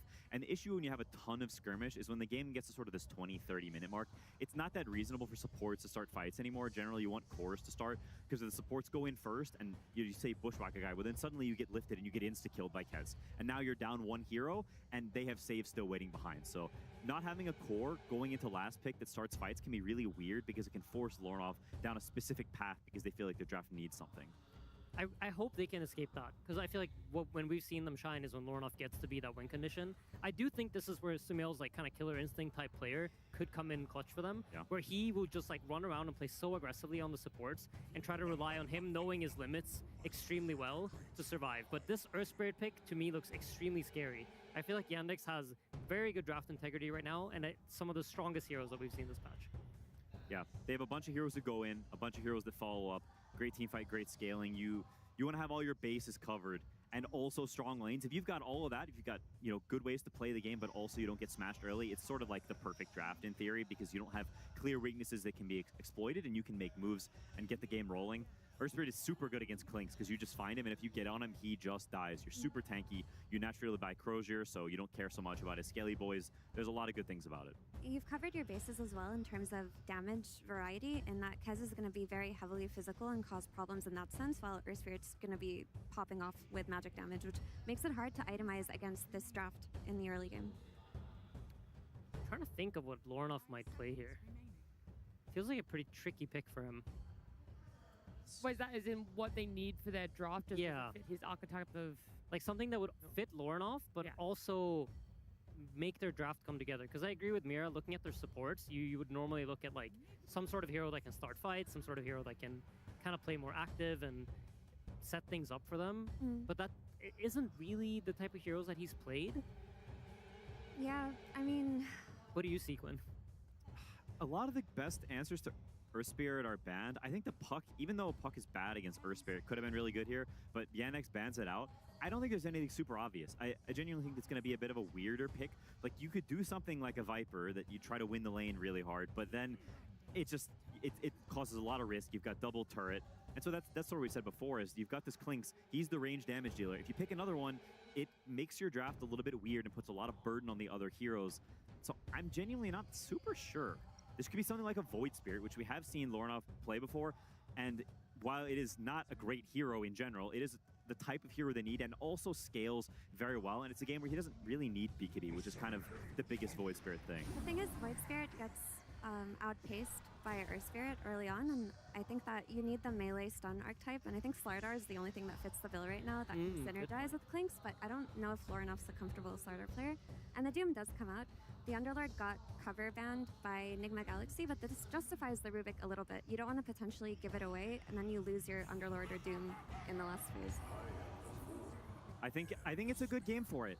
It's kind of bad against Doom, but it's a game where BKB is not super needed. You can go in and out and poke, and I think we talked about how they a lot of skirmish. Well, Void Spirit is fight start on a core that also is skirmish, and so you can play in a way where, okay, sure, they've got Magnetize and Doom, but you've got ways to kite and not fully commit. You throw a Bushwhack, you throw an arrow, Void Spirit jumps in, and none of you are really catchable at all during that period, and so they've got a cool way to fight. It's a synergy with Croak of Genius on Largo, so you've got the damage scaling, you've got the magic damage, and this hero scales insanely well with items. It's just a matter of getting there. So it's a cool pick.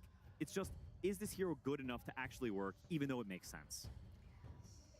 I feel like you are the Void Spirit expert. When you look at the Void Spirit versus Earth Spirit mid-matchup, do you think Void Spirit can come out of that with enough of a lead to make things happen on side lanes? Because if Storm can't do it, and if Ember hasn't been able to do it this tournament, can the worst spirit of the four do it against him? I think you can end up about even. You can end up about even, and you can enter some fights. Like, there's a lot of skill involved. This hero is not that good, so you've got to play really well when you're playing the hero. But if I believe in anyone to play this hero genuinely, I think it's him right now. He's been so locked in. I think this is a hero where you need to be very selfish and focused on yourself, because if you get too focused on others, you get poor, and then you're worthless. So I genuinely believe he has the skills to pay the bills. And to touch up on the Doom last pick a little bit, this kind of solves the Largo. Like, if you just Doom Largo, the late game team fights and the sustain don't become much of an issue. I mean, I personally really like Doom this entire tournament. I feel like it's just been a very stable offlaner, and it scales extremely well into the game. And like I said earlier, it puts a ticking time bomb on you. He has this very clear item build that he wants to go for in the end game, and having that, I think, makes the hero extremely powerful. Yep, it's very true. I still see Void Spirit, though, so I'm going with Void Spirit, because it's just, it's in my blood, you know, so... I mean, that's what you said last night when you saw the sniper. Even though you said there's ways and abilities and tools to be able to counter that sniper to shut him down, you still went with him. It did well. The Void Spirit might be a similar sort of story. But Insane is over there shaking his head. What's your counter argument to avoid Connoisseur? My boy Doom is gonna cook this game. I feel like DM is gonna show why him joining Yandex was the reason they started winning tournaments, and I think he's gonna have a stellar performance on the Doom here. I mean, I think if Yandex didn't lose confidence, this is an easy win for them. Okay, so if they're still full confidence in everything, Yandex can have this one for themselves. We don't really know exactly where they are. The closest we could possibly get is more on the side of Enigma Galaxy because their coach Kuro is standing by with Tsunami. Thank you very much. Yes, I'm joined by Kuroki. It is currently 12:25 in Shanghai, and your boys just finished a 75-minute-long game. I gotta know how the stamina is feeling right now in the booth. Yeah, we're used to it. Just another job. Really, you're telling me you're casually playing these midnight games of Dota in a high-intensity situation like this to get top 3 potentially at TI, and it's just that chill. We are just extremely grateful to be here, to be honest. So we are just enjoying every moment. We're grateful to have you, Kuro. I was wondering if I could also get some insight on this draft, specifically the last pick. Yandex gets Earth Spirit. You guys end up picking Void Spirit to go against this. Was it a Lorenoff idea or a team idea? We were thinking about a couple options.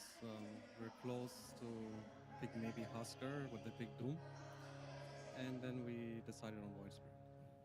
And then last question is, it's a late night. These turnaround games from Nigma keep going very, very exciting. You think we're going to clean it out in a 2-0? I hope so. Well, I think the viewer base at home and the Europeans and North Americans waking up may also want a 2-0, or maybe they want to see some more Dota. Let's find out as we get into game number 2. Thank you very much there, Neil and Kuroki. Yes, game 2 time, ladies and gentlemen, here between Enigma Galaxy and Yandex, and my goodness, still trying to recover for that game 1. What a game 1 to start this best of 3 series off. Coming into game 2, some similarities, some differences in the mid lane. Once again, Chira Jr. ready to roll with the Earth Spirit, and yet this final pick, Lorenoff, I think, he likes a challenge. Last game showed us that it can be done with this Storm against the Earth Spirit.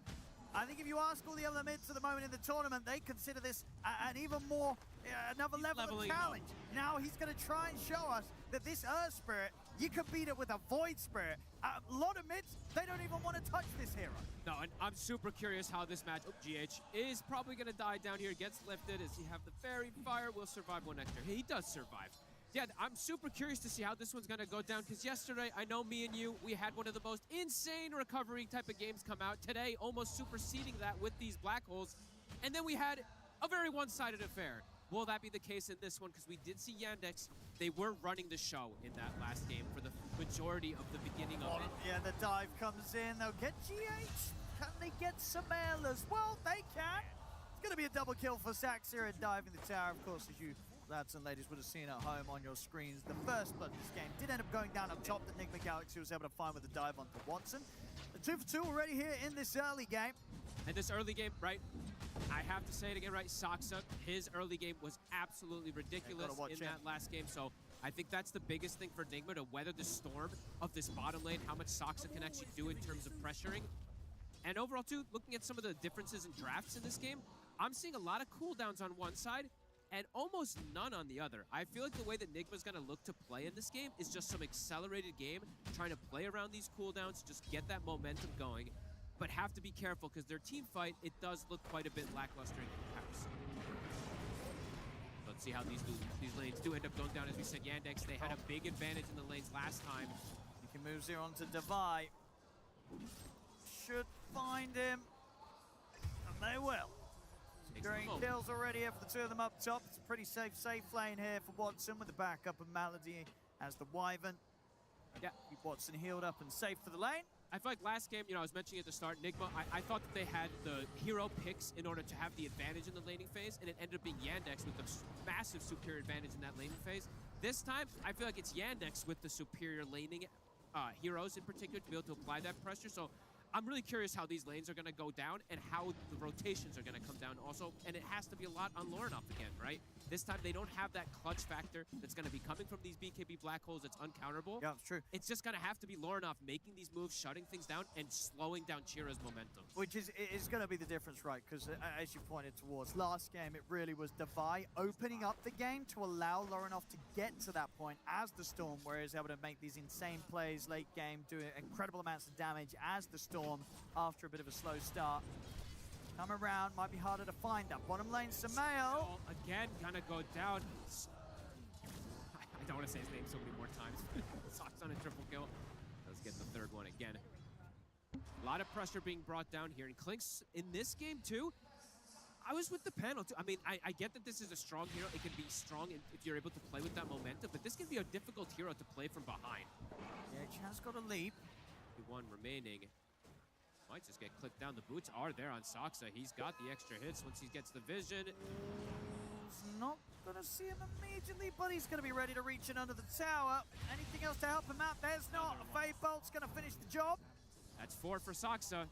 Similar to last time. 4 kills, 4 minutes in. You don't always see that from these supports, but Saxa, he'll do that. Mid lane, dead even though. Lornoff having a better matchup this time in comparison to the Storm than he was in the Storm Spirit, so is doing very well in that matchup. But top lane, Devi is struggling again. This is a full counter pick. We've been seeing some teams actually stray away from the Kez, but versus that Largo, this is one of the best answers. Teams have loved to pick this against it. And I've got a Melody might come down here. Good drag back here in the bushwhack. He's going to be able to juke through the trees. Will still die. Nicely done. And Watson gets some cleanup in return. Both Omar and Devi very low. Omar will get sliced down here by the Kez. Devi will be fine. Gets a courier. He'll be able to drag the creep wave too, so we'll get some more out of this lane. Lots of kills going down though. 6-3. Yandex again having that advantage. Enigma, as you said, did get that first blood, but Yandex in this laning position having this advantage at the moment. And DM is off to a hot start. Oh, he is. Yeah, they're having a great time down here against the safe lane of Enigma Galaxy. That's now going to have a +1. We're going to get the rotation coming in from Omar. I think this is necessary. I think they have to accept the fact that this top lane isn't going to be a win. They have to start securing Clinks some extra farm. He doesn't want to play from behind versus this matchup, versus the Earth Spirit, just like Panel was talking about. The Clinks can just start to chain feed if he does get too far behind versus this ES. So I like this move from Omar. They've got to secure Samael's early game here. Yeah, just get him a little bit tankier, a little bit of that extra item, so perhaps he can survive versus that collapse that will come on top of him. Malady will look to match these movements, though. Moving toward the mid lane, gonna look to secure the power rune here for Chira Jr. And Chira has it 6, a little earlier than Lornoff. Lornoff does have to be careful how he shows, because he also did skill very aggressively on Lornoff. 2-0-3. No point in dissimulate to disengage. If he does get caught in these big silences, he could just die, and they get the catch. Chira's going to get the setup here with the kickback into the Magnetize. He's going to go straight for the TP out. Smart TP. But he's away. Big brain. Second, the roll connects. He knows they don't have the follow-up stun. Pressure continues on to Samael. A much slower start for him this time. He's still getting good CS though. He is, but something I didn't even get to talk about Sumail too much in that last game. He was doing such a good job of just being this crazy distraction, applying so much damage. That was him playing one of his best heroes. I'm wondering how it's going to be with the Clinks, because just Necro existing does a lot. Clinks existing a little different with what you're going to be able to do in the game. Wisdom Shrine. Yandex looking to set up for the double again, just like last time. Even rolling in Devi. Yeah, diving up towards the tier 2, getting the kickback. Awkward with the kick. And they should still find him though. Able to block him off, make sure that he can't run. I mean, the early game again, it is getting pretty commanded here from Yandex. The double shrines, having these extra kills as well, having the free farm. And I will say, it is quite the difference the hero that Devi's on. I think he's gone from literally the flashiest offlaner to the least flashy. Yeah, and also we do have to mention for Lornoff too, right? He was playing his king hero, his Storm Spirit that he loves to play to scale. I'm wondering how the Void Spirit is in comparison, because as they said, it is one of the weaker of the spirits. See how he's going to be able to do in this game versus some decent control for him too, right? This game, it's not just the Earth Spirit silence, it's the Kez that can be a little annoying for him too. So right now, doing very good. Matching exactly versus the Earth Spirit. Guys gotta be careful. They might dive him again. Oh, yeah, Close support still here, ready to set up to make another move onto him. Get the lift up, drag him back over towards the damage of Watson. He's gonna be dead again, Devi. They know that last game he really was the one to make the moves. They're doing everything to shut down Devi this time round. Tower's gonna drop super early too. It's only 8 minutes in. Lornoff will get the F damage and should be able to find Chira here. Is there a way for it to get out? No. He'll look at the magnetize out and a decent bit of damage onto the supports. TP comes in from Saxa. Should be able to burst through at least Omar. Finding the trade, but indeed Enigma Galaxy going to be happy with taking Chira Jr. out of the game. Nice. I mean, Lornoff is the clutch factor, right? In this game, it's him rather than the Largo. Very much so. They're trying to amplify him as well with the Largo. So getting him off to a good start, that does feel like the key for Enigma, for him to make these moves around to get the space. And they're no cooldowns on their drafts, right? That's the beautiful thing that we can look at. Lornoff ready to make this rotation. Ready for the jump on towards DM. Going to be a very successful move. Nicely done. Yeah, I'm so curious to see how this is going to be in the mid game, where it is just, I think, what's their longest cooldown ability, really, right? Like, it's Moonlight Shadow and Clinks' whatever, his small abilities, but there really is no cooldown that Enigma is really playing with. They can play super fast. Jackson's found Omar. He's 6 already. Omar's only 3. Very, very squishy on the hook wing.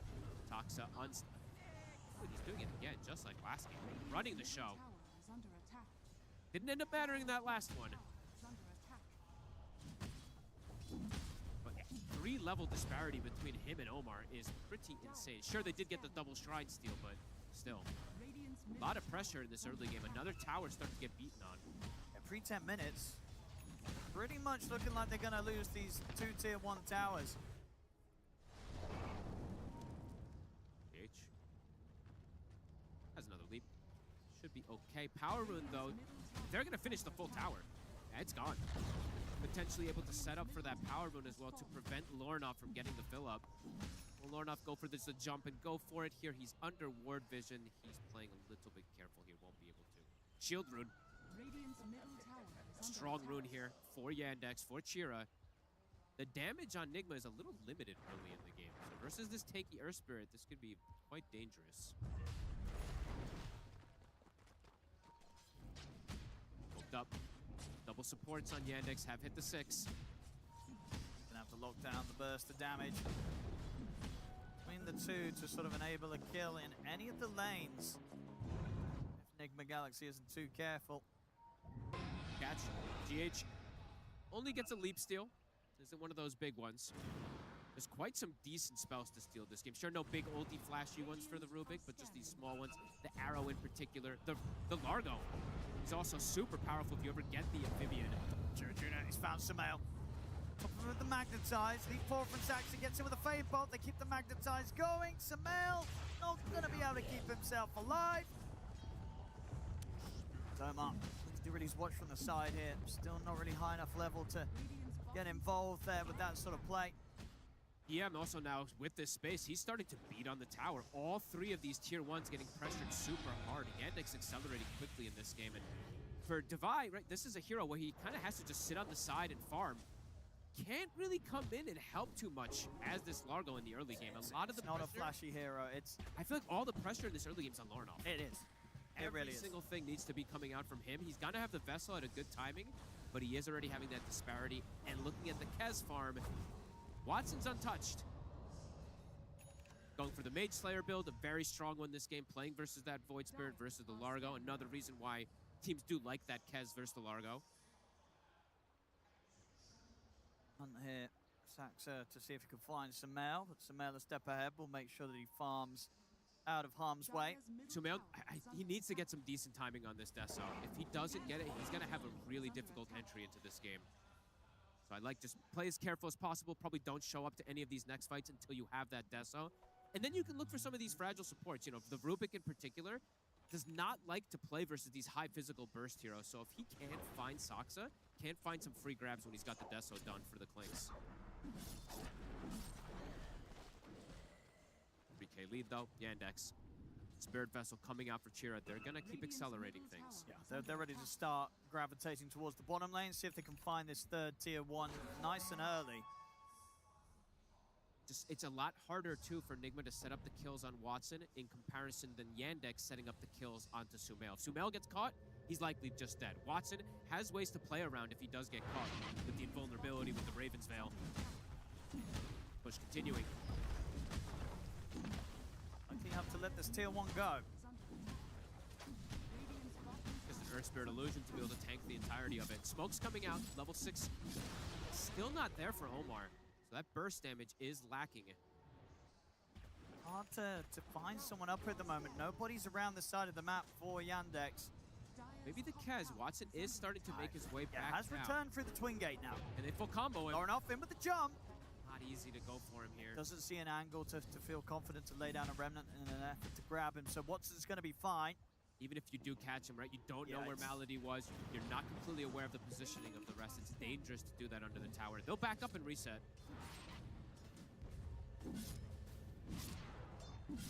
Knowing where to cut their losses there, at least Nigma Galaxy not trying to make too greedy of a play. I think if they have the Omar with level 6, perhaps they can go for this type of play with the high burst, even through Cold Embrace, but the fact that he's still not 6 yet on this Hoodwink is limiting their damage potential for some of these kills. Yandex looking for another steal. I mean, Omar this time will be able to get the Shrine. They are setting up for him, though. And they maybe anticipate that Devi is farming in this area, too, because this is literally where Largo always farms. Sax is ready to get the setup.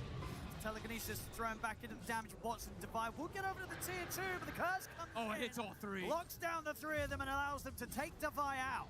Sumail. Watson's considering continuing to dive around this tier 2. Sumail's pretty low. Watson's going to get it with the ult. Sumail trying to heal up, but he's going to take down the damage of Watson. Dive forfeiture, and Nice push back under the tower, but this might be a tier 2 dive too much. It's cost them Watson's life, and now Laurinov turns his efforts over towards Chira Jr. Jumps in with the Astral Step, the Remnants down. Chira Jr. is going to tick down low, tries to deny himself the Acer. He will. Will succeed in doing so. Ooh, that hurts. Laurinov really wanted that kill. Nice dodge of the silence there, jumping through it. They lose so much, even around their 2-2. The Clank, Sumail, he actually turns up before the Deso is finished and ends up getting brought down. Just as a cannon fodder. He was just in the area of the curse and gets up getting whittled down from all the AoE damage. So a little bit messy from Yandex. Messy. A few of their cores knocked off the map themselves, but nothing that they'll be too upset with. Maintaining this lead here, 15 minutes in, 4K advantage. Would have been amazing if Laurinov does get the last touch. With the fact that the Earth Spirit denies himself, ends up hurting a little bit. Here's Saksa. Now does have the Amphibian Rhapsody. He does have the song Stolen. Pretty strong one for his team, too.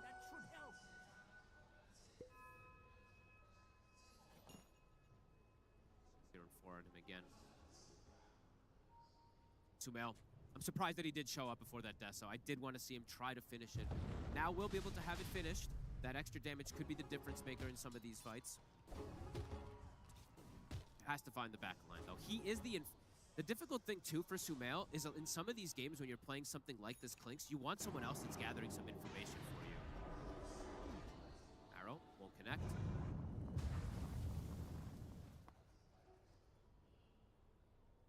Cameron here for the next fight, Chira Jr. They're not getting any time on the side of Nigma, also to take advantage of these cooldowns that Yandex does have. Yandex is getting to be able to reset, go for the next plays, magnetizes at the ready. Laurinov farming low. That's the key, as we said. He really is the one to watch with this game, how much he can do and how much he can scale on the Void Spirit. Tough hero to make work, as we've seen in this tournament. Just how it's done with Storm last game. Good. If he can do so again here on the Void Spirit, it's... said the start, the KDA is great. Top net worth here for his team. Not too far behind that of those, the cores on Yandex. And time perhaps for them to accelerate things here on the side of Nigma. They do have Omar with 6, Moonlight Shadows at the ready. They have GH with the setup with the Yules. Sumail, dangerous territory for him to go in, though. Under multiple sentries, they'll make the move top. Sensing something's up here, throws out the dust. Oh, he reads the play. Now Omar. The bushwhack off. Telekinesis is there though. Devi trying to drag Omar back to safety. Watson should be able to chase this down. Omar, that's going to save him. Actually comes dispels in. it. It's going to keep him alive. Now Laurinov feeds him with the counterplay. Makes the jump over to Malady. Malady gets the curse off. Doesn't matter. Laurinov already able to bring Malady down. Nice reaction. But now Chira Jr. is here. Rolls forward. The Lick this time won't be able to bail Laurinov out. Devi cannot save him and has only ended up putting himself in a bit of a dangerous position. He'll try and run, but he's going to tick down low to the magnetize in the vessel. Yandex, they bring the numbers. This time they get 2 clean core kills, only losing their Wyvern. Much easier for them this game. to just set up for these kills and not have a threat as well, too. Sumail's game much slower this time around, and they will find Lauren off. They're going to slow down that momentum he was starting to build up.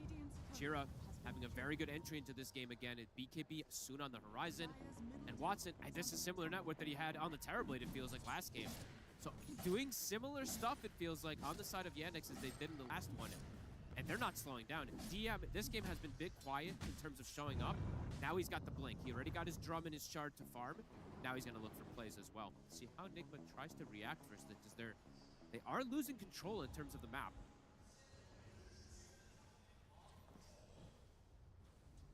Shows in the mid here, Laurenov. They want to dive him up to the tier 2. They got a blink and a doom. Bottom. Is it the ready bottom? A big connection. That's a huge kill. Same time in the mid though, the jump's been made. That gets the catch onto the both of them, taking down Omar and Laurenov. Bushwhack steal. Yeah, Soxa gets the 2. Not going empty-handed though. Enigma Galaxy being able to find that pick off onto Watson on the bottom lane at the same time. Slowing down that Kez. Getting the Deso stack also all important for Sumail to get that extra momentum for himself. Next, they want more. Shadow. Can't quite go for Chira. He's still too tanky, especially with the backup of the team. Slowing down Watson though a little. I know that Sumail was recently around this area. Question of how deep they want to try and hunt for him. That could be fine for now. GH has to be pretty clutch with these arrows too, right? He is the long lockdown for the team. If he can't connect for some of these, he can allow Sumail to kill the supports, but walking into this high ground a bit dangerous. Sumail looking for Malady. Good information. Got the Yules. Into the arrow. Got and into the damage, Sumail. Get the kill. Top lane at the same time though, Devi. Caught on his own by Saxer and DM. Monster kill for Saxer. He's getting way too many of the last hits. Calm down. Time the trade does come in though. This time it's a core for that support. Devi going for the wait there for a second here. Soxa on the trace. Gonna get involved in another one. Yeah, this is 8-0-8 here at the moment on Saxer's Rubik. 20 minutes in. It's exactly the same as he was doing on this Hoodwink in the last game, just controlling the map, making every single move. All 3 cores farming very well on the side of Yandex. And something, okay, to point this out too, this Devi build, I've seen a lot of these players do this on the Largo, going for this Octarine build. I heard it was like the 33, the popularized thing, because you get this less downtime when you're using your ultimate, when you're swapping. We'll see if it ends up paying off in this game, because you don't really get that many extra benefits compared to, you know, this Kaya Sanj build that we've seen most people do in the Aghanims. It's kind of like this in-between, so we'll see how much it pays off for him, because he does feel pretty vulnerable in this game. So I thought maybe he does look for like that Lotus early.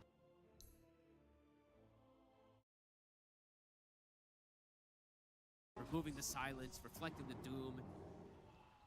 Second item, definitely gonna go for the Lotus, but we'll see if the Octarine ends up paying off for him. It is a very greedy choice. PH. Double leap. Has to Moonlight as well to get away from this chase. Chase is going to continue. Chira Jr. able to line the slow right on him. into DM, jumping over to G8. Leaps and the Moonlight, not enough to save him. Malady blink is finished up for him now too. Even better positioning to be able to follow up. They have multiple ways now to start their fights, right? They have the Earth Spirit rolling in, and then Blink Doom, Blink Rubik, Blink Wyvern. So really looking to close the gap on top of a hero like Klinks, which hates getting the gap closed on top of him too. So see if Nigma can deal with the pressure. Looking to well, they want to fight. They want to catch him off guard here. They don't want Yandex to be able to chill back and get these kills, but not able to line the Remnant down on a Malady. Now the counterplay comes in. Roll forward onto Laurenov. They have to push back from him and hold the back. The curse comes in from Malady. Locks down the two of them, and now DM the walking. Get the Doom drop down on the Laurenov. Laurenov and Omar disintegrate. And Sumail. He's caught as well. DM in on top of him. Watson bringing in the damage to take Sumail out. Devi sticking around as well. Sax is ready to jump in and try and finish off another. Devi tacky enough to turn and head up to the high ground.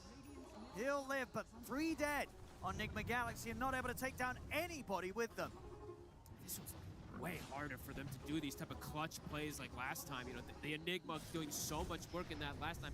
Largo, like you said, he's just not that flashy of a hero. No, it's such a different style. Yeah, you really just buff up that core, make him look amazing, but man, they're hemorrhaging so much on the map. Another kill Yandex is able to find.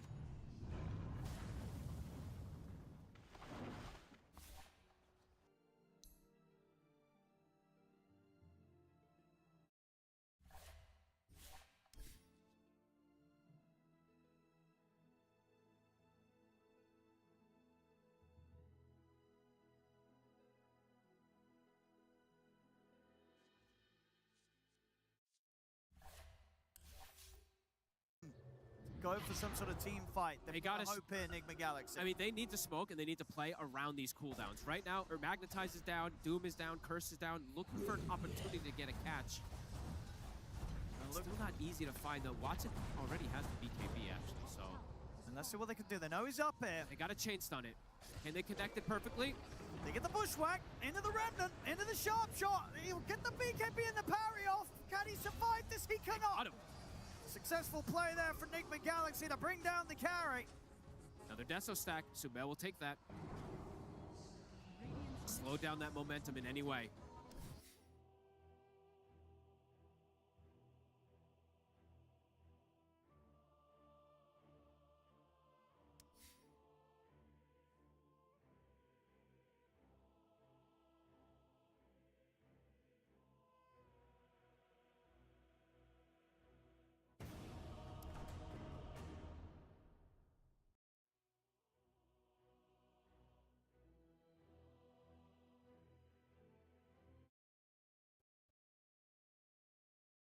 Them this game without having that Enigma factor versus this type of advantage. And these three cores being this big. Very much so. GH. They know he's in it. He'll be able to get out.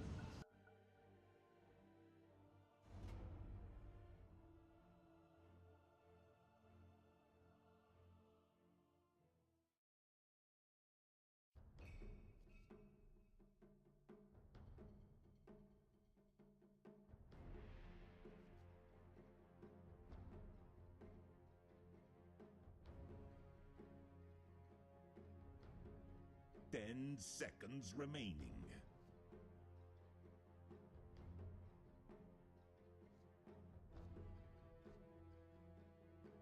Your turn to pick.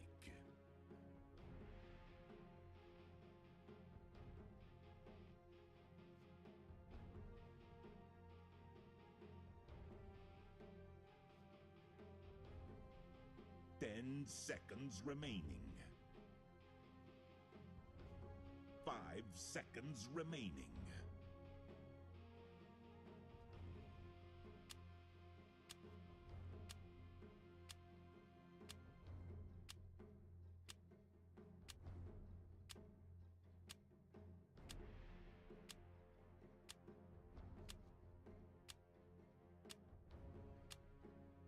Your turn to pick.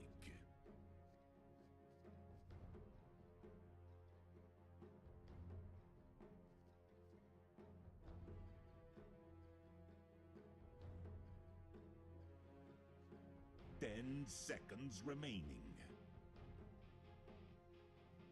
5 seconds remaining.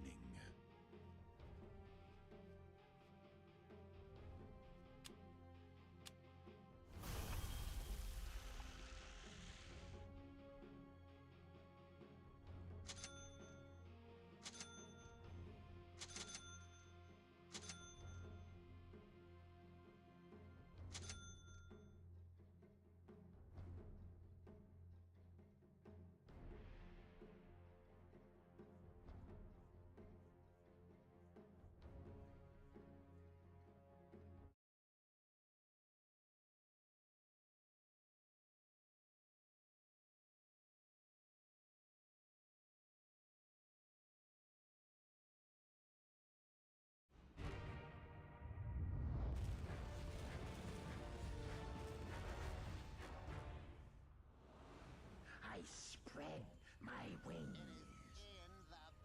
Indeed. Prepare for battle. I fly. This one is in the bag.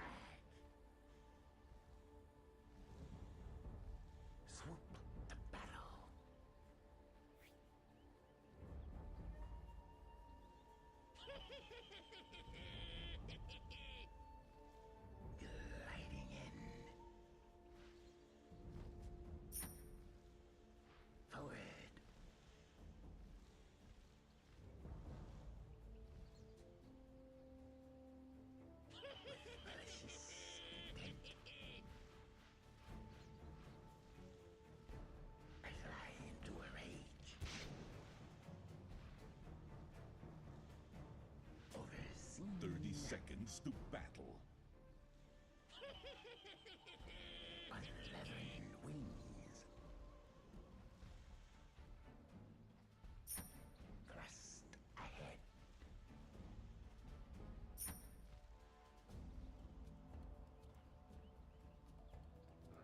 I roam.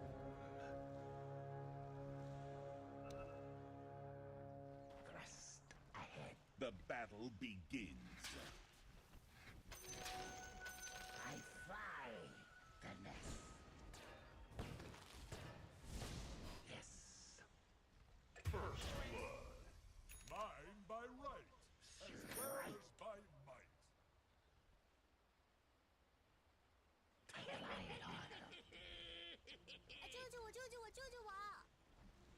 Indeed.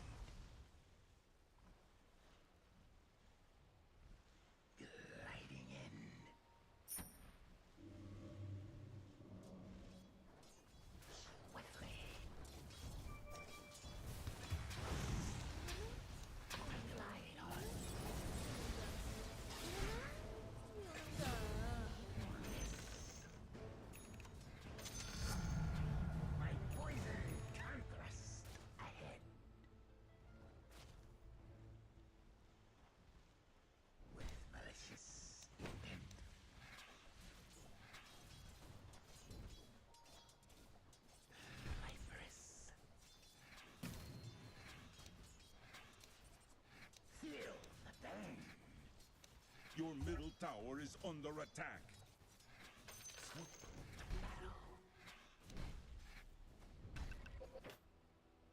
Overseen. Forward. Swoop to battle. Thrust ahead.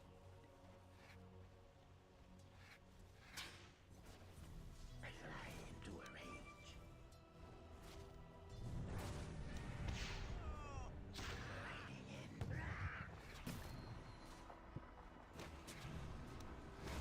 Malicious intent.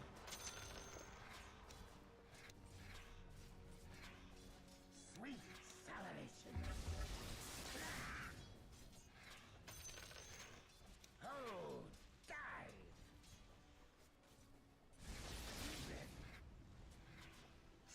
Spitting distance.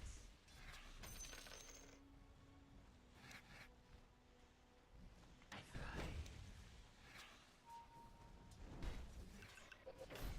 I glide on.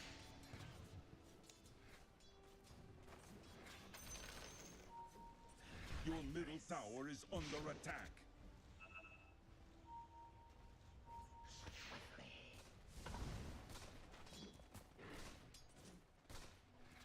Forward.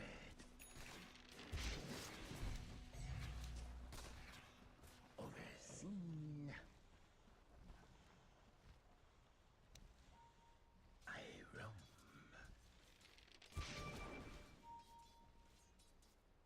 Yes.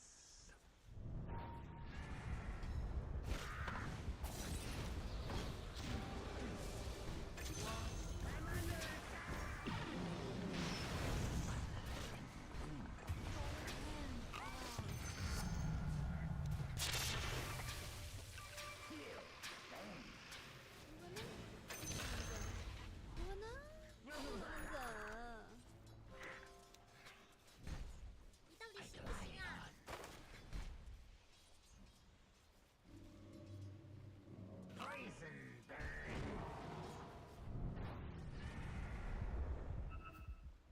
Unleathern wings. Attack.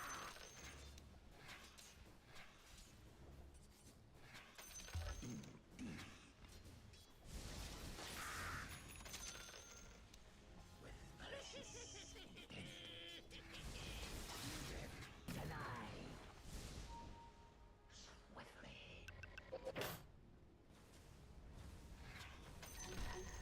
Gliding in. I roam. Your bottom tower is under attack. Forward.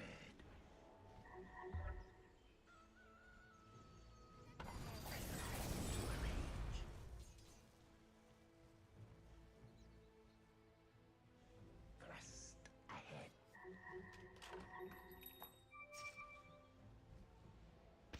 Swoop. Battle.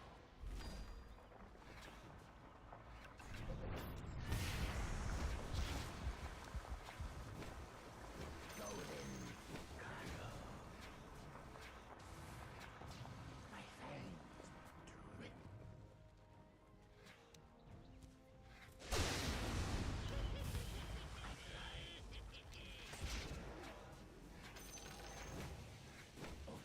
Your bottom tower is under attack.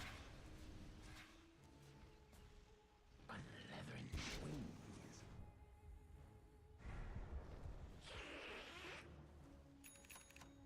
Your middle tower is under attack. Indeed.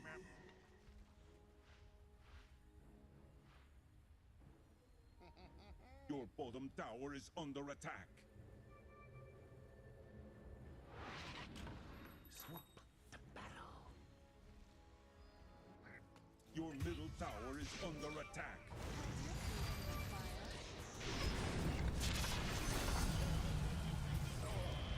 Higher. Yes.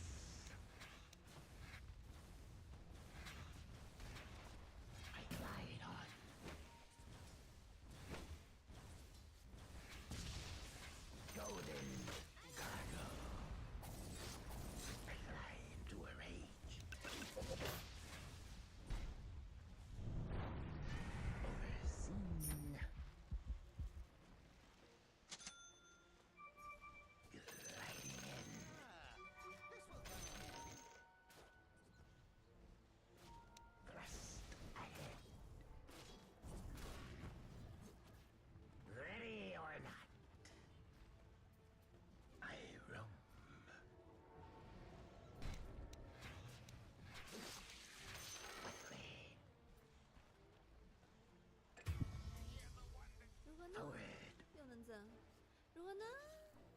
I fly.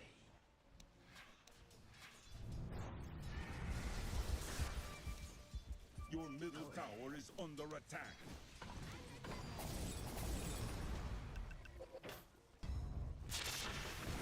Radiant structures are fortified.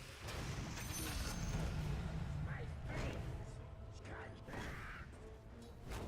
Rest ahead. Overseen. My right. I'm under attack. Here's poison in your eye. With malicious intent. Sweet salivation. Swoop to battle.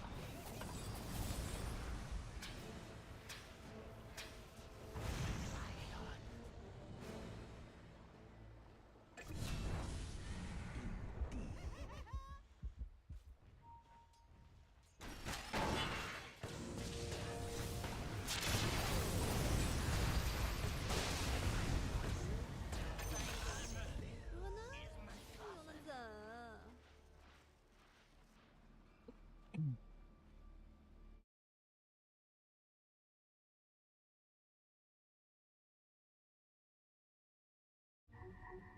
Marvel at the spectacle!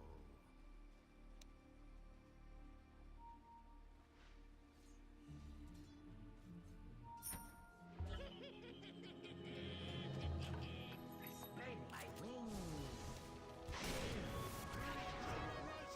Gliding in.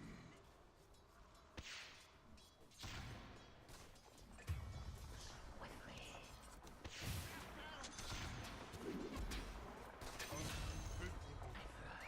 Your bottom tower is under attack. Feel the pain.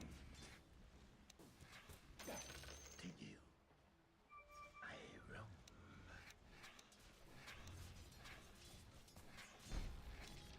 Yes.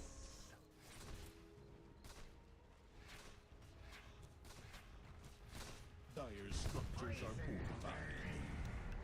Your bottom tower is under attack.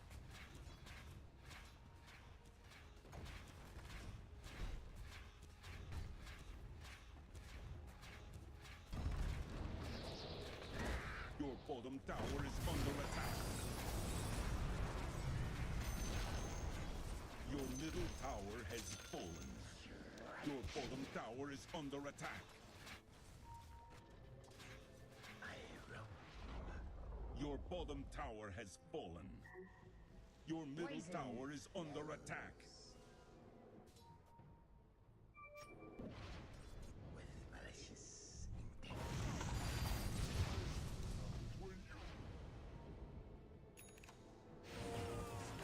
The battle.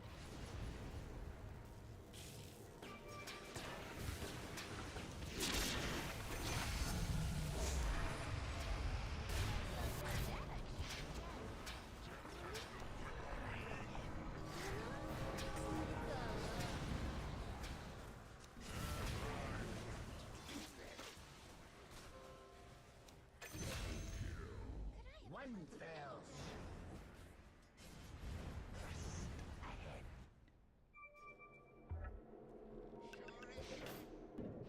Unleavened wings. Yes. Dire structures are fortified. I glide on.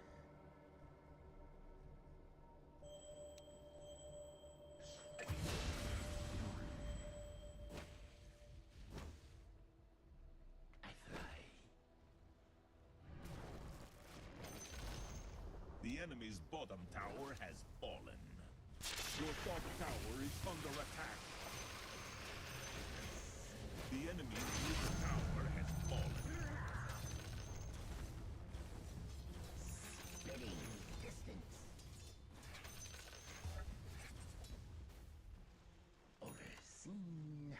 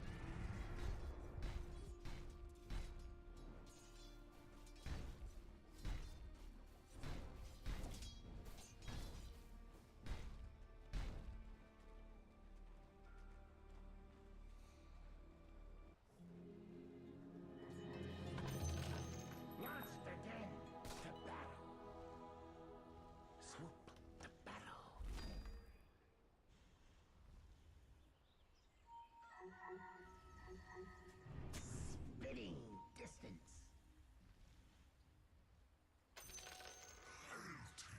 Indeed.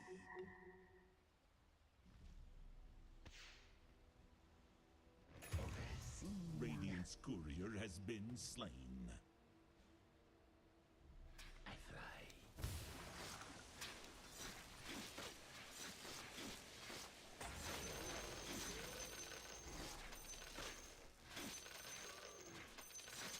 With malicious intent.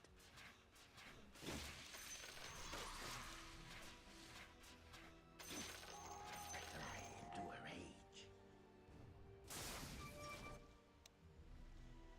Forward.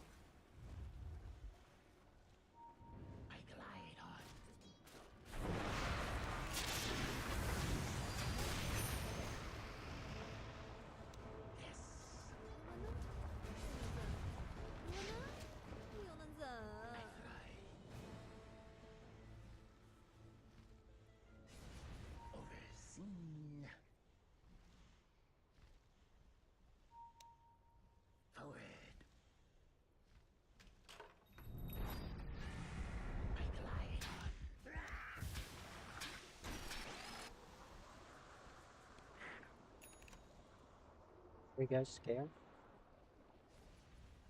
Your top tower is under attack.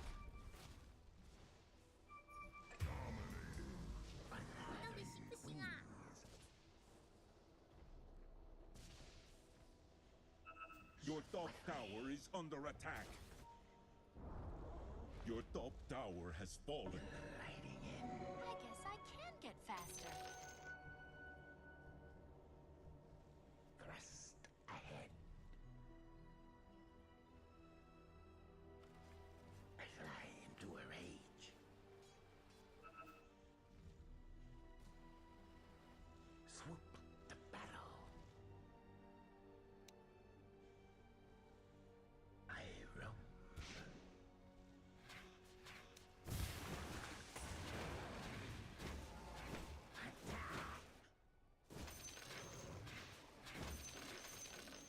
Thrust ahead.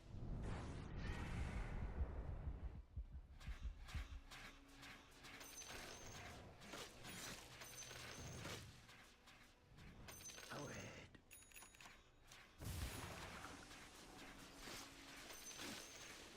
On my way to a one-bite kill.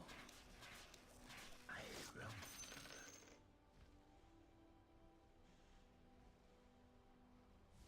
Overseen. Swoop the battle. Yes.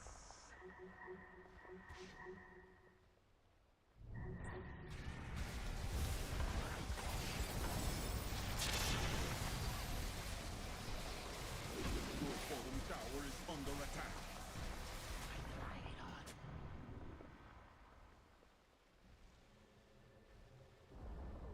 Your bottom tower has fallen. 又能怎？如何呢？又能怎？ Poison burn.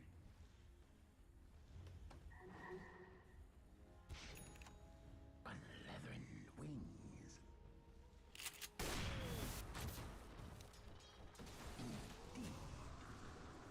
I'm under attack. I fly into a rage.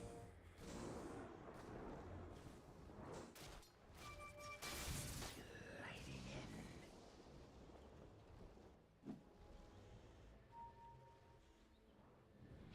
Swiftly.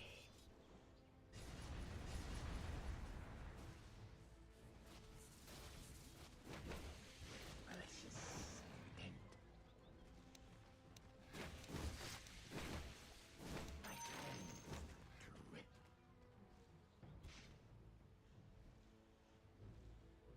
Indeed.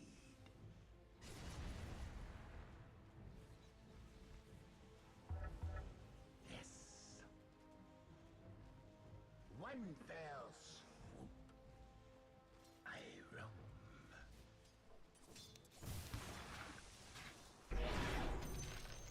Thrust ahead.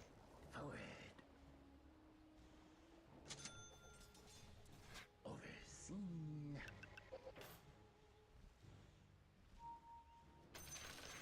Unleathern wings. Swoop the battle.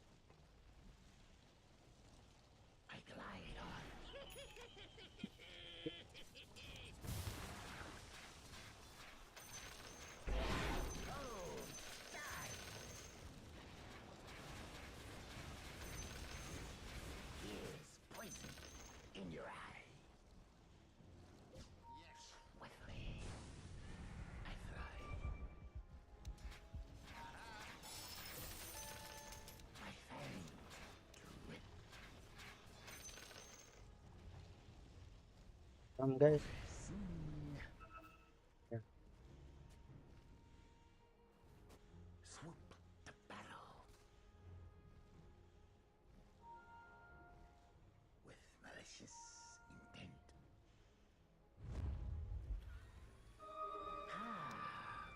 A flight of fancy. Selfish. Gliding in.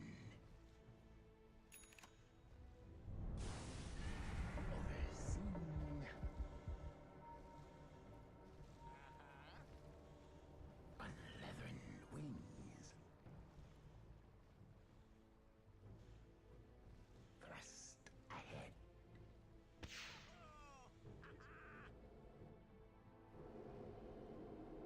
I fly into a rage.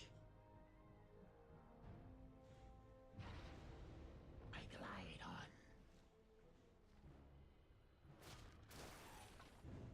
Indeed. Powered. Radiant's courier has been slain. Golden cargo. To battle.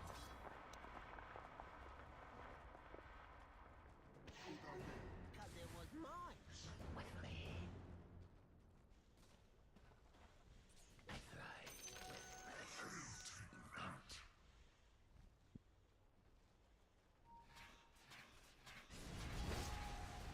I roam.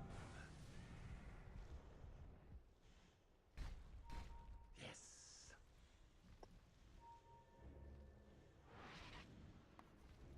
I fly into a rage.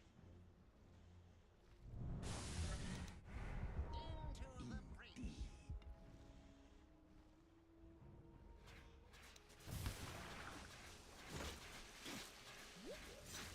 I'm under attack! Gliding in.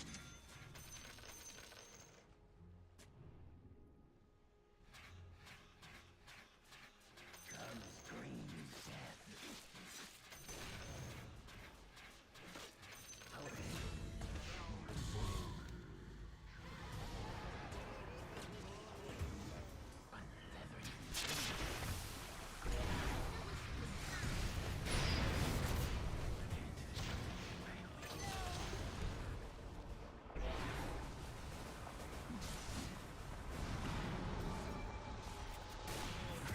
Pasira na yung ano.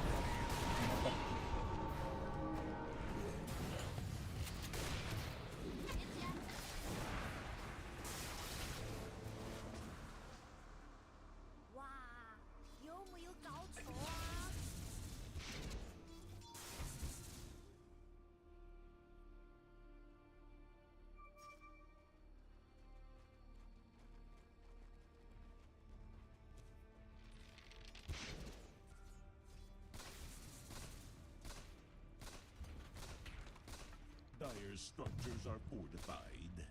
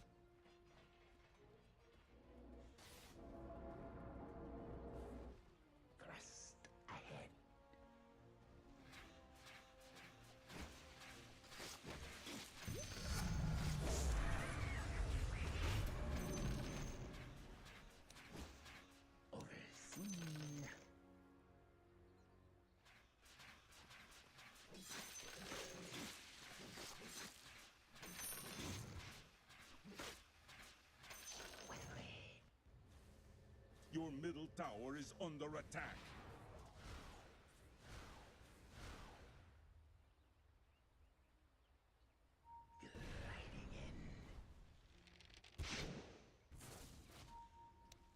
Thrust ahead.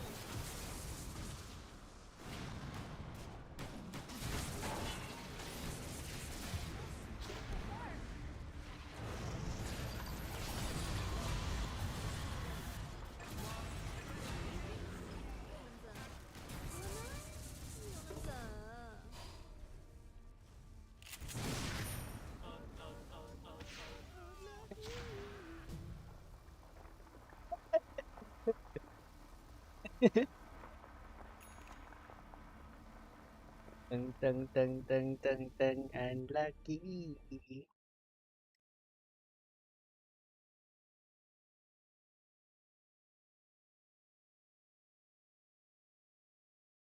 Under attack. Dire's structures are fortified.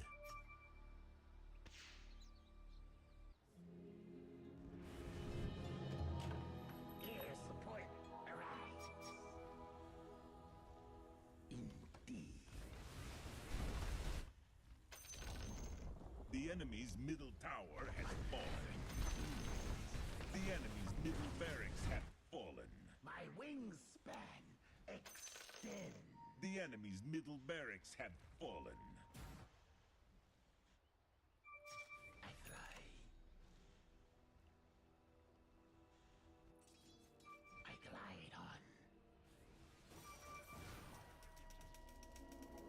Yes.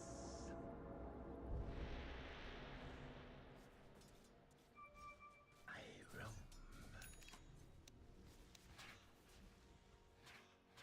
Mine. Overseas.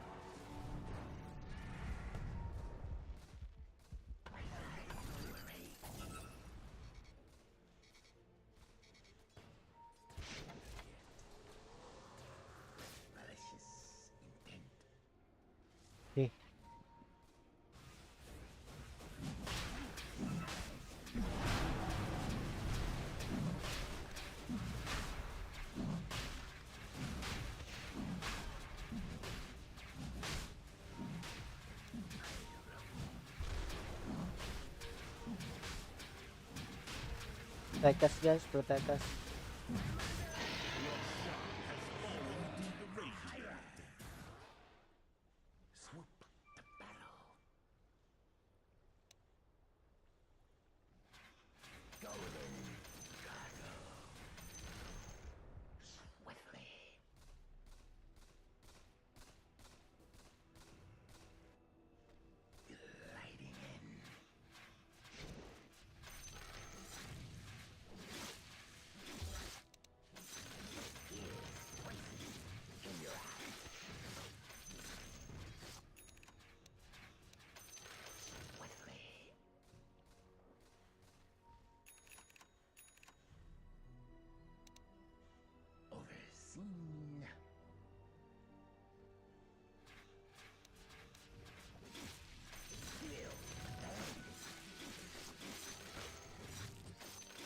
Your middle tower is under attack.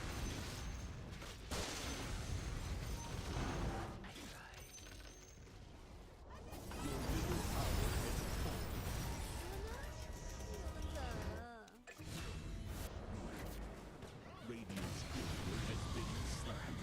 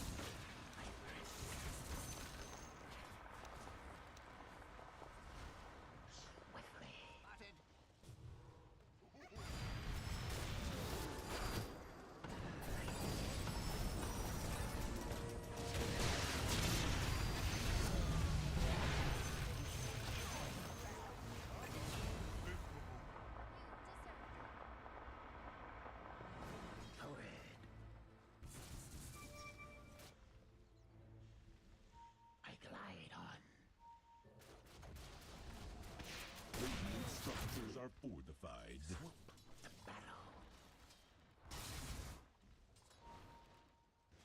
Unleathern wings. Overseen.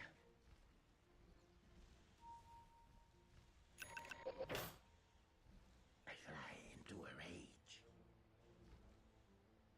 One fell swoop.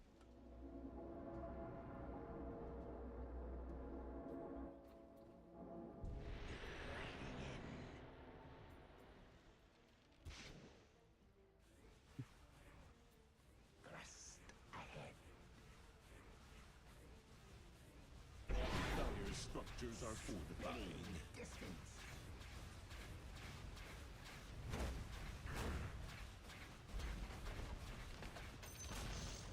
The enemy's bottom tower has fallen.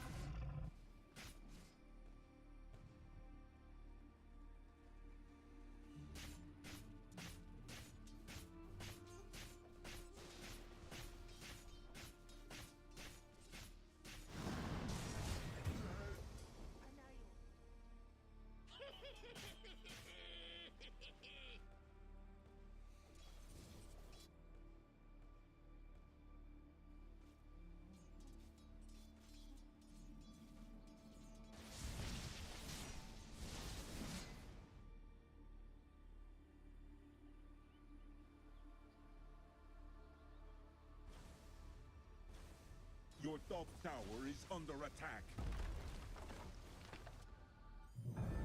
Pleased to meet you. Likewise, I'm sure. Your middle tower is under attack. Your middle tower has fallen. Your middle barracks have fallen. Your middle barracks have fallen. Your bottom tower is under attack. Radiant structures are fortified.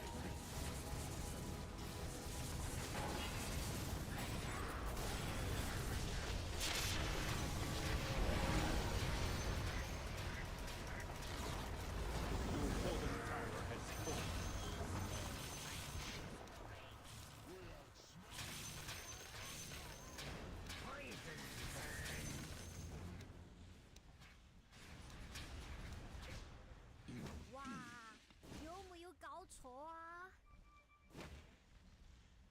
I fly into a race.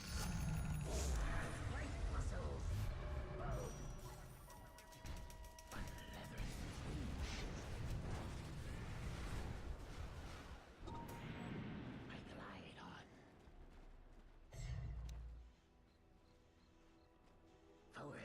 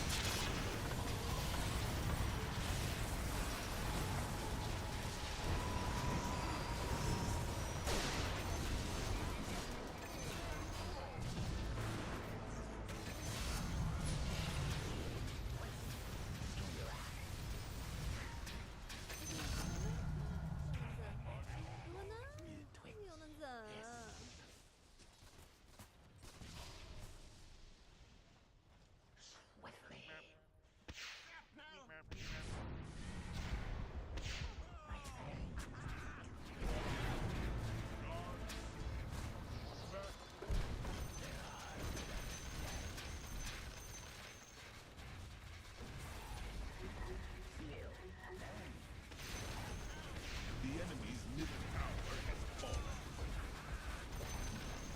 The enemy's middle tower has fallen. Radiant victory.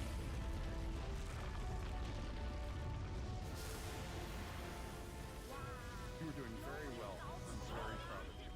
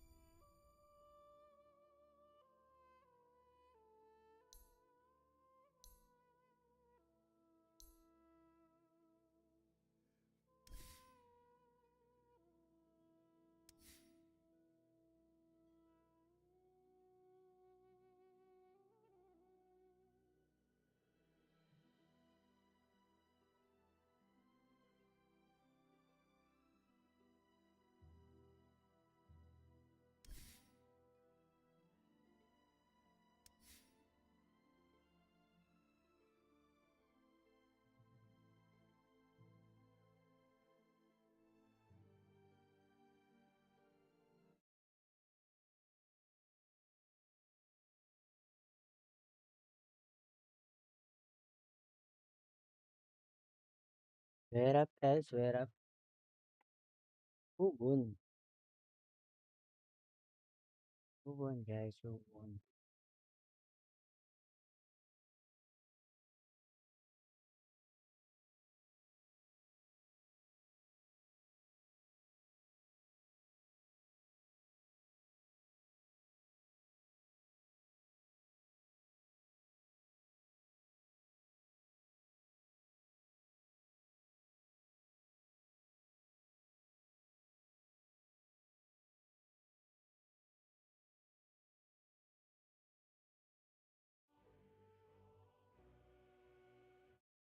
Who won the Yandex Enigma, guys?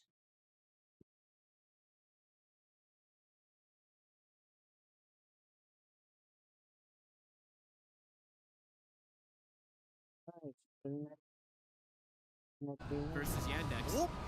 Big Requiem. He was ready for them, but doesn't quite hit a massive connection with that Requiem. And now he's surrounded. He's outnumbered. Watson's going to get surrounded by Enigma Galaxy. Where's the backup? Where's the team? He's alone. It's not there. He's left alone under his tier 1. Enigma Galaxy carefully take him down and lose nothing themselves. Lornoff pacing now, getting these connections, 5, 1, and 2, slowing down Watson. Sumail pretty much is going to have the Radiance done now at this point, so slowing down Watson massively after his rotations. He got no help.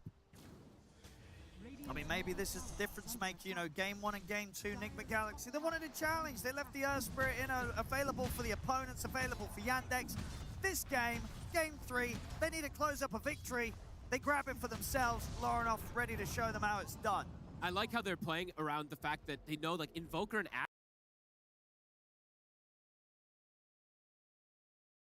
Hey, guys.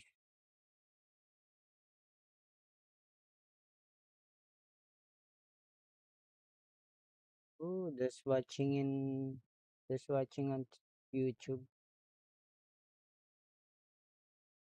I will play again. Last game, I will play.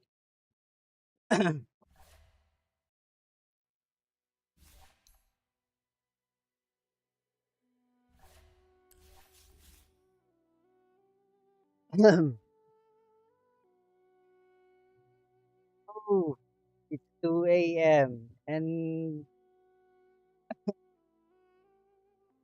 Enigma Galaxy Yandex Game 3.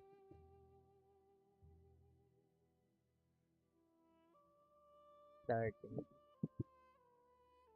My god, it's 2 a.m. It's 2 a.m. in China. Same here in the Philippines. Still battling it out, guys.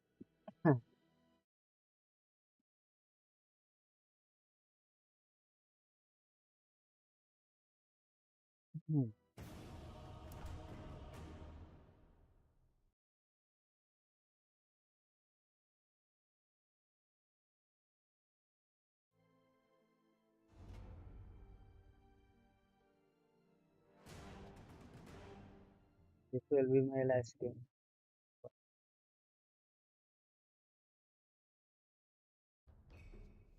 It's 2 a.m. in the morning.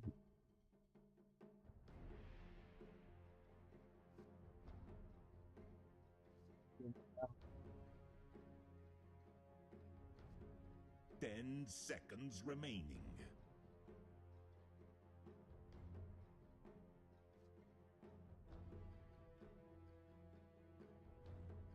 Your turn to pick.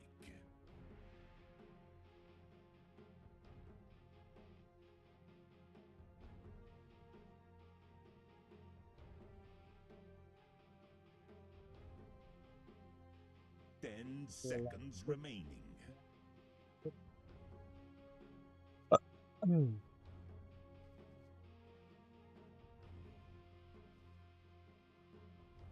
10 seconds remaining. 5 seconds remaining.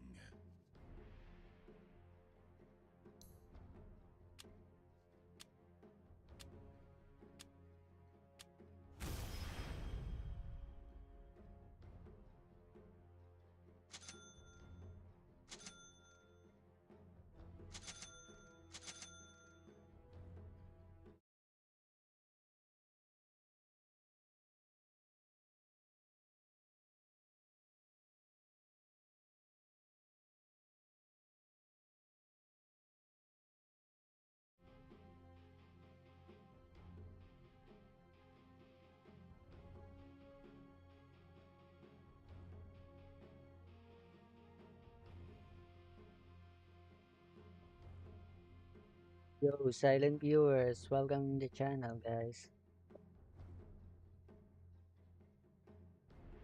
Damn, so big.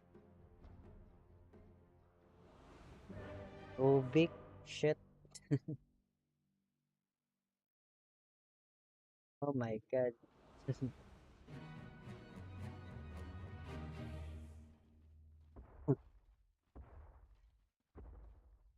Damnation rises. Ha ha!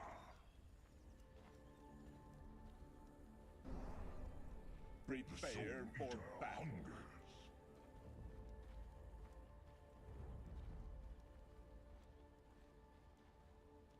Hell's on earth. Till damnation come. The inferno rages. I am the midnight of your soul.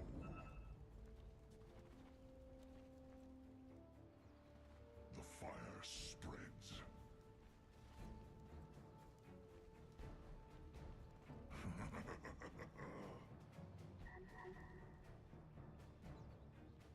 30 seconds to battle. The ground burns.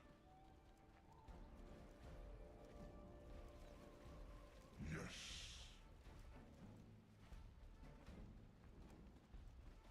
Bring it. Feel the burn.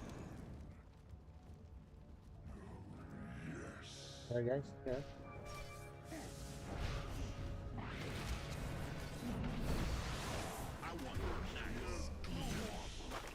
Oh my god.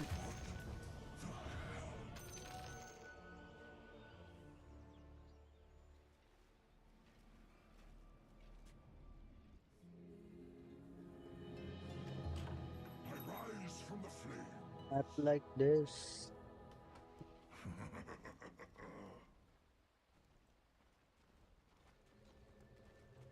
The fire spreads. Hell's on earth. The king withdrawn, denied. The ground burns.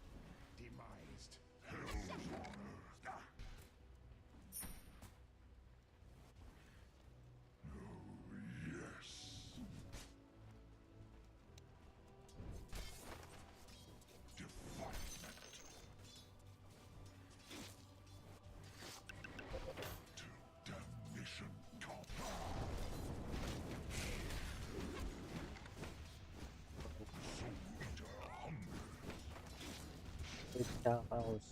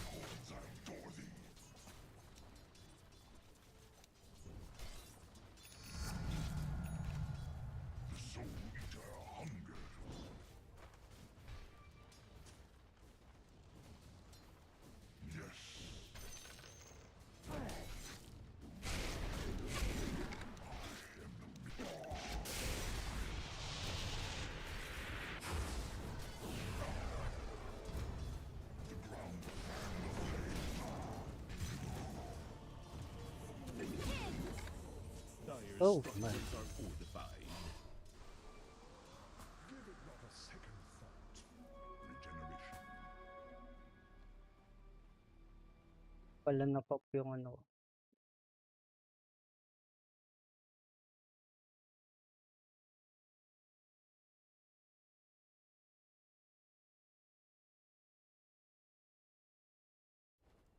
Damnation come.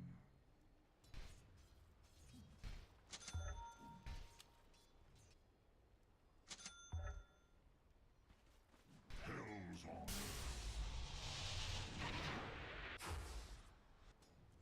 The fire spreads.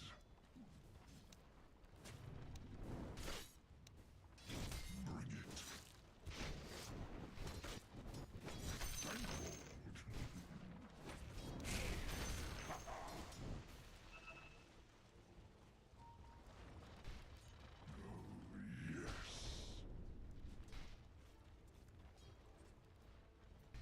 The Soul Eater hungers.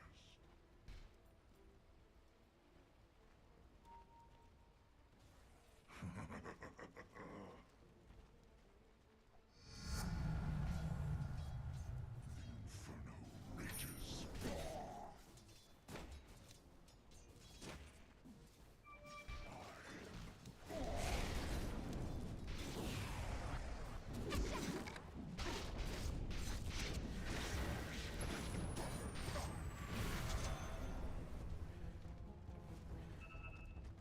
Damnation come.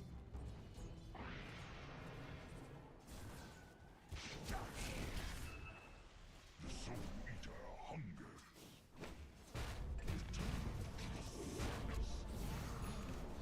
Is the ultimate base. That's right. I am.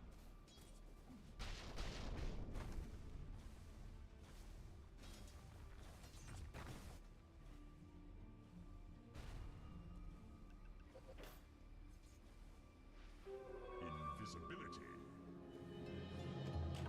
The Phoenix delivers me to life. The fire spreads. Your bottom tower is under attack. I must have stepped.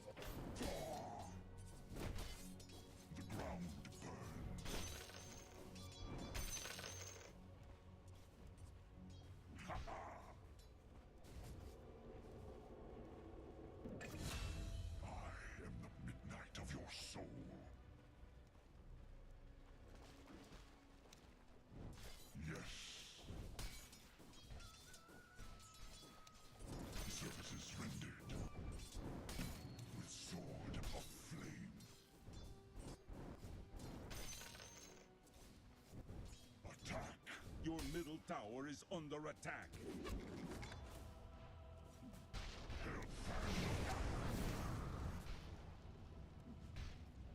I'm under attack. Silence. Let the soul eater hunger.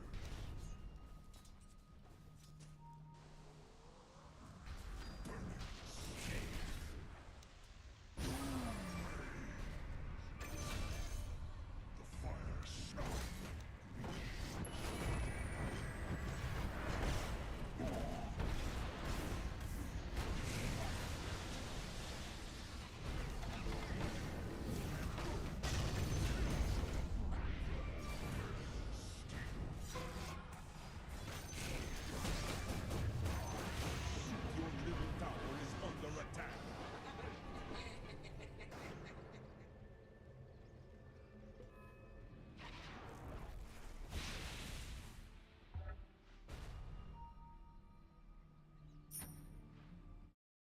Oh my god.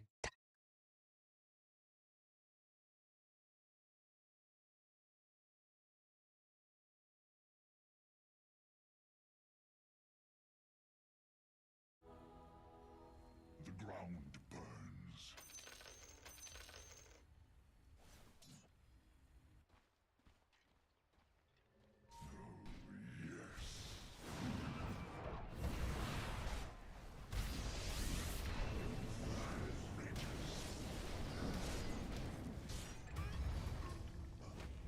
Your middle tower is under attack. Defilement. To damnation come.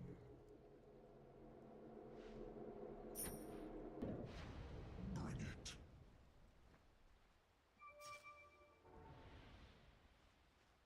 I am the midnight of your soul.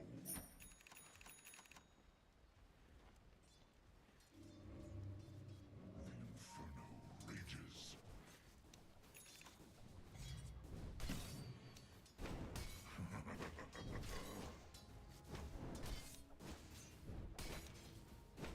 The ground burns.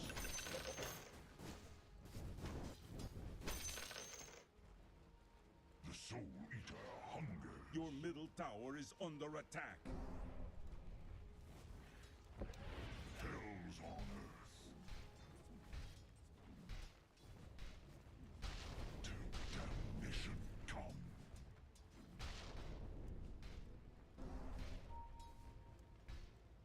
Ha ha!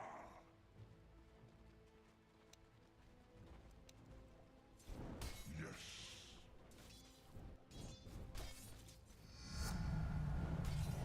My sword.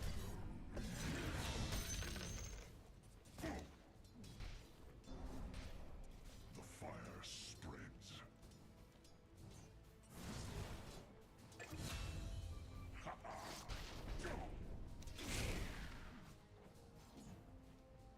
I am the midnight of your soul.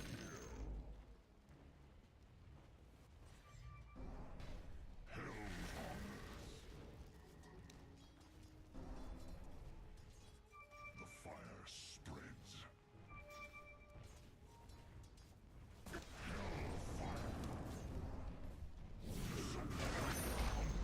The enemy's bottom tower has fallen. The ground burns. Oh, yes.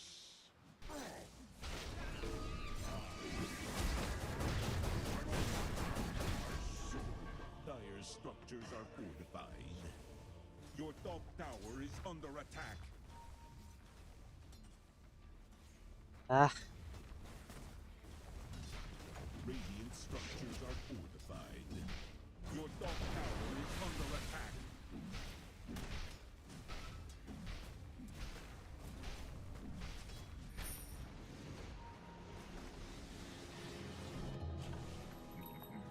Demon spawn. Till damnation come. The chips fall.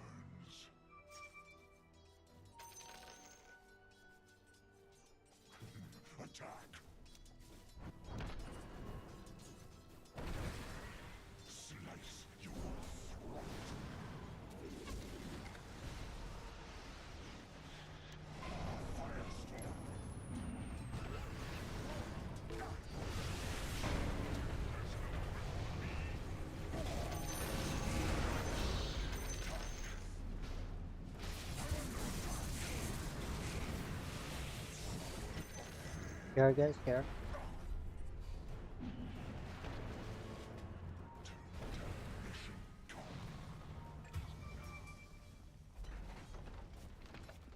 Dire structures are fortified.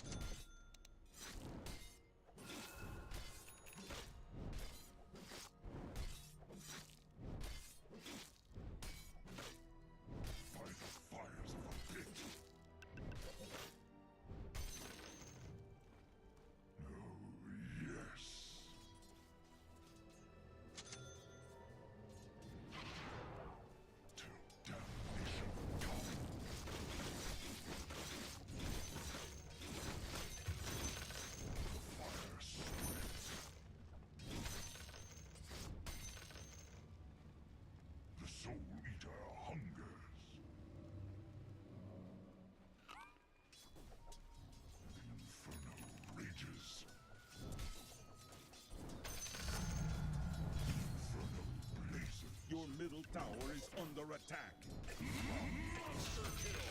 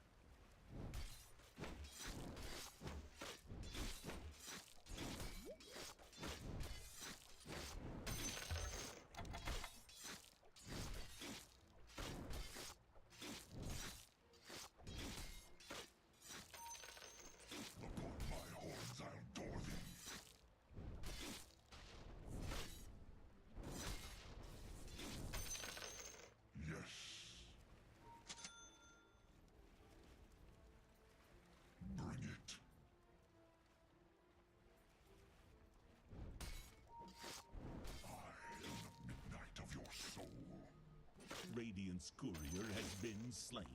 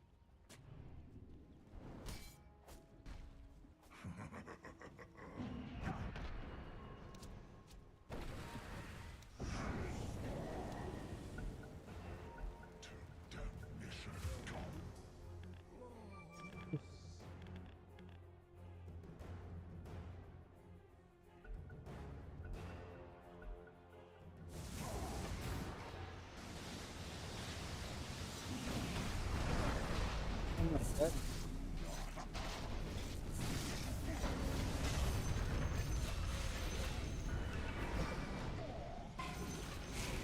The enemy's middle tower has fallen.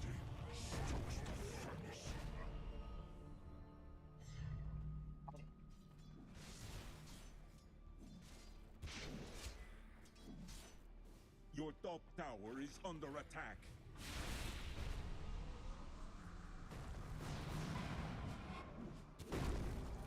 Your bottom tower is under attack.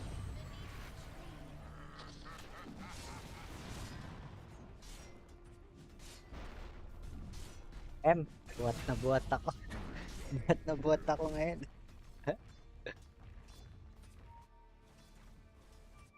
Your top tower is under attack.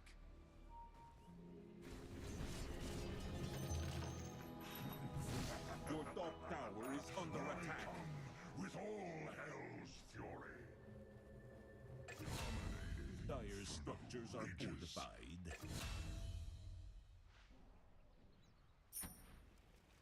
The ground double damage. Hell's on earth. Yes. Services rendered. Oh, yes.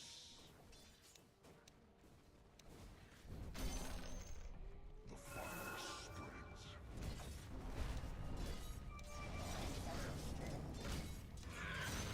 Attack.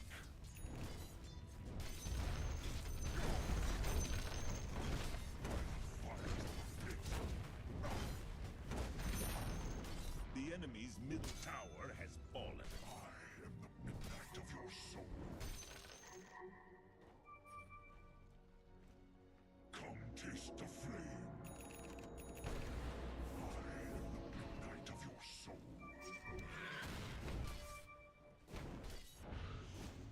It's not time.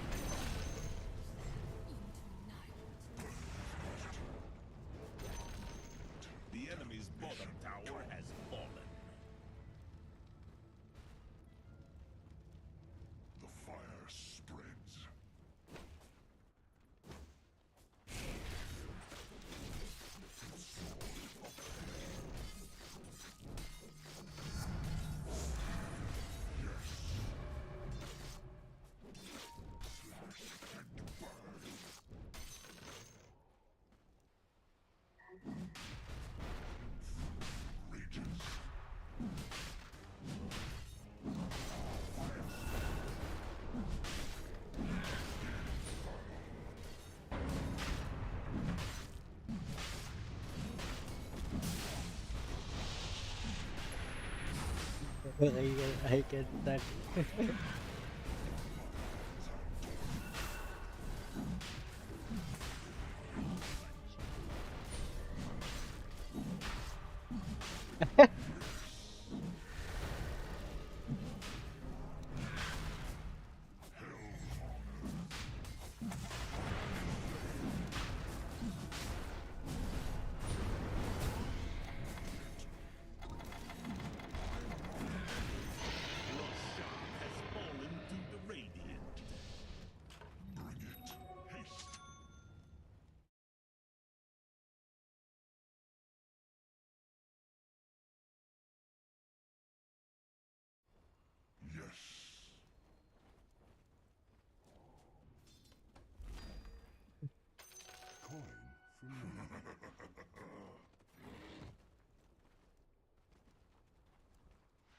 The Soul Eater hungers.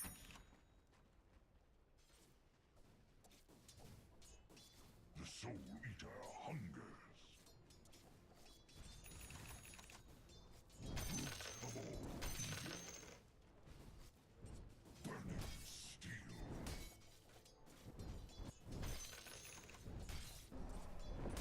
Damnation tower.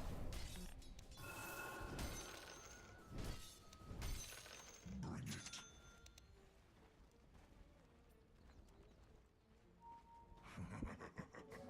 Betwixt myself. The sword of flame. TK? You can push? You got AG. Focus lang ng bigat ko, guys. Come taste the flame.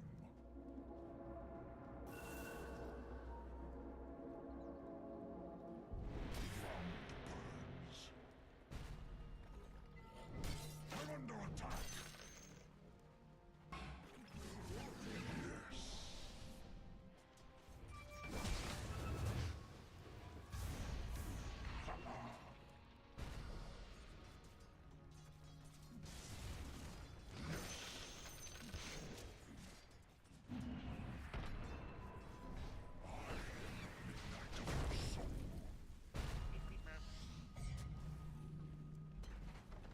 The fire spreads. You have done the kingdom a service. Inferno rages.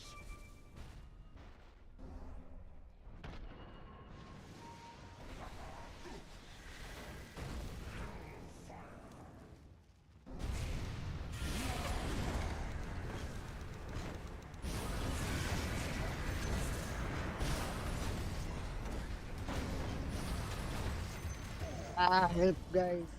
The heck? Fire structures are fortified.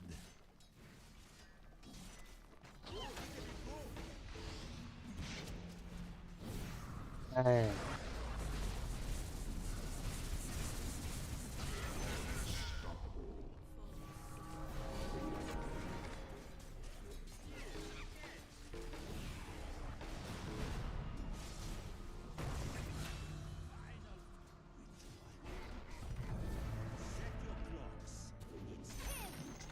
The enemy's top barracks have fallen.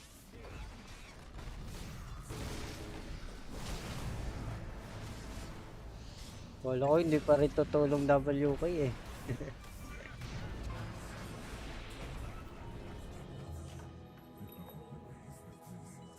What fresh hell is this?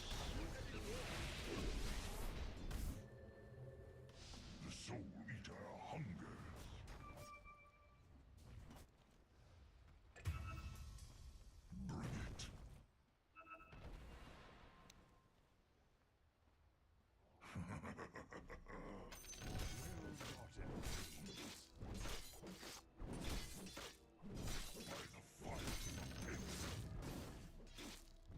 Warded, warded. Back, warded.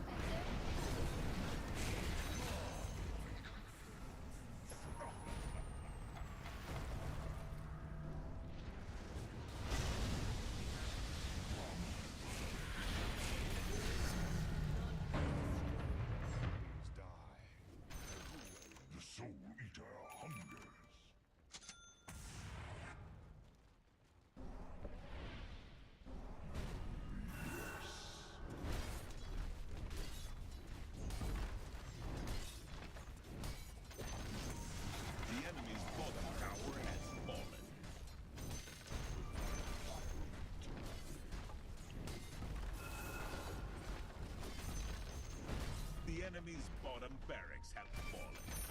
Yes. The enemy's bottom barracks have fallen.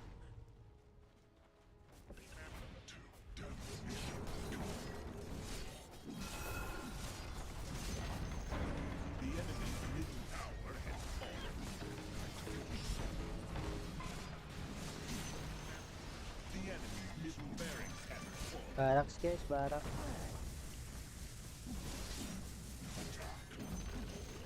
The enemy's middle barracks have fallen. Slash and burn. Dire structures are fortified.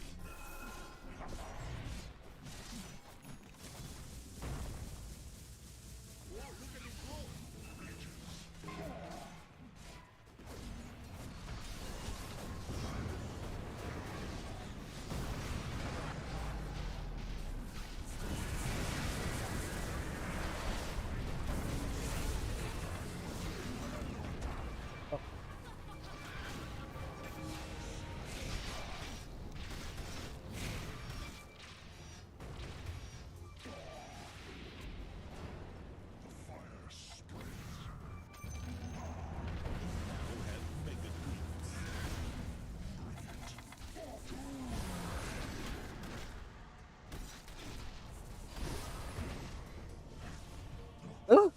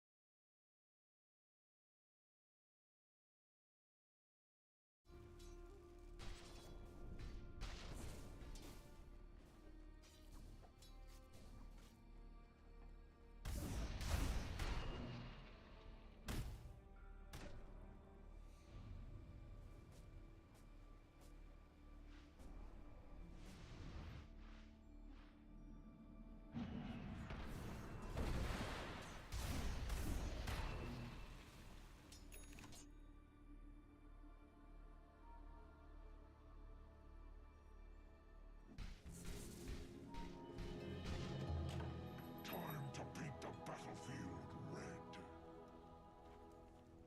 Hell's on earth.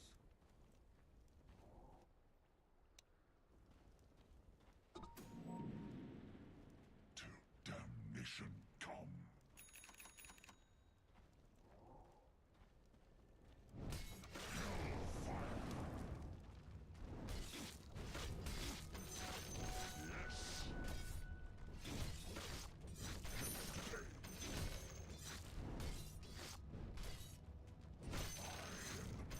Of your soul.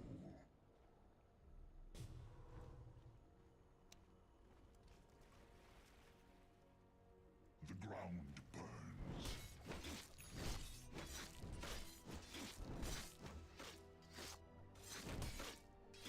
Slash and burn.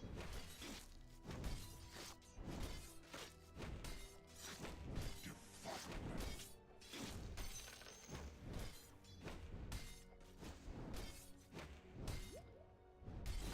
Inferno rages.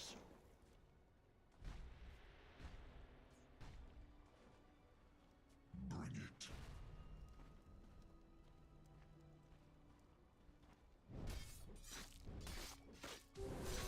Invisibility for me. Slice your throat. Dues paid. Fire spreads. Ha ha!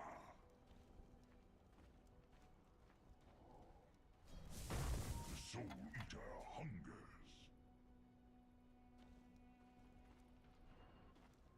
Yes.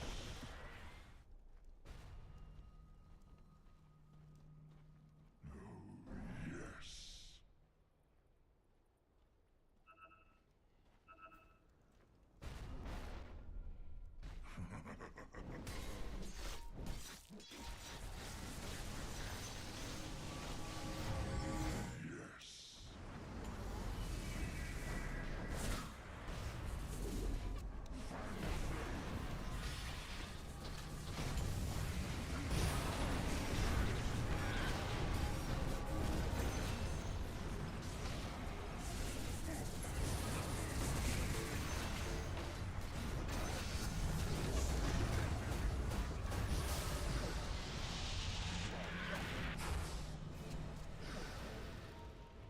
And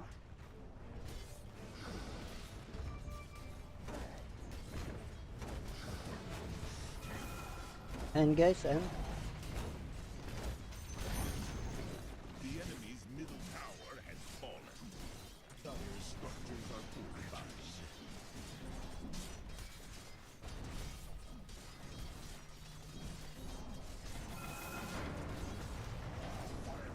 Radiant victory. we won.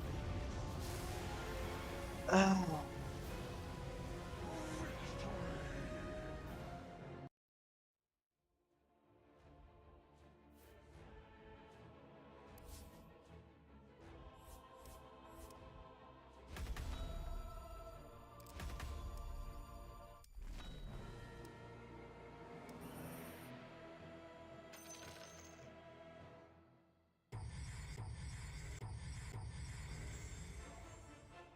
I play bad. I play bad.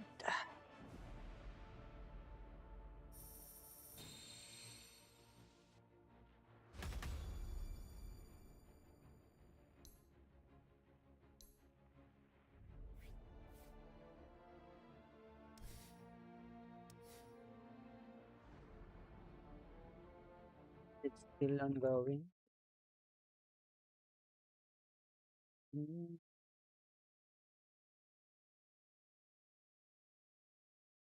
Oh, it's still ongoing.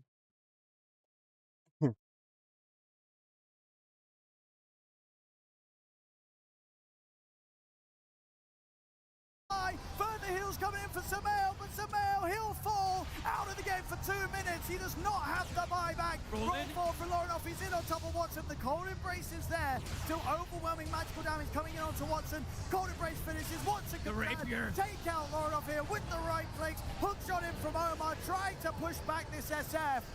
They're running out of buybacks. Divide comes in with a Phoenix Gate. They'll take Watson out once.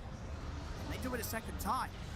DM trying to hold Loronoff away. Loronoff's going to get the kickback here. He's actually been able to get DM into the Fountain. DM taking heavy damage here from the Fountain. He'll get one more call off. He is actually able to walk it off with how much HP he has. Respect here again, though. Watson's backing away. A little afraid there with Divide coming back in. Swapping his items around. He's got the control. The arrow comes in. GH trying to keep everyone alive to his best ability, but he cannot save Divide. Divide still has the luxury of buyback, uses it straight away. Loronoff has no magnet. Omar falling low. Watson with the raise takes him out. He's also got the buyback available, Omar. But Divide is in trouble. The Grave comes out with the dunks there. That's Divide out for good.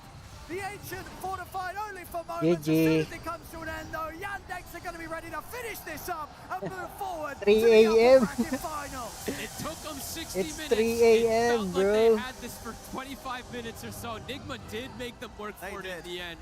But man, what a play. I mean, DM, absolutely insane performance on the Axe. The last pick, Nat called for it. She did say, what about the Axe? Ends up being amazing. Absolutely clutches it up. Multiple hero calls. Does excellent in the matchup. And in the clutch moment, this bottom fight in particular, right? I think when they got the triple Shiva's timings on the side of Nigma, they're like, we need to win this fight. And they lost that fight hard. They lost all 3 cores, lost their Raxes. From there, it felt very difficult for them to bring this game in any way back. They really did. No, GH in those final moments, he was trying to save everyone. He was. Everyone could not be saved in those situations. Nigma Galaxy definitely giving us some fantastic entertainment here with their just willingness to never give up, to try their best to hold on in these games. But Yandex, too much for them here overall in this series. Just each and every time getting that lead early. Game 1, we saw that incredible turnaround, of course, from Nigma Galaxy around Device Enigma, but they just didn't sort of have that clutch hero to be able to do that in Game 2 and in this game Freefold. No, not in the same fashion. In this one, it felt like one of those ones where it was teetering on this edge, right until that moment of that bottom fight. But then, yeah, game explodes. Yandex able to run away with it with a nice little flashy rapier at the end of it all. But more important than anything, DM doesn't die in the game at all. Yeah, that's Plays crazy. an insane game on the Axe. Yeah, absolutely crazy, considering that there was absolutely a chance that Nigma Galaxy would have the tools to punish an Axe and a hero, as we said at the start, a lot of other teams have pretty much drifted away from. They're not considering at the moment. Of course, there was that added factor of the Dazzle being here that did sort of lean Yandex towards it. and we're seeing why. 9-0-18. Thank you for Incredible stuff here. watching. 2-1 here today for Yan.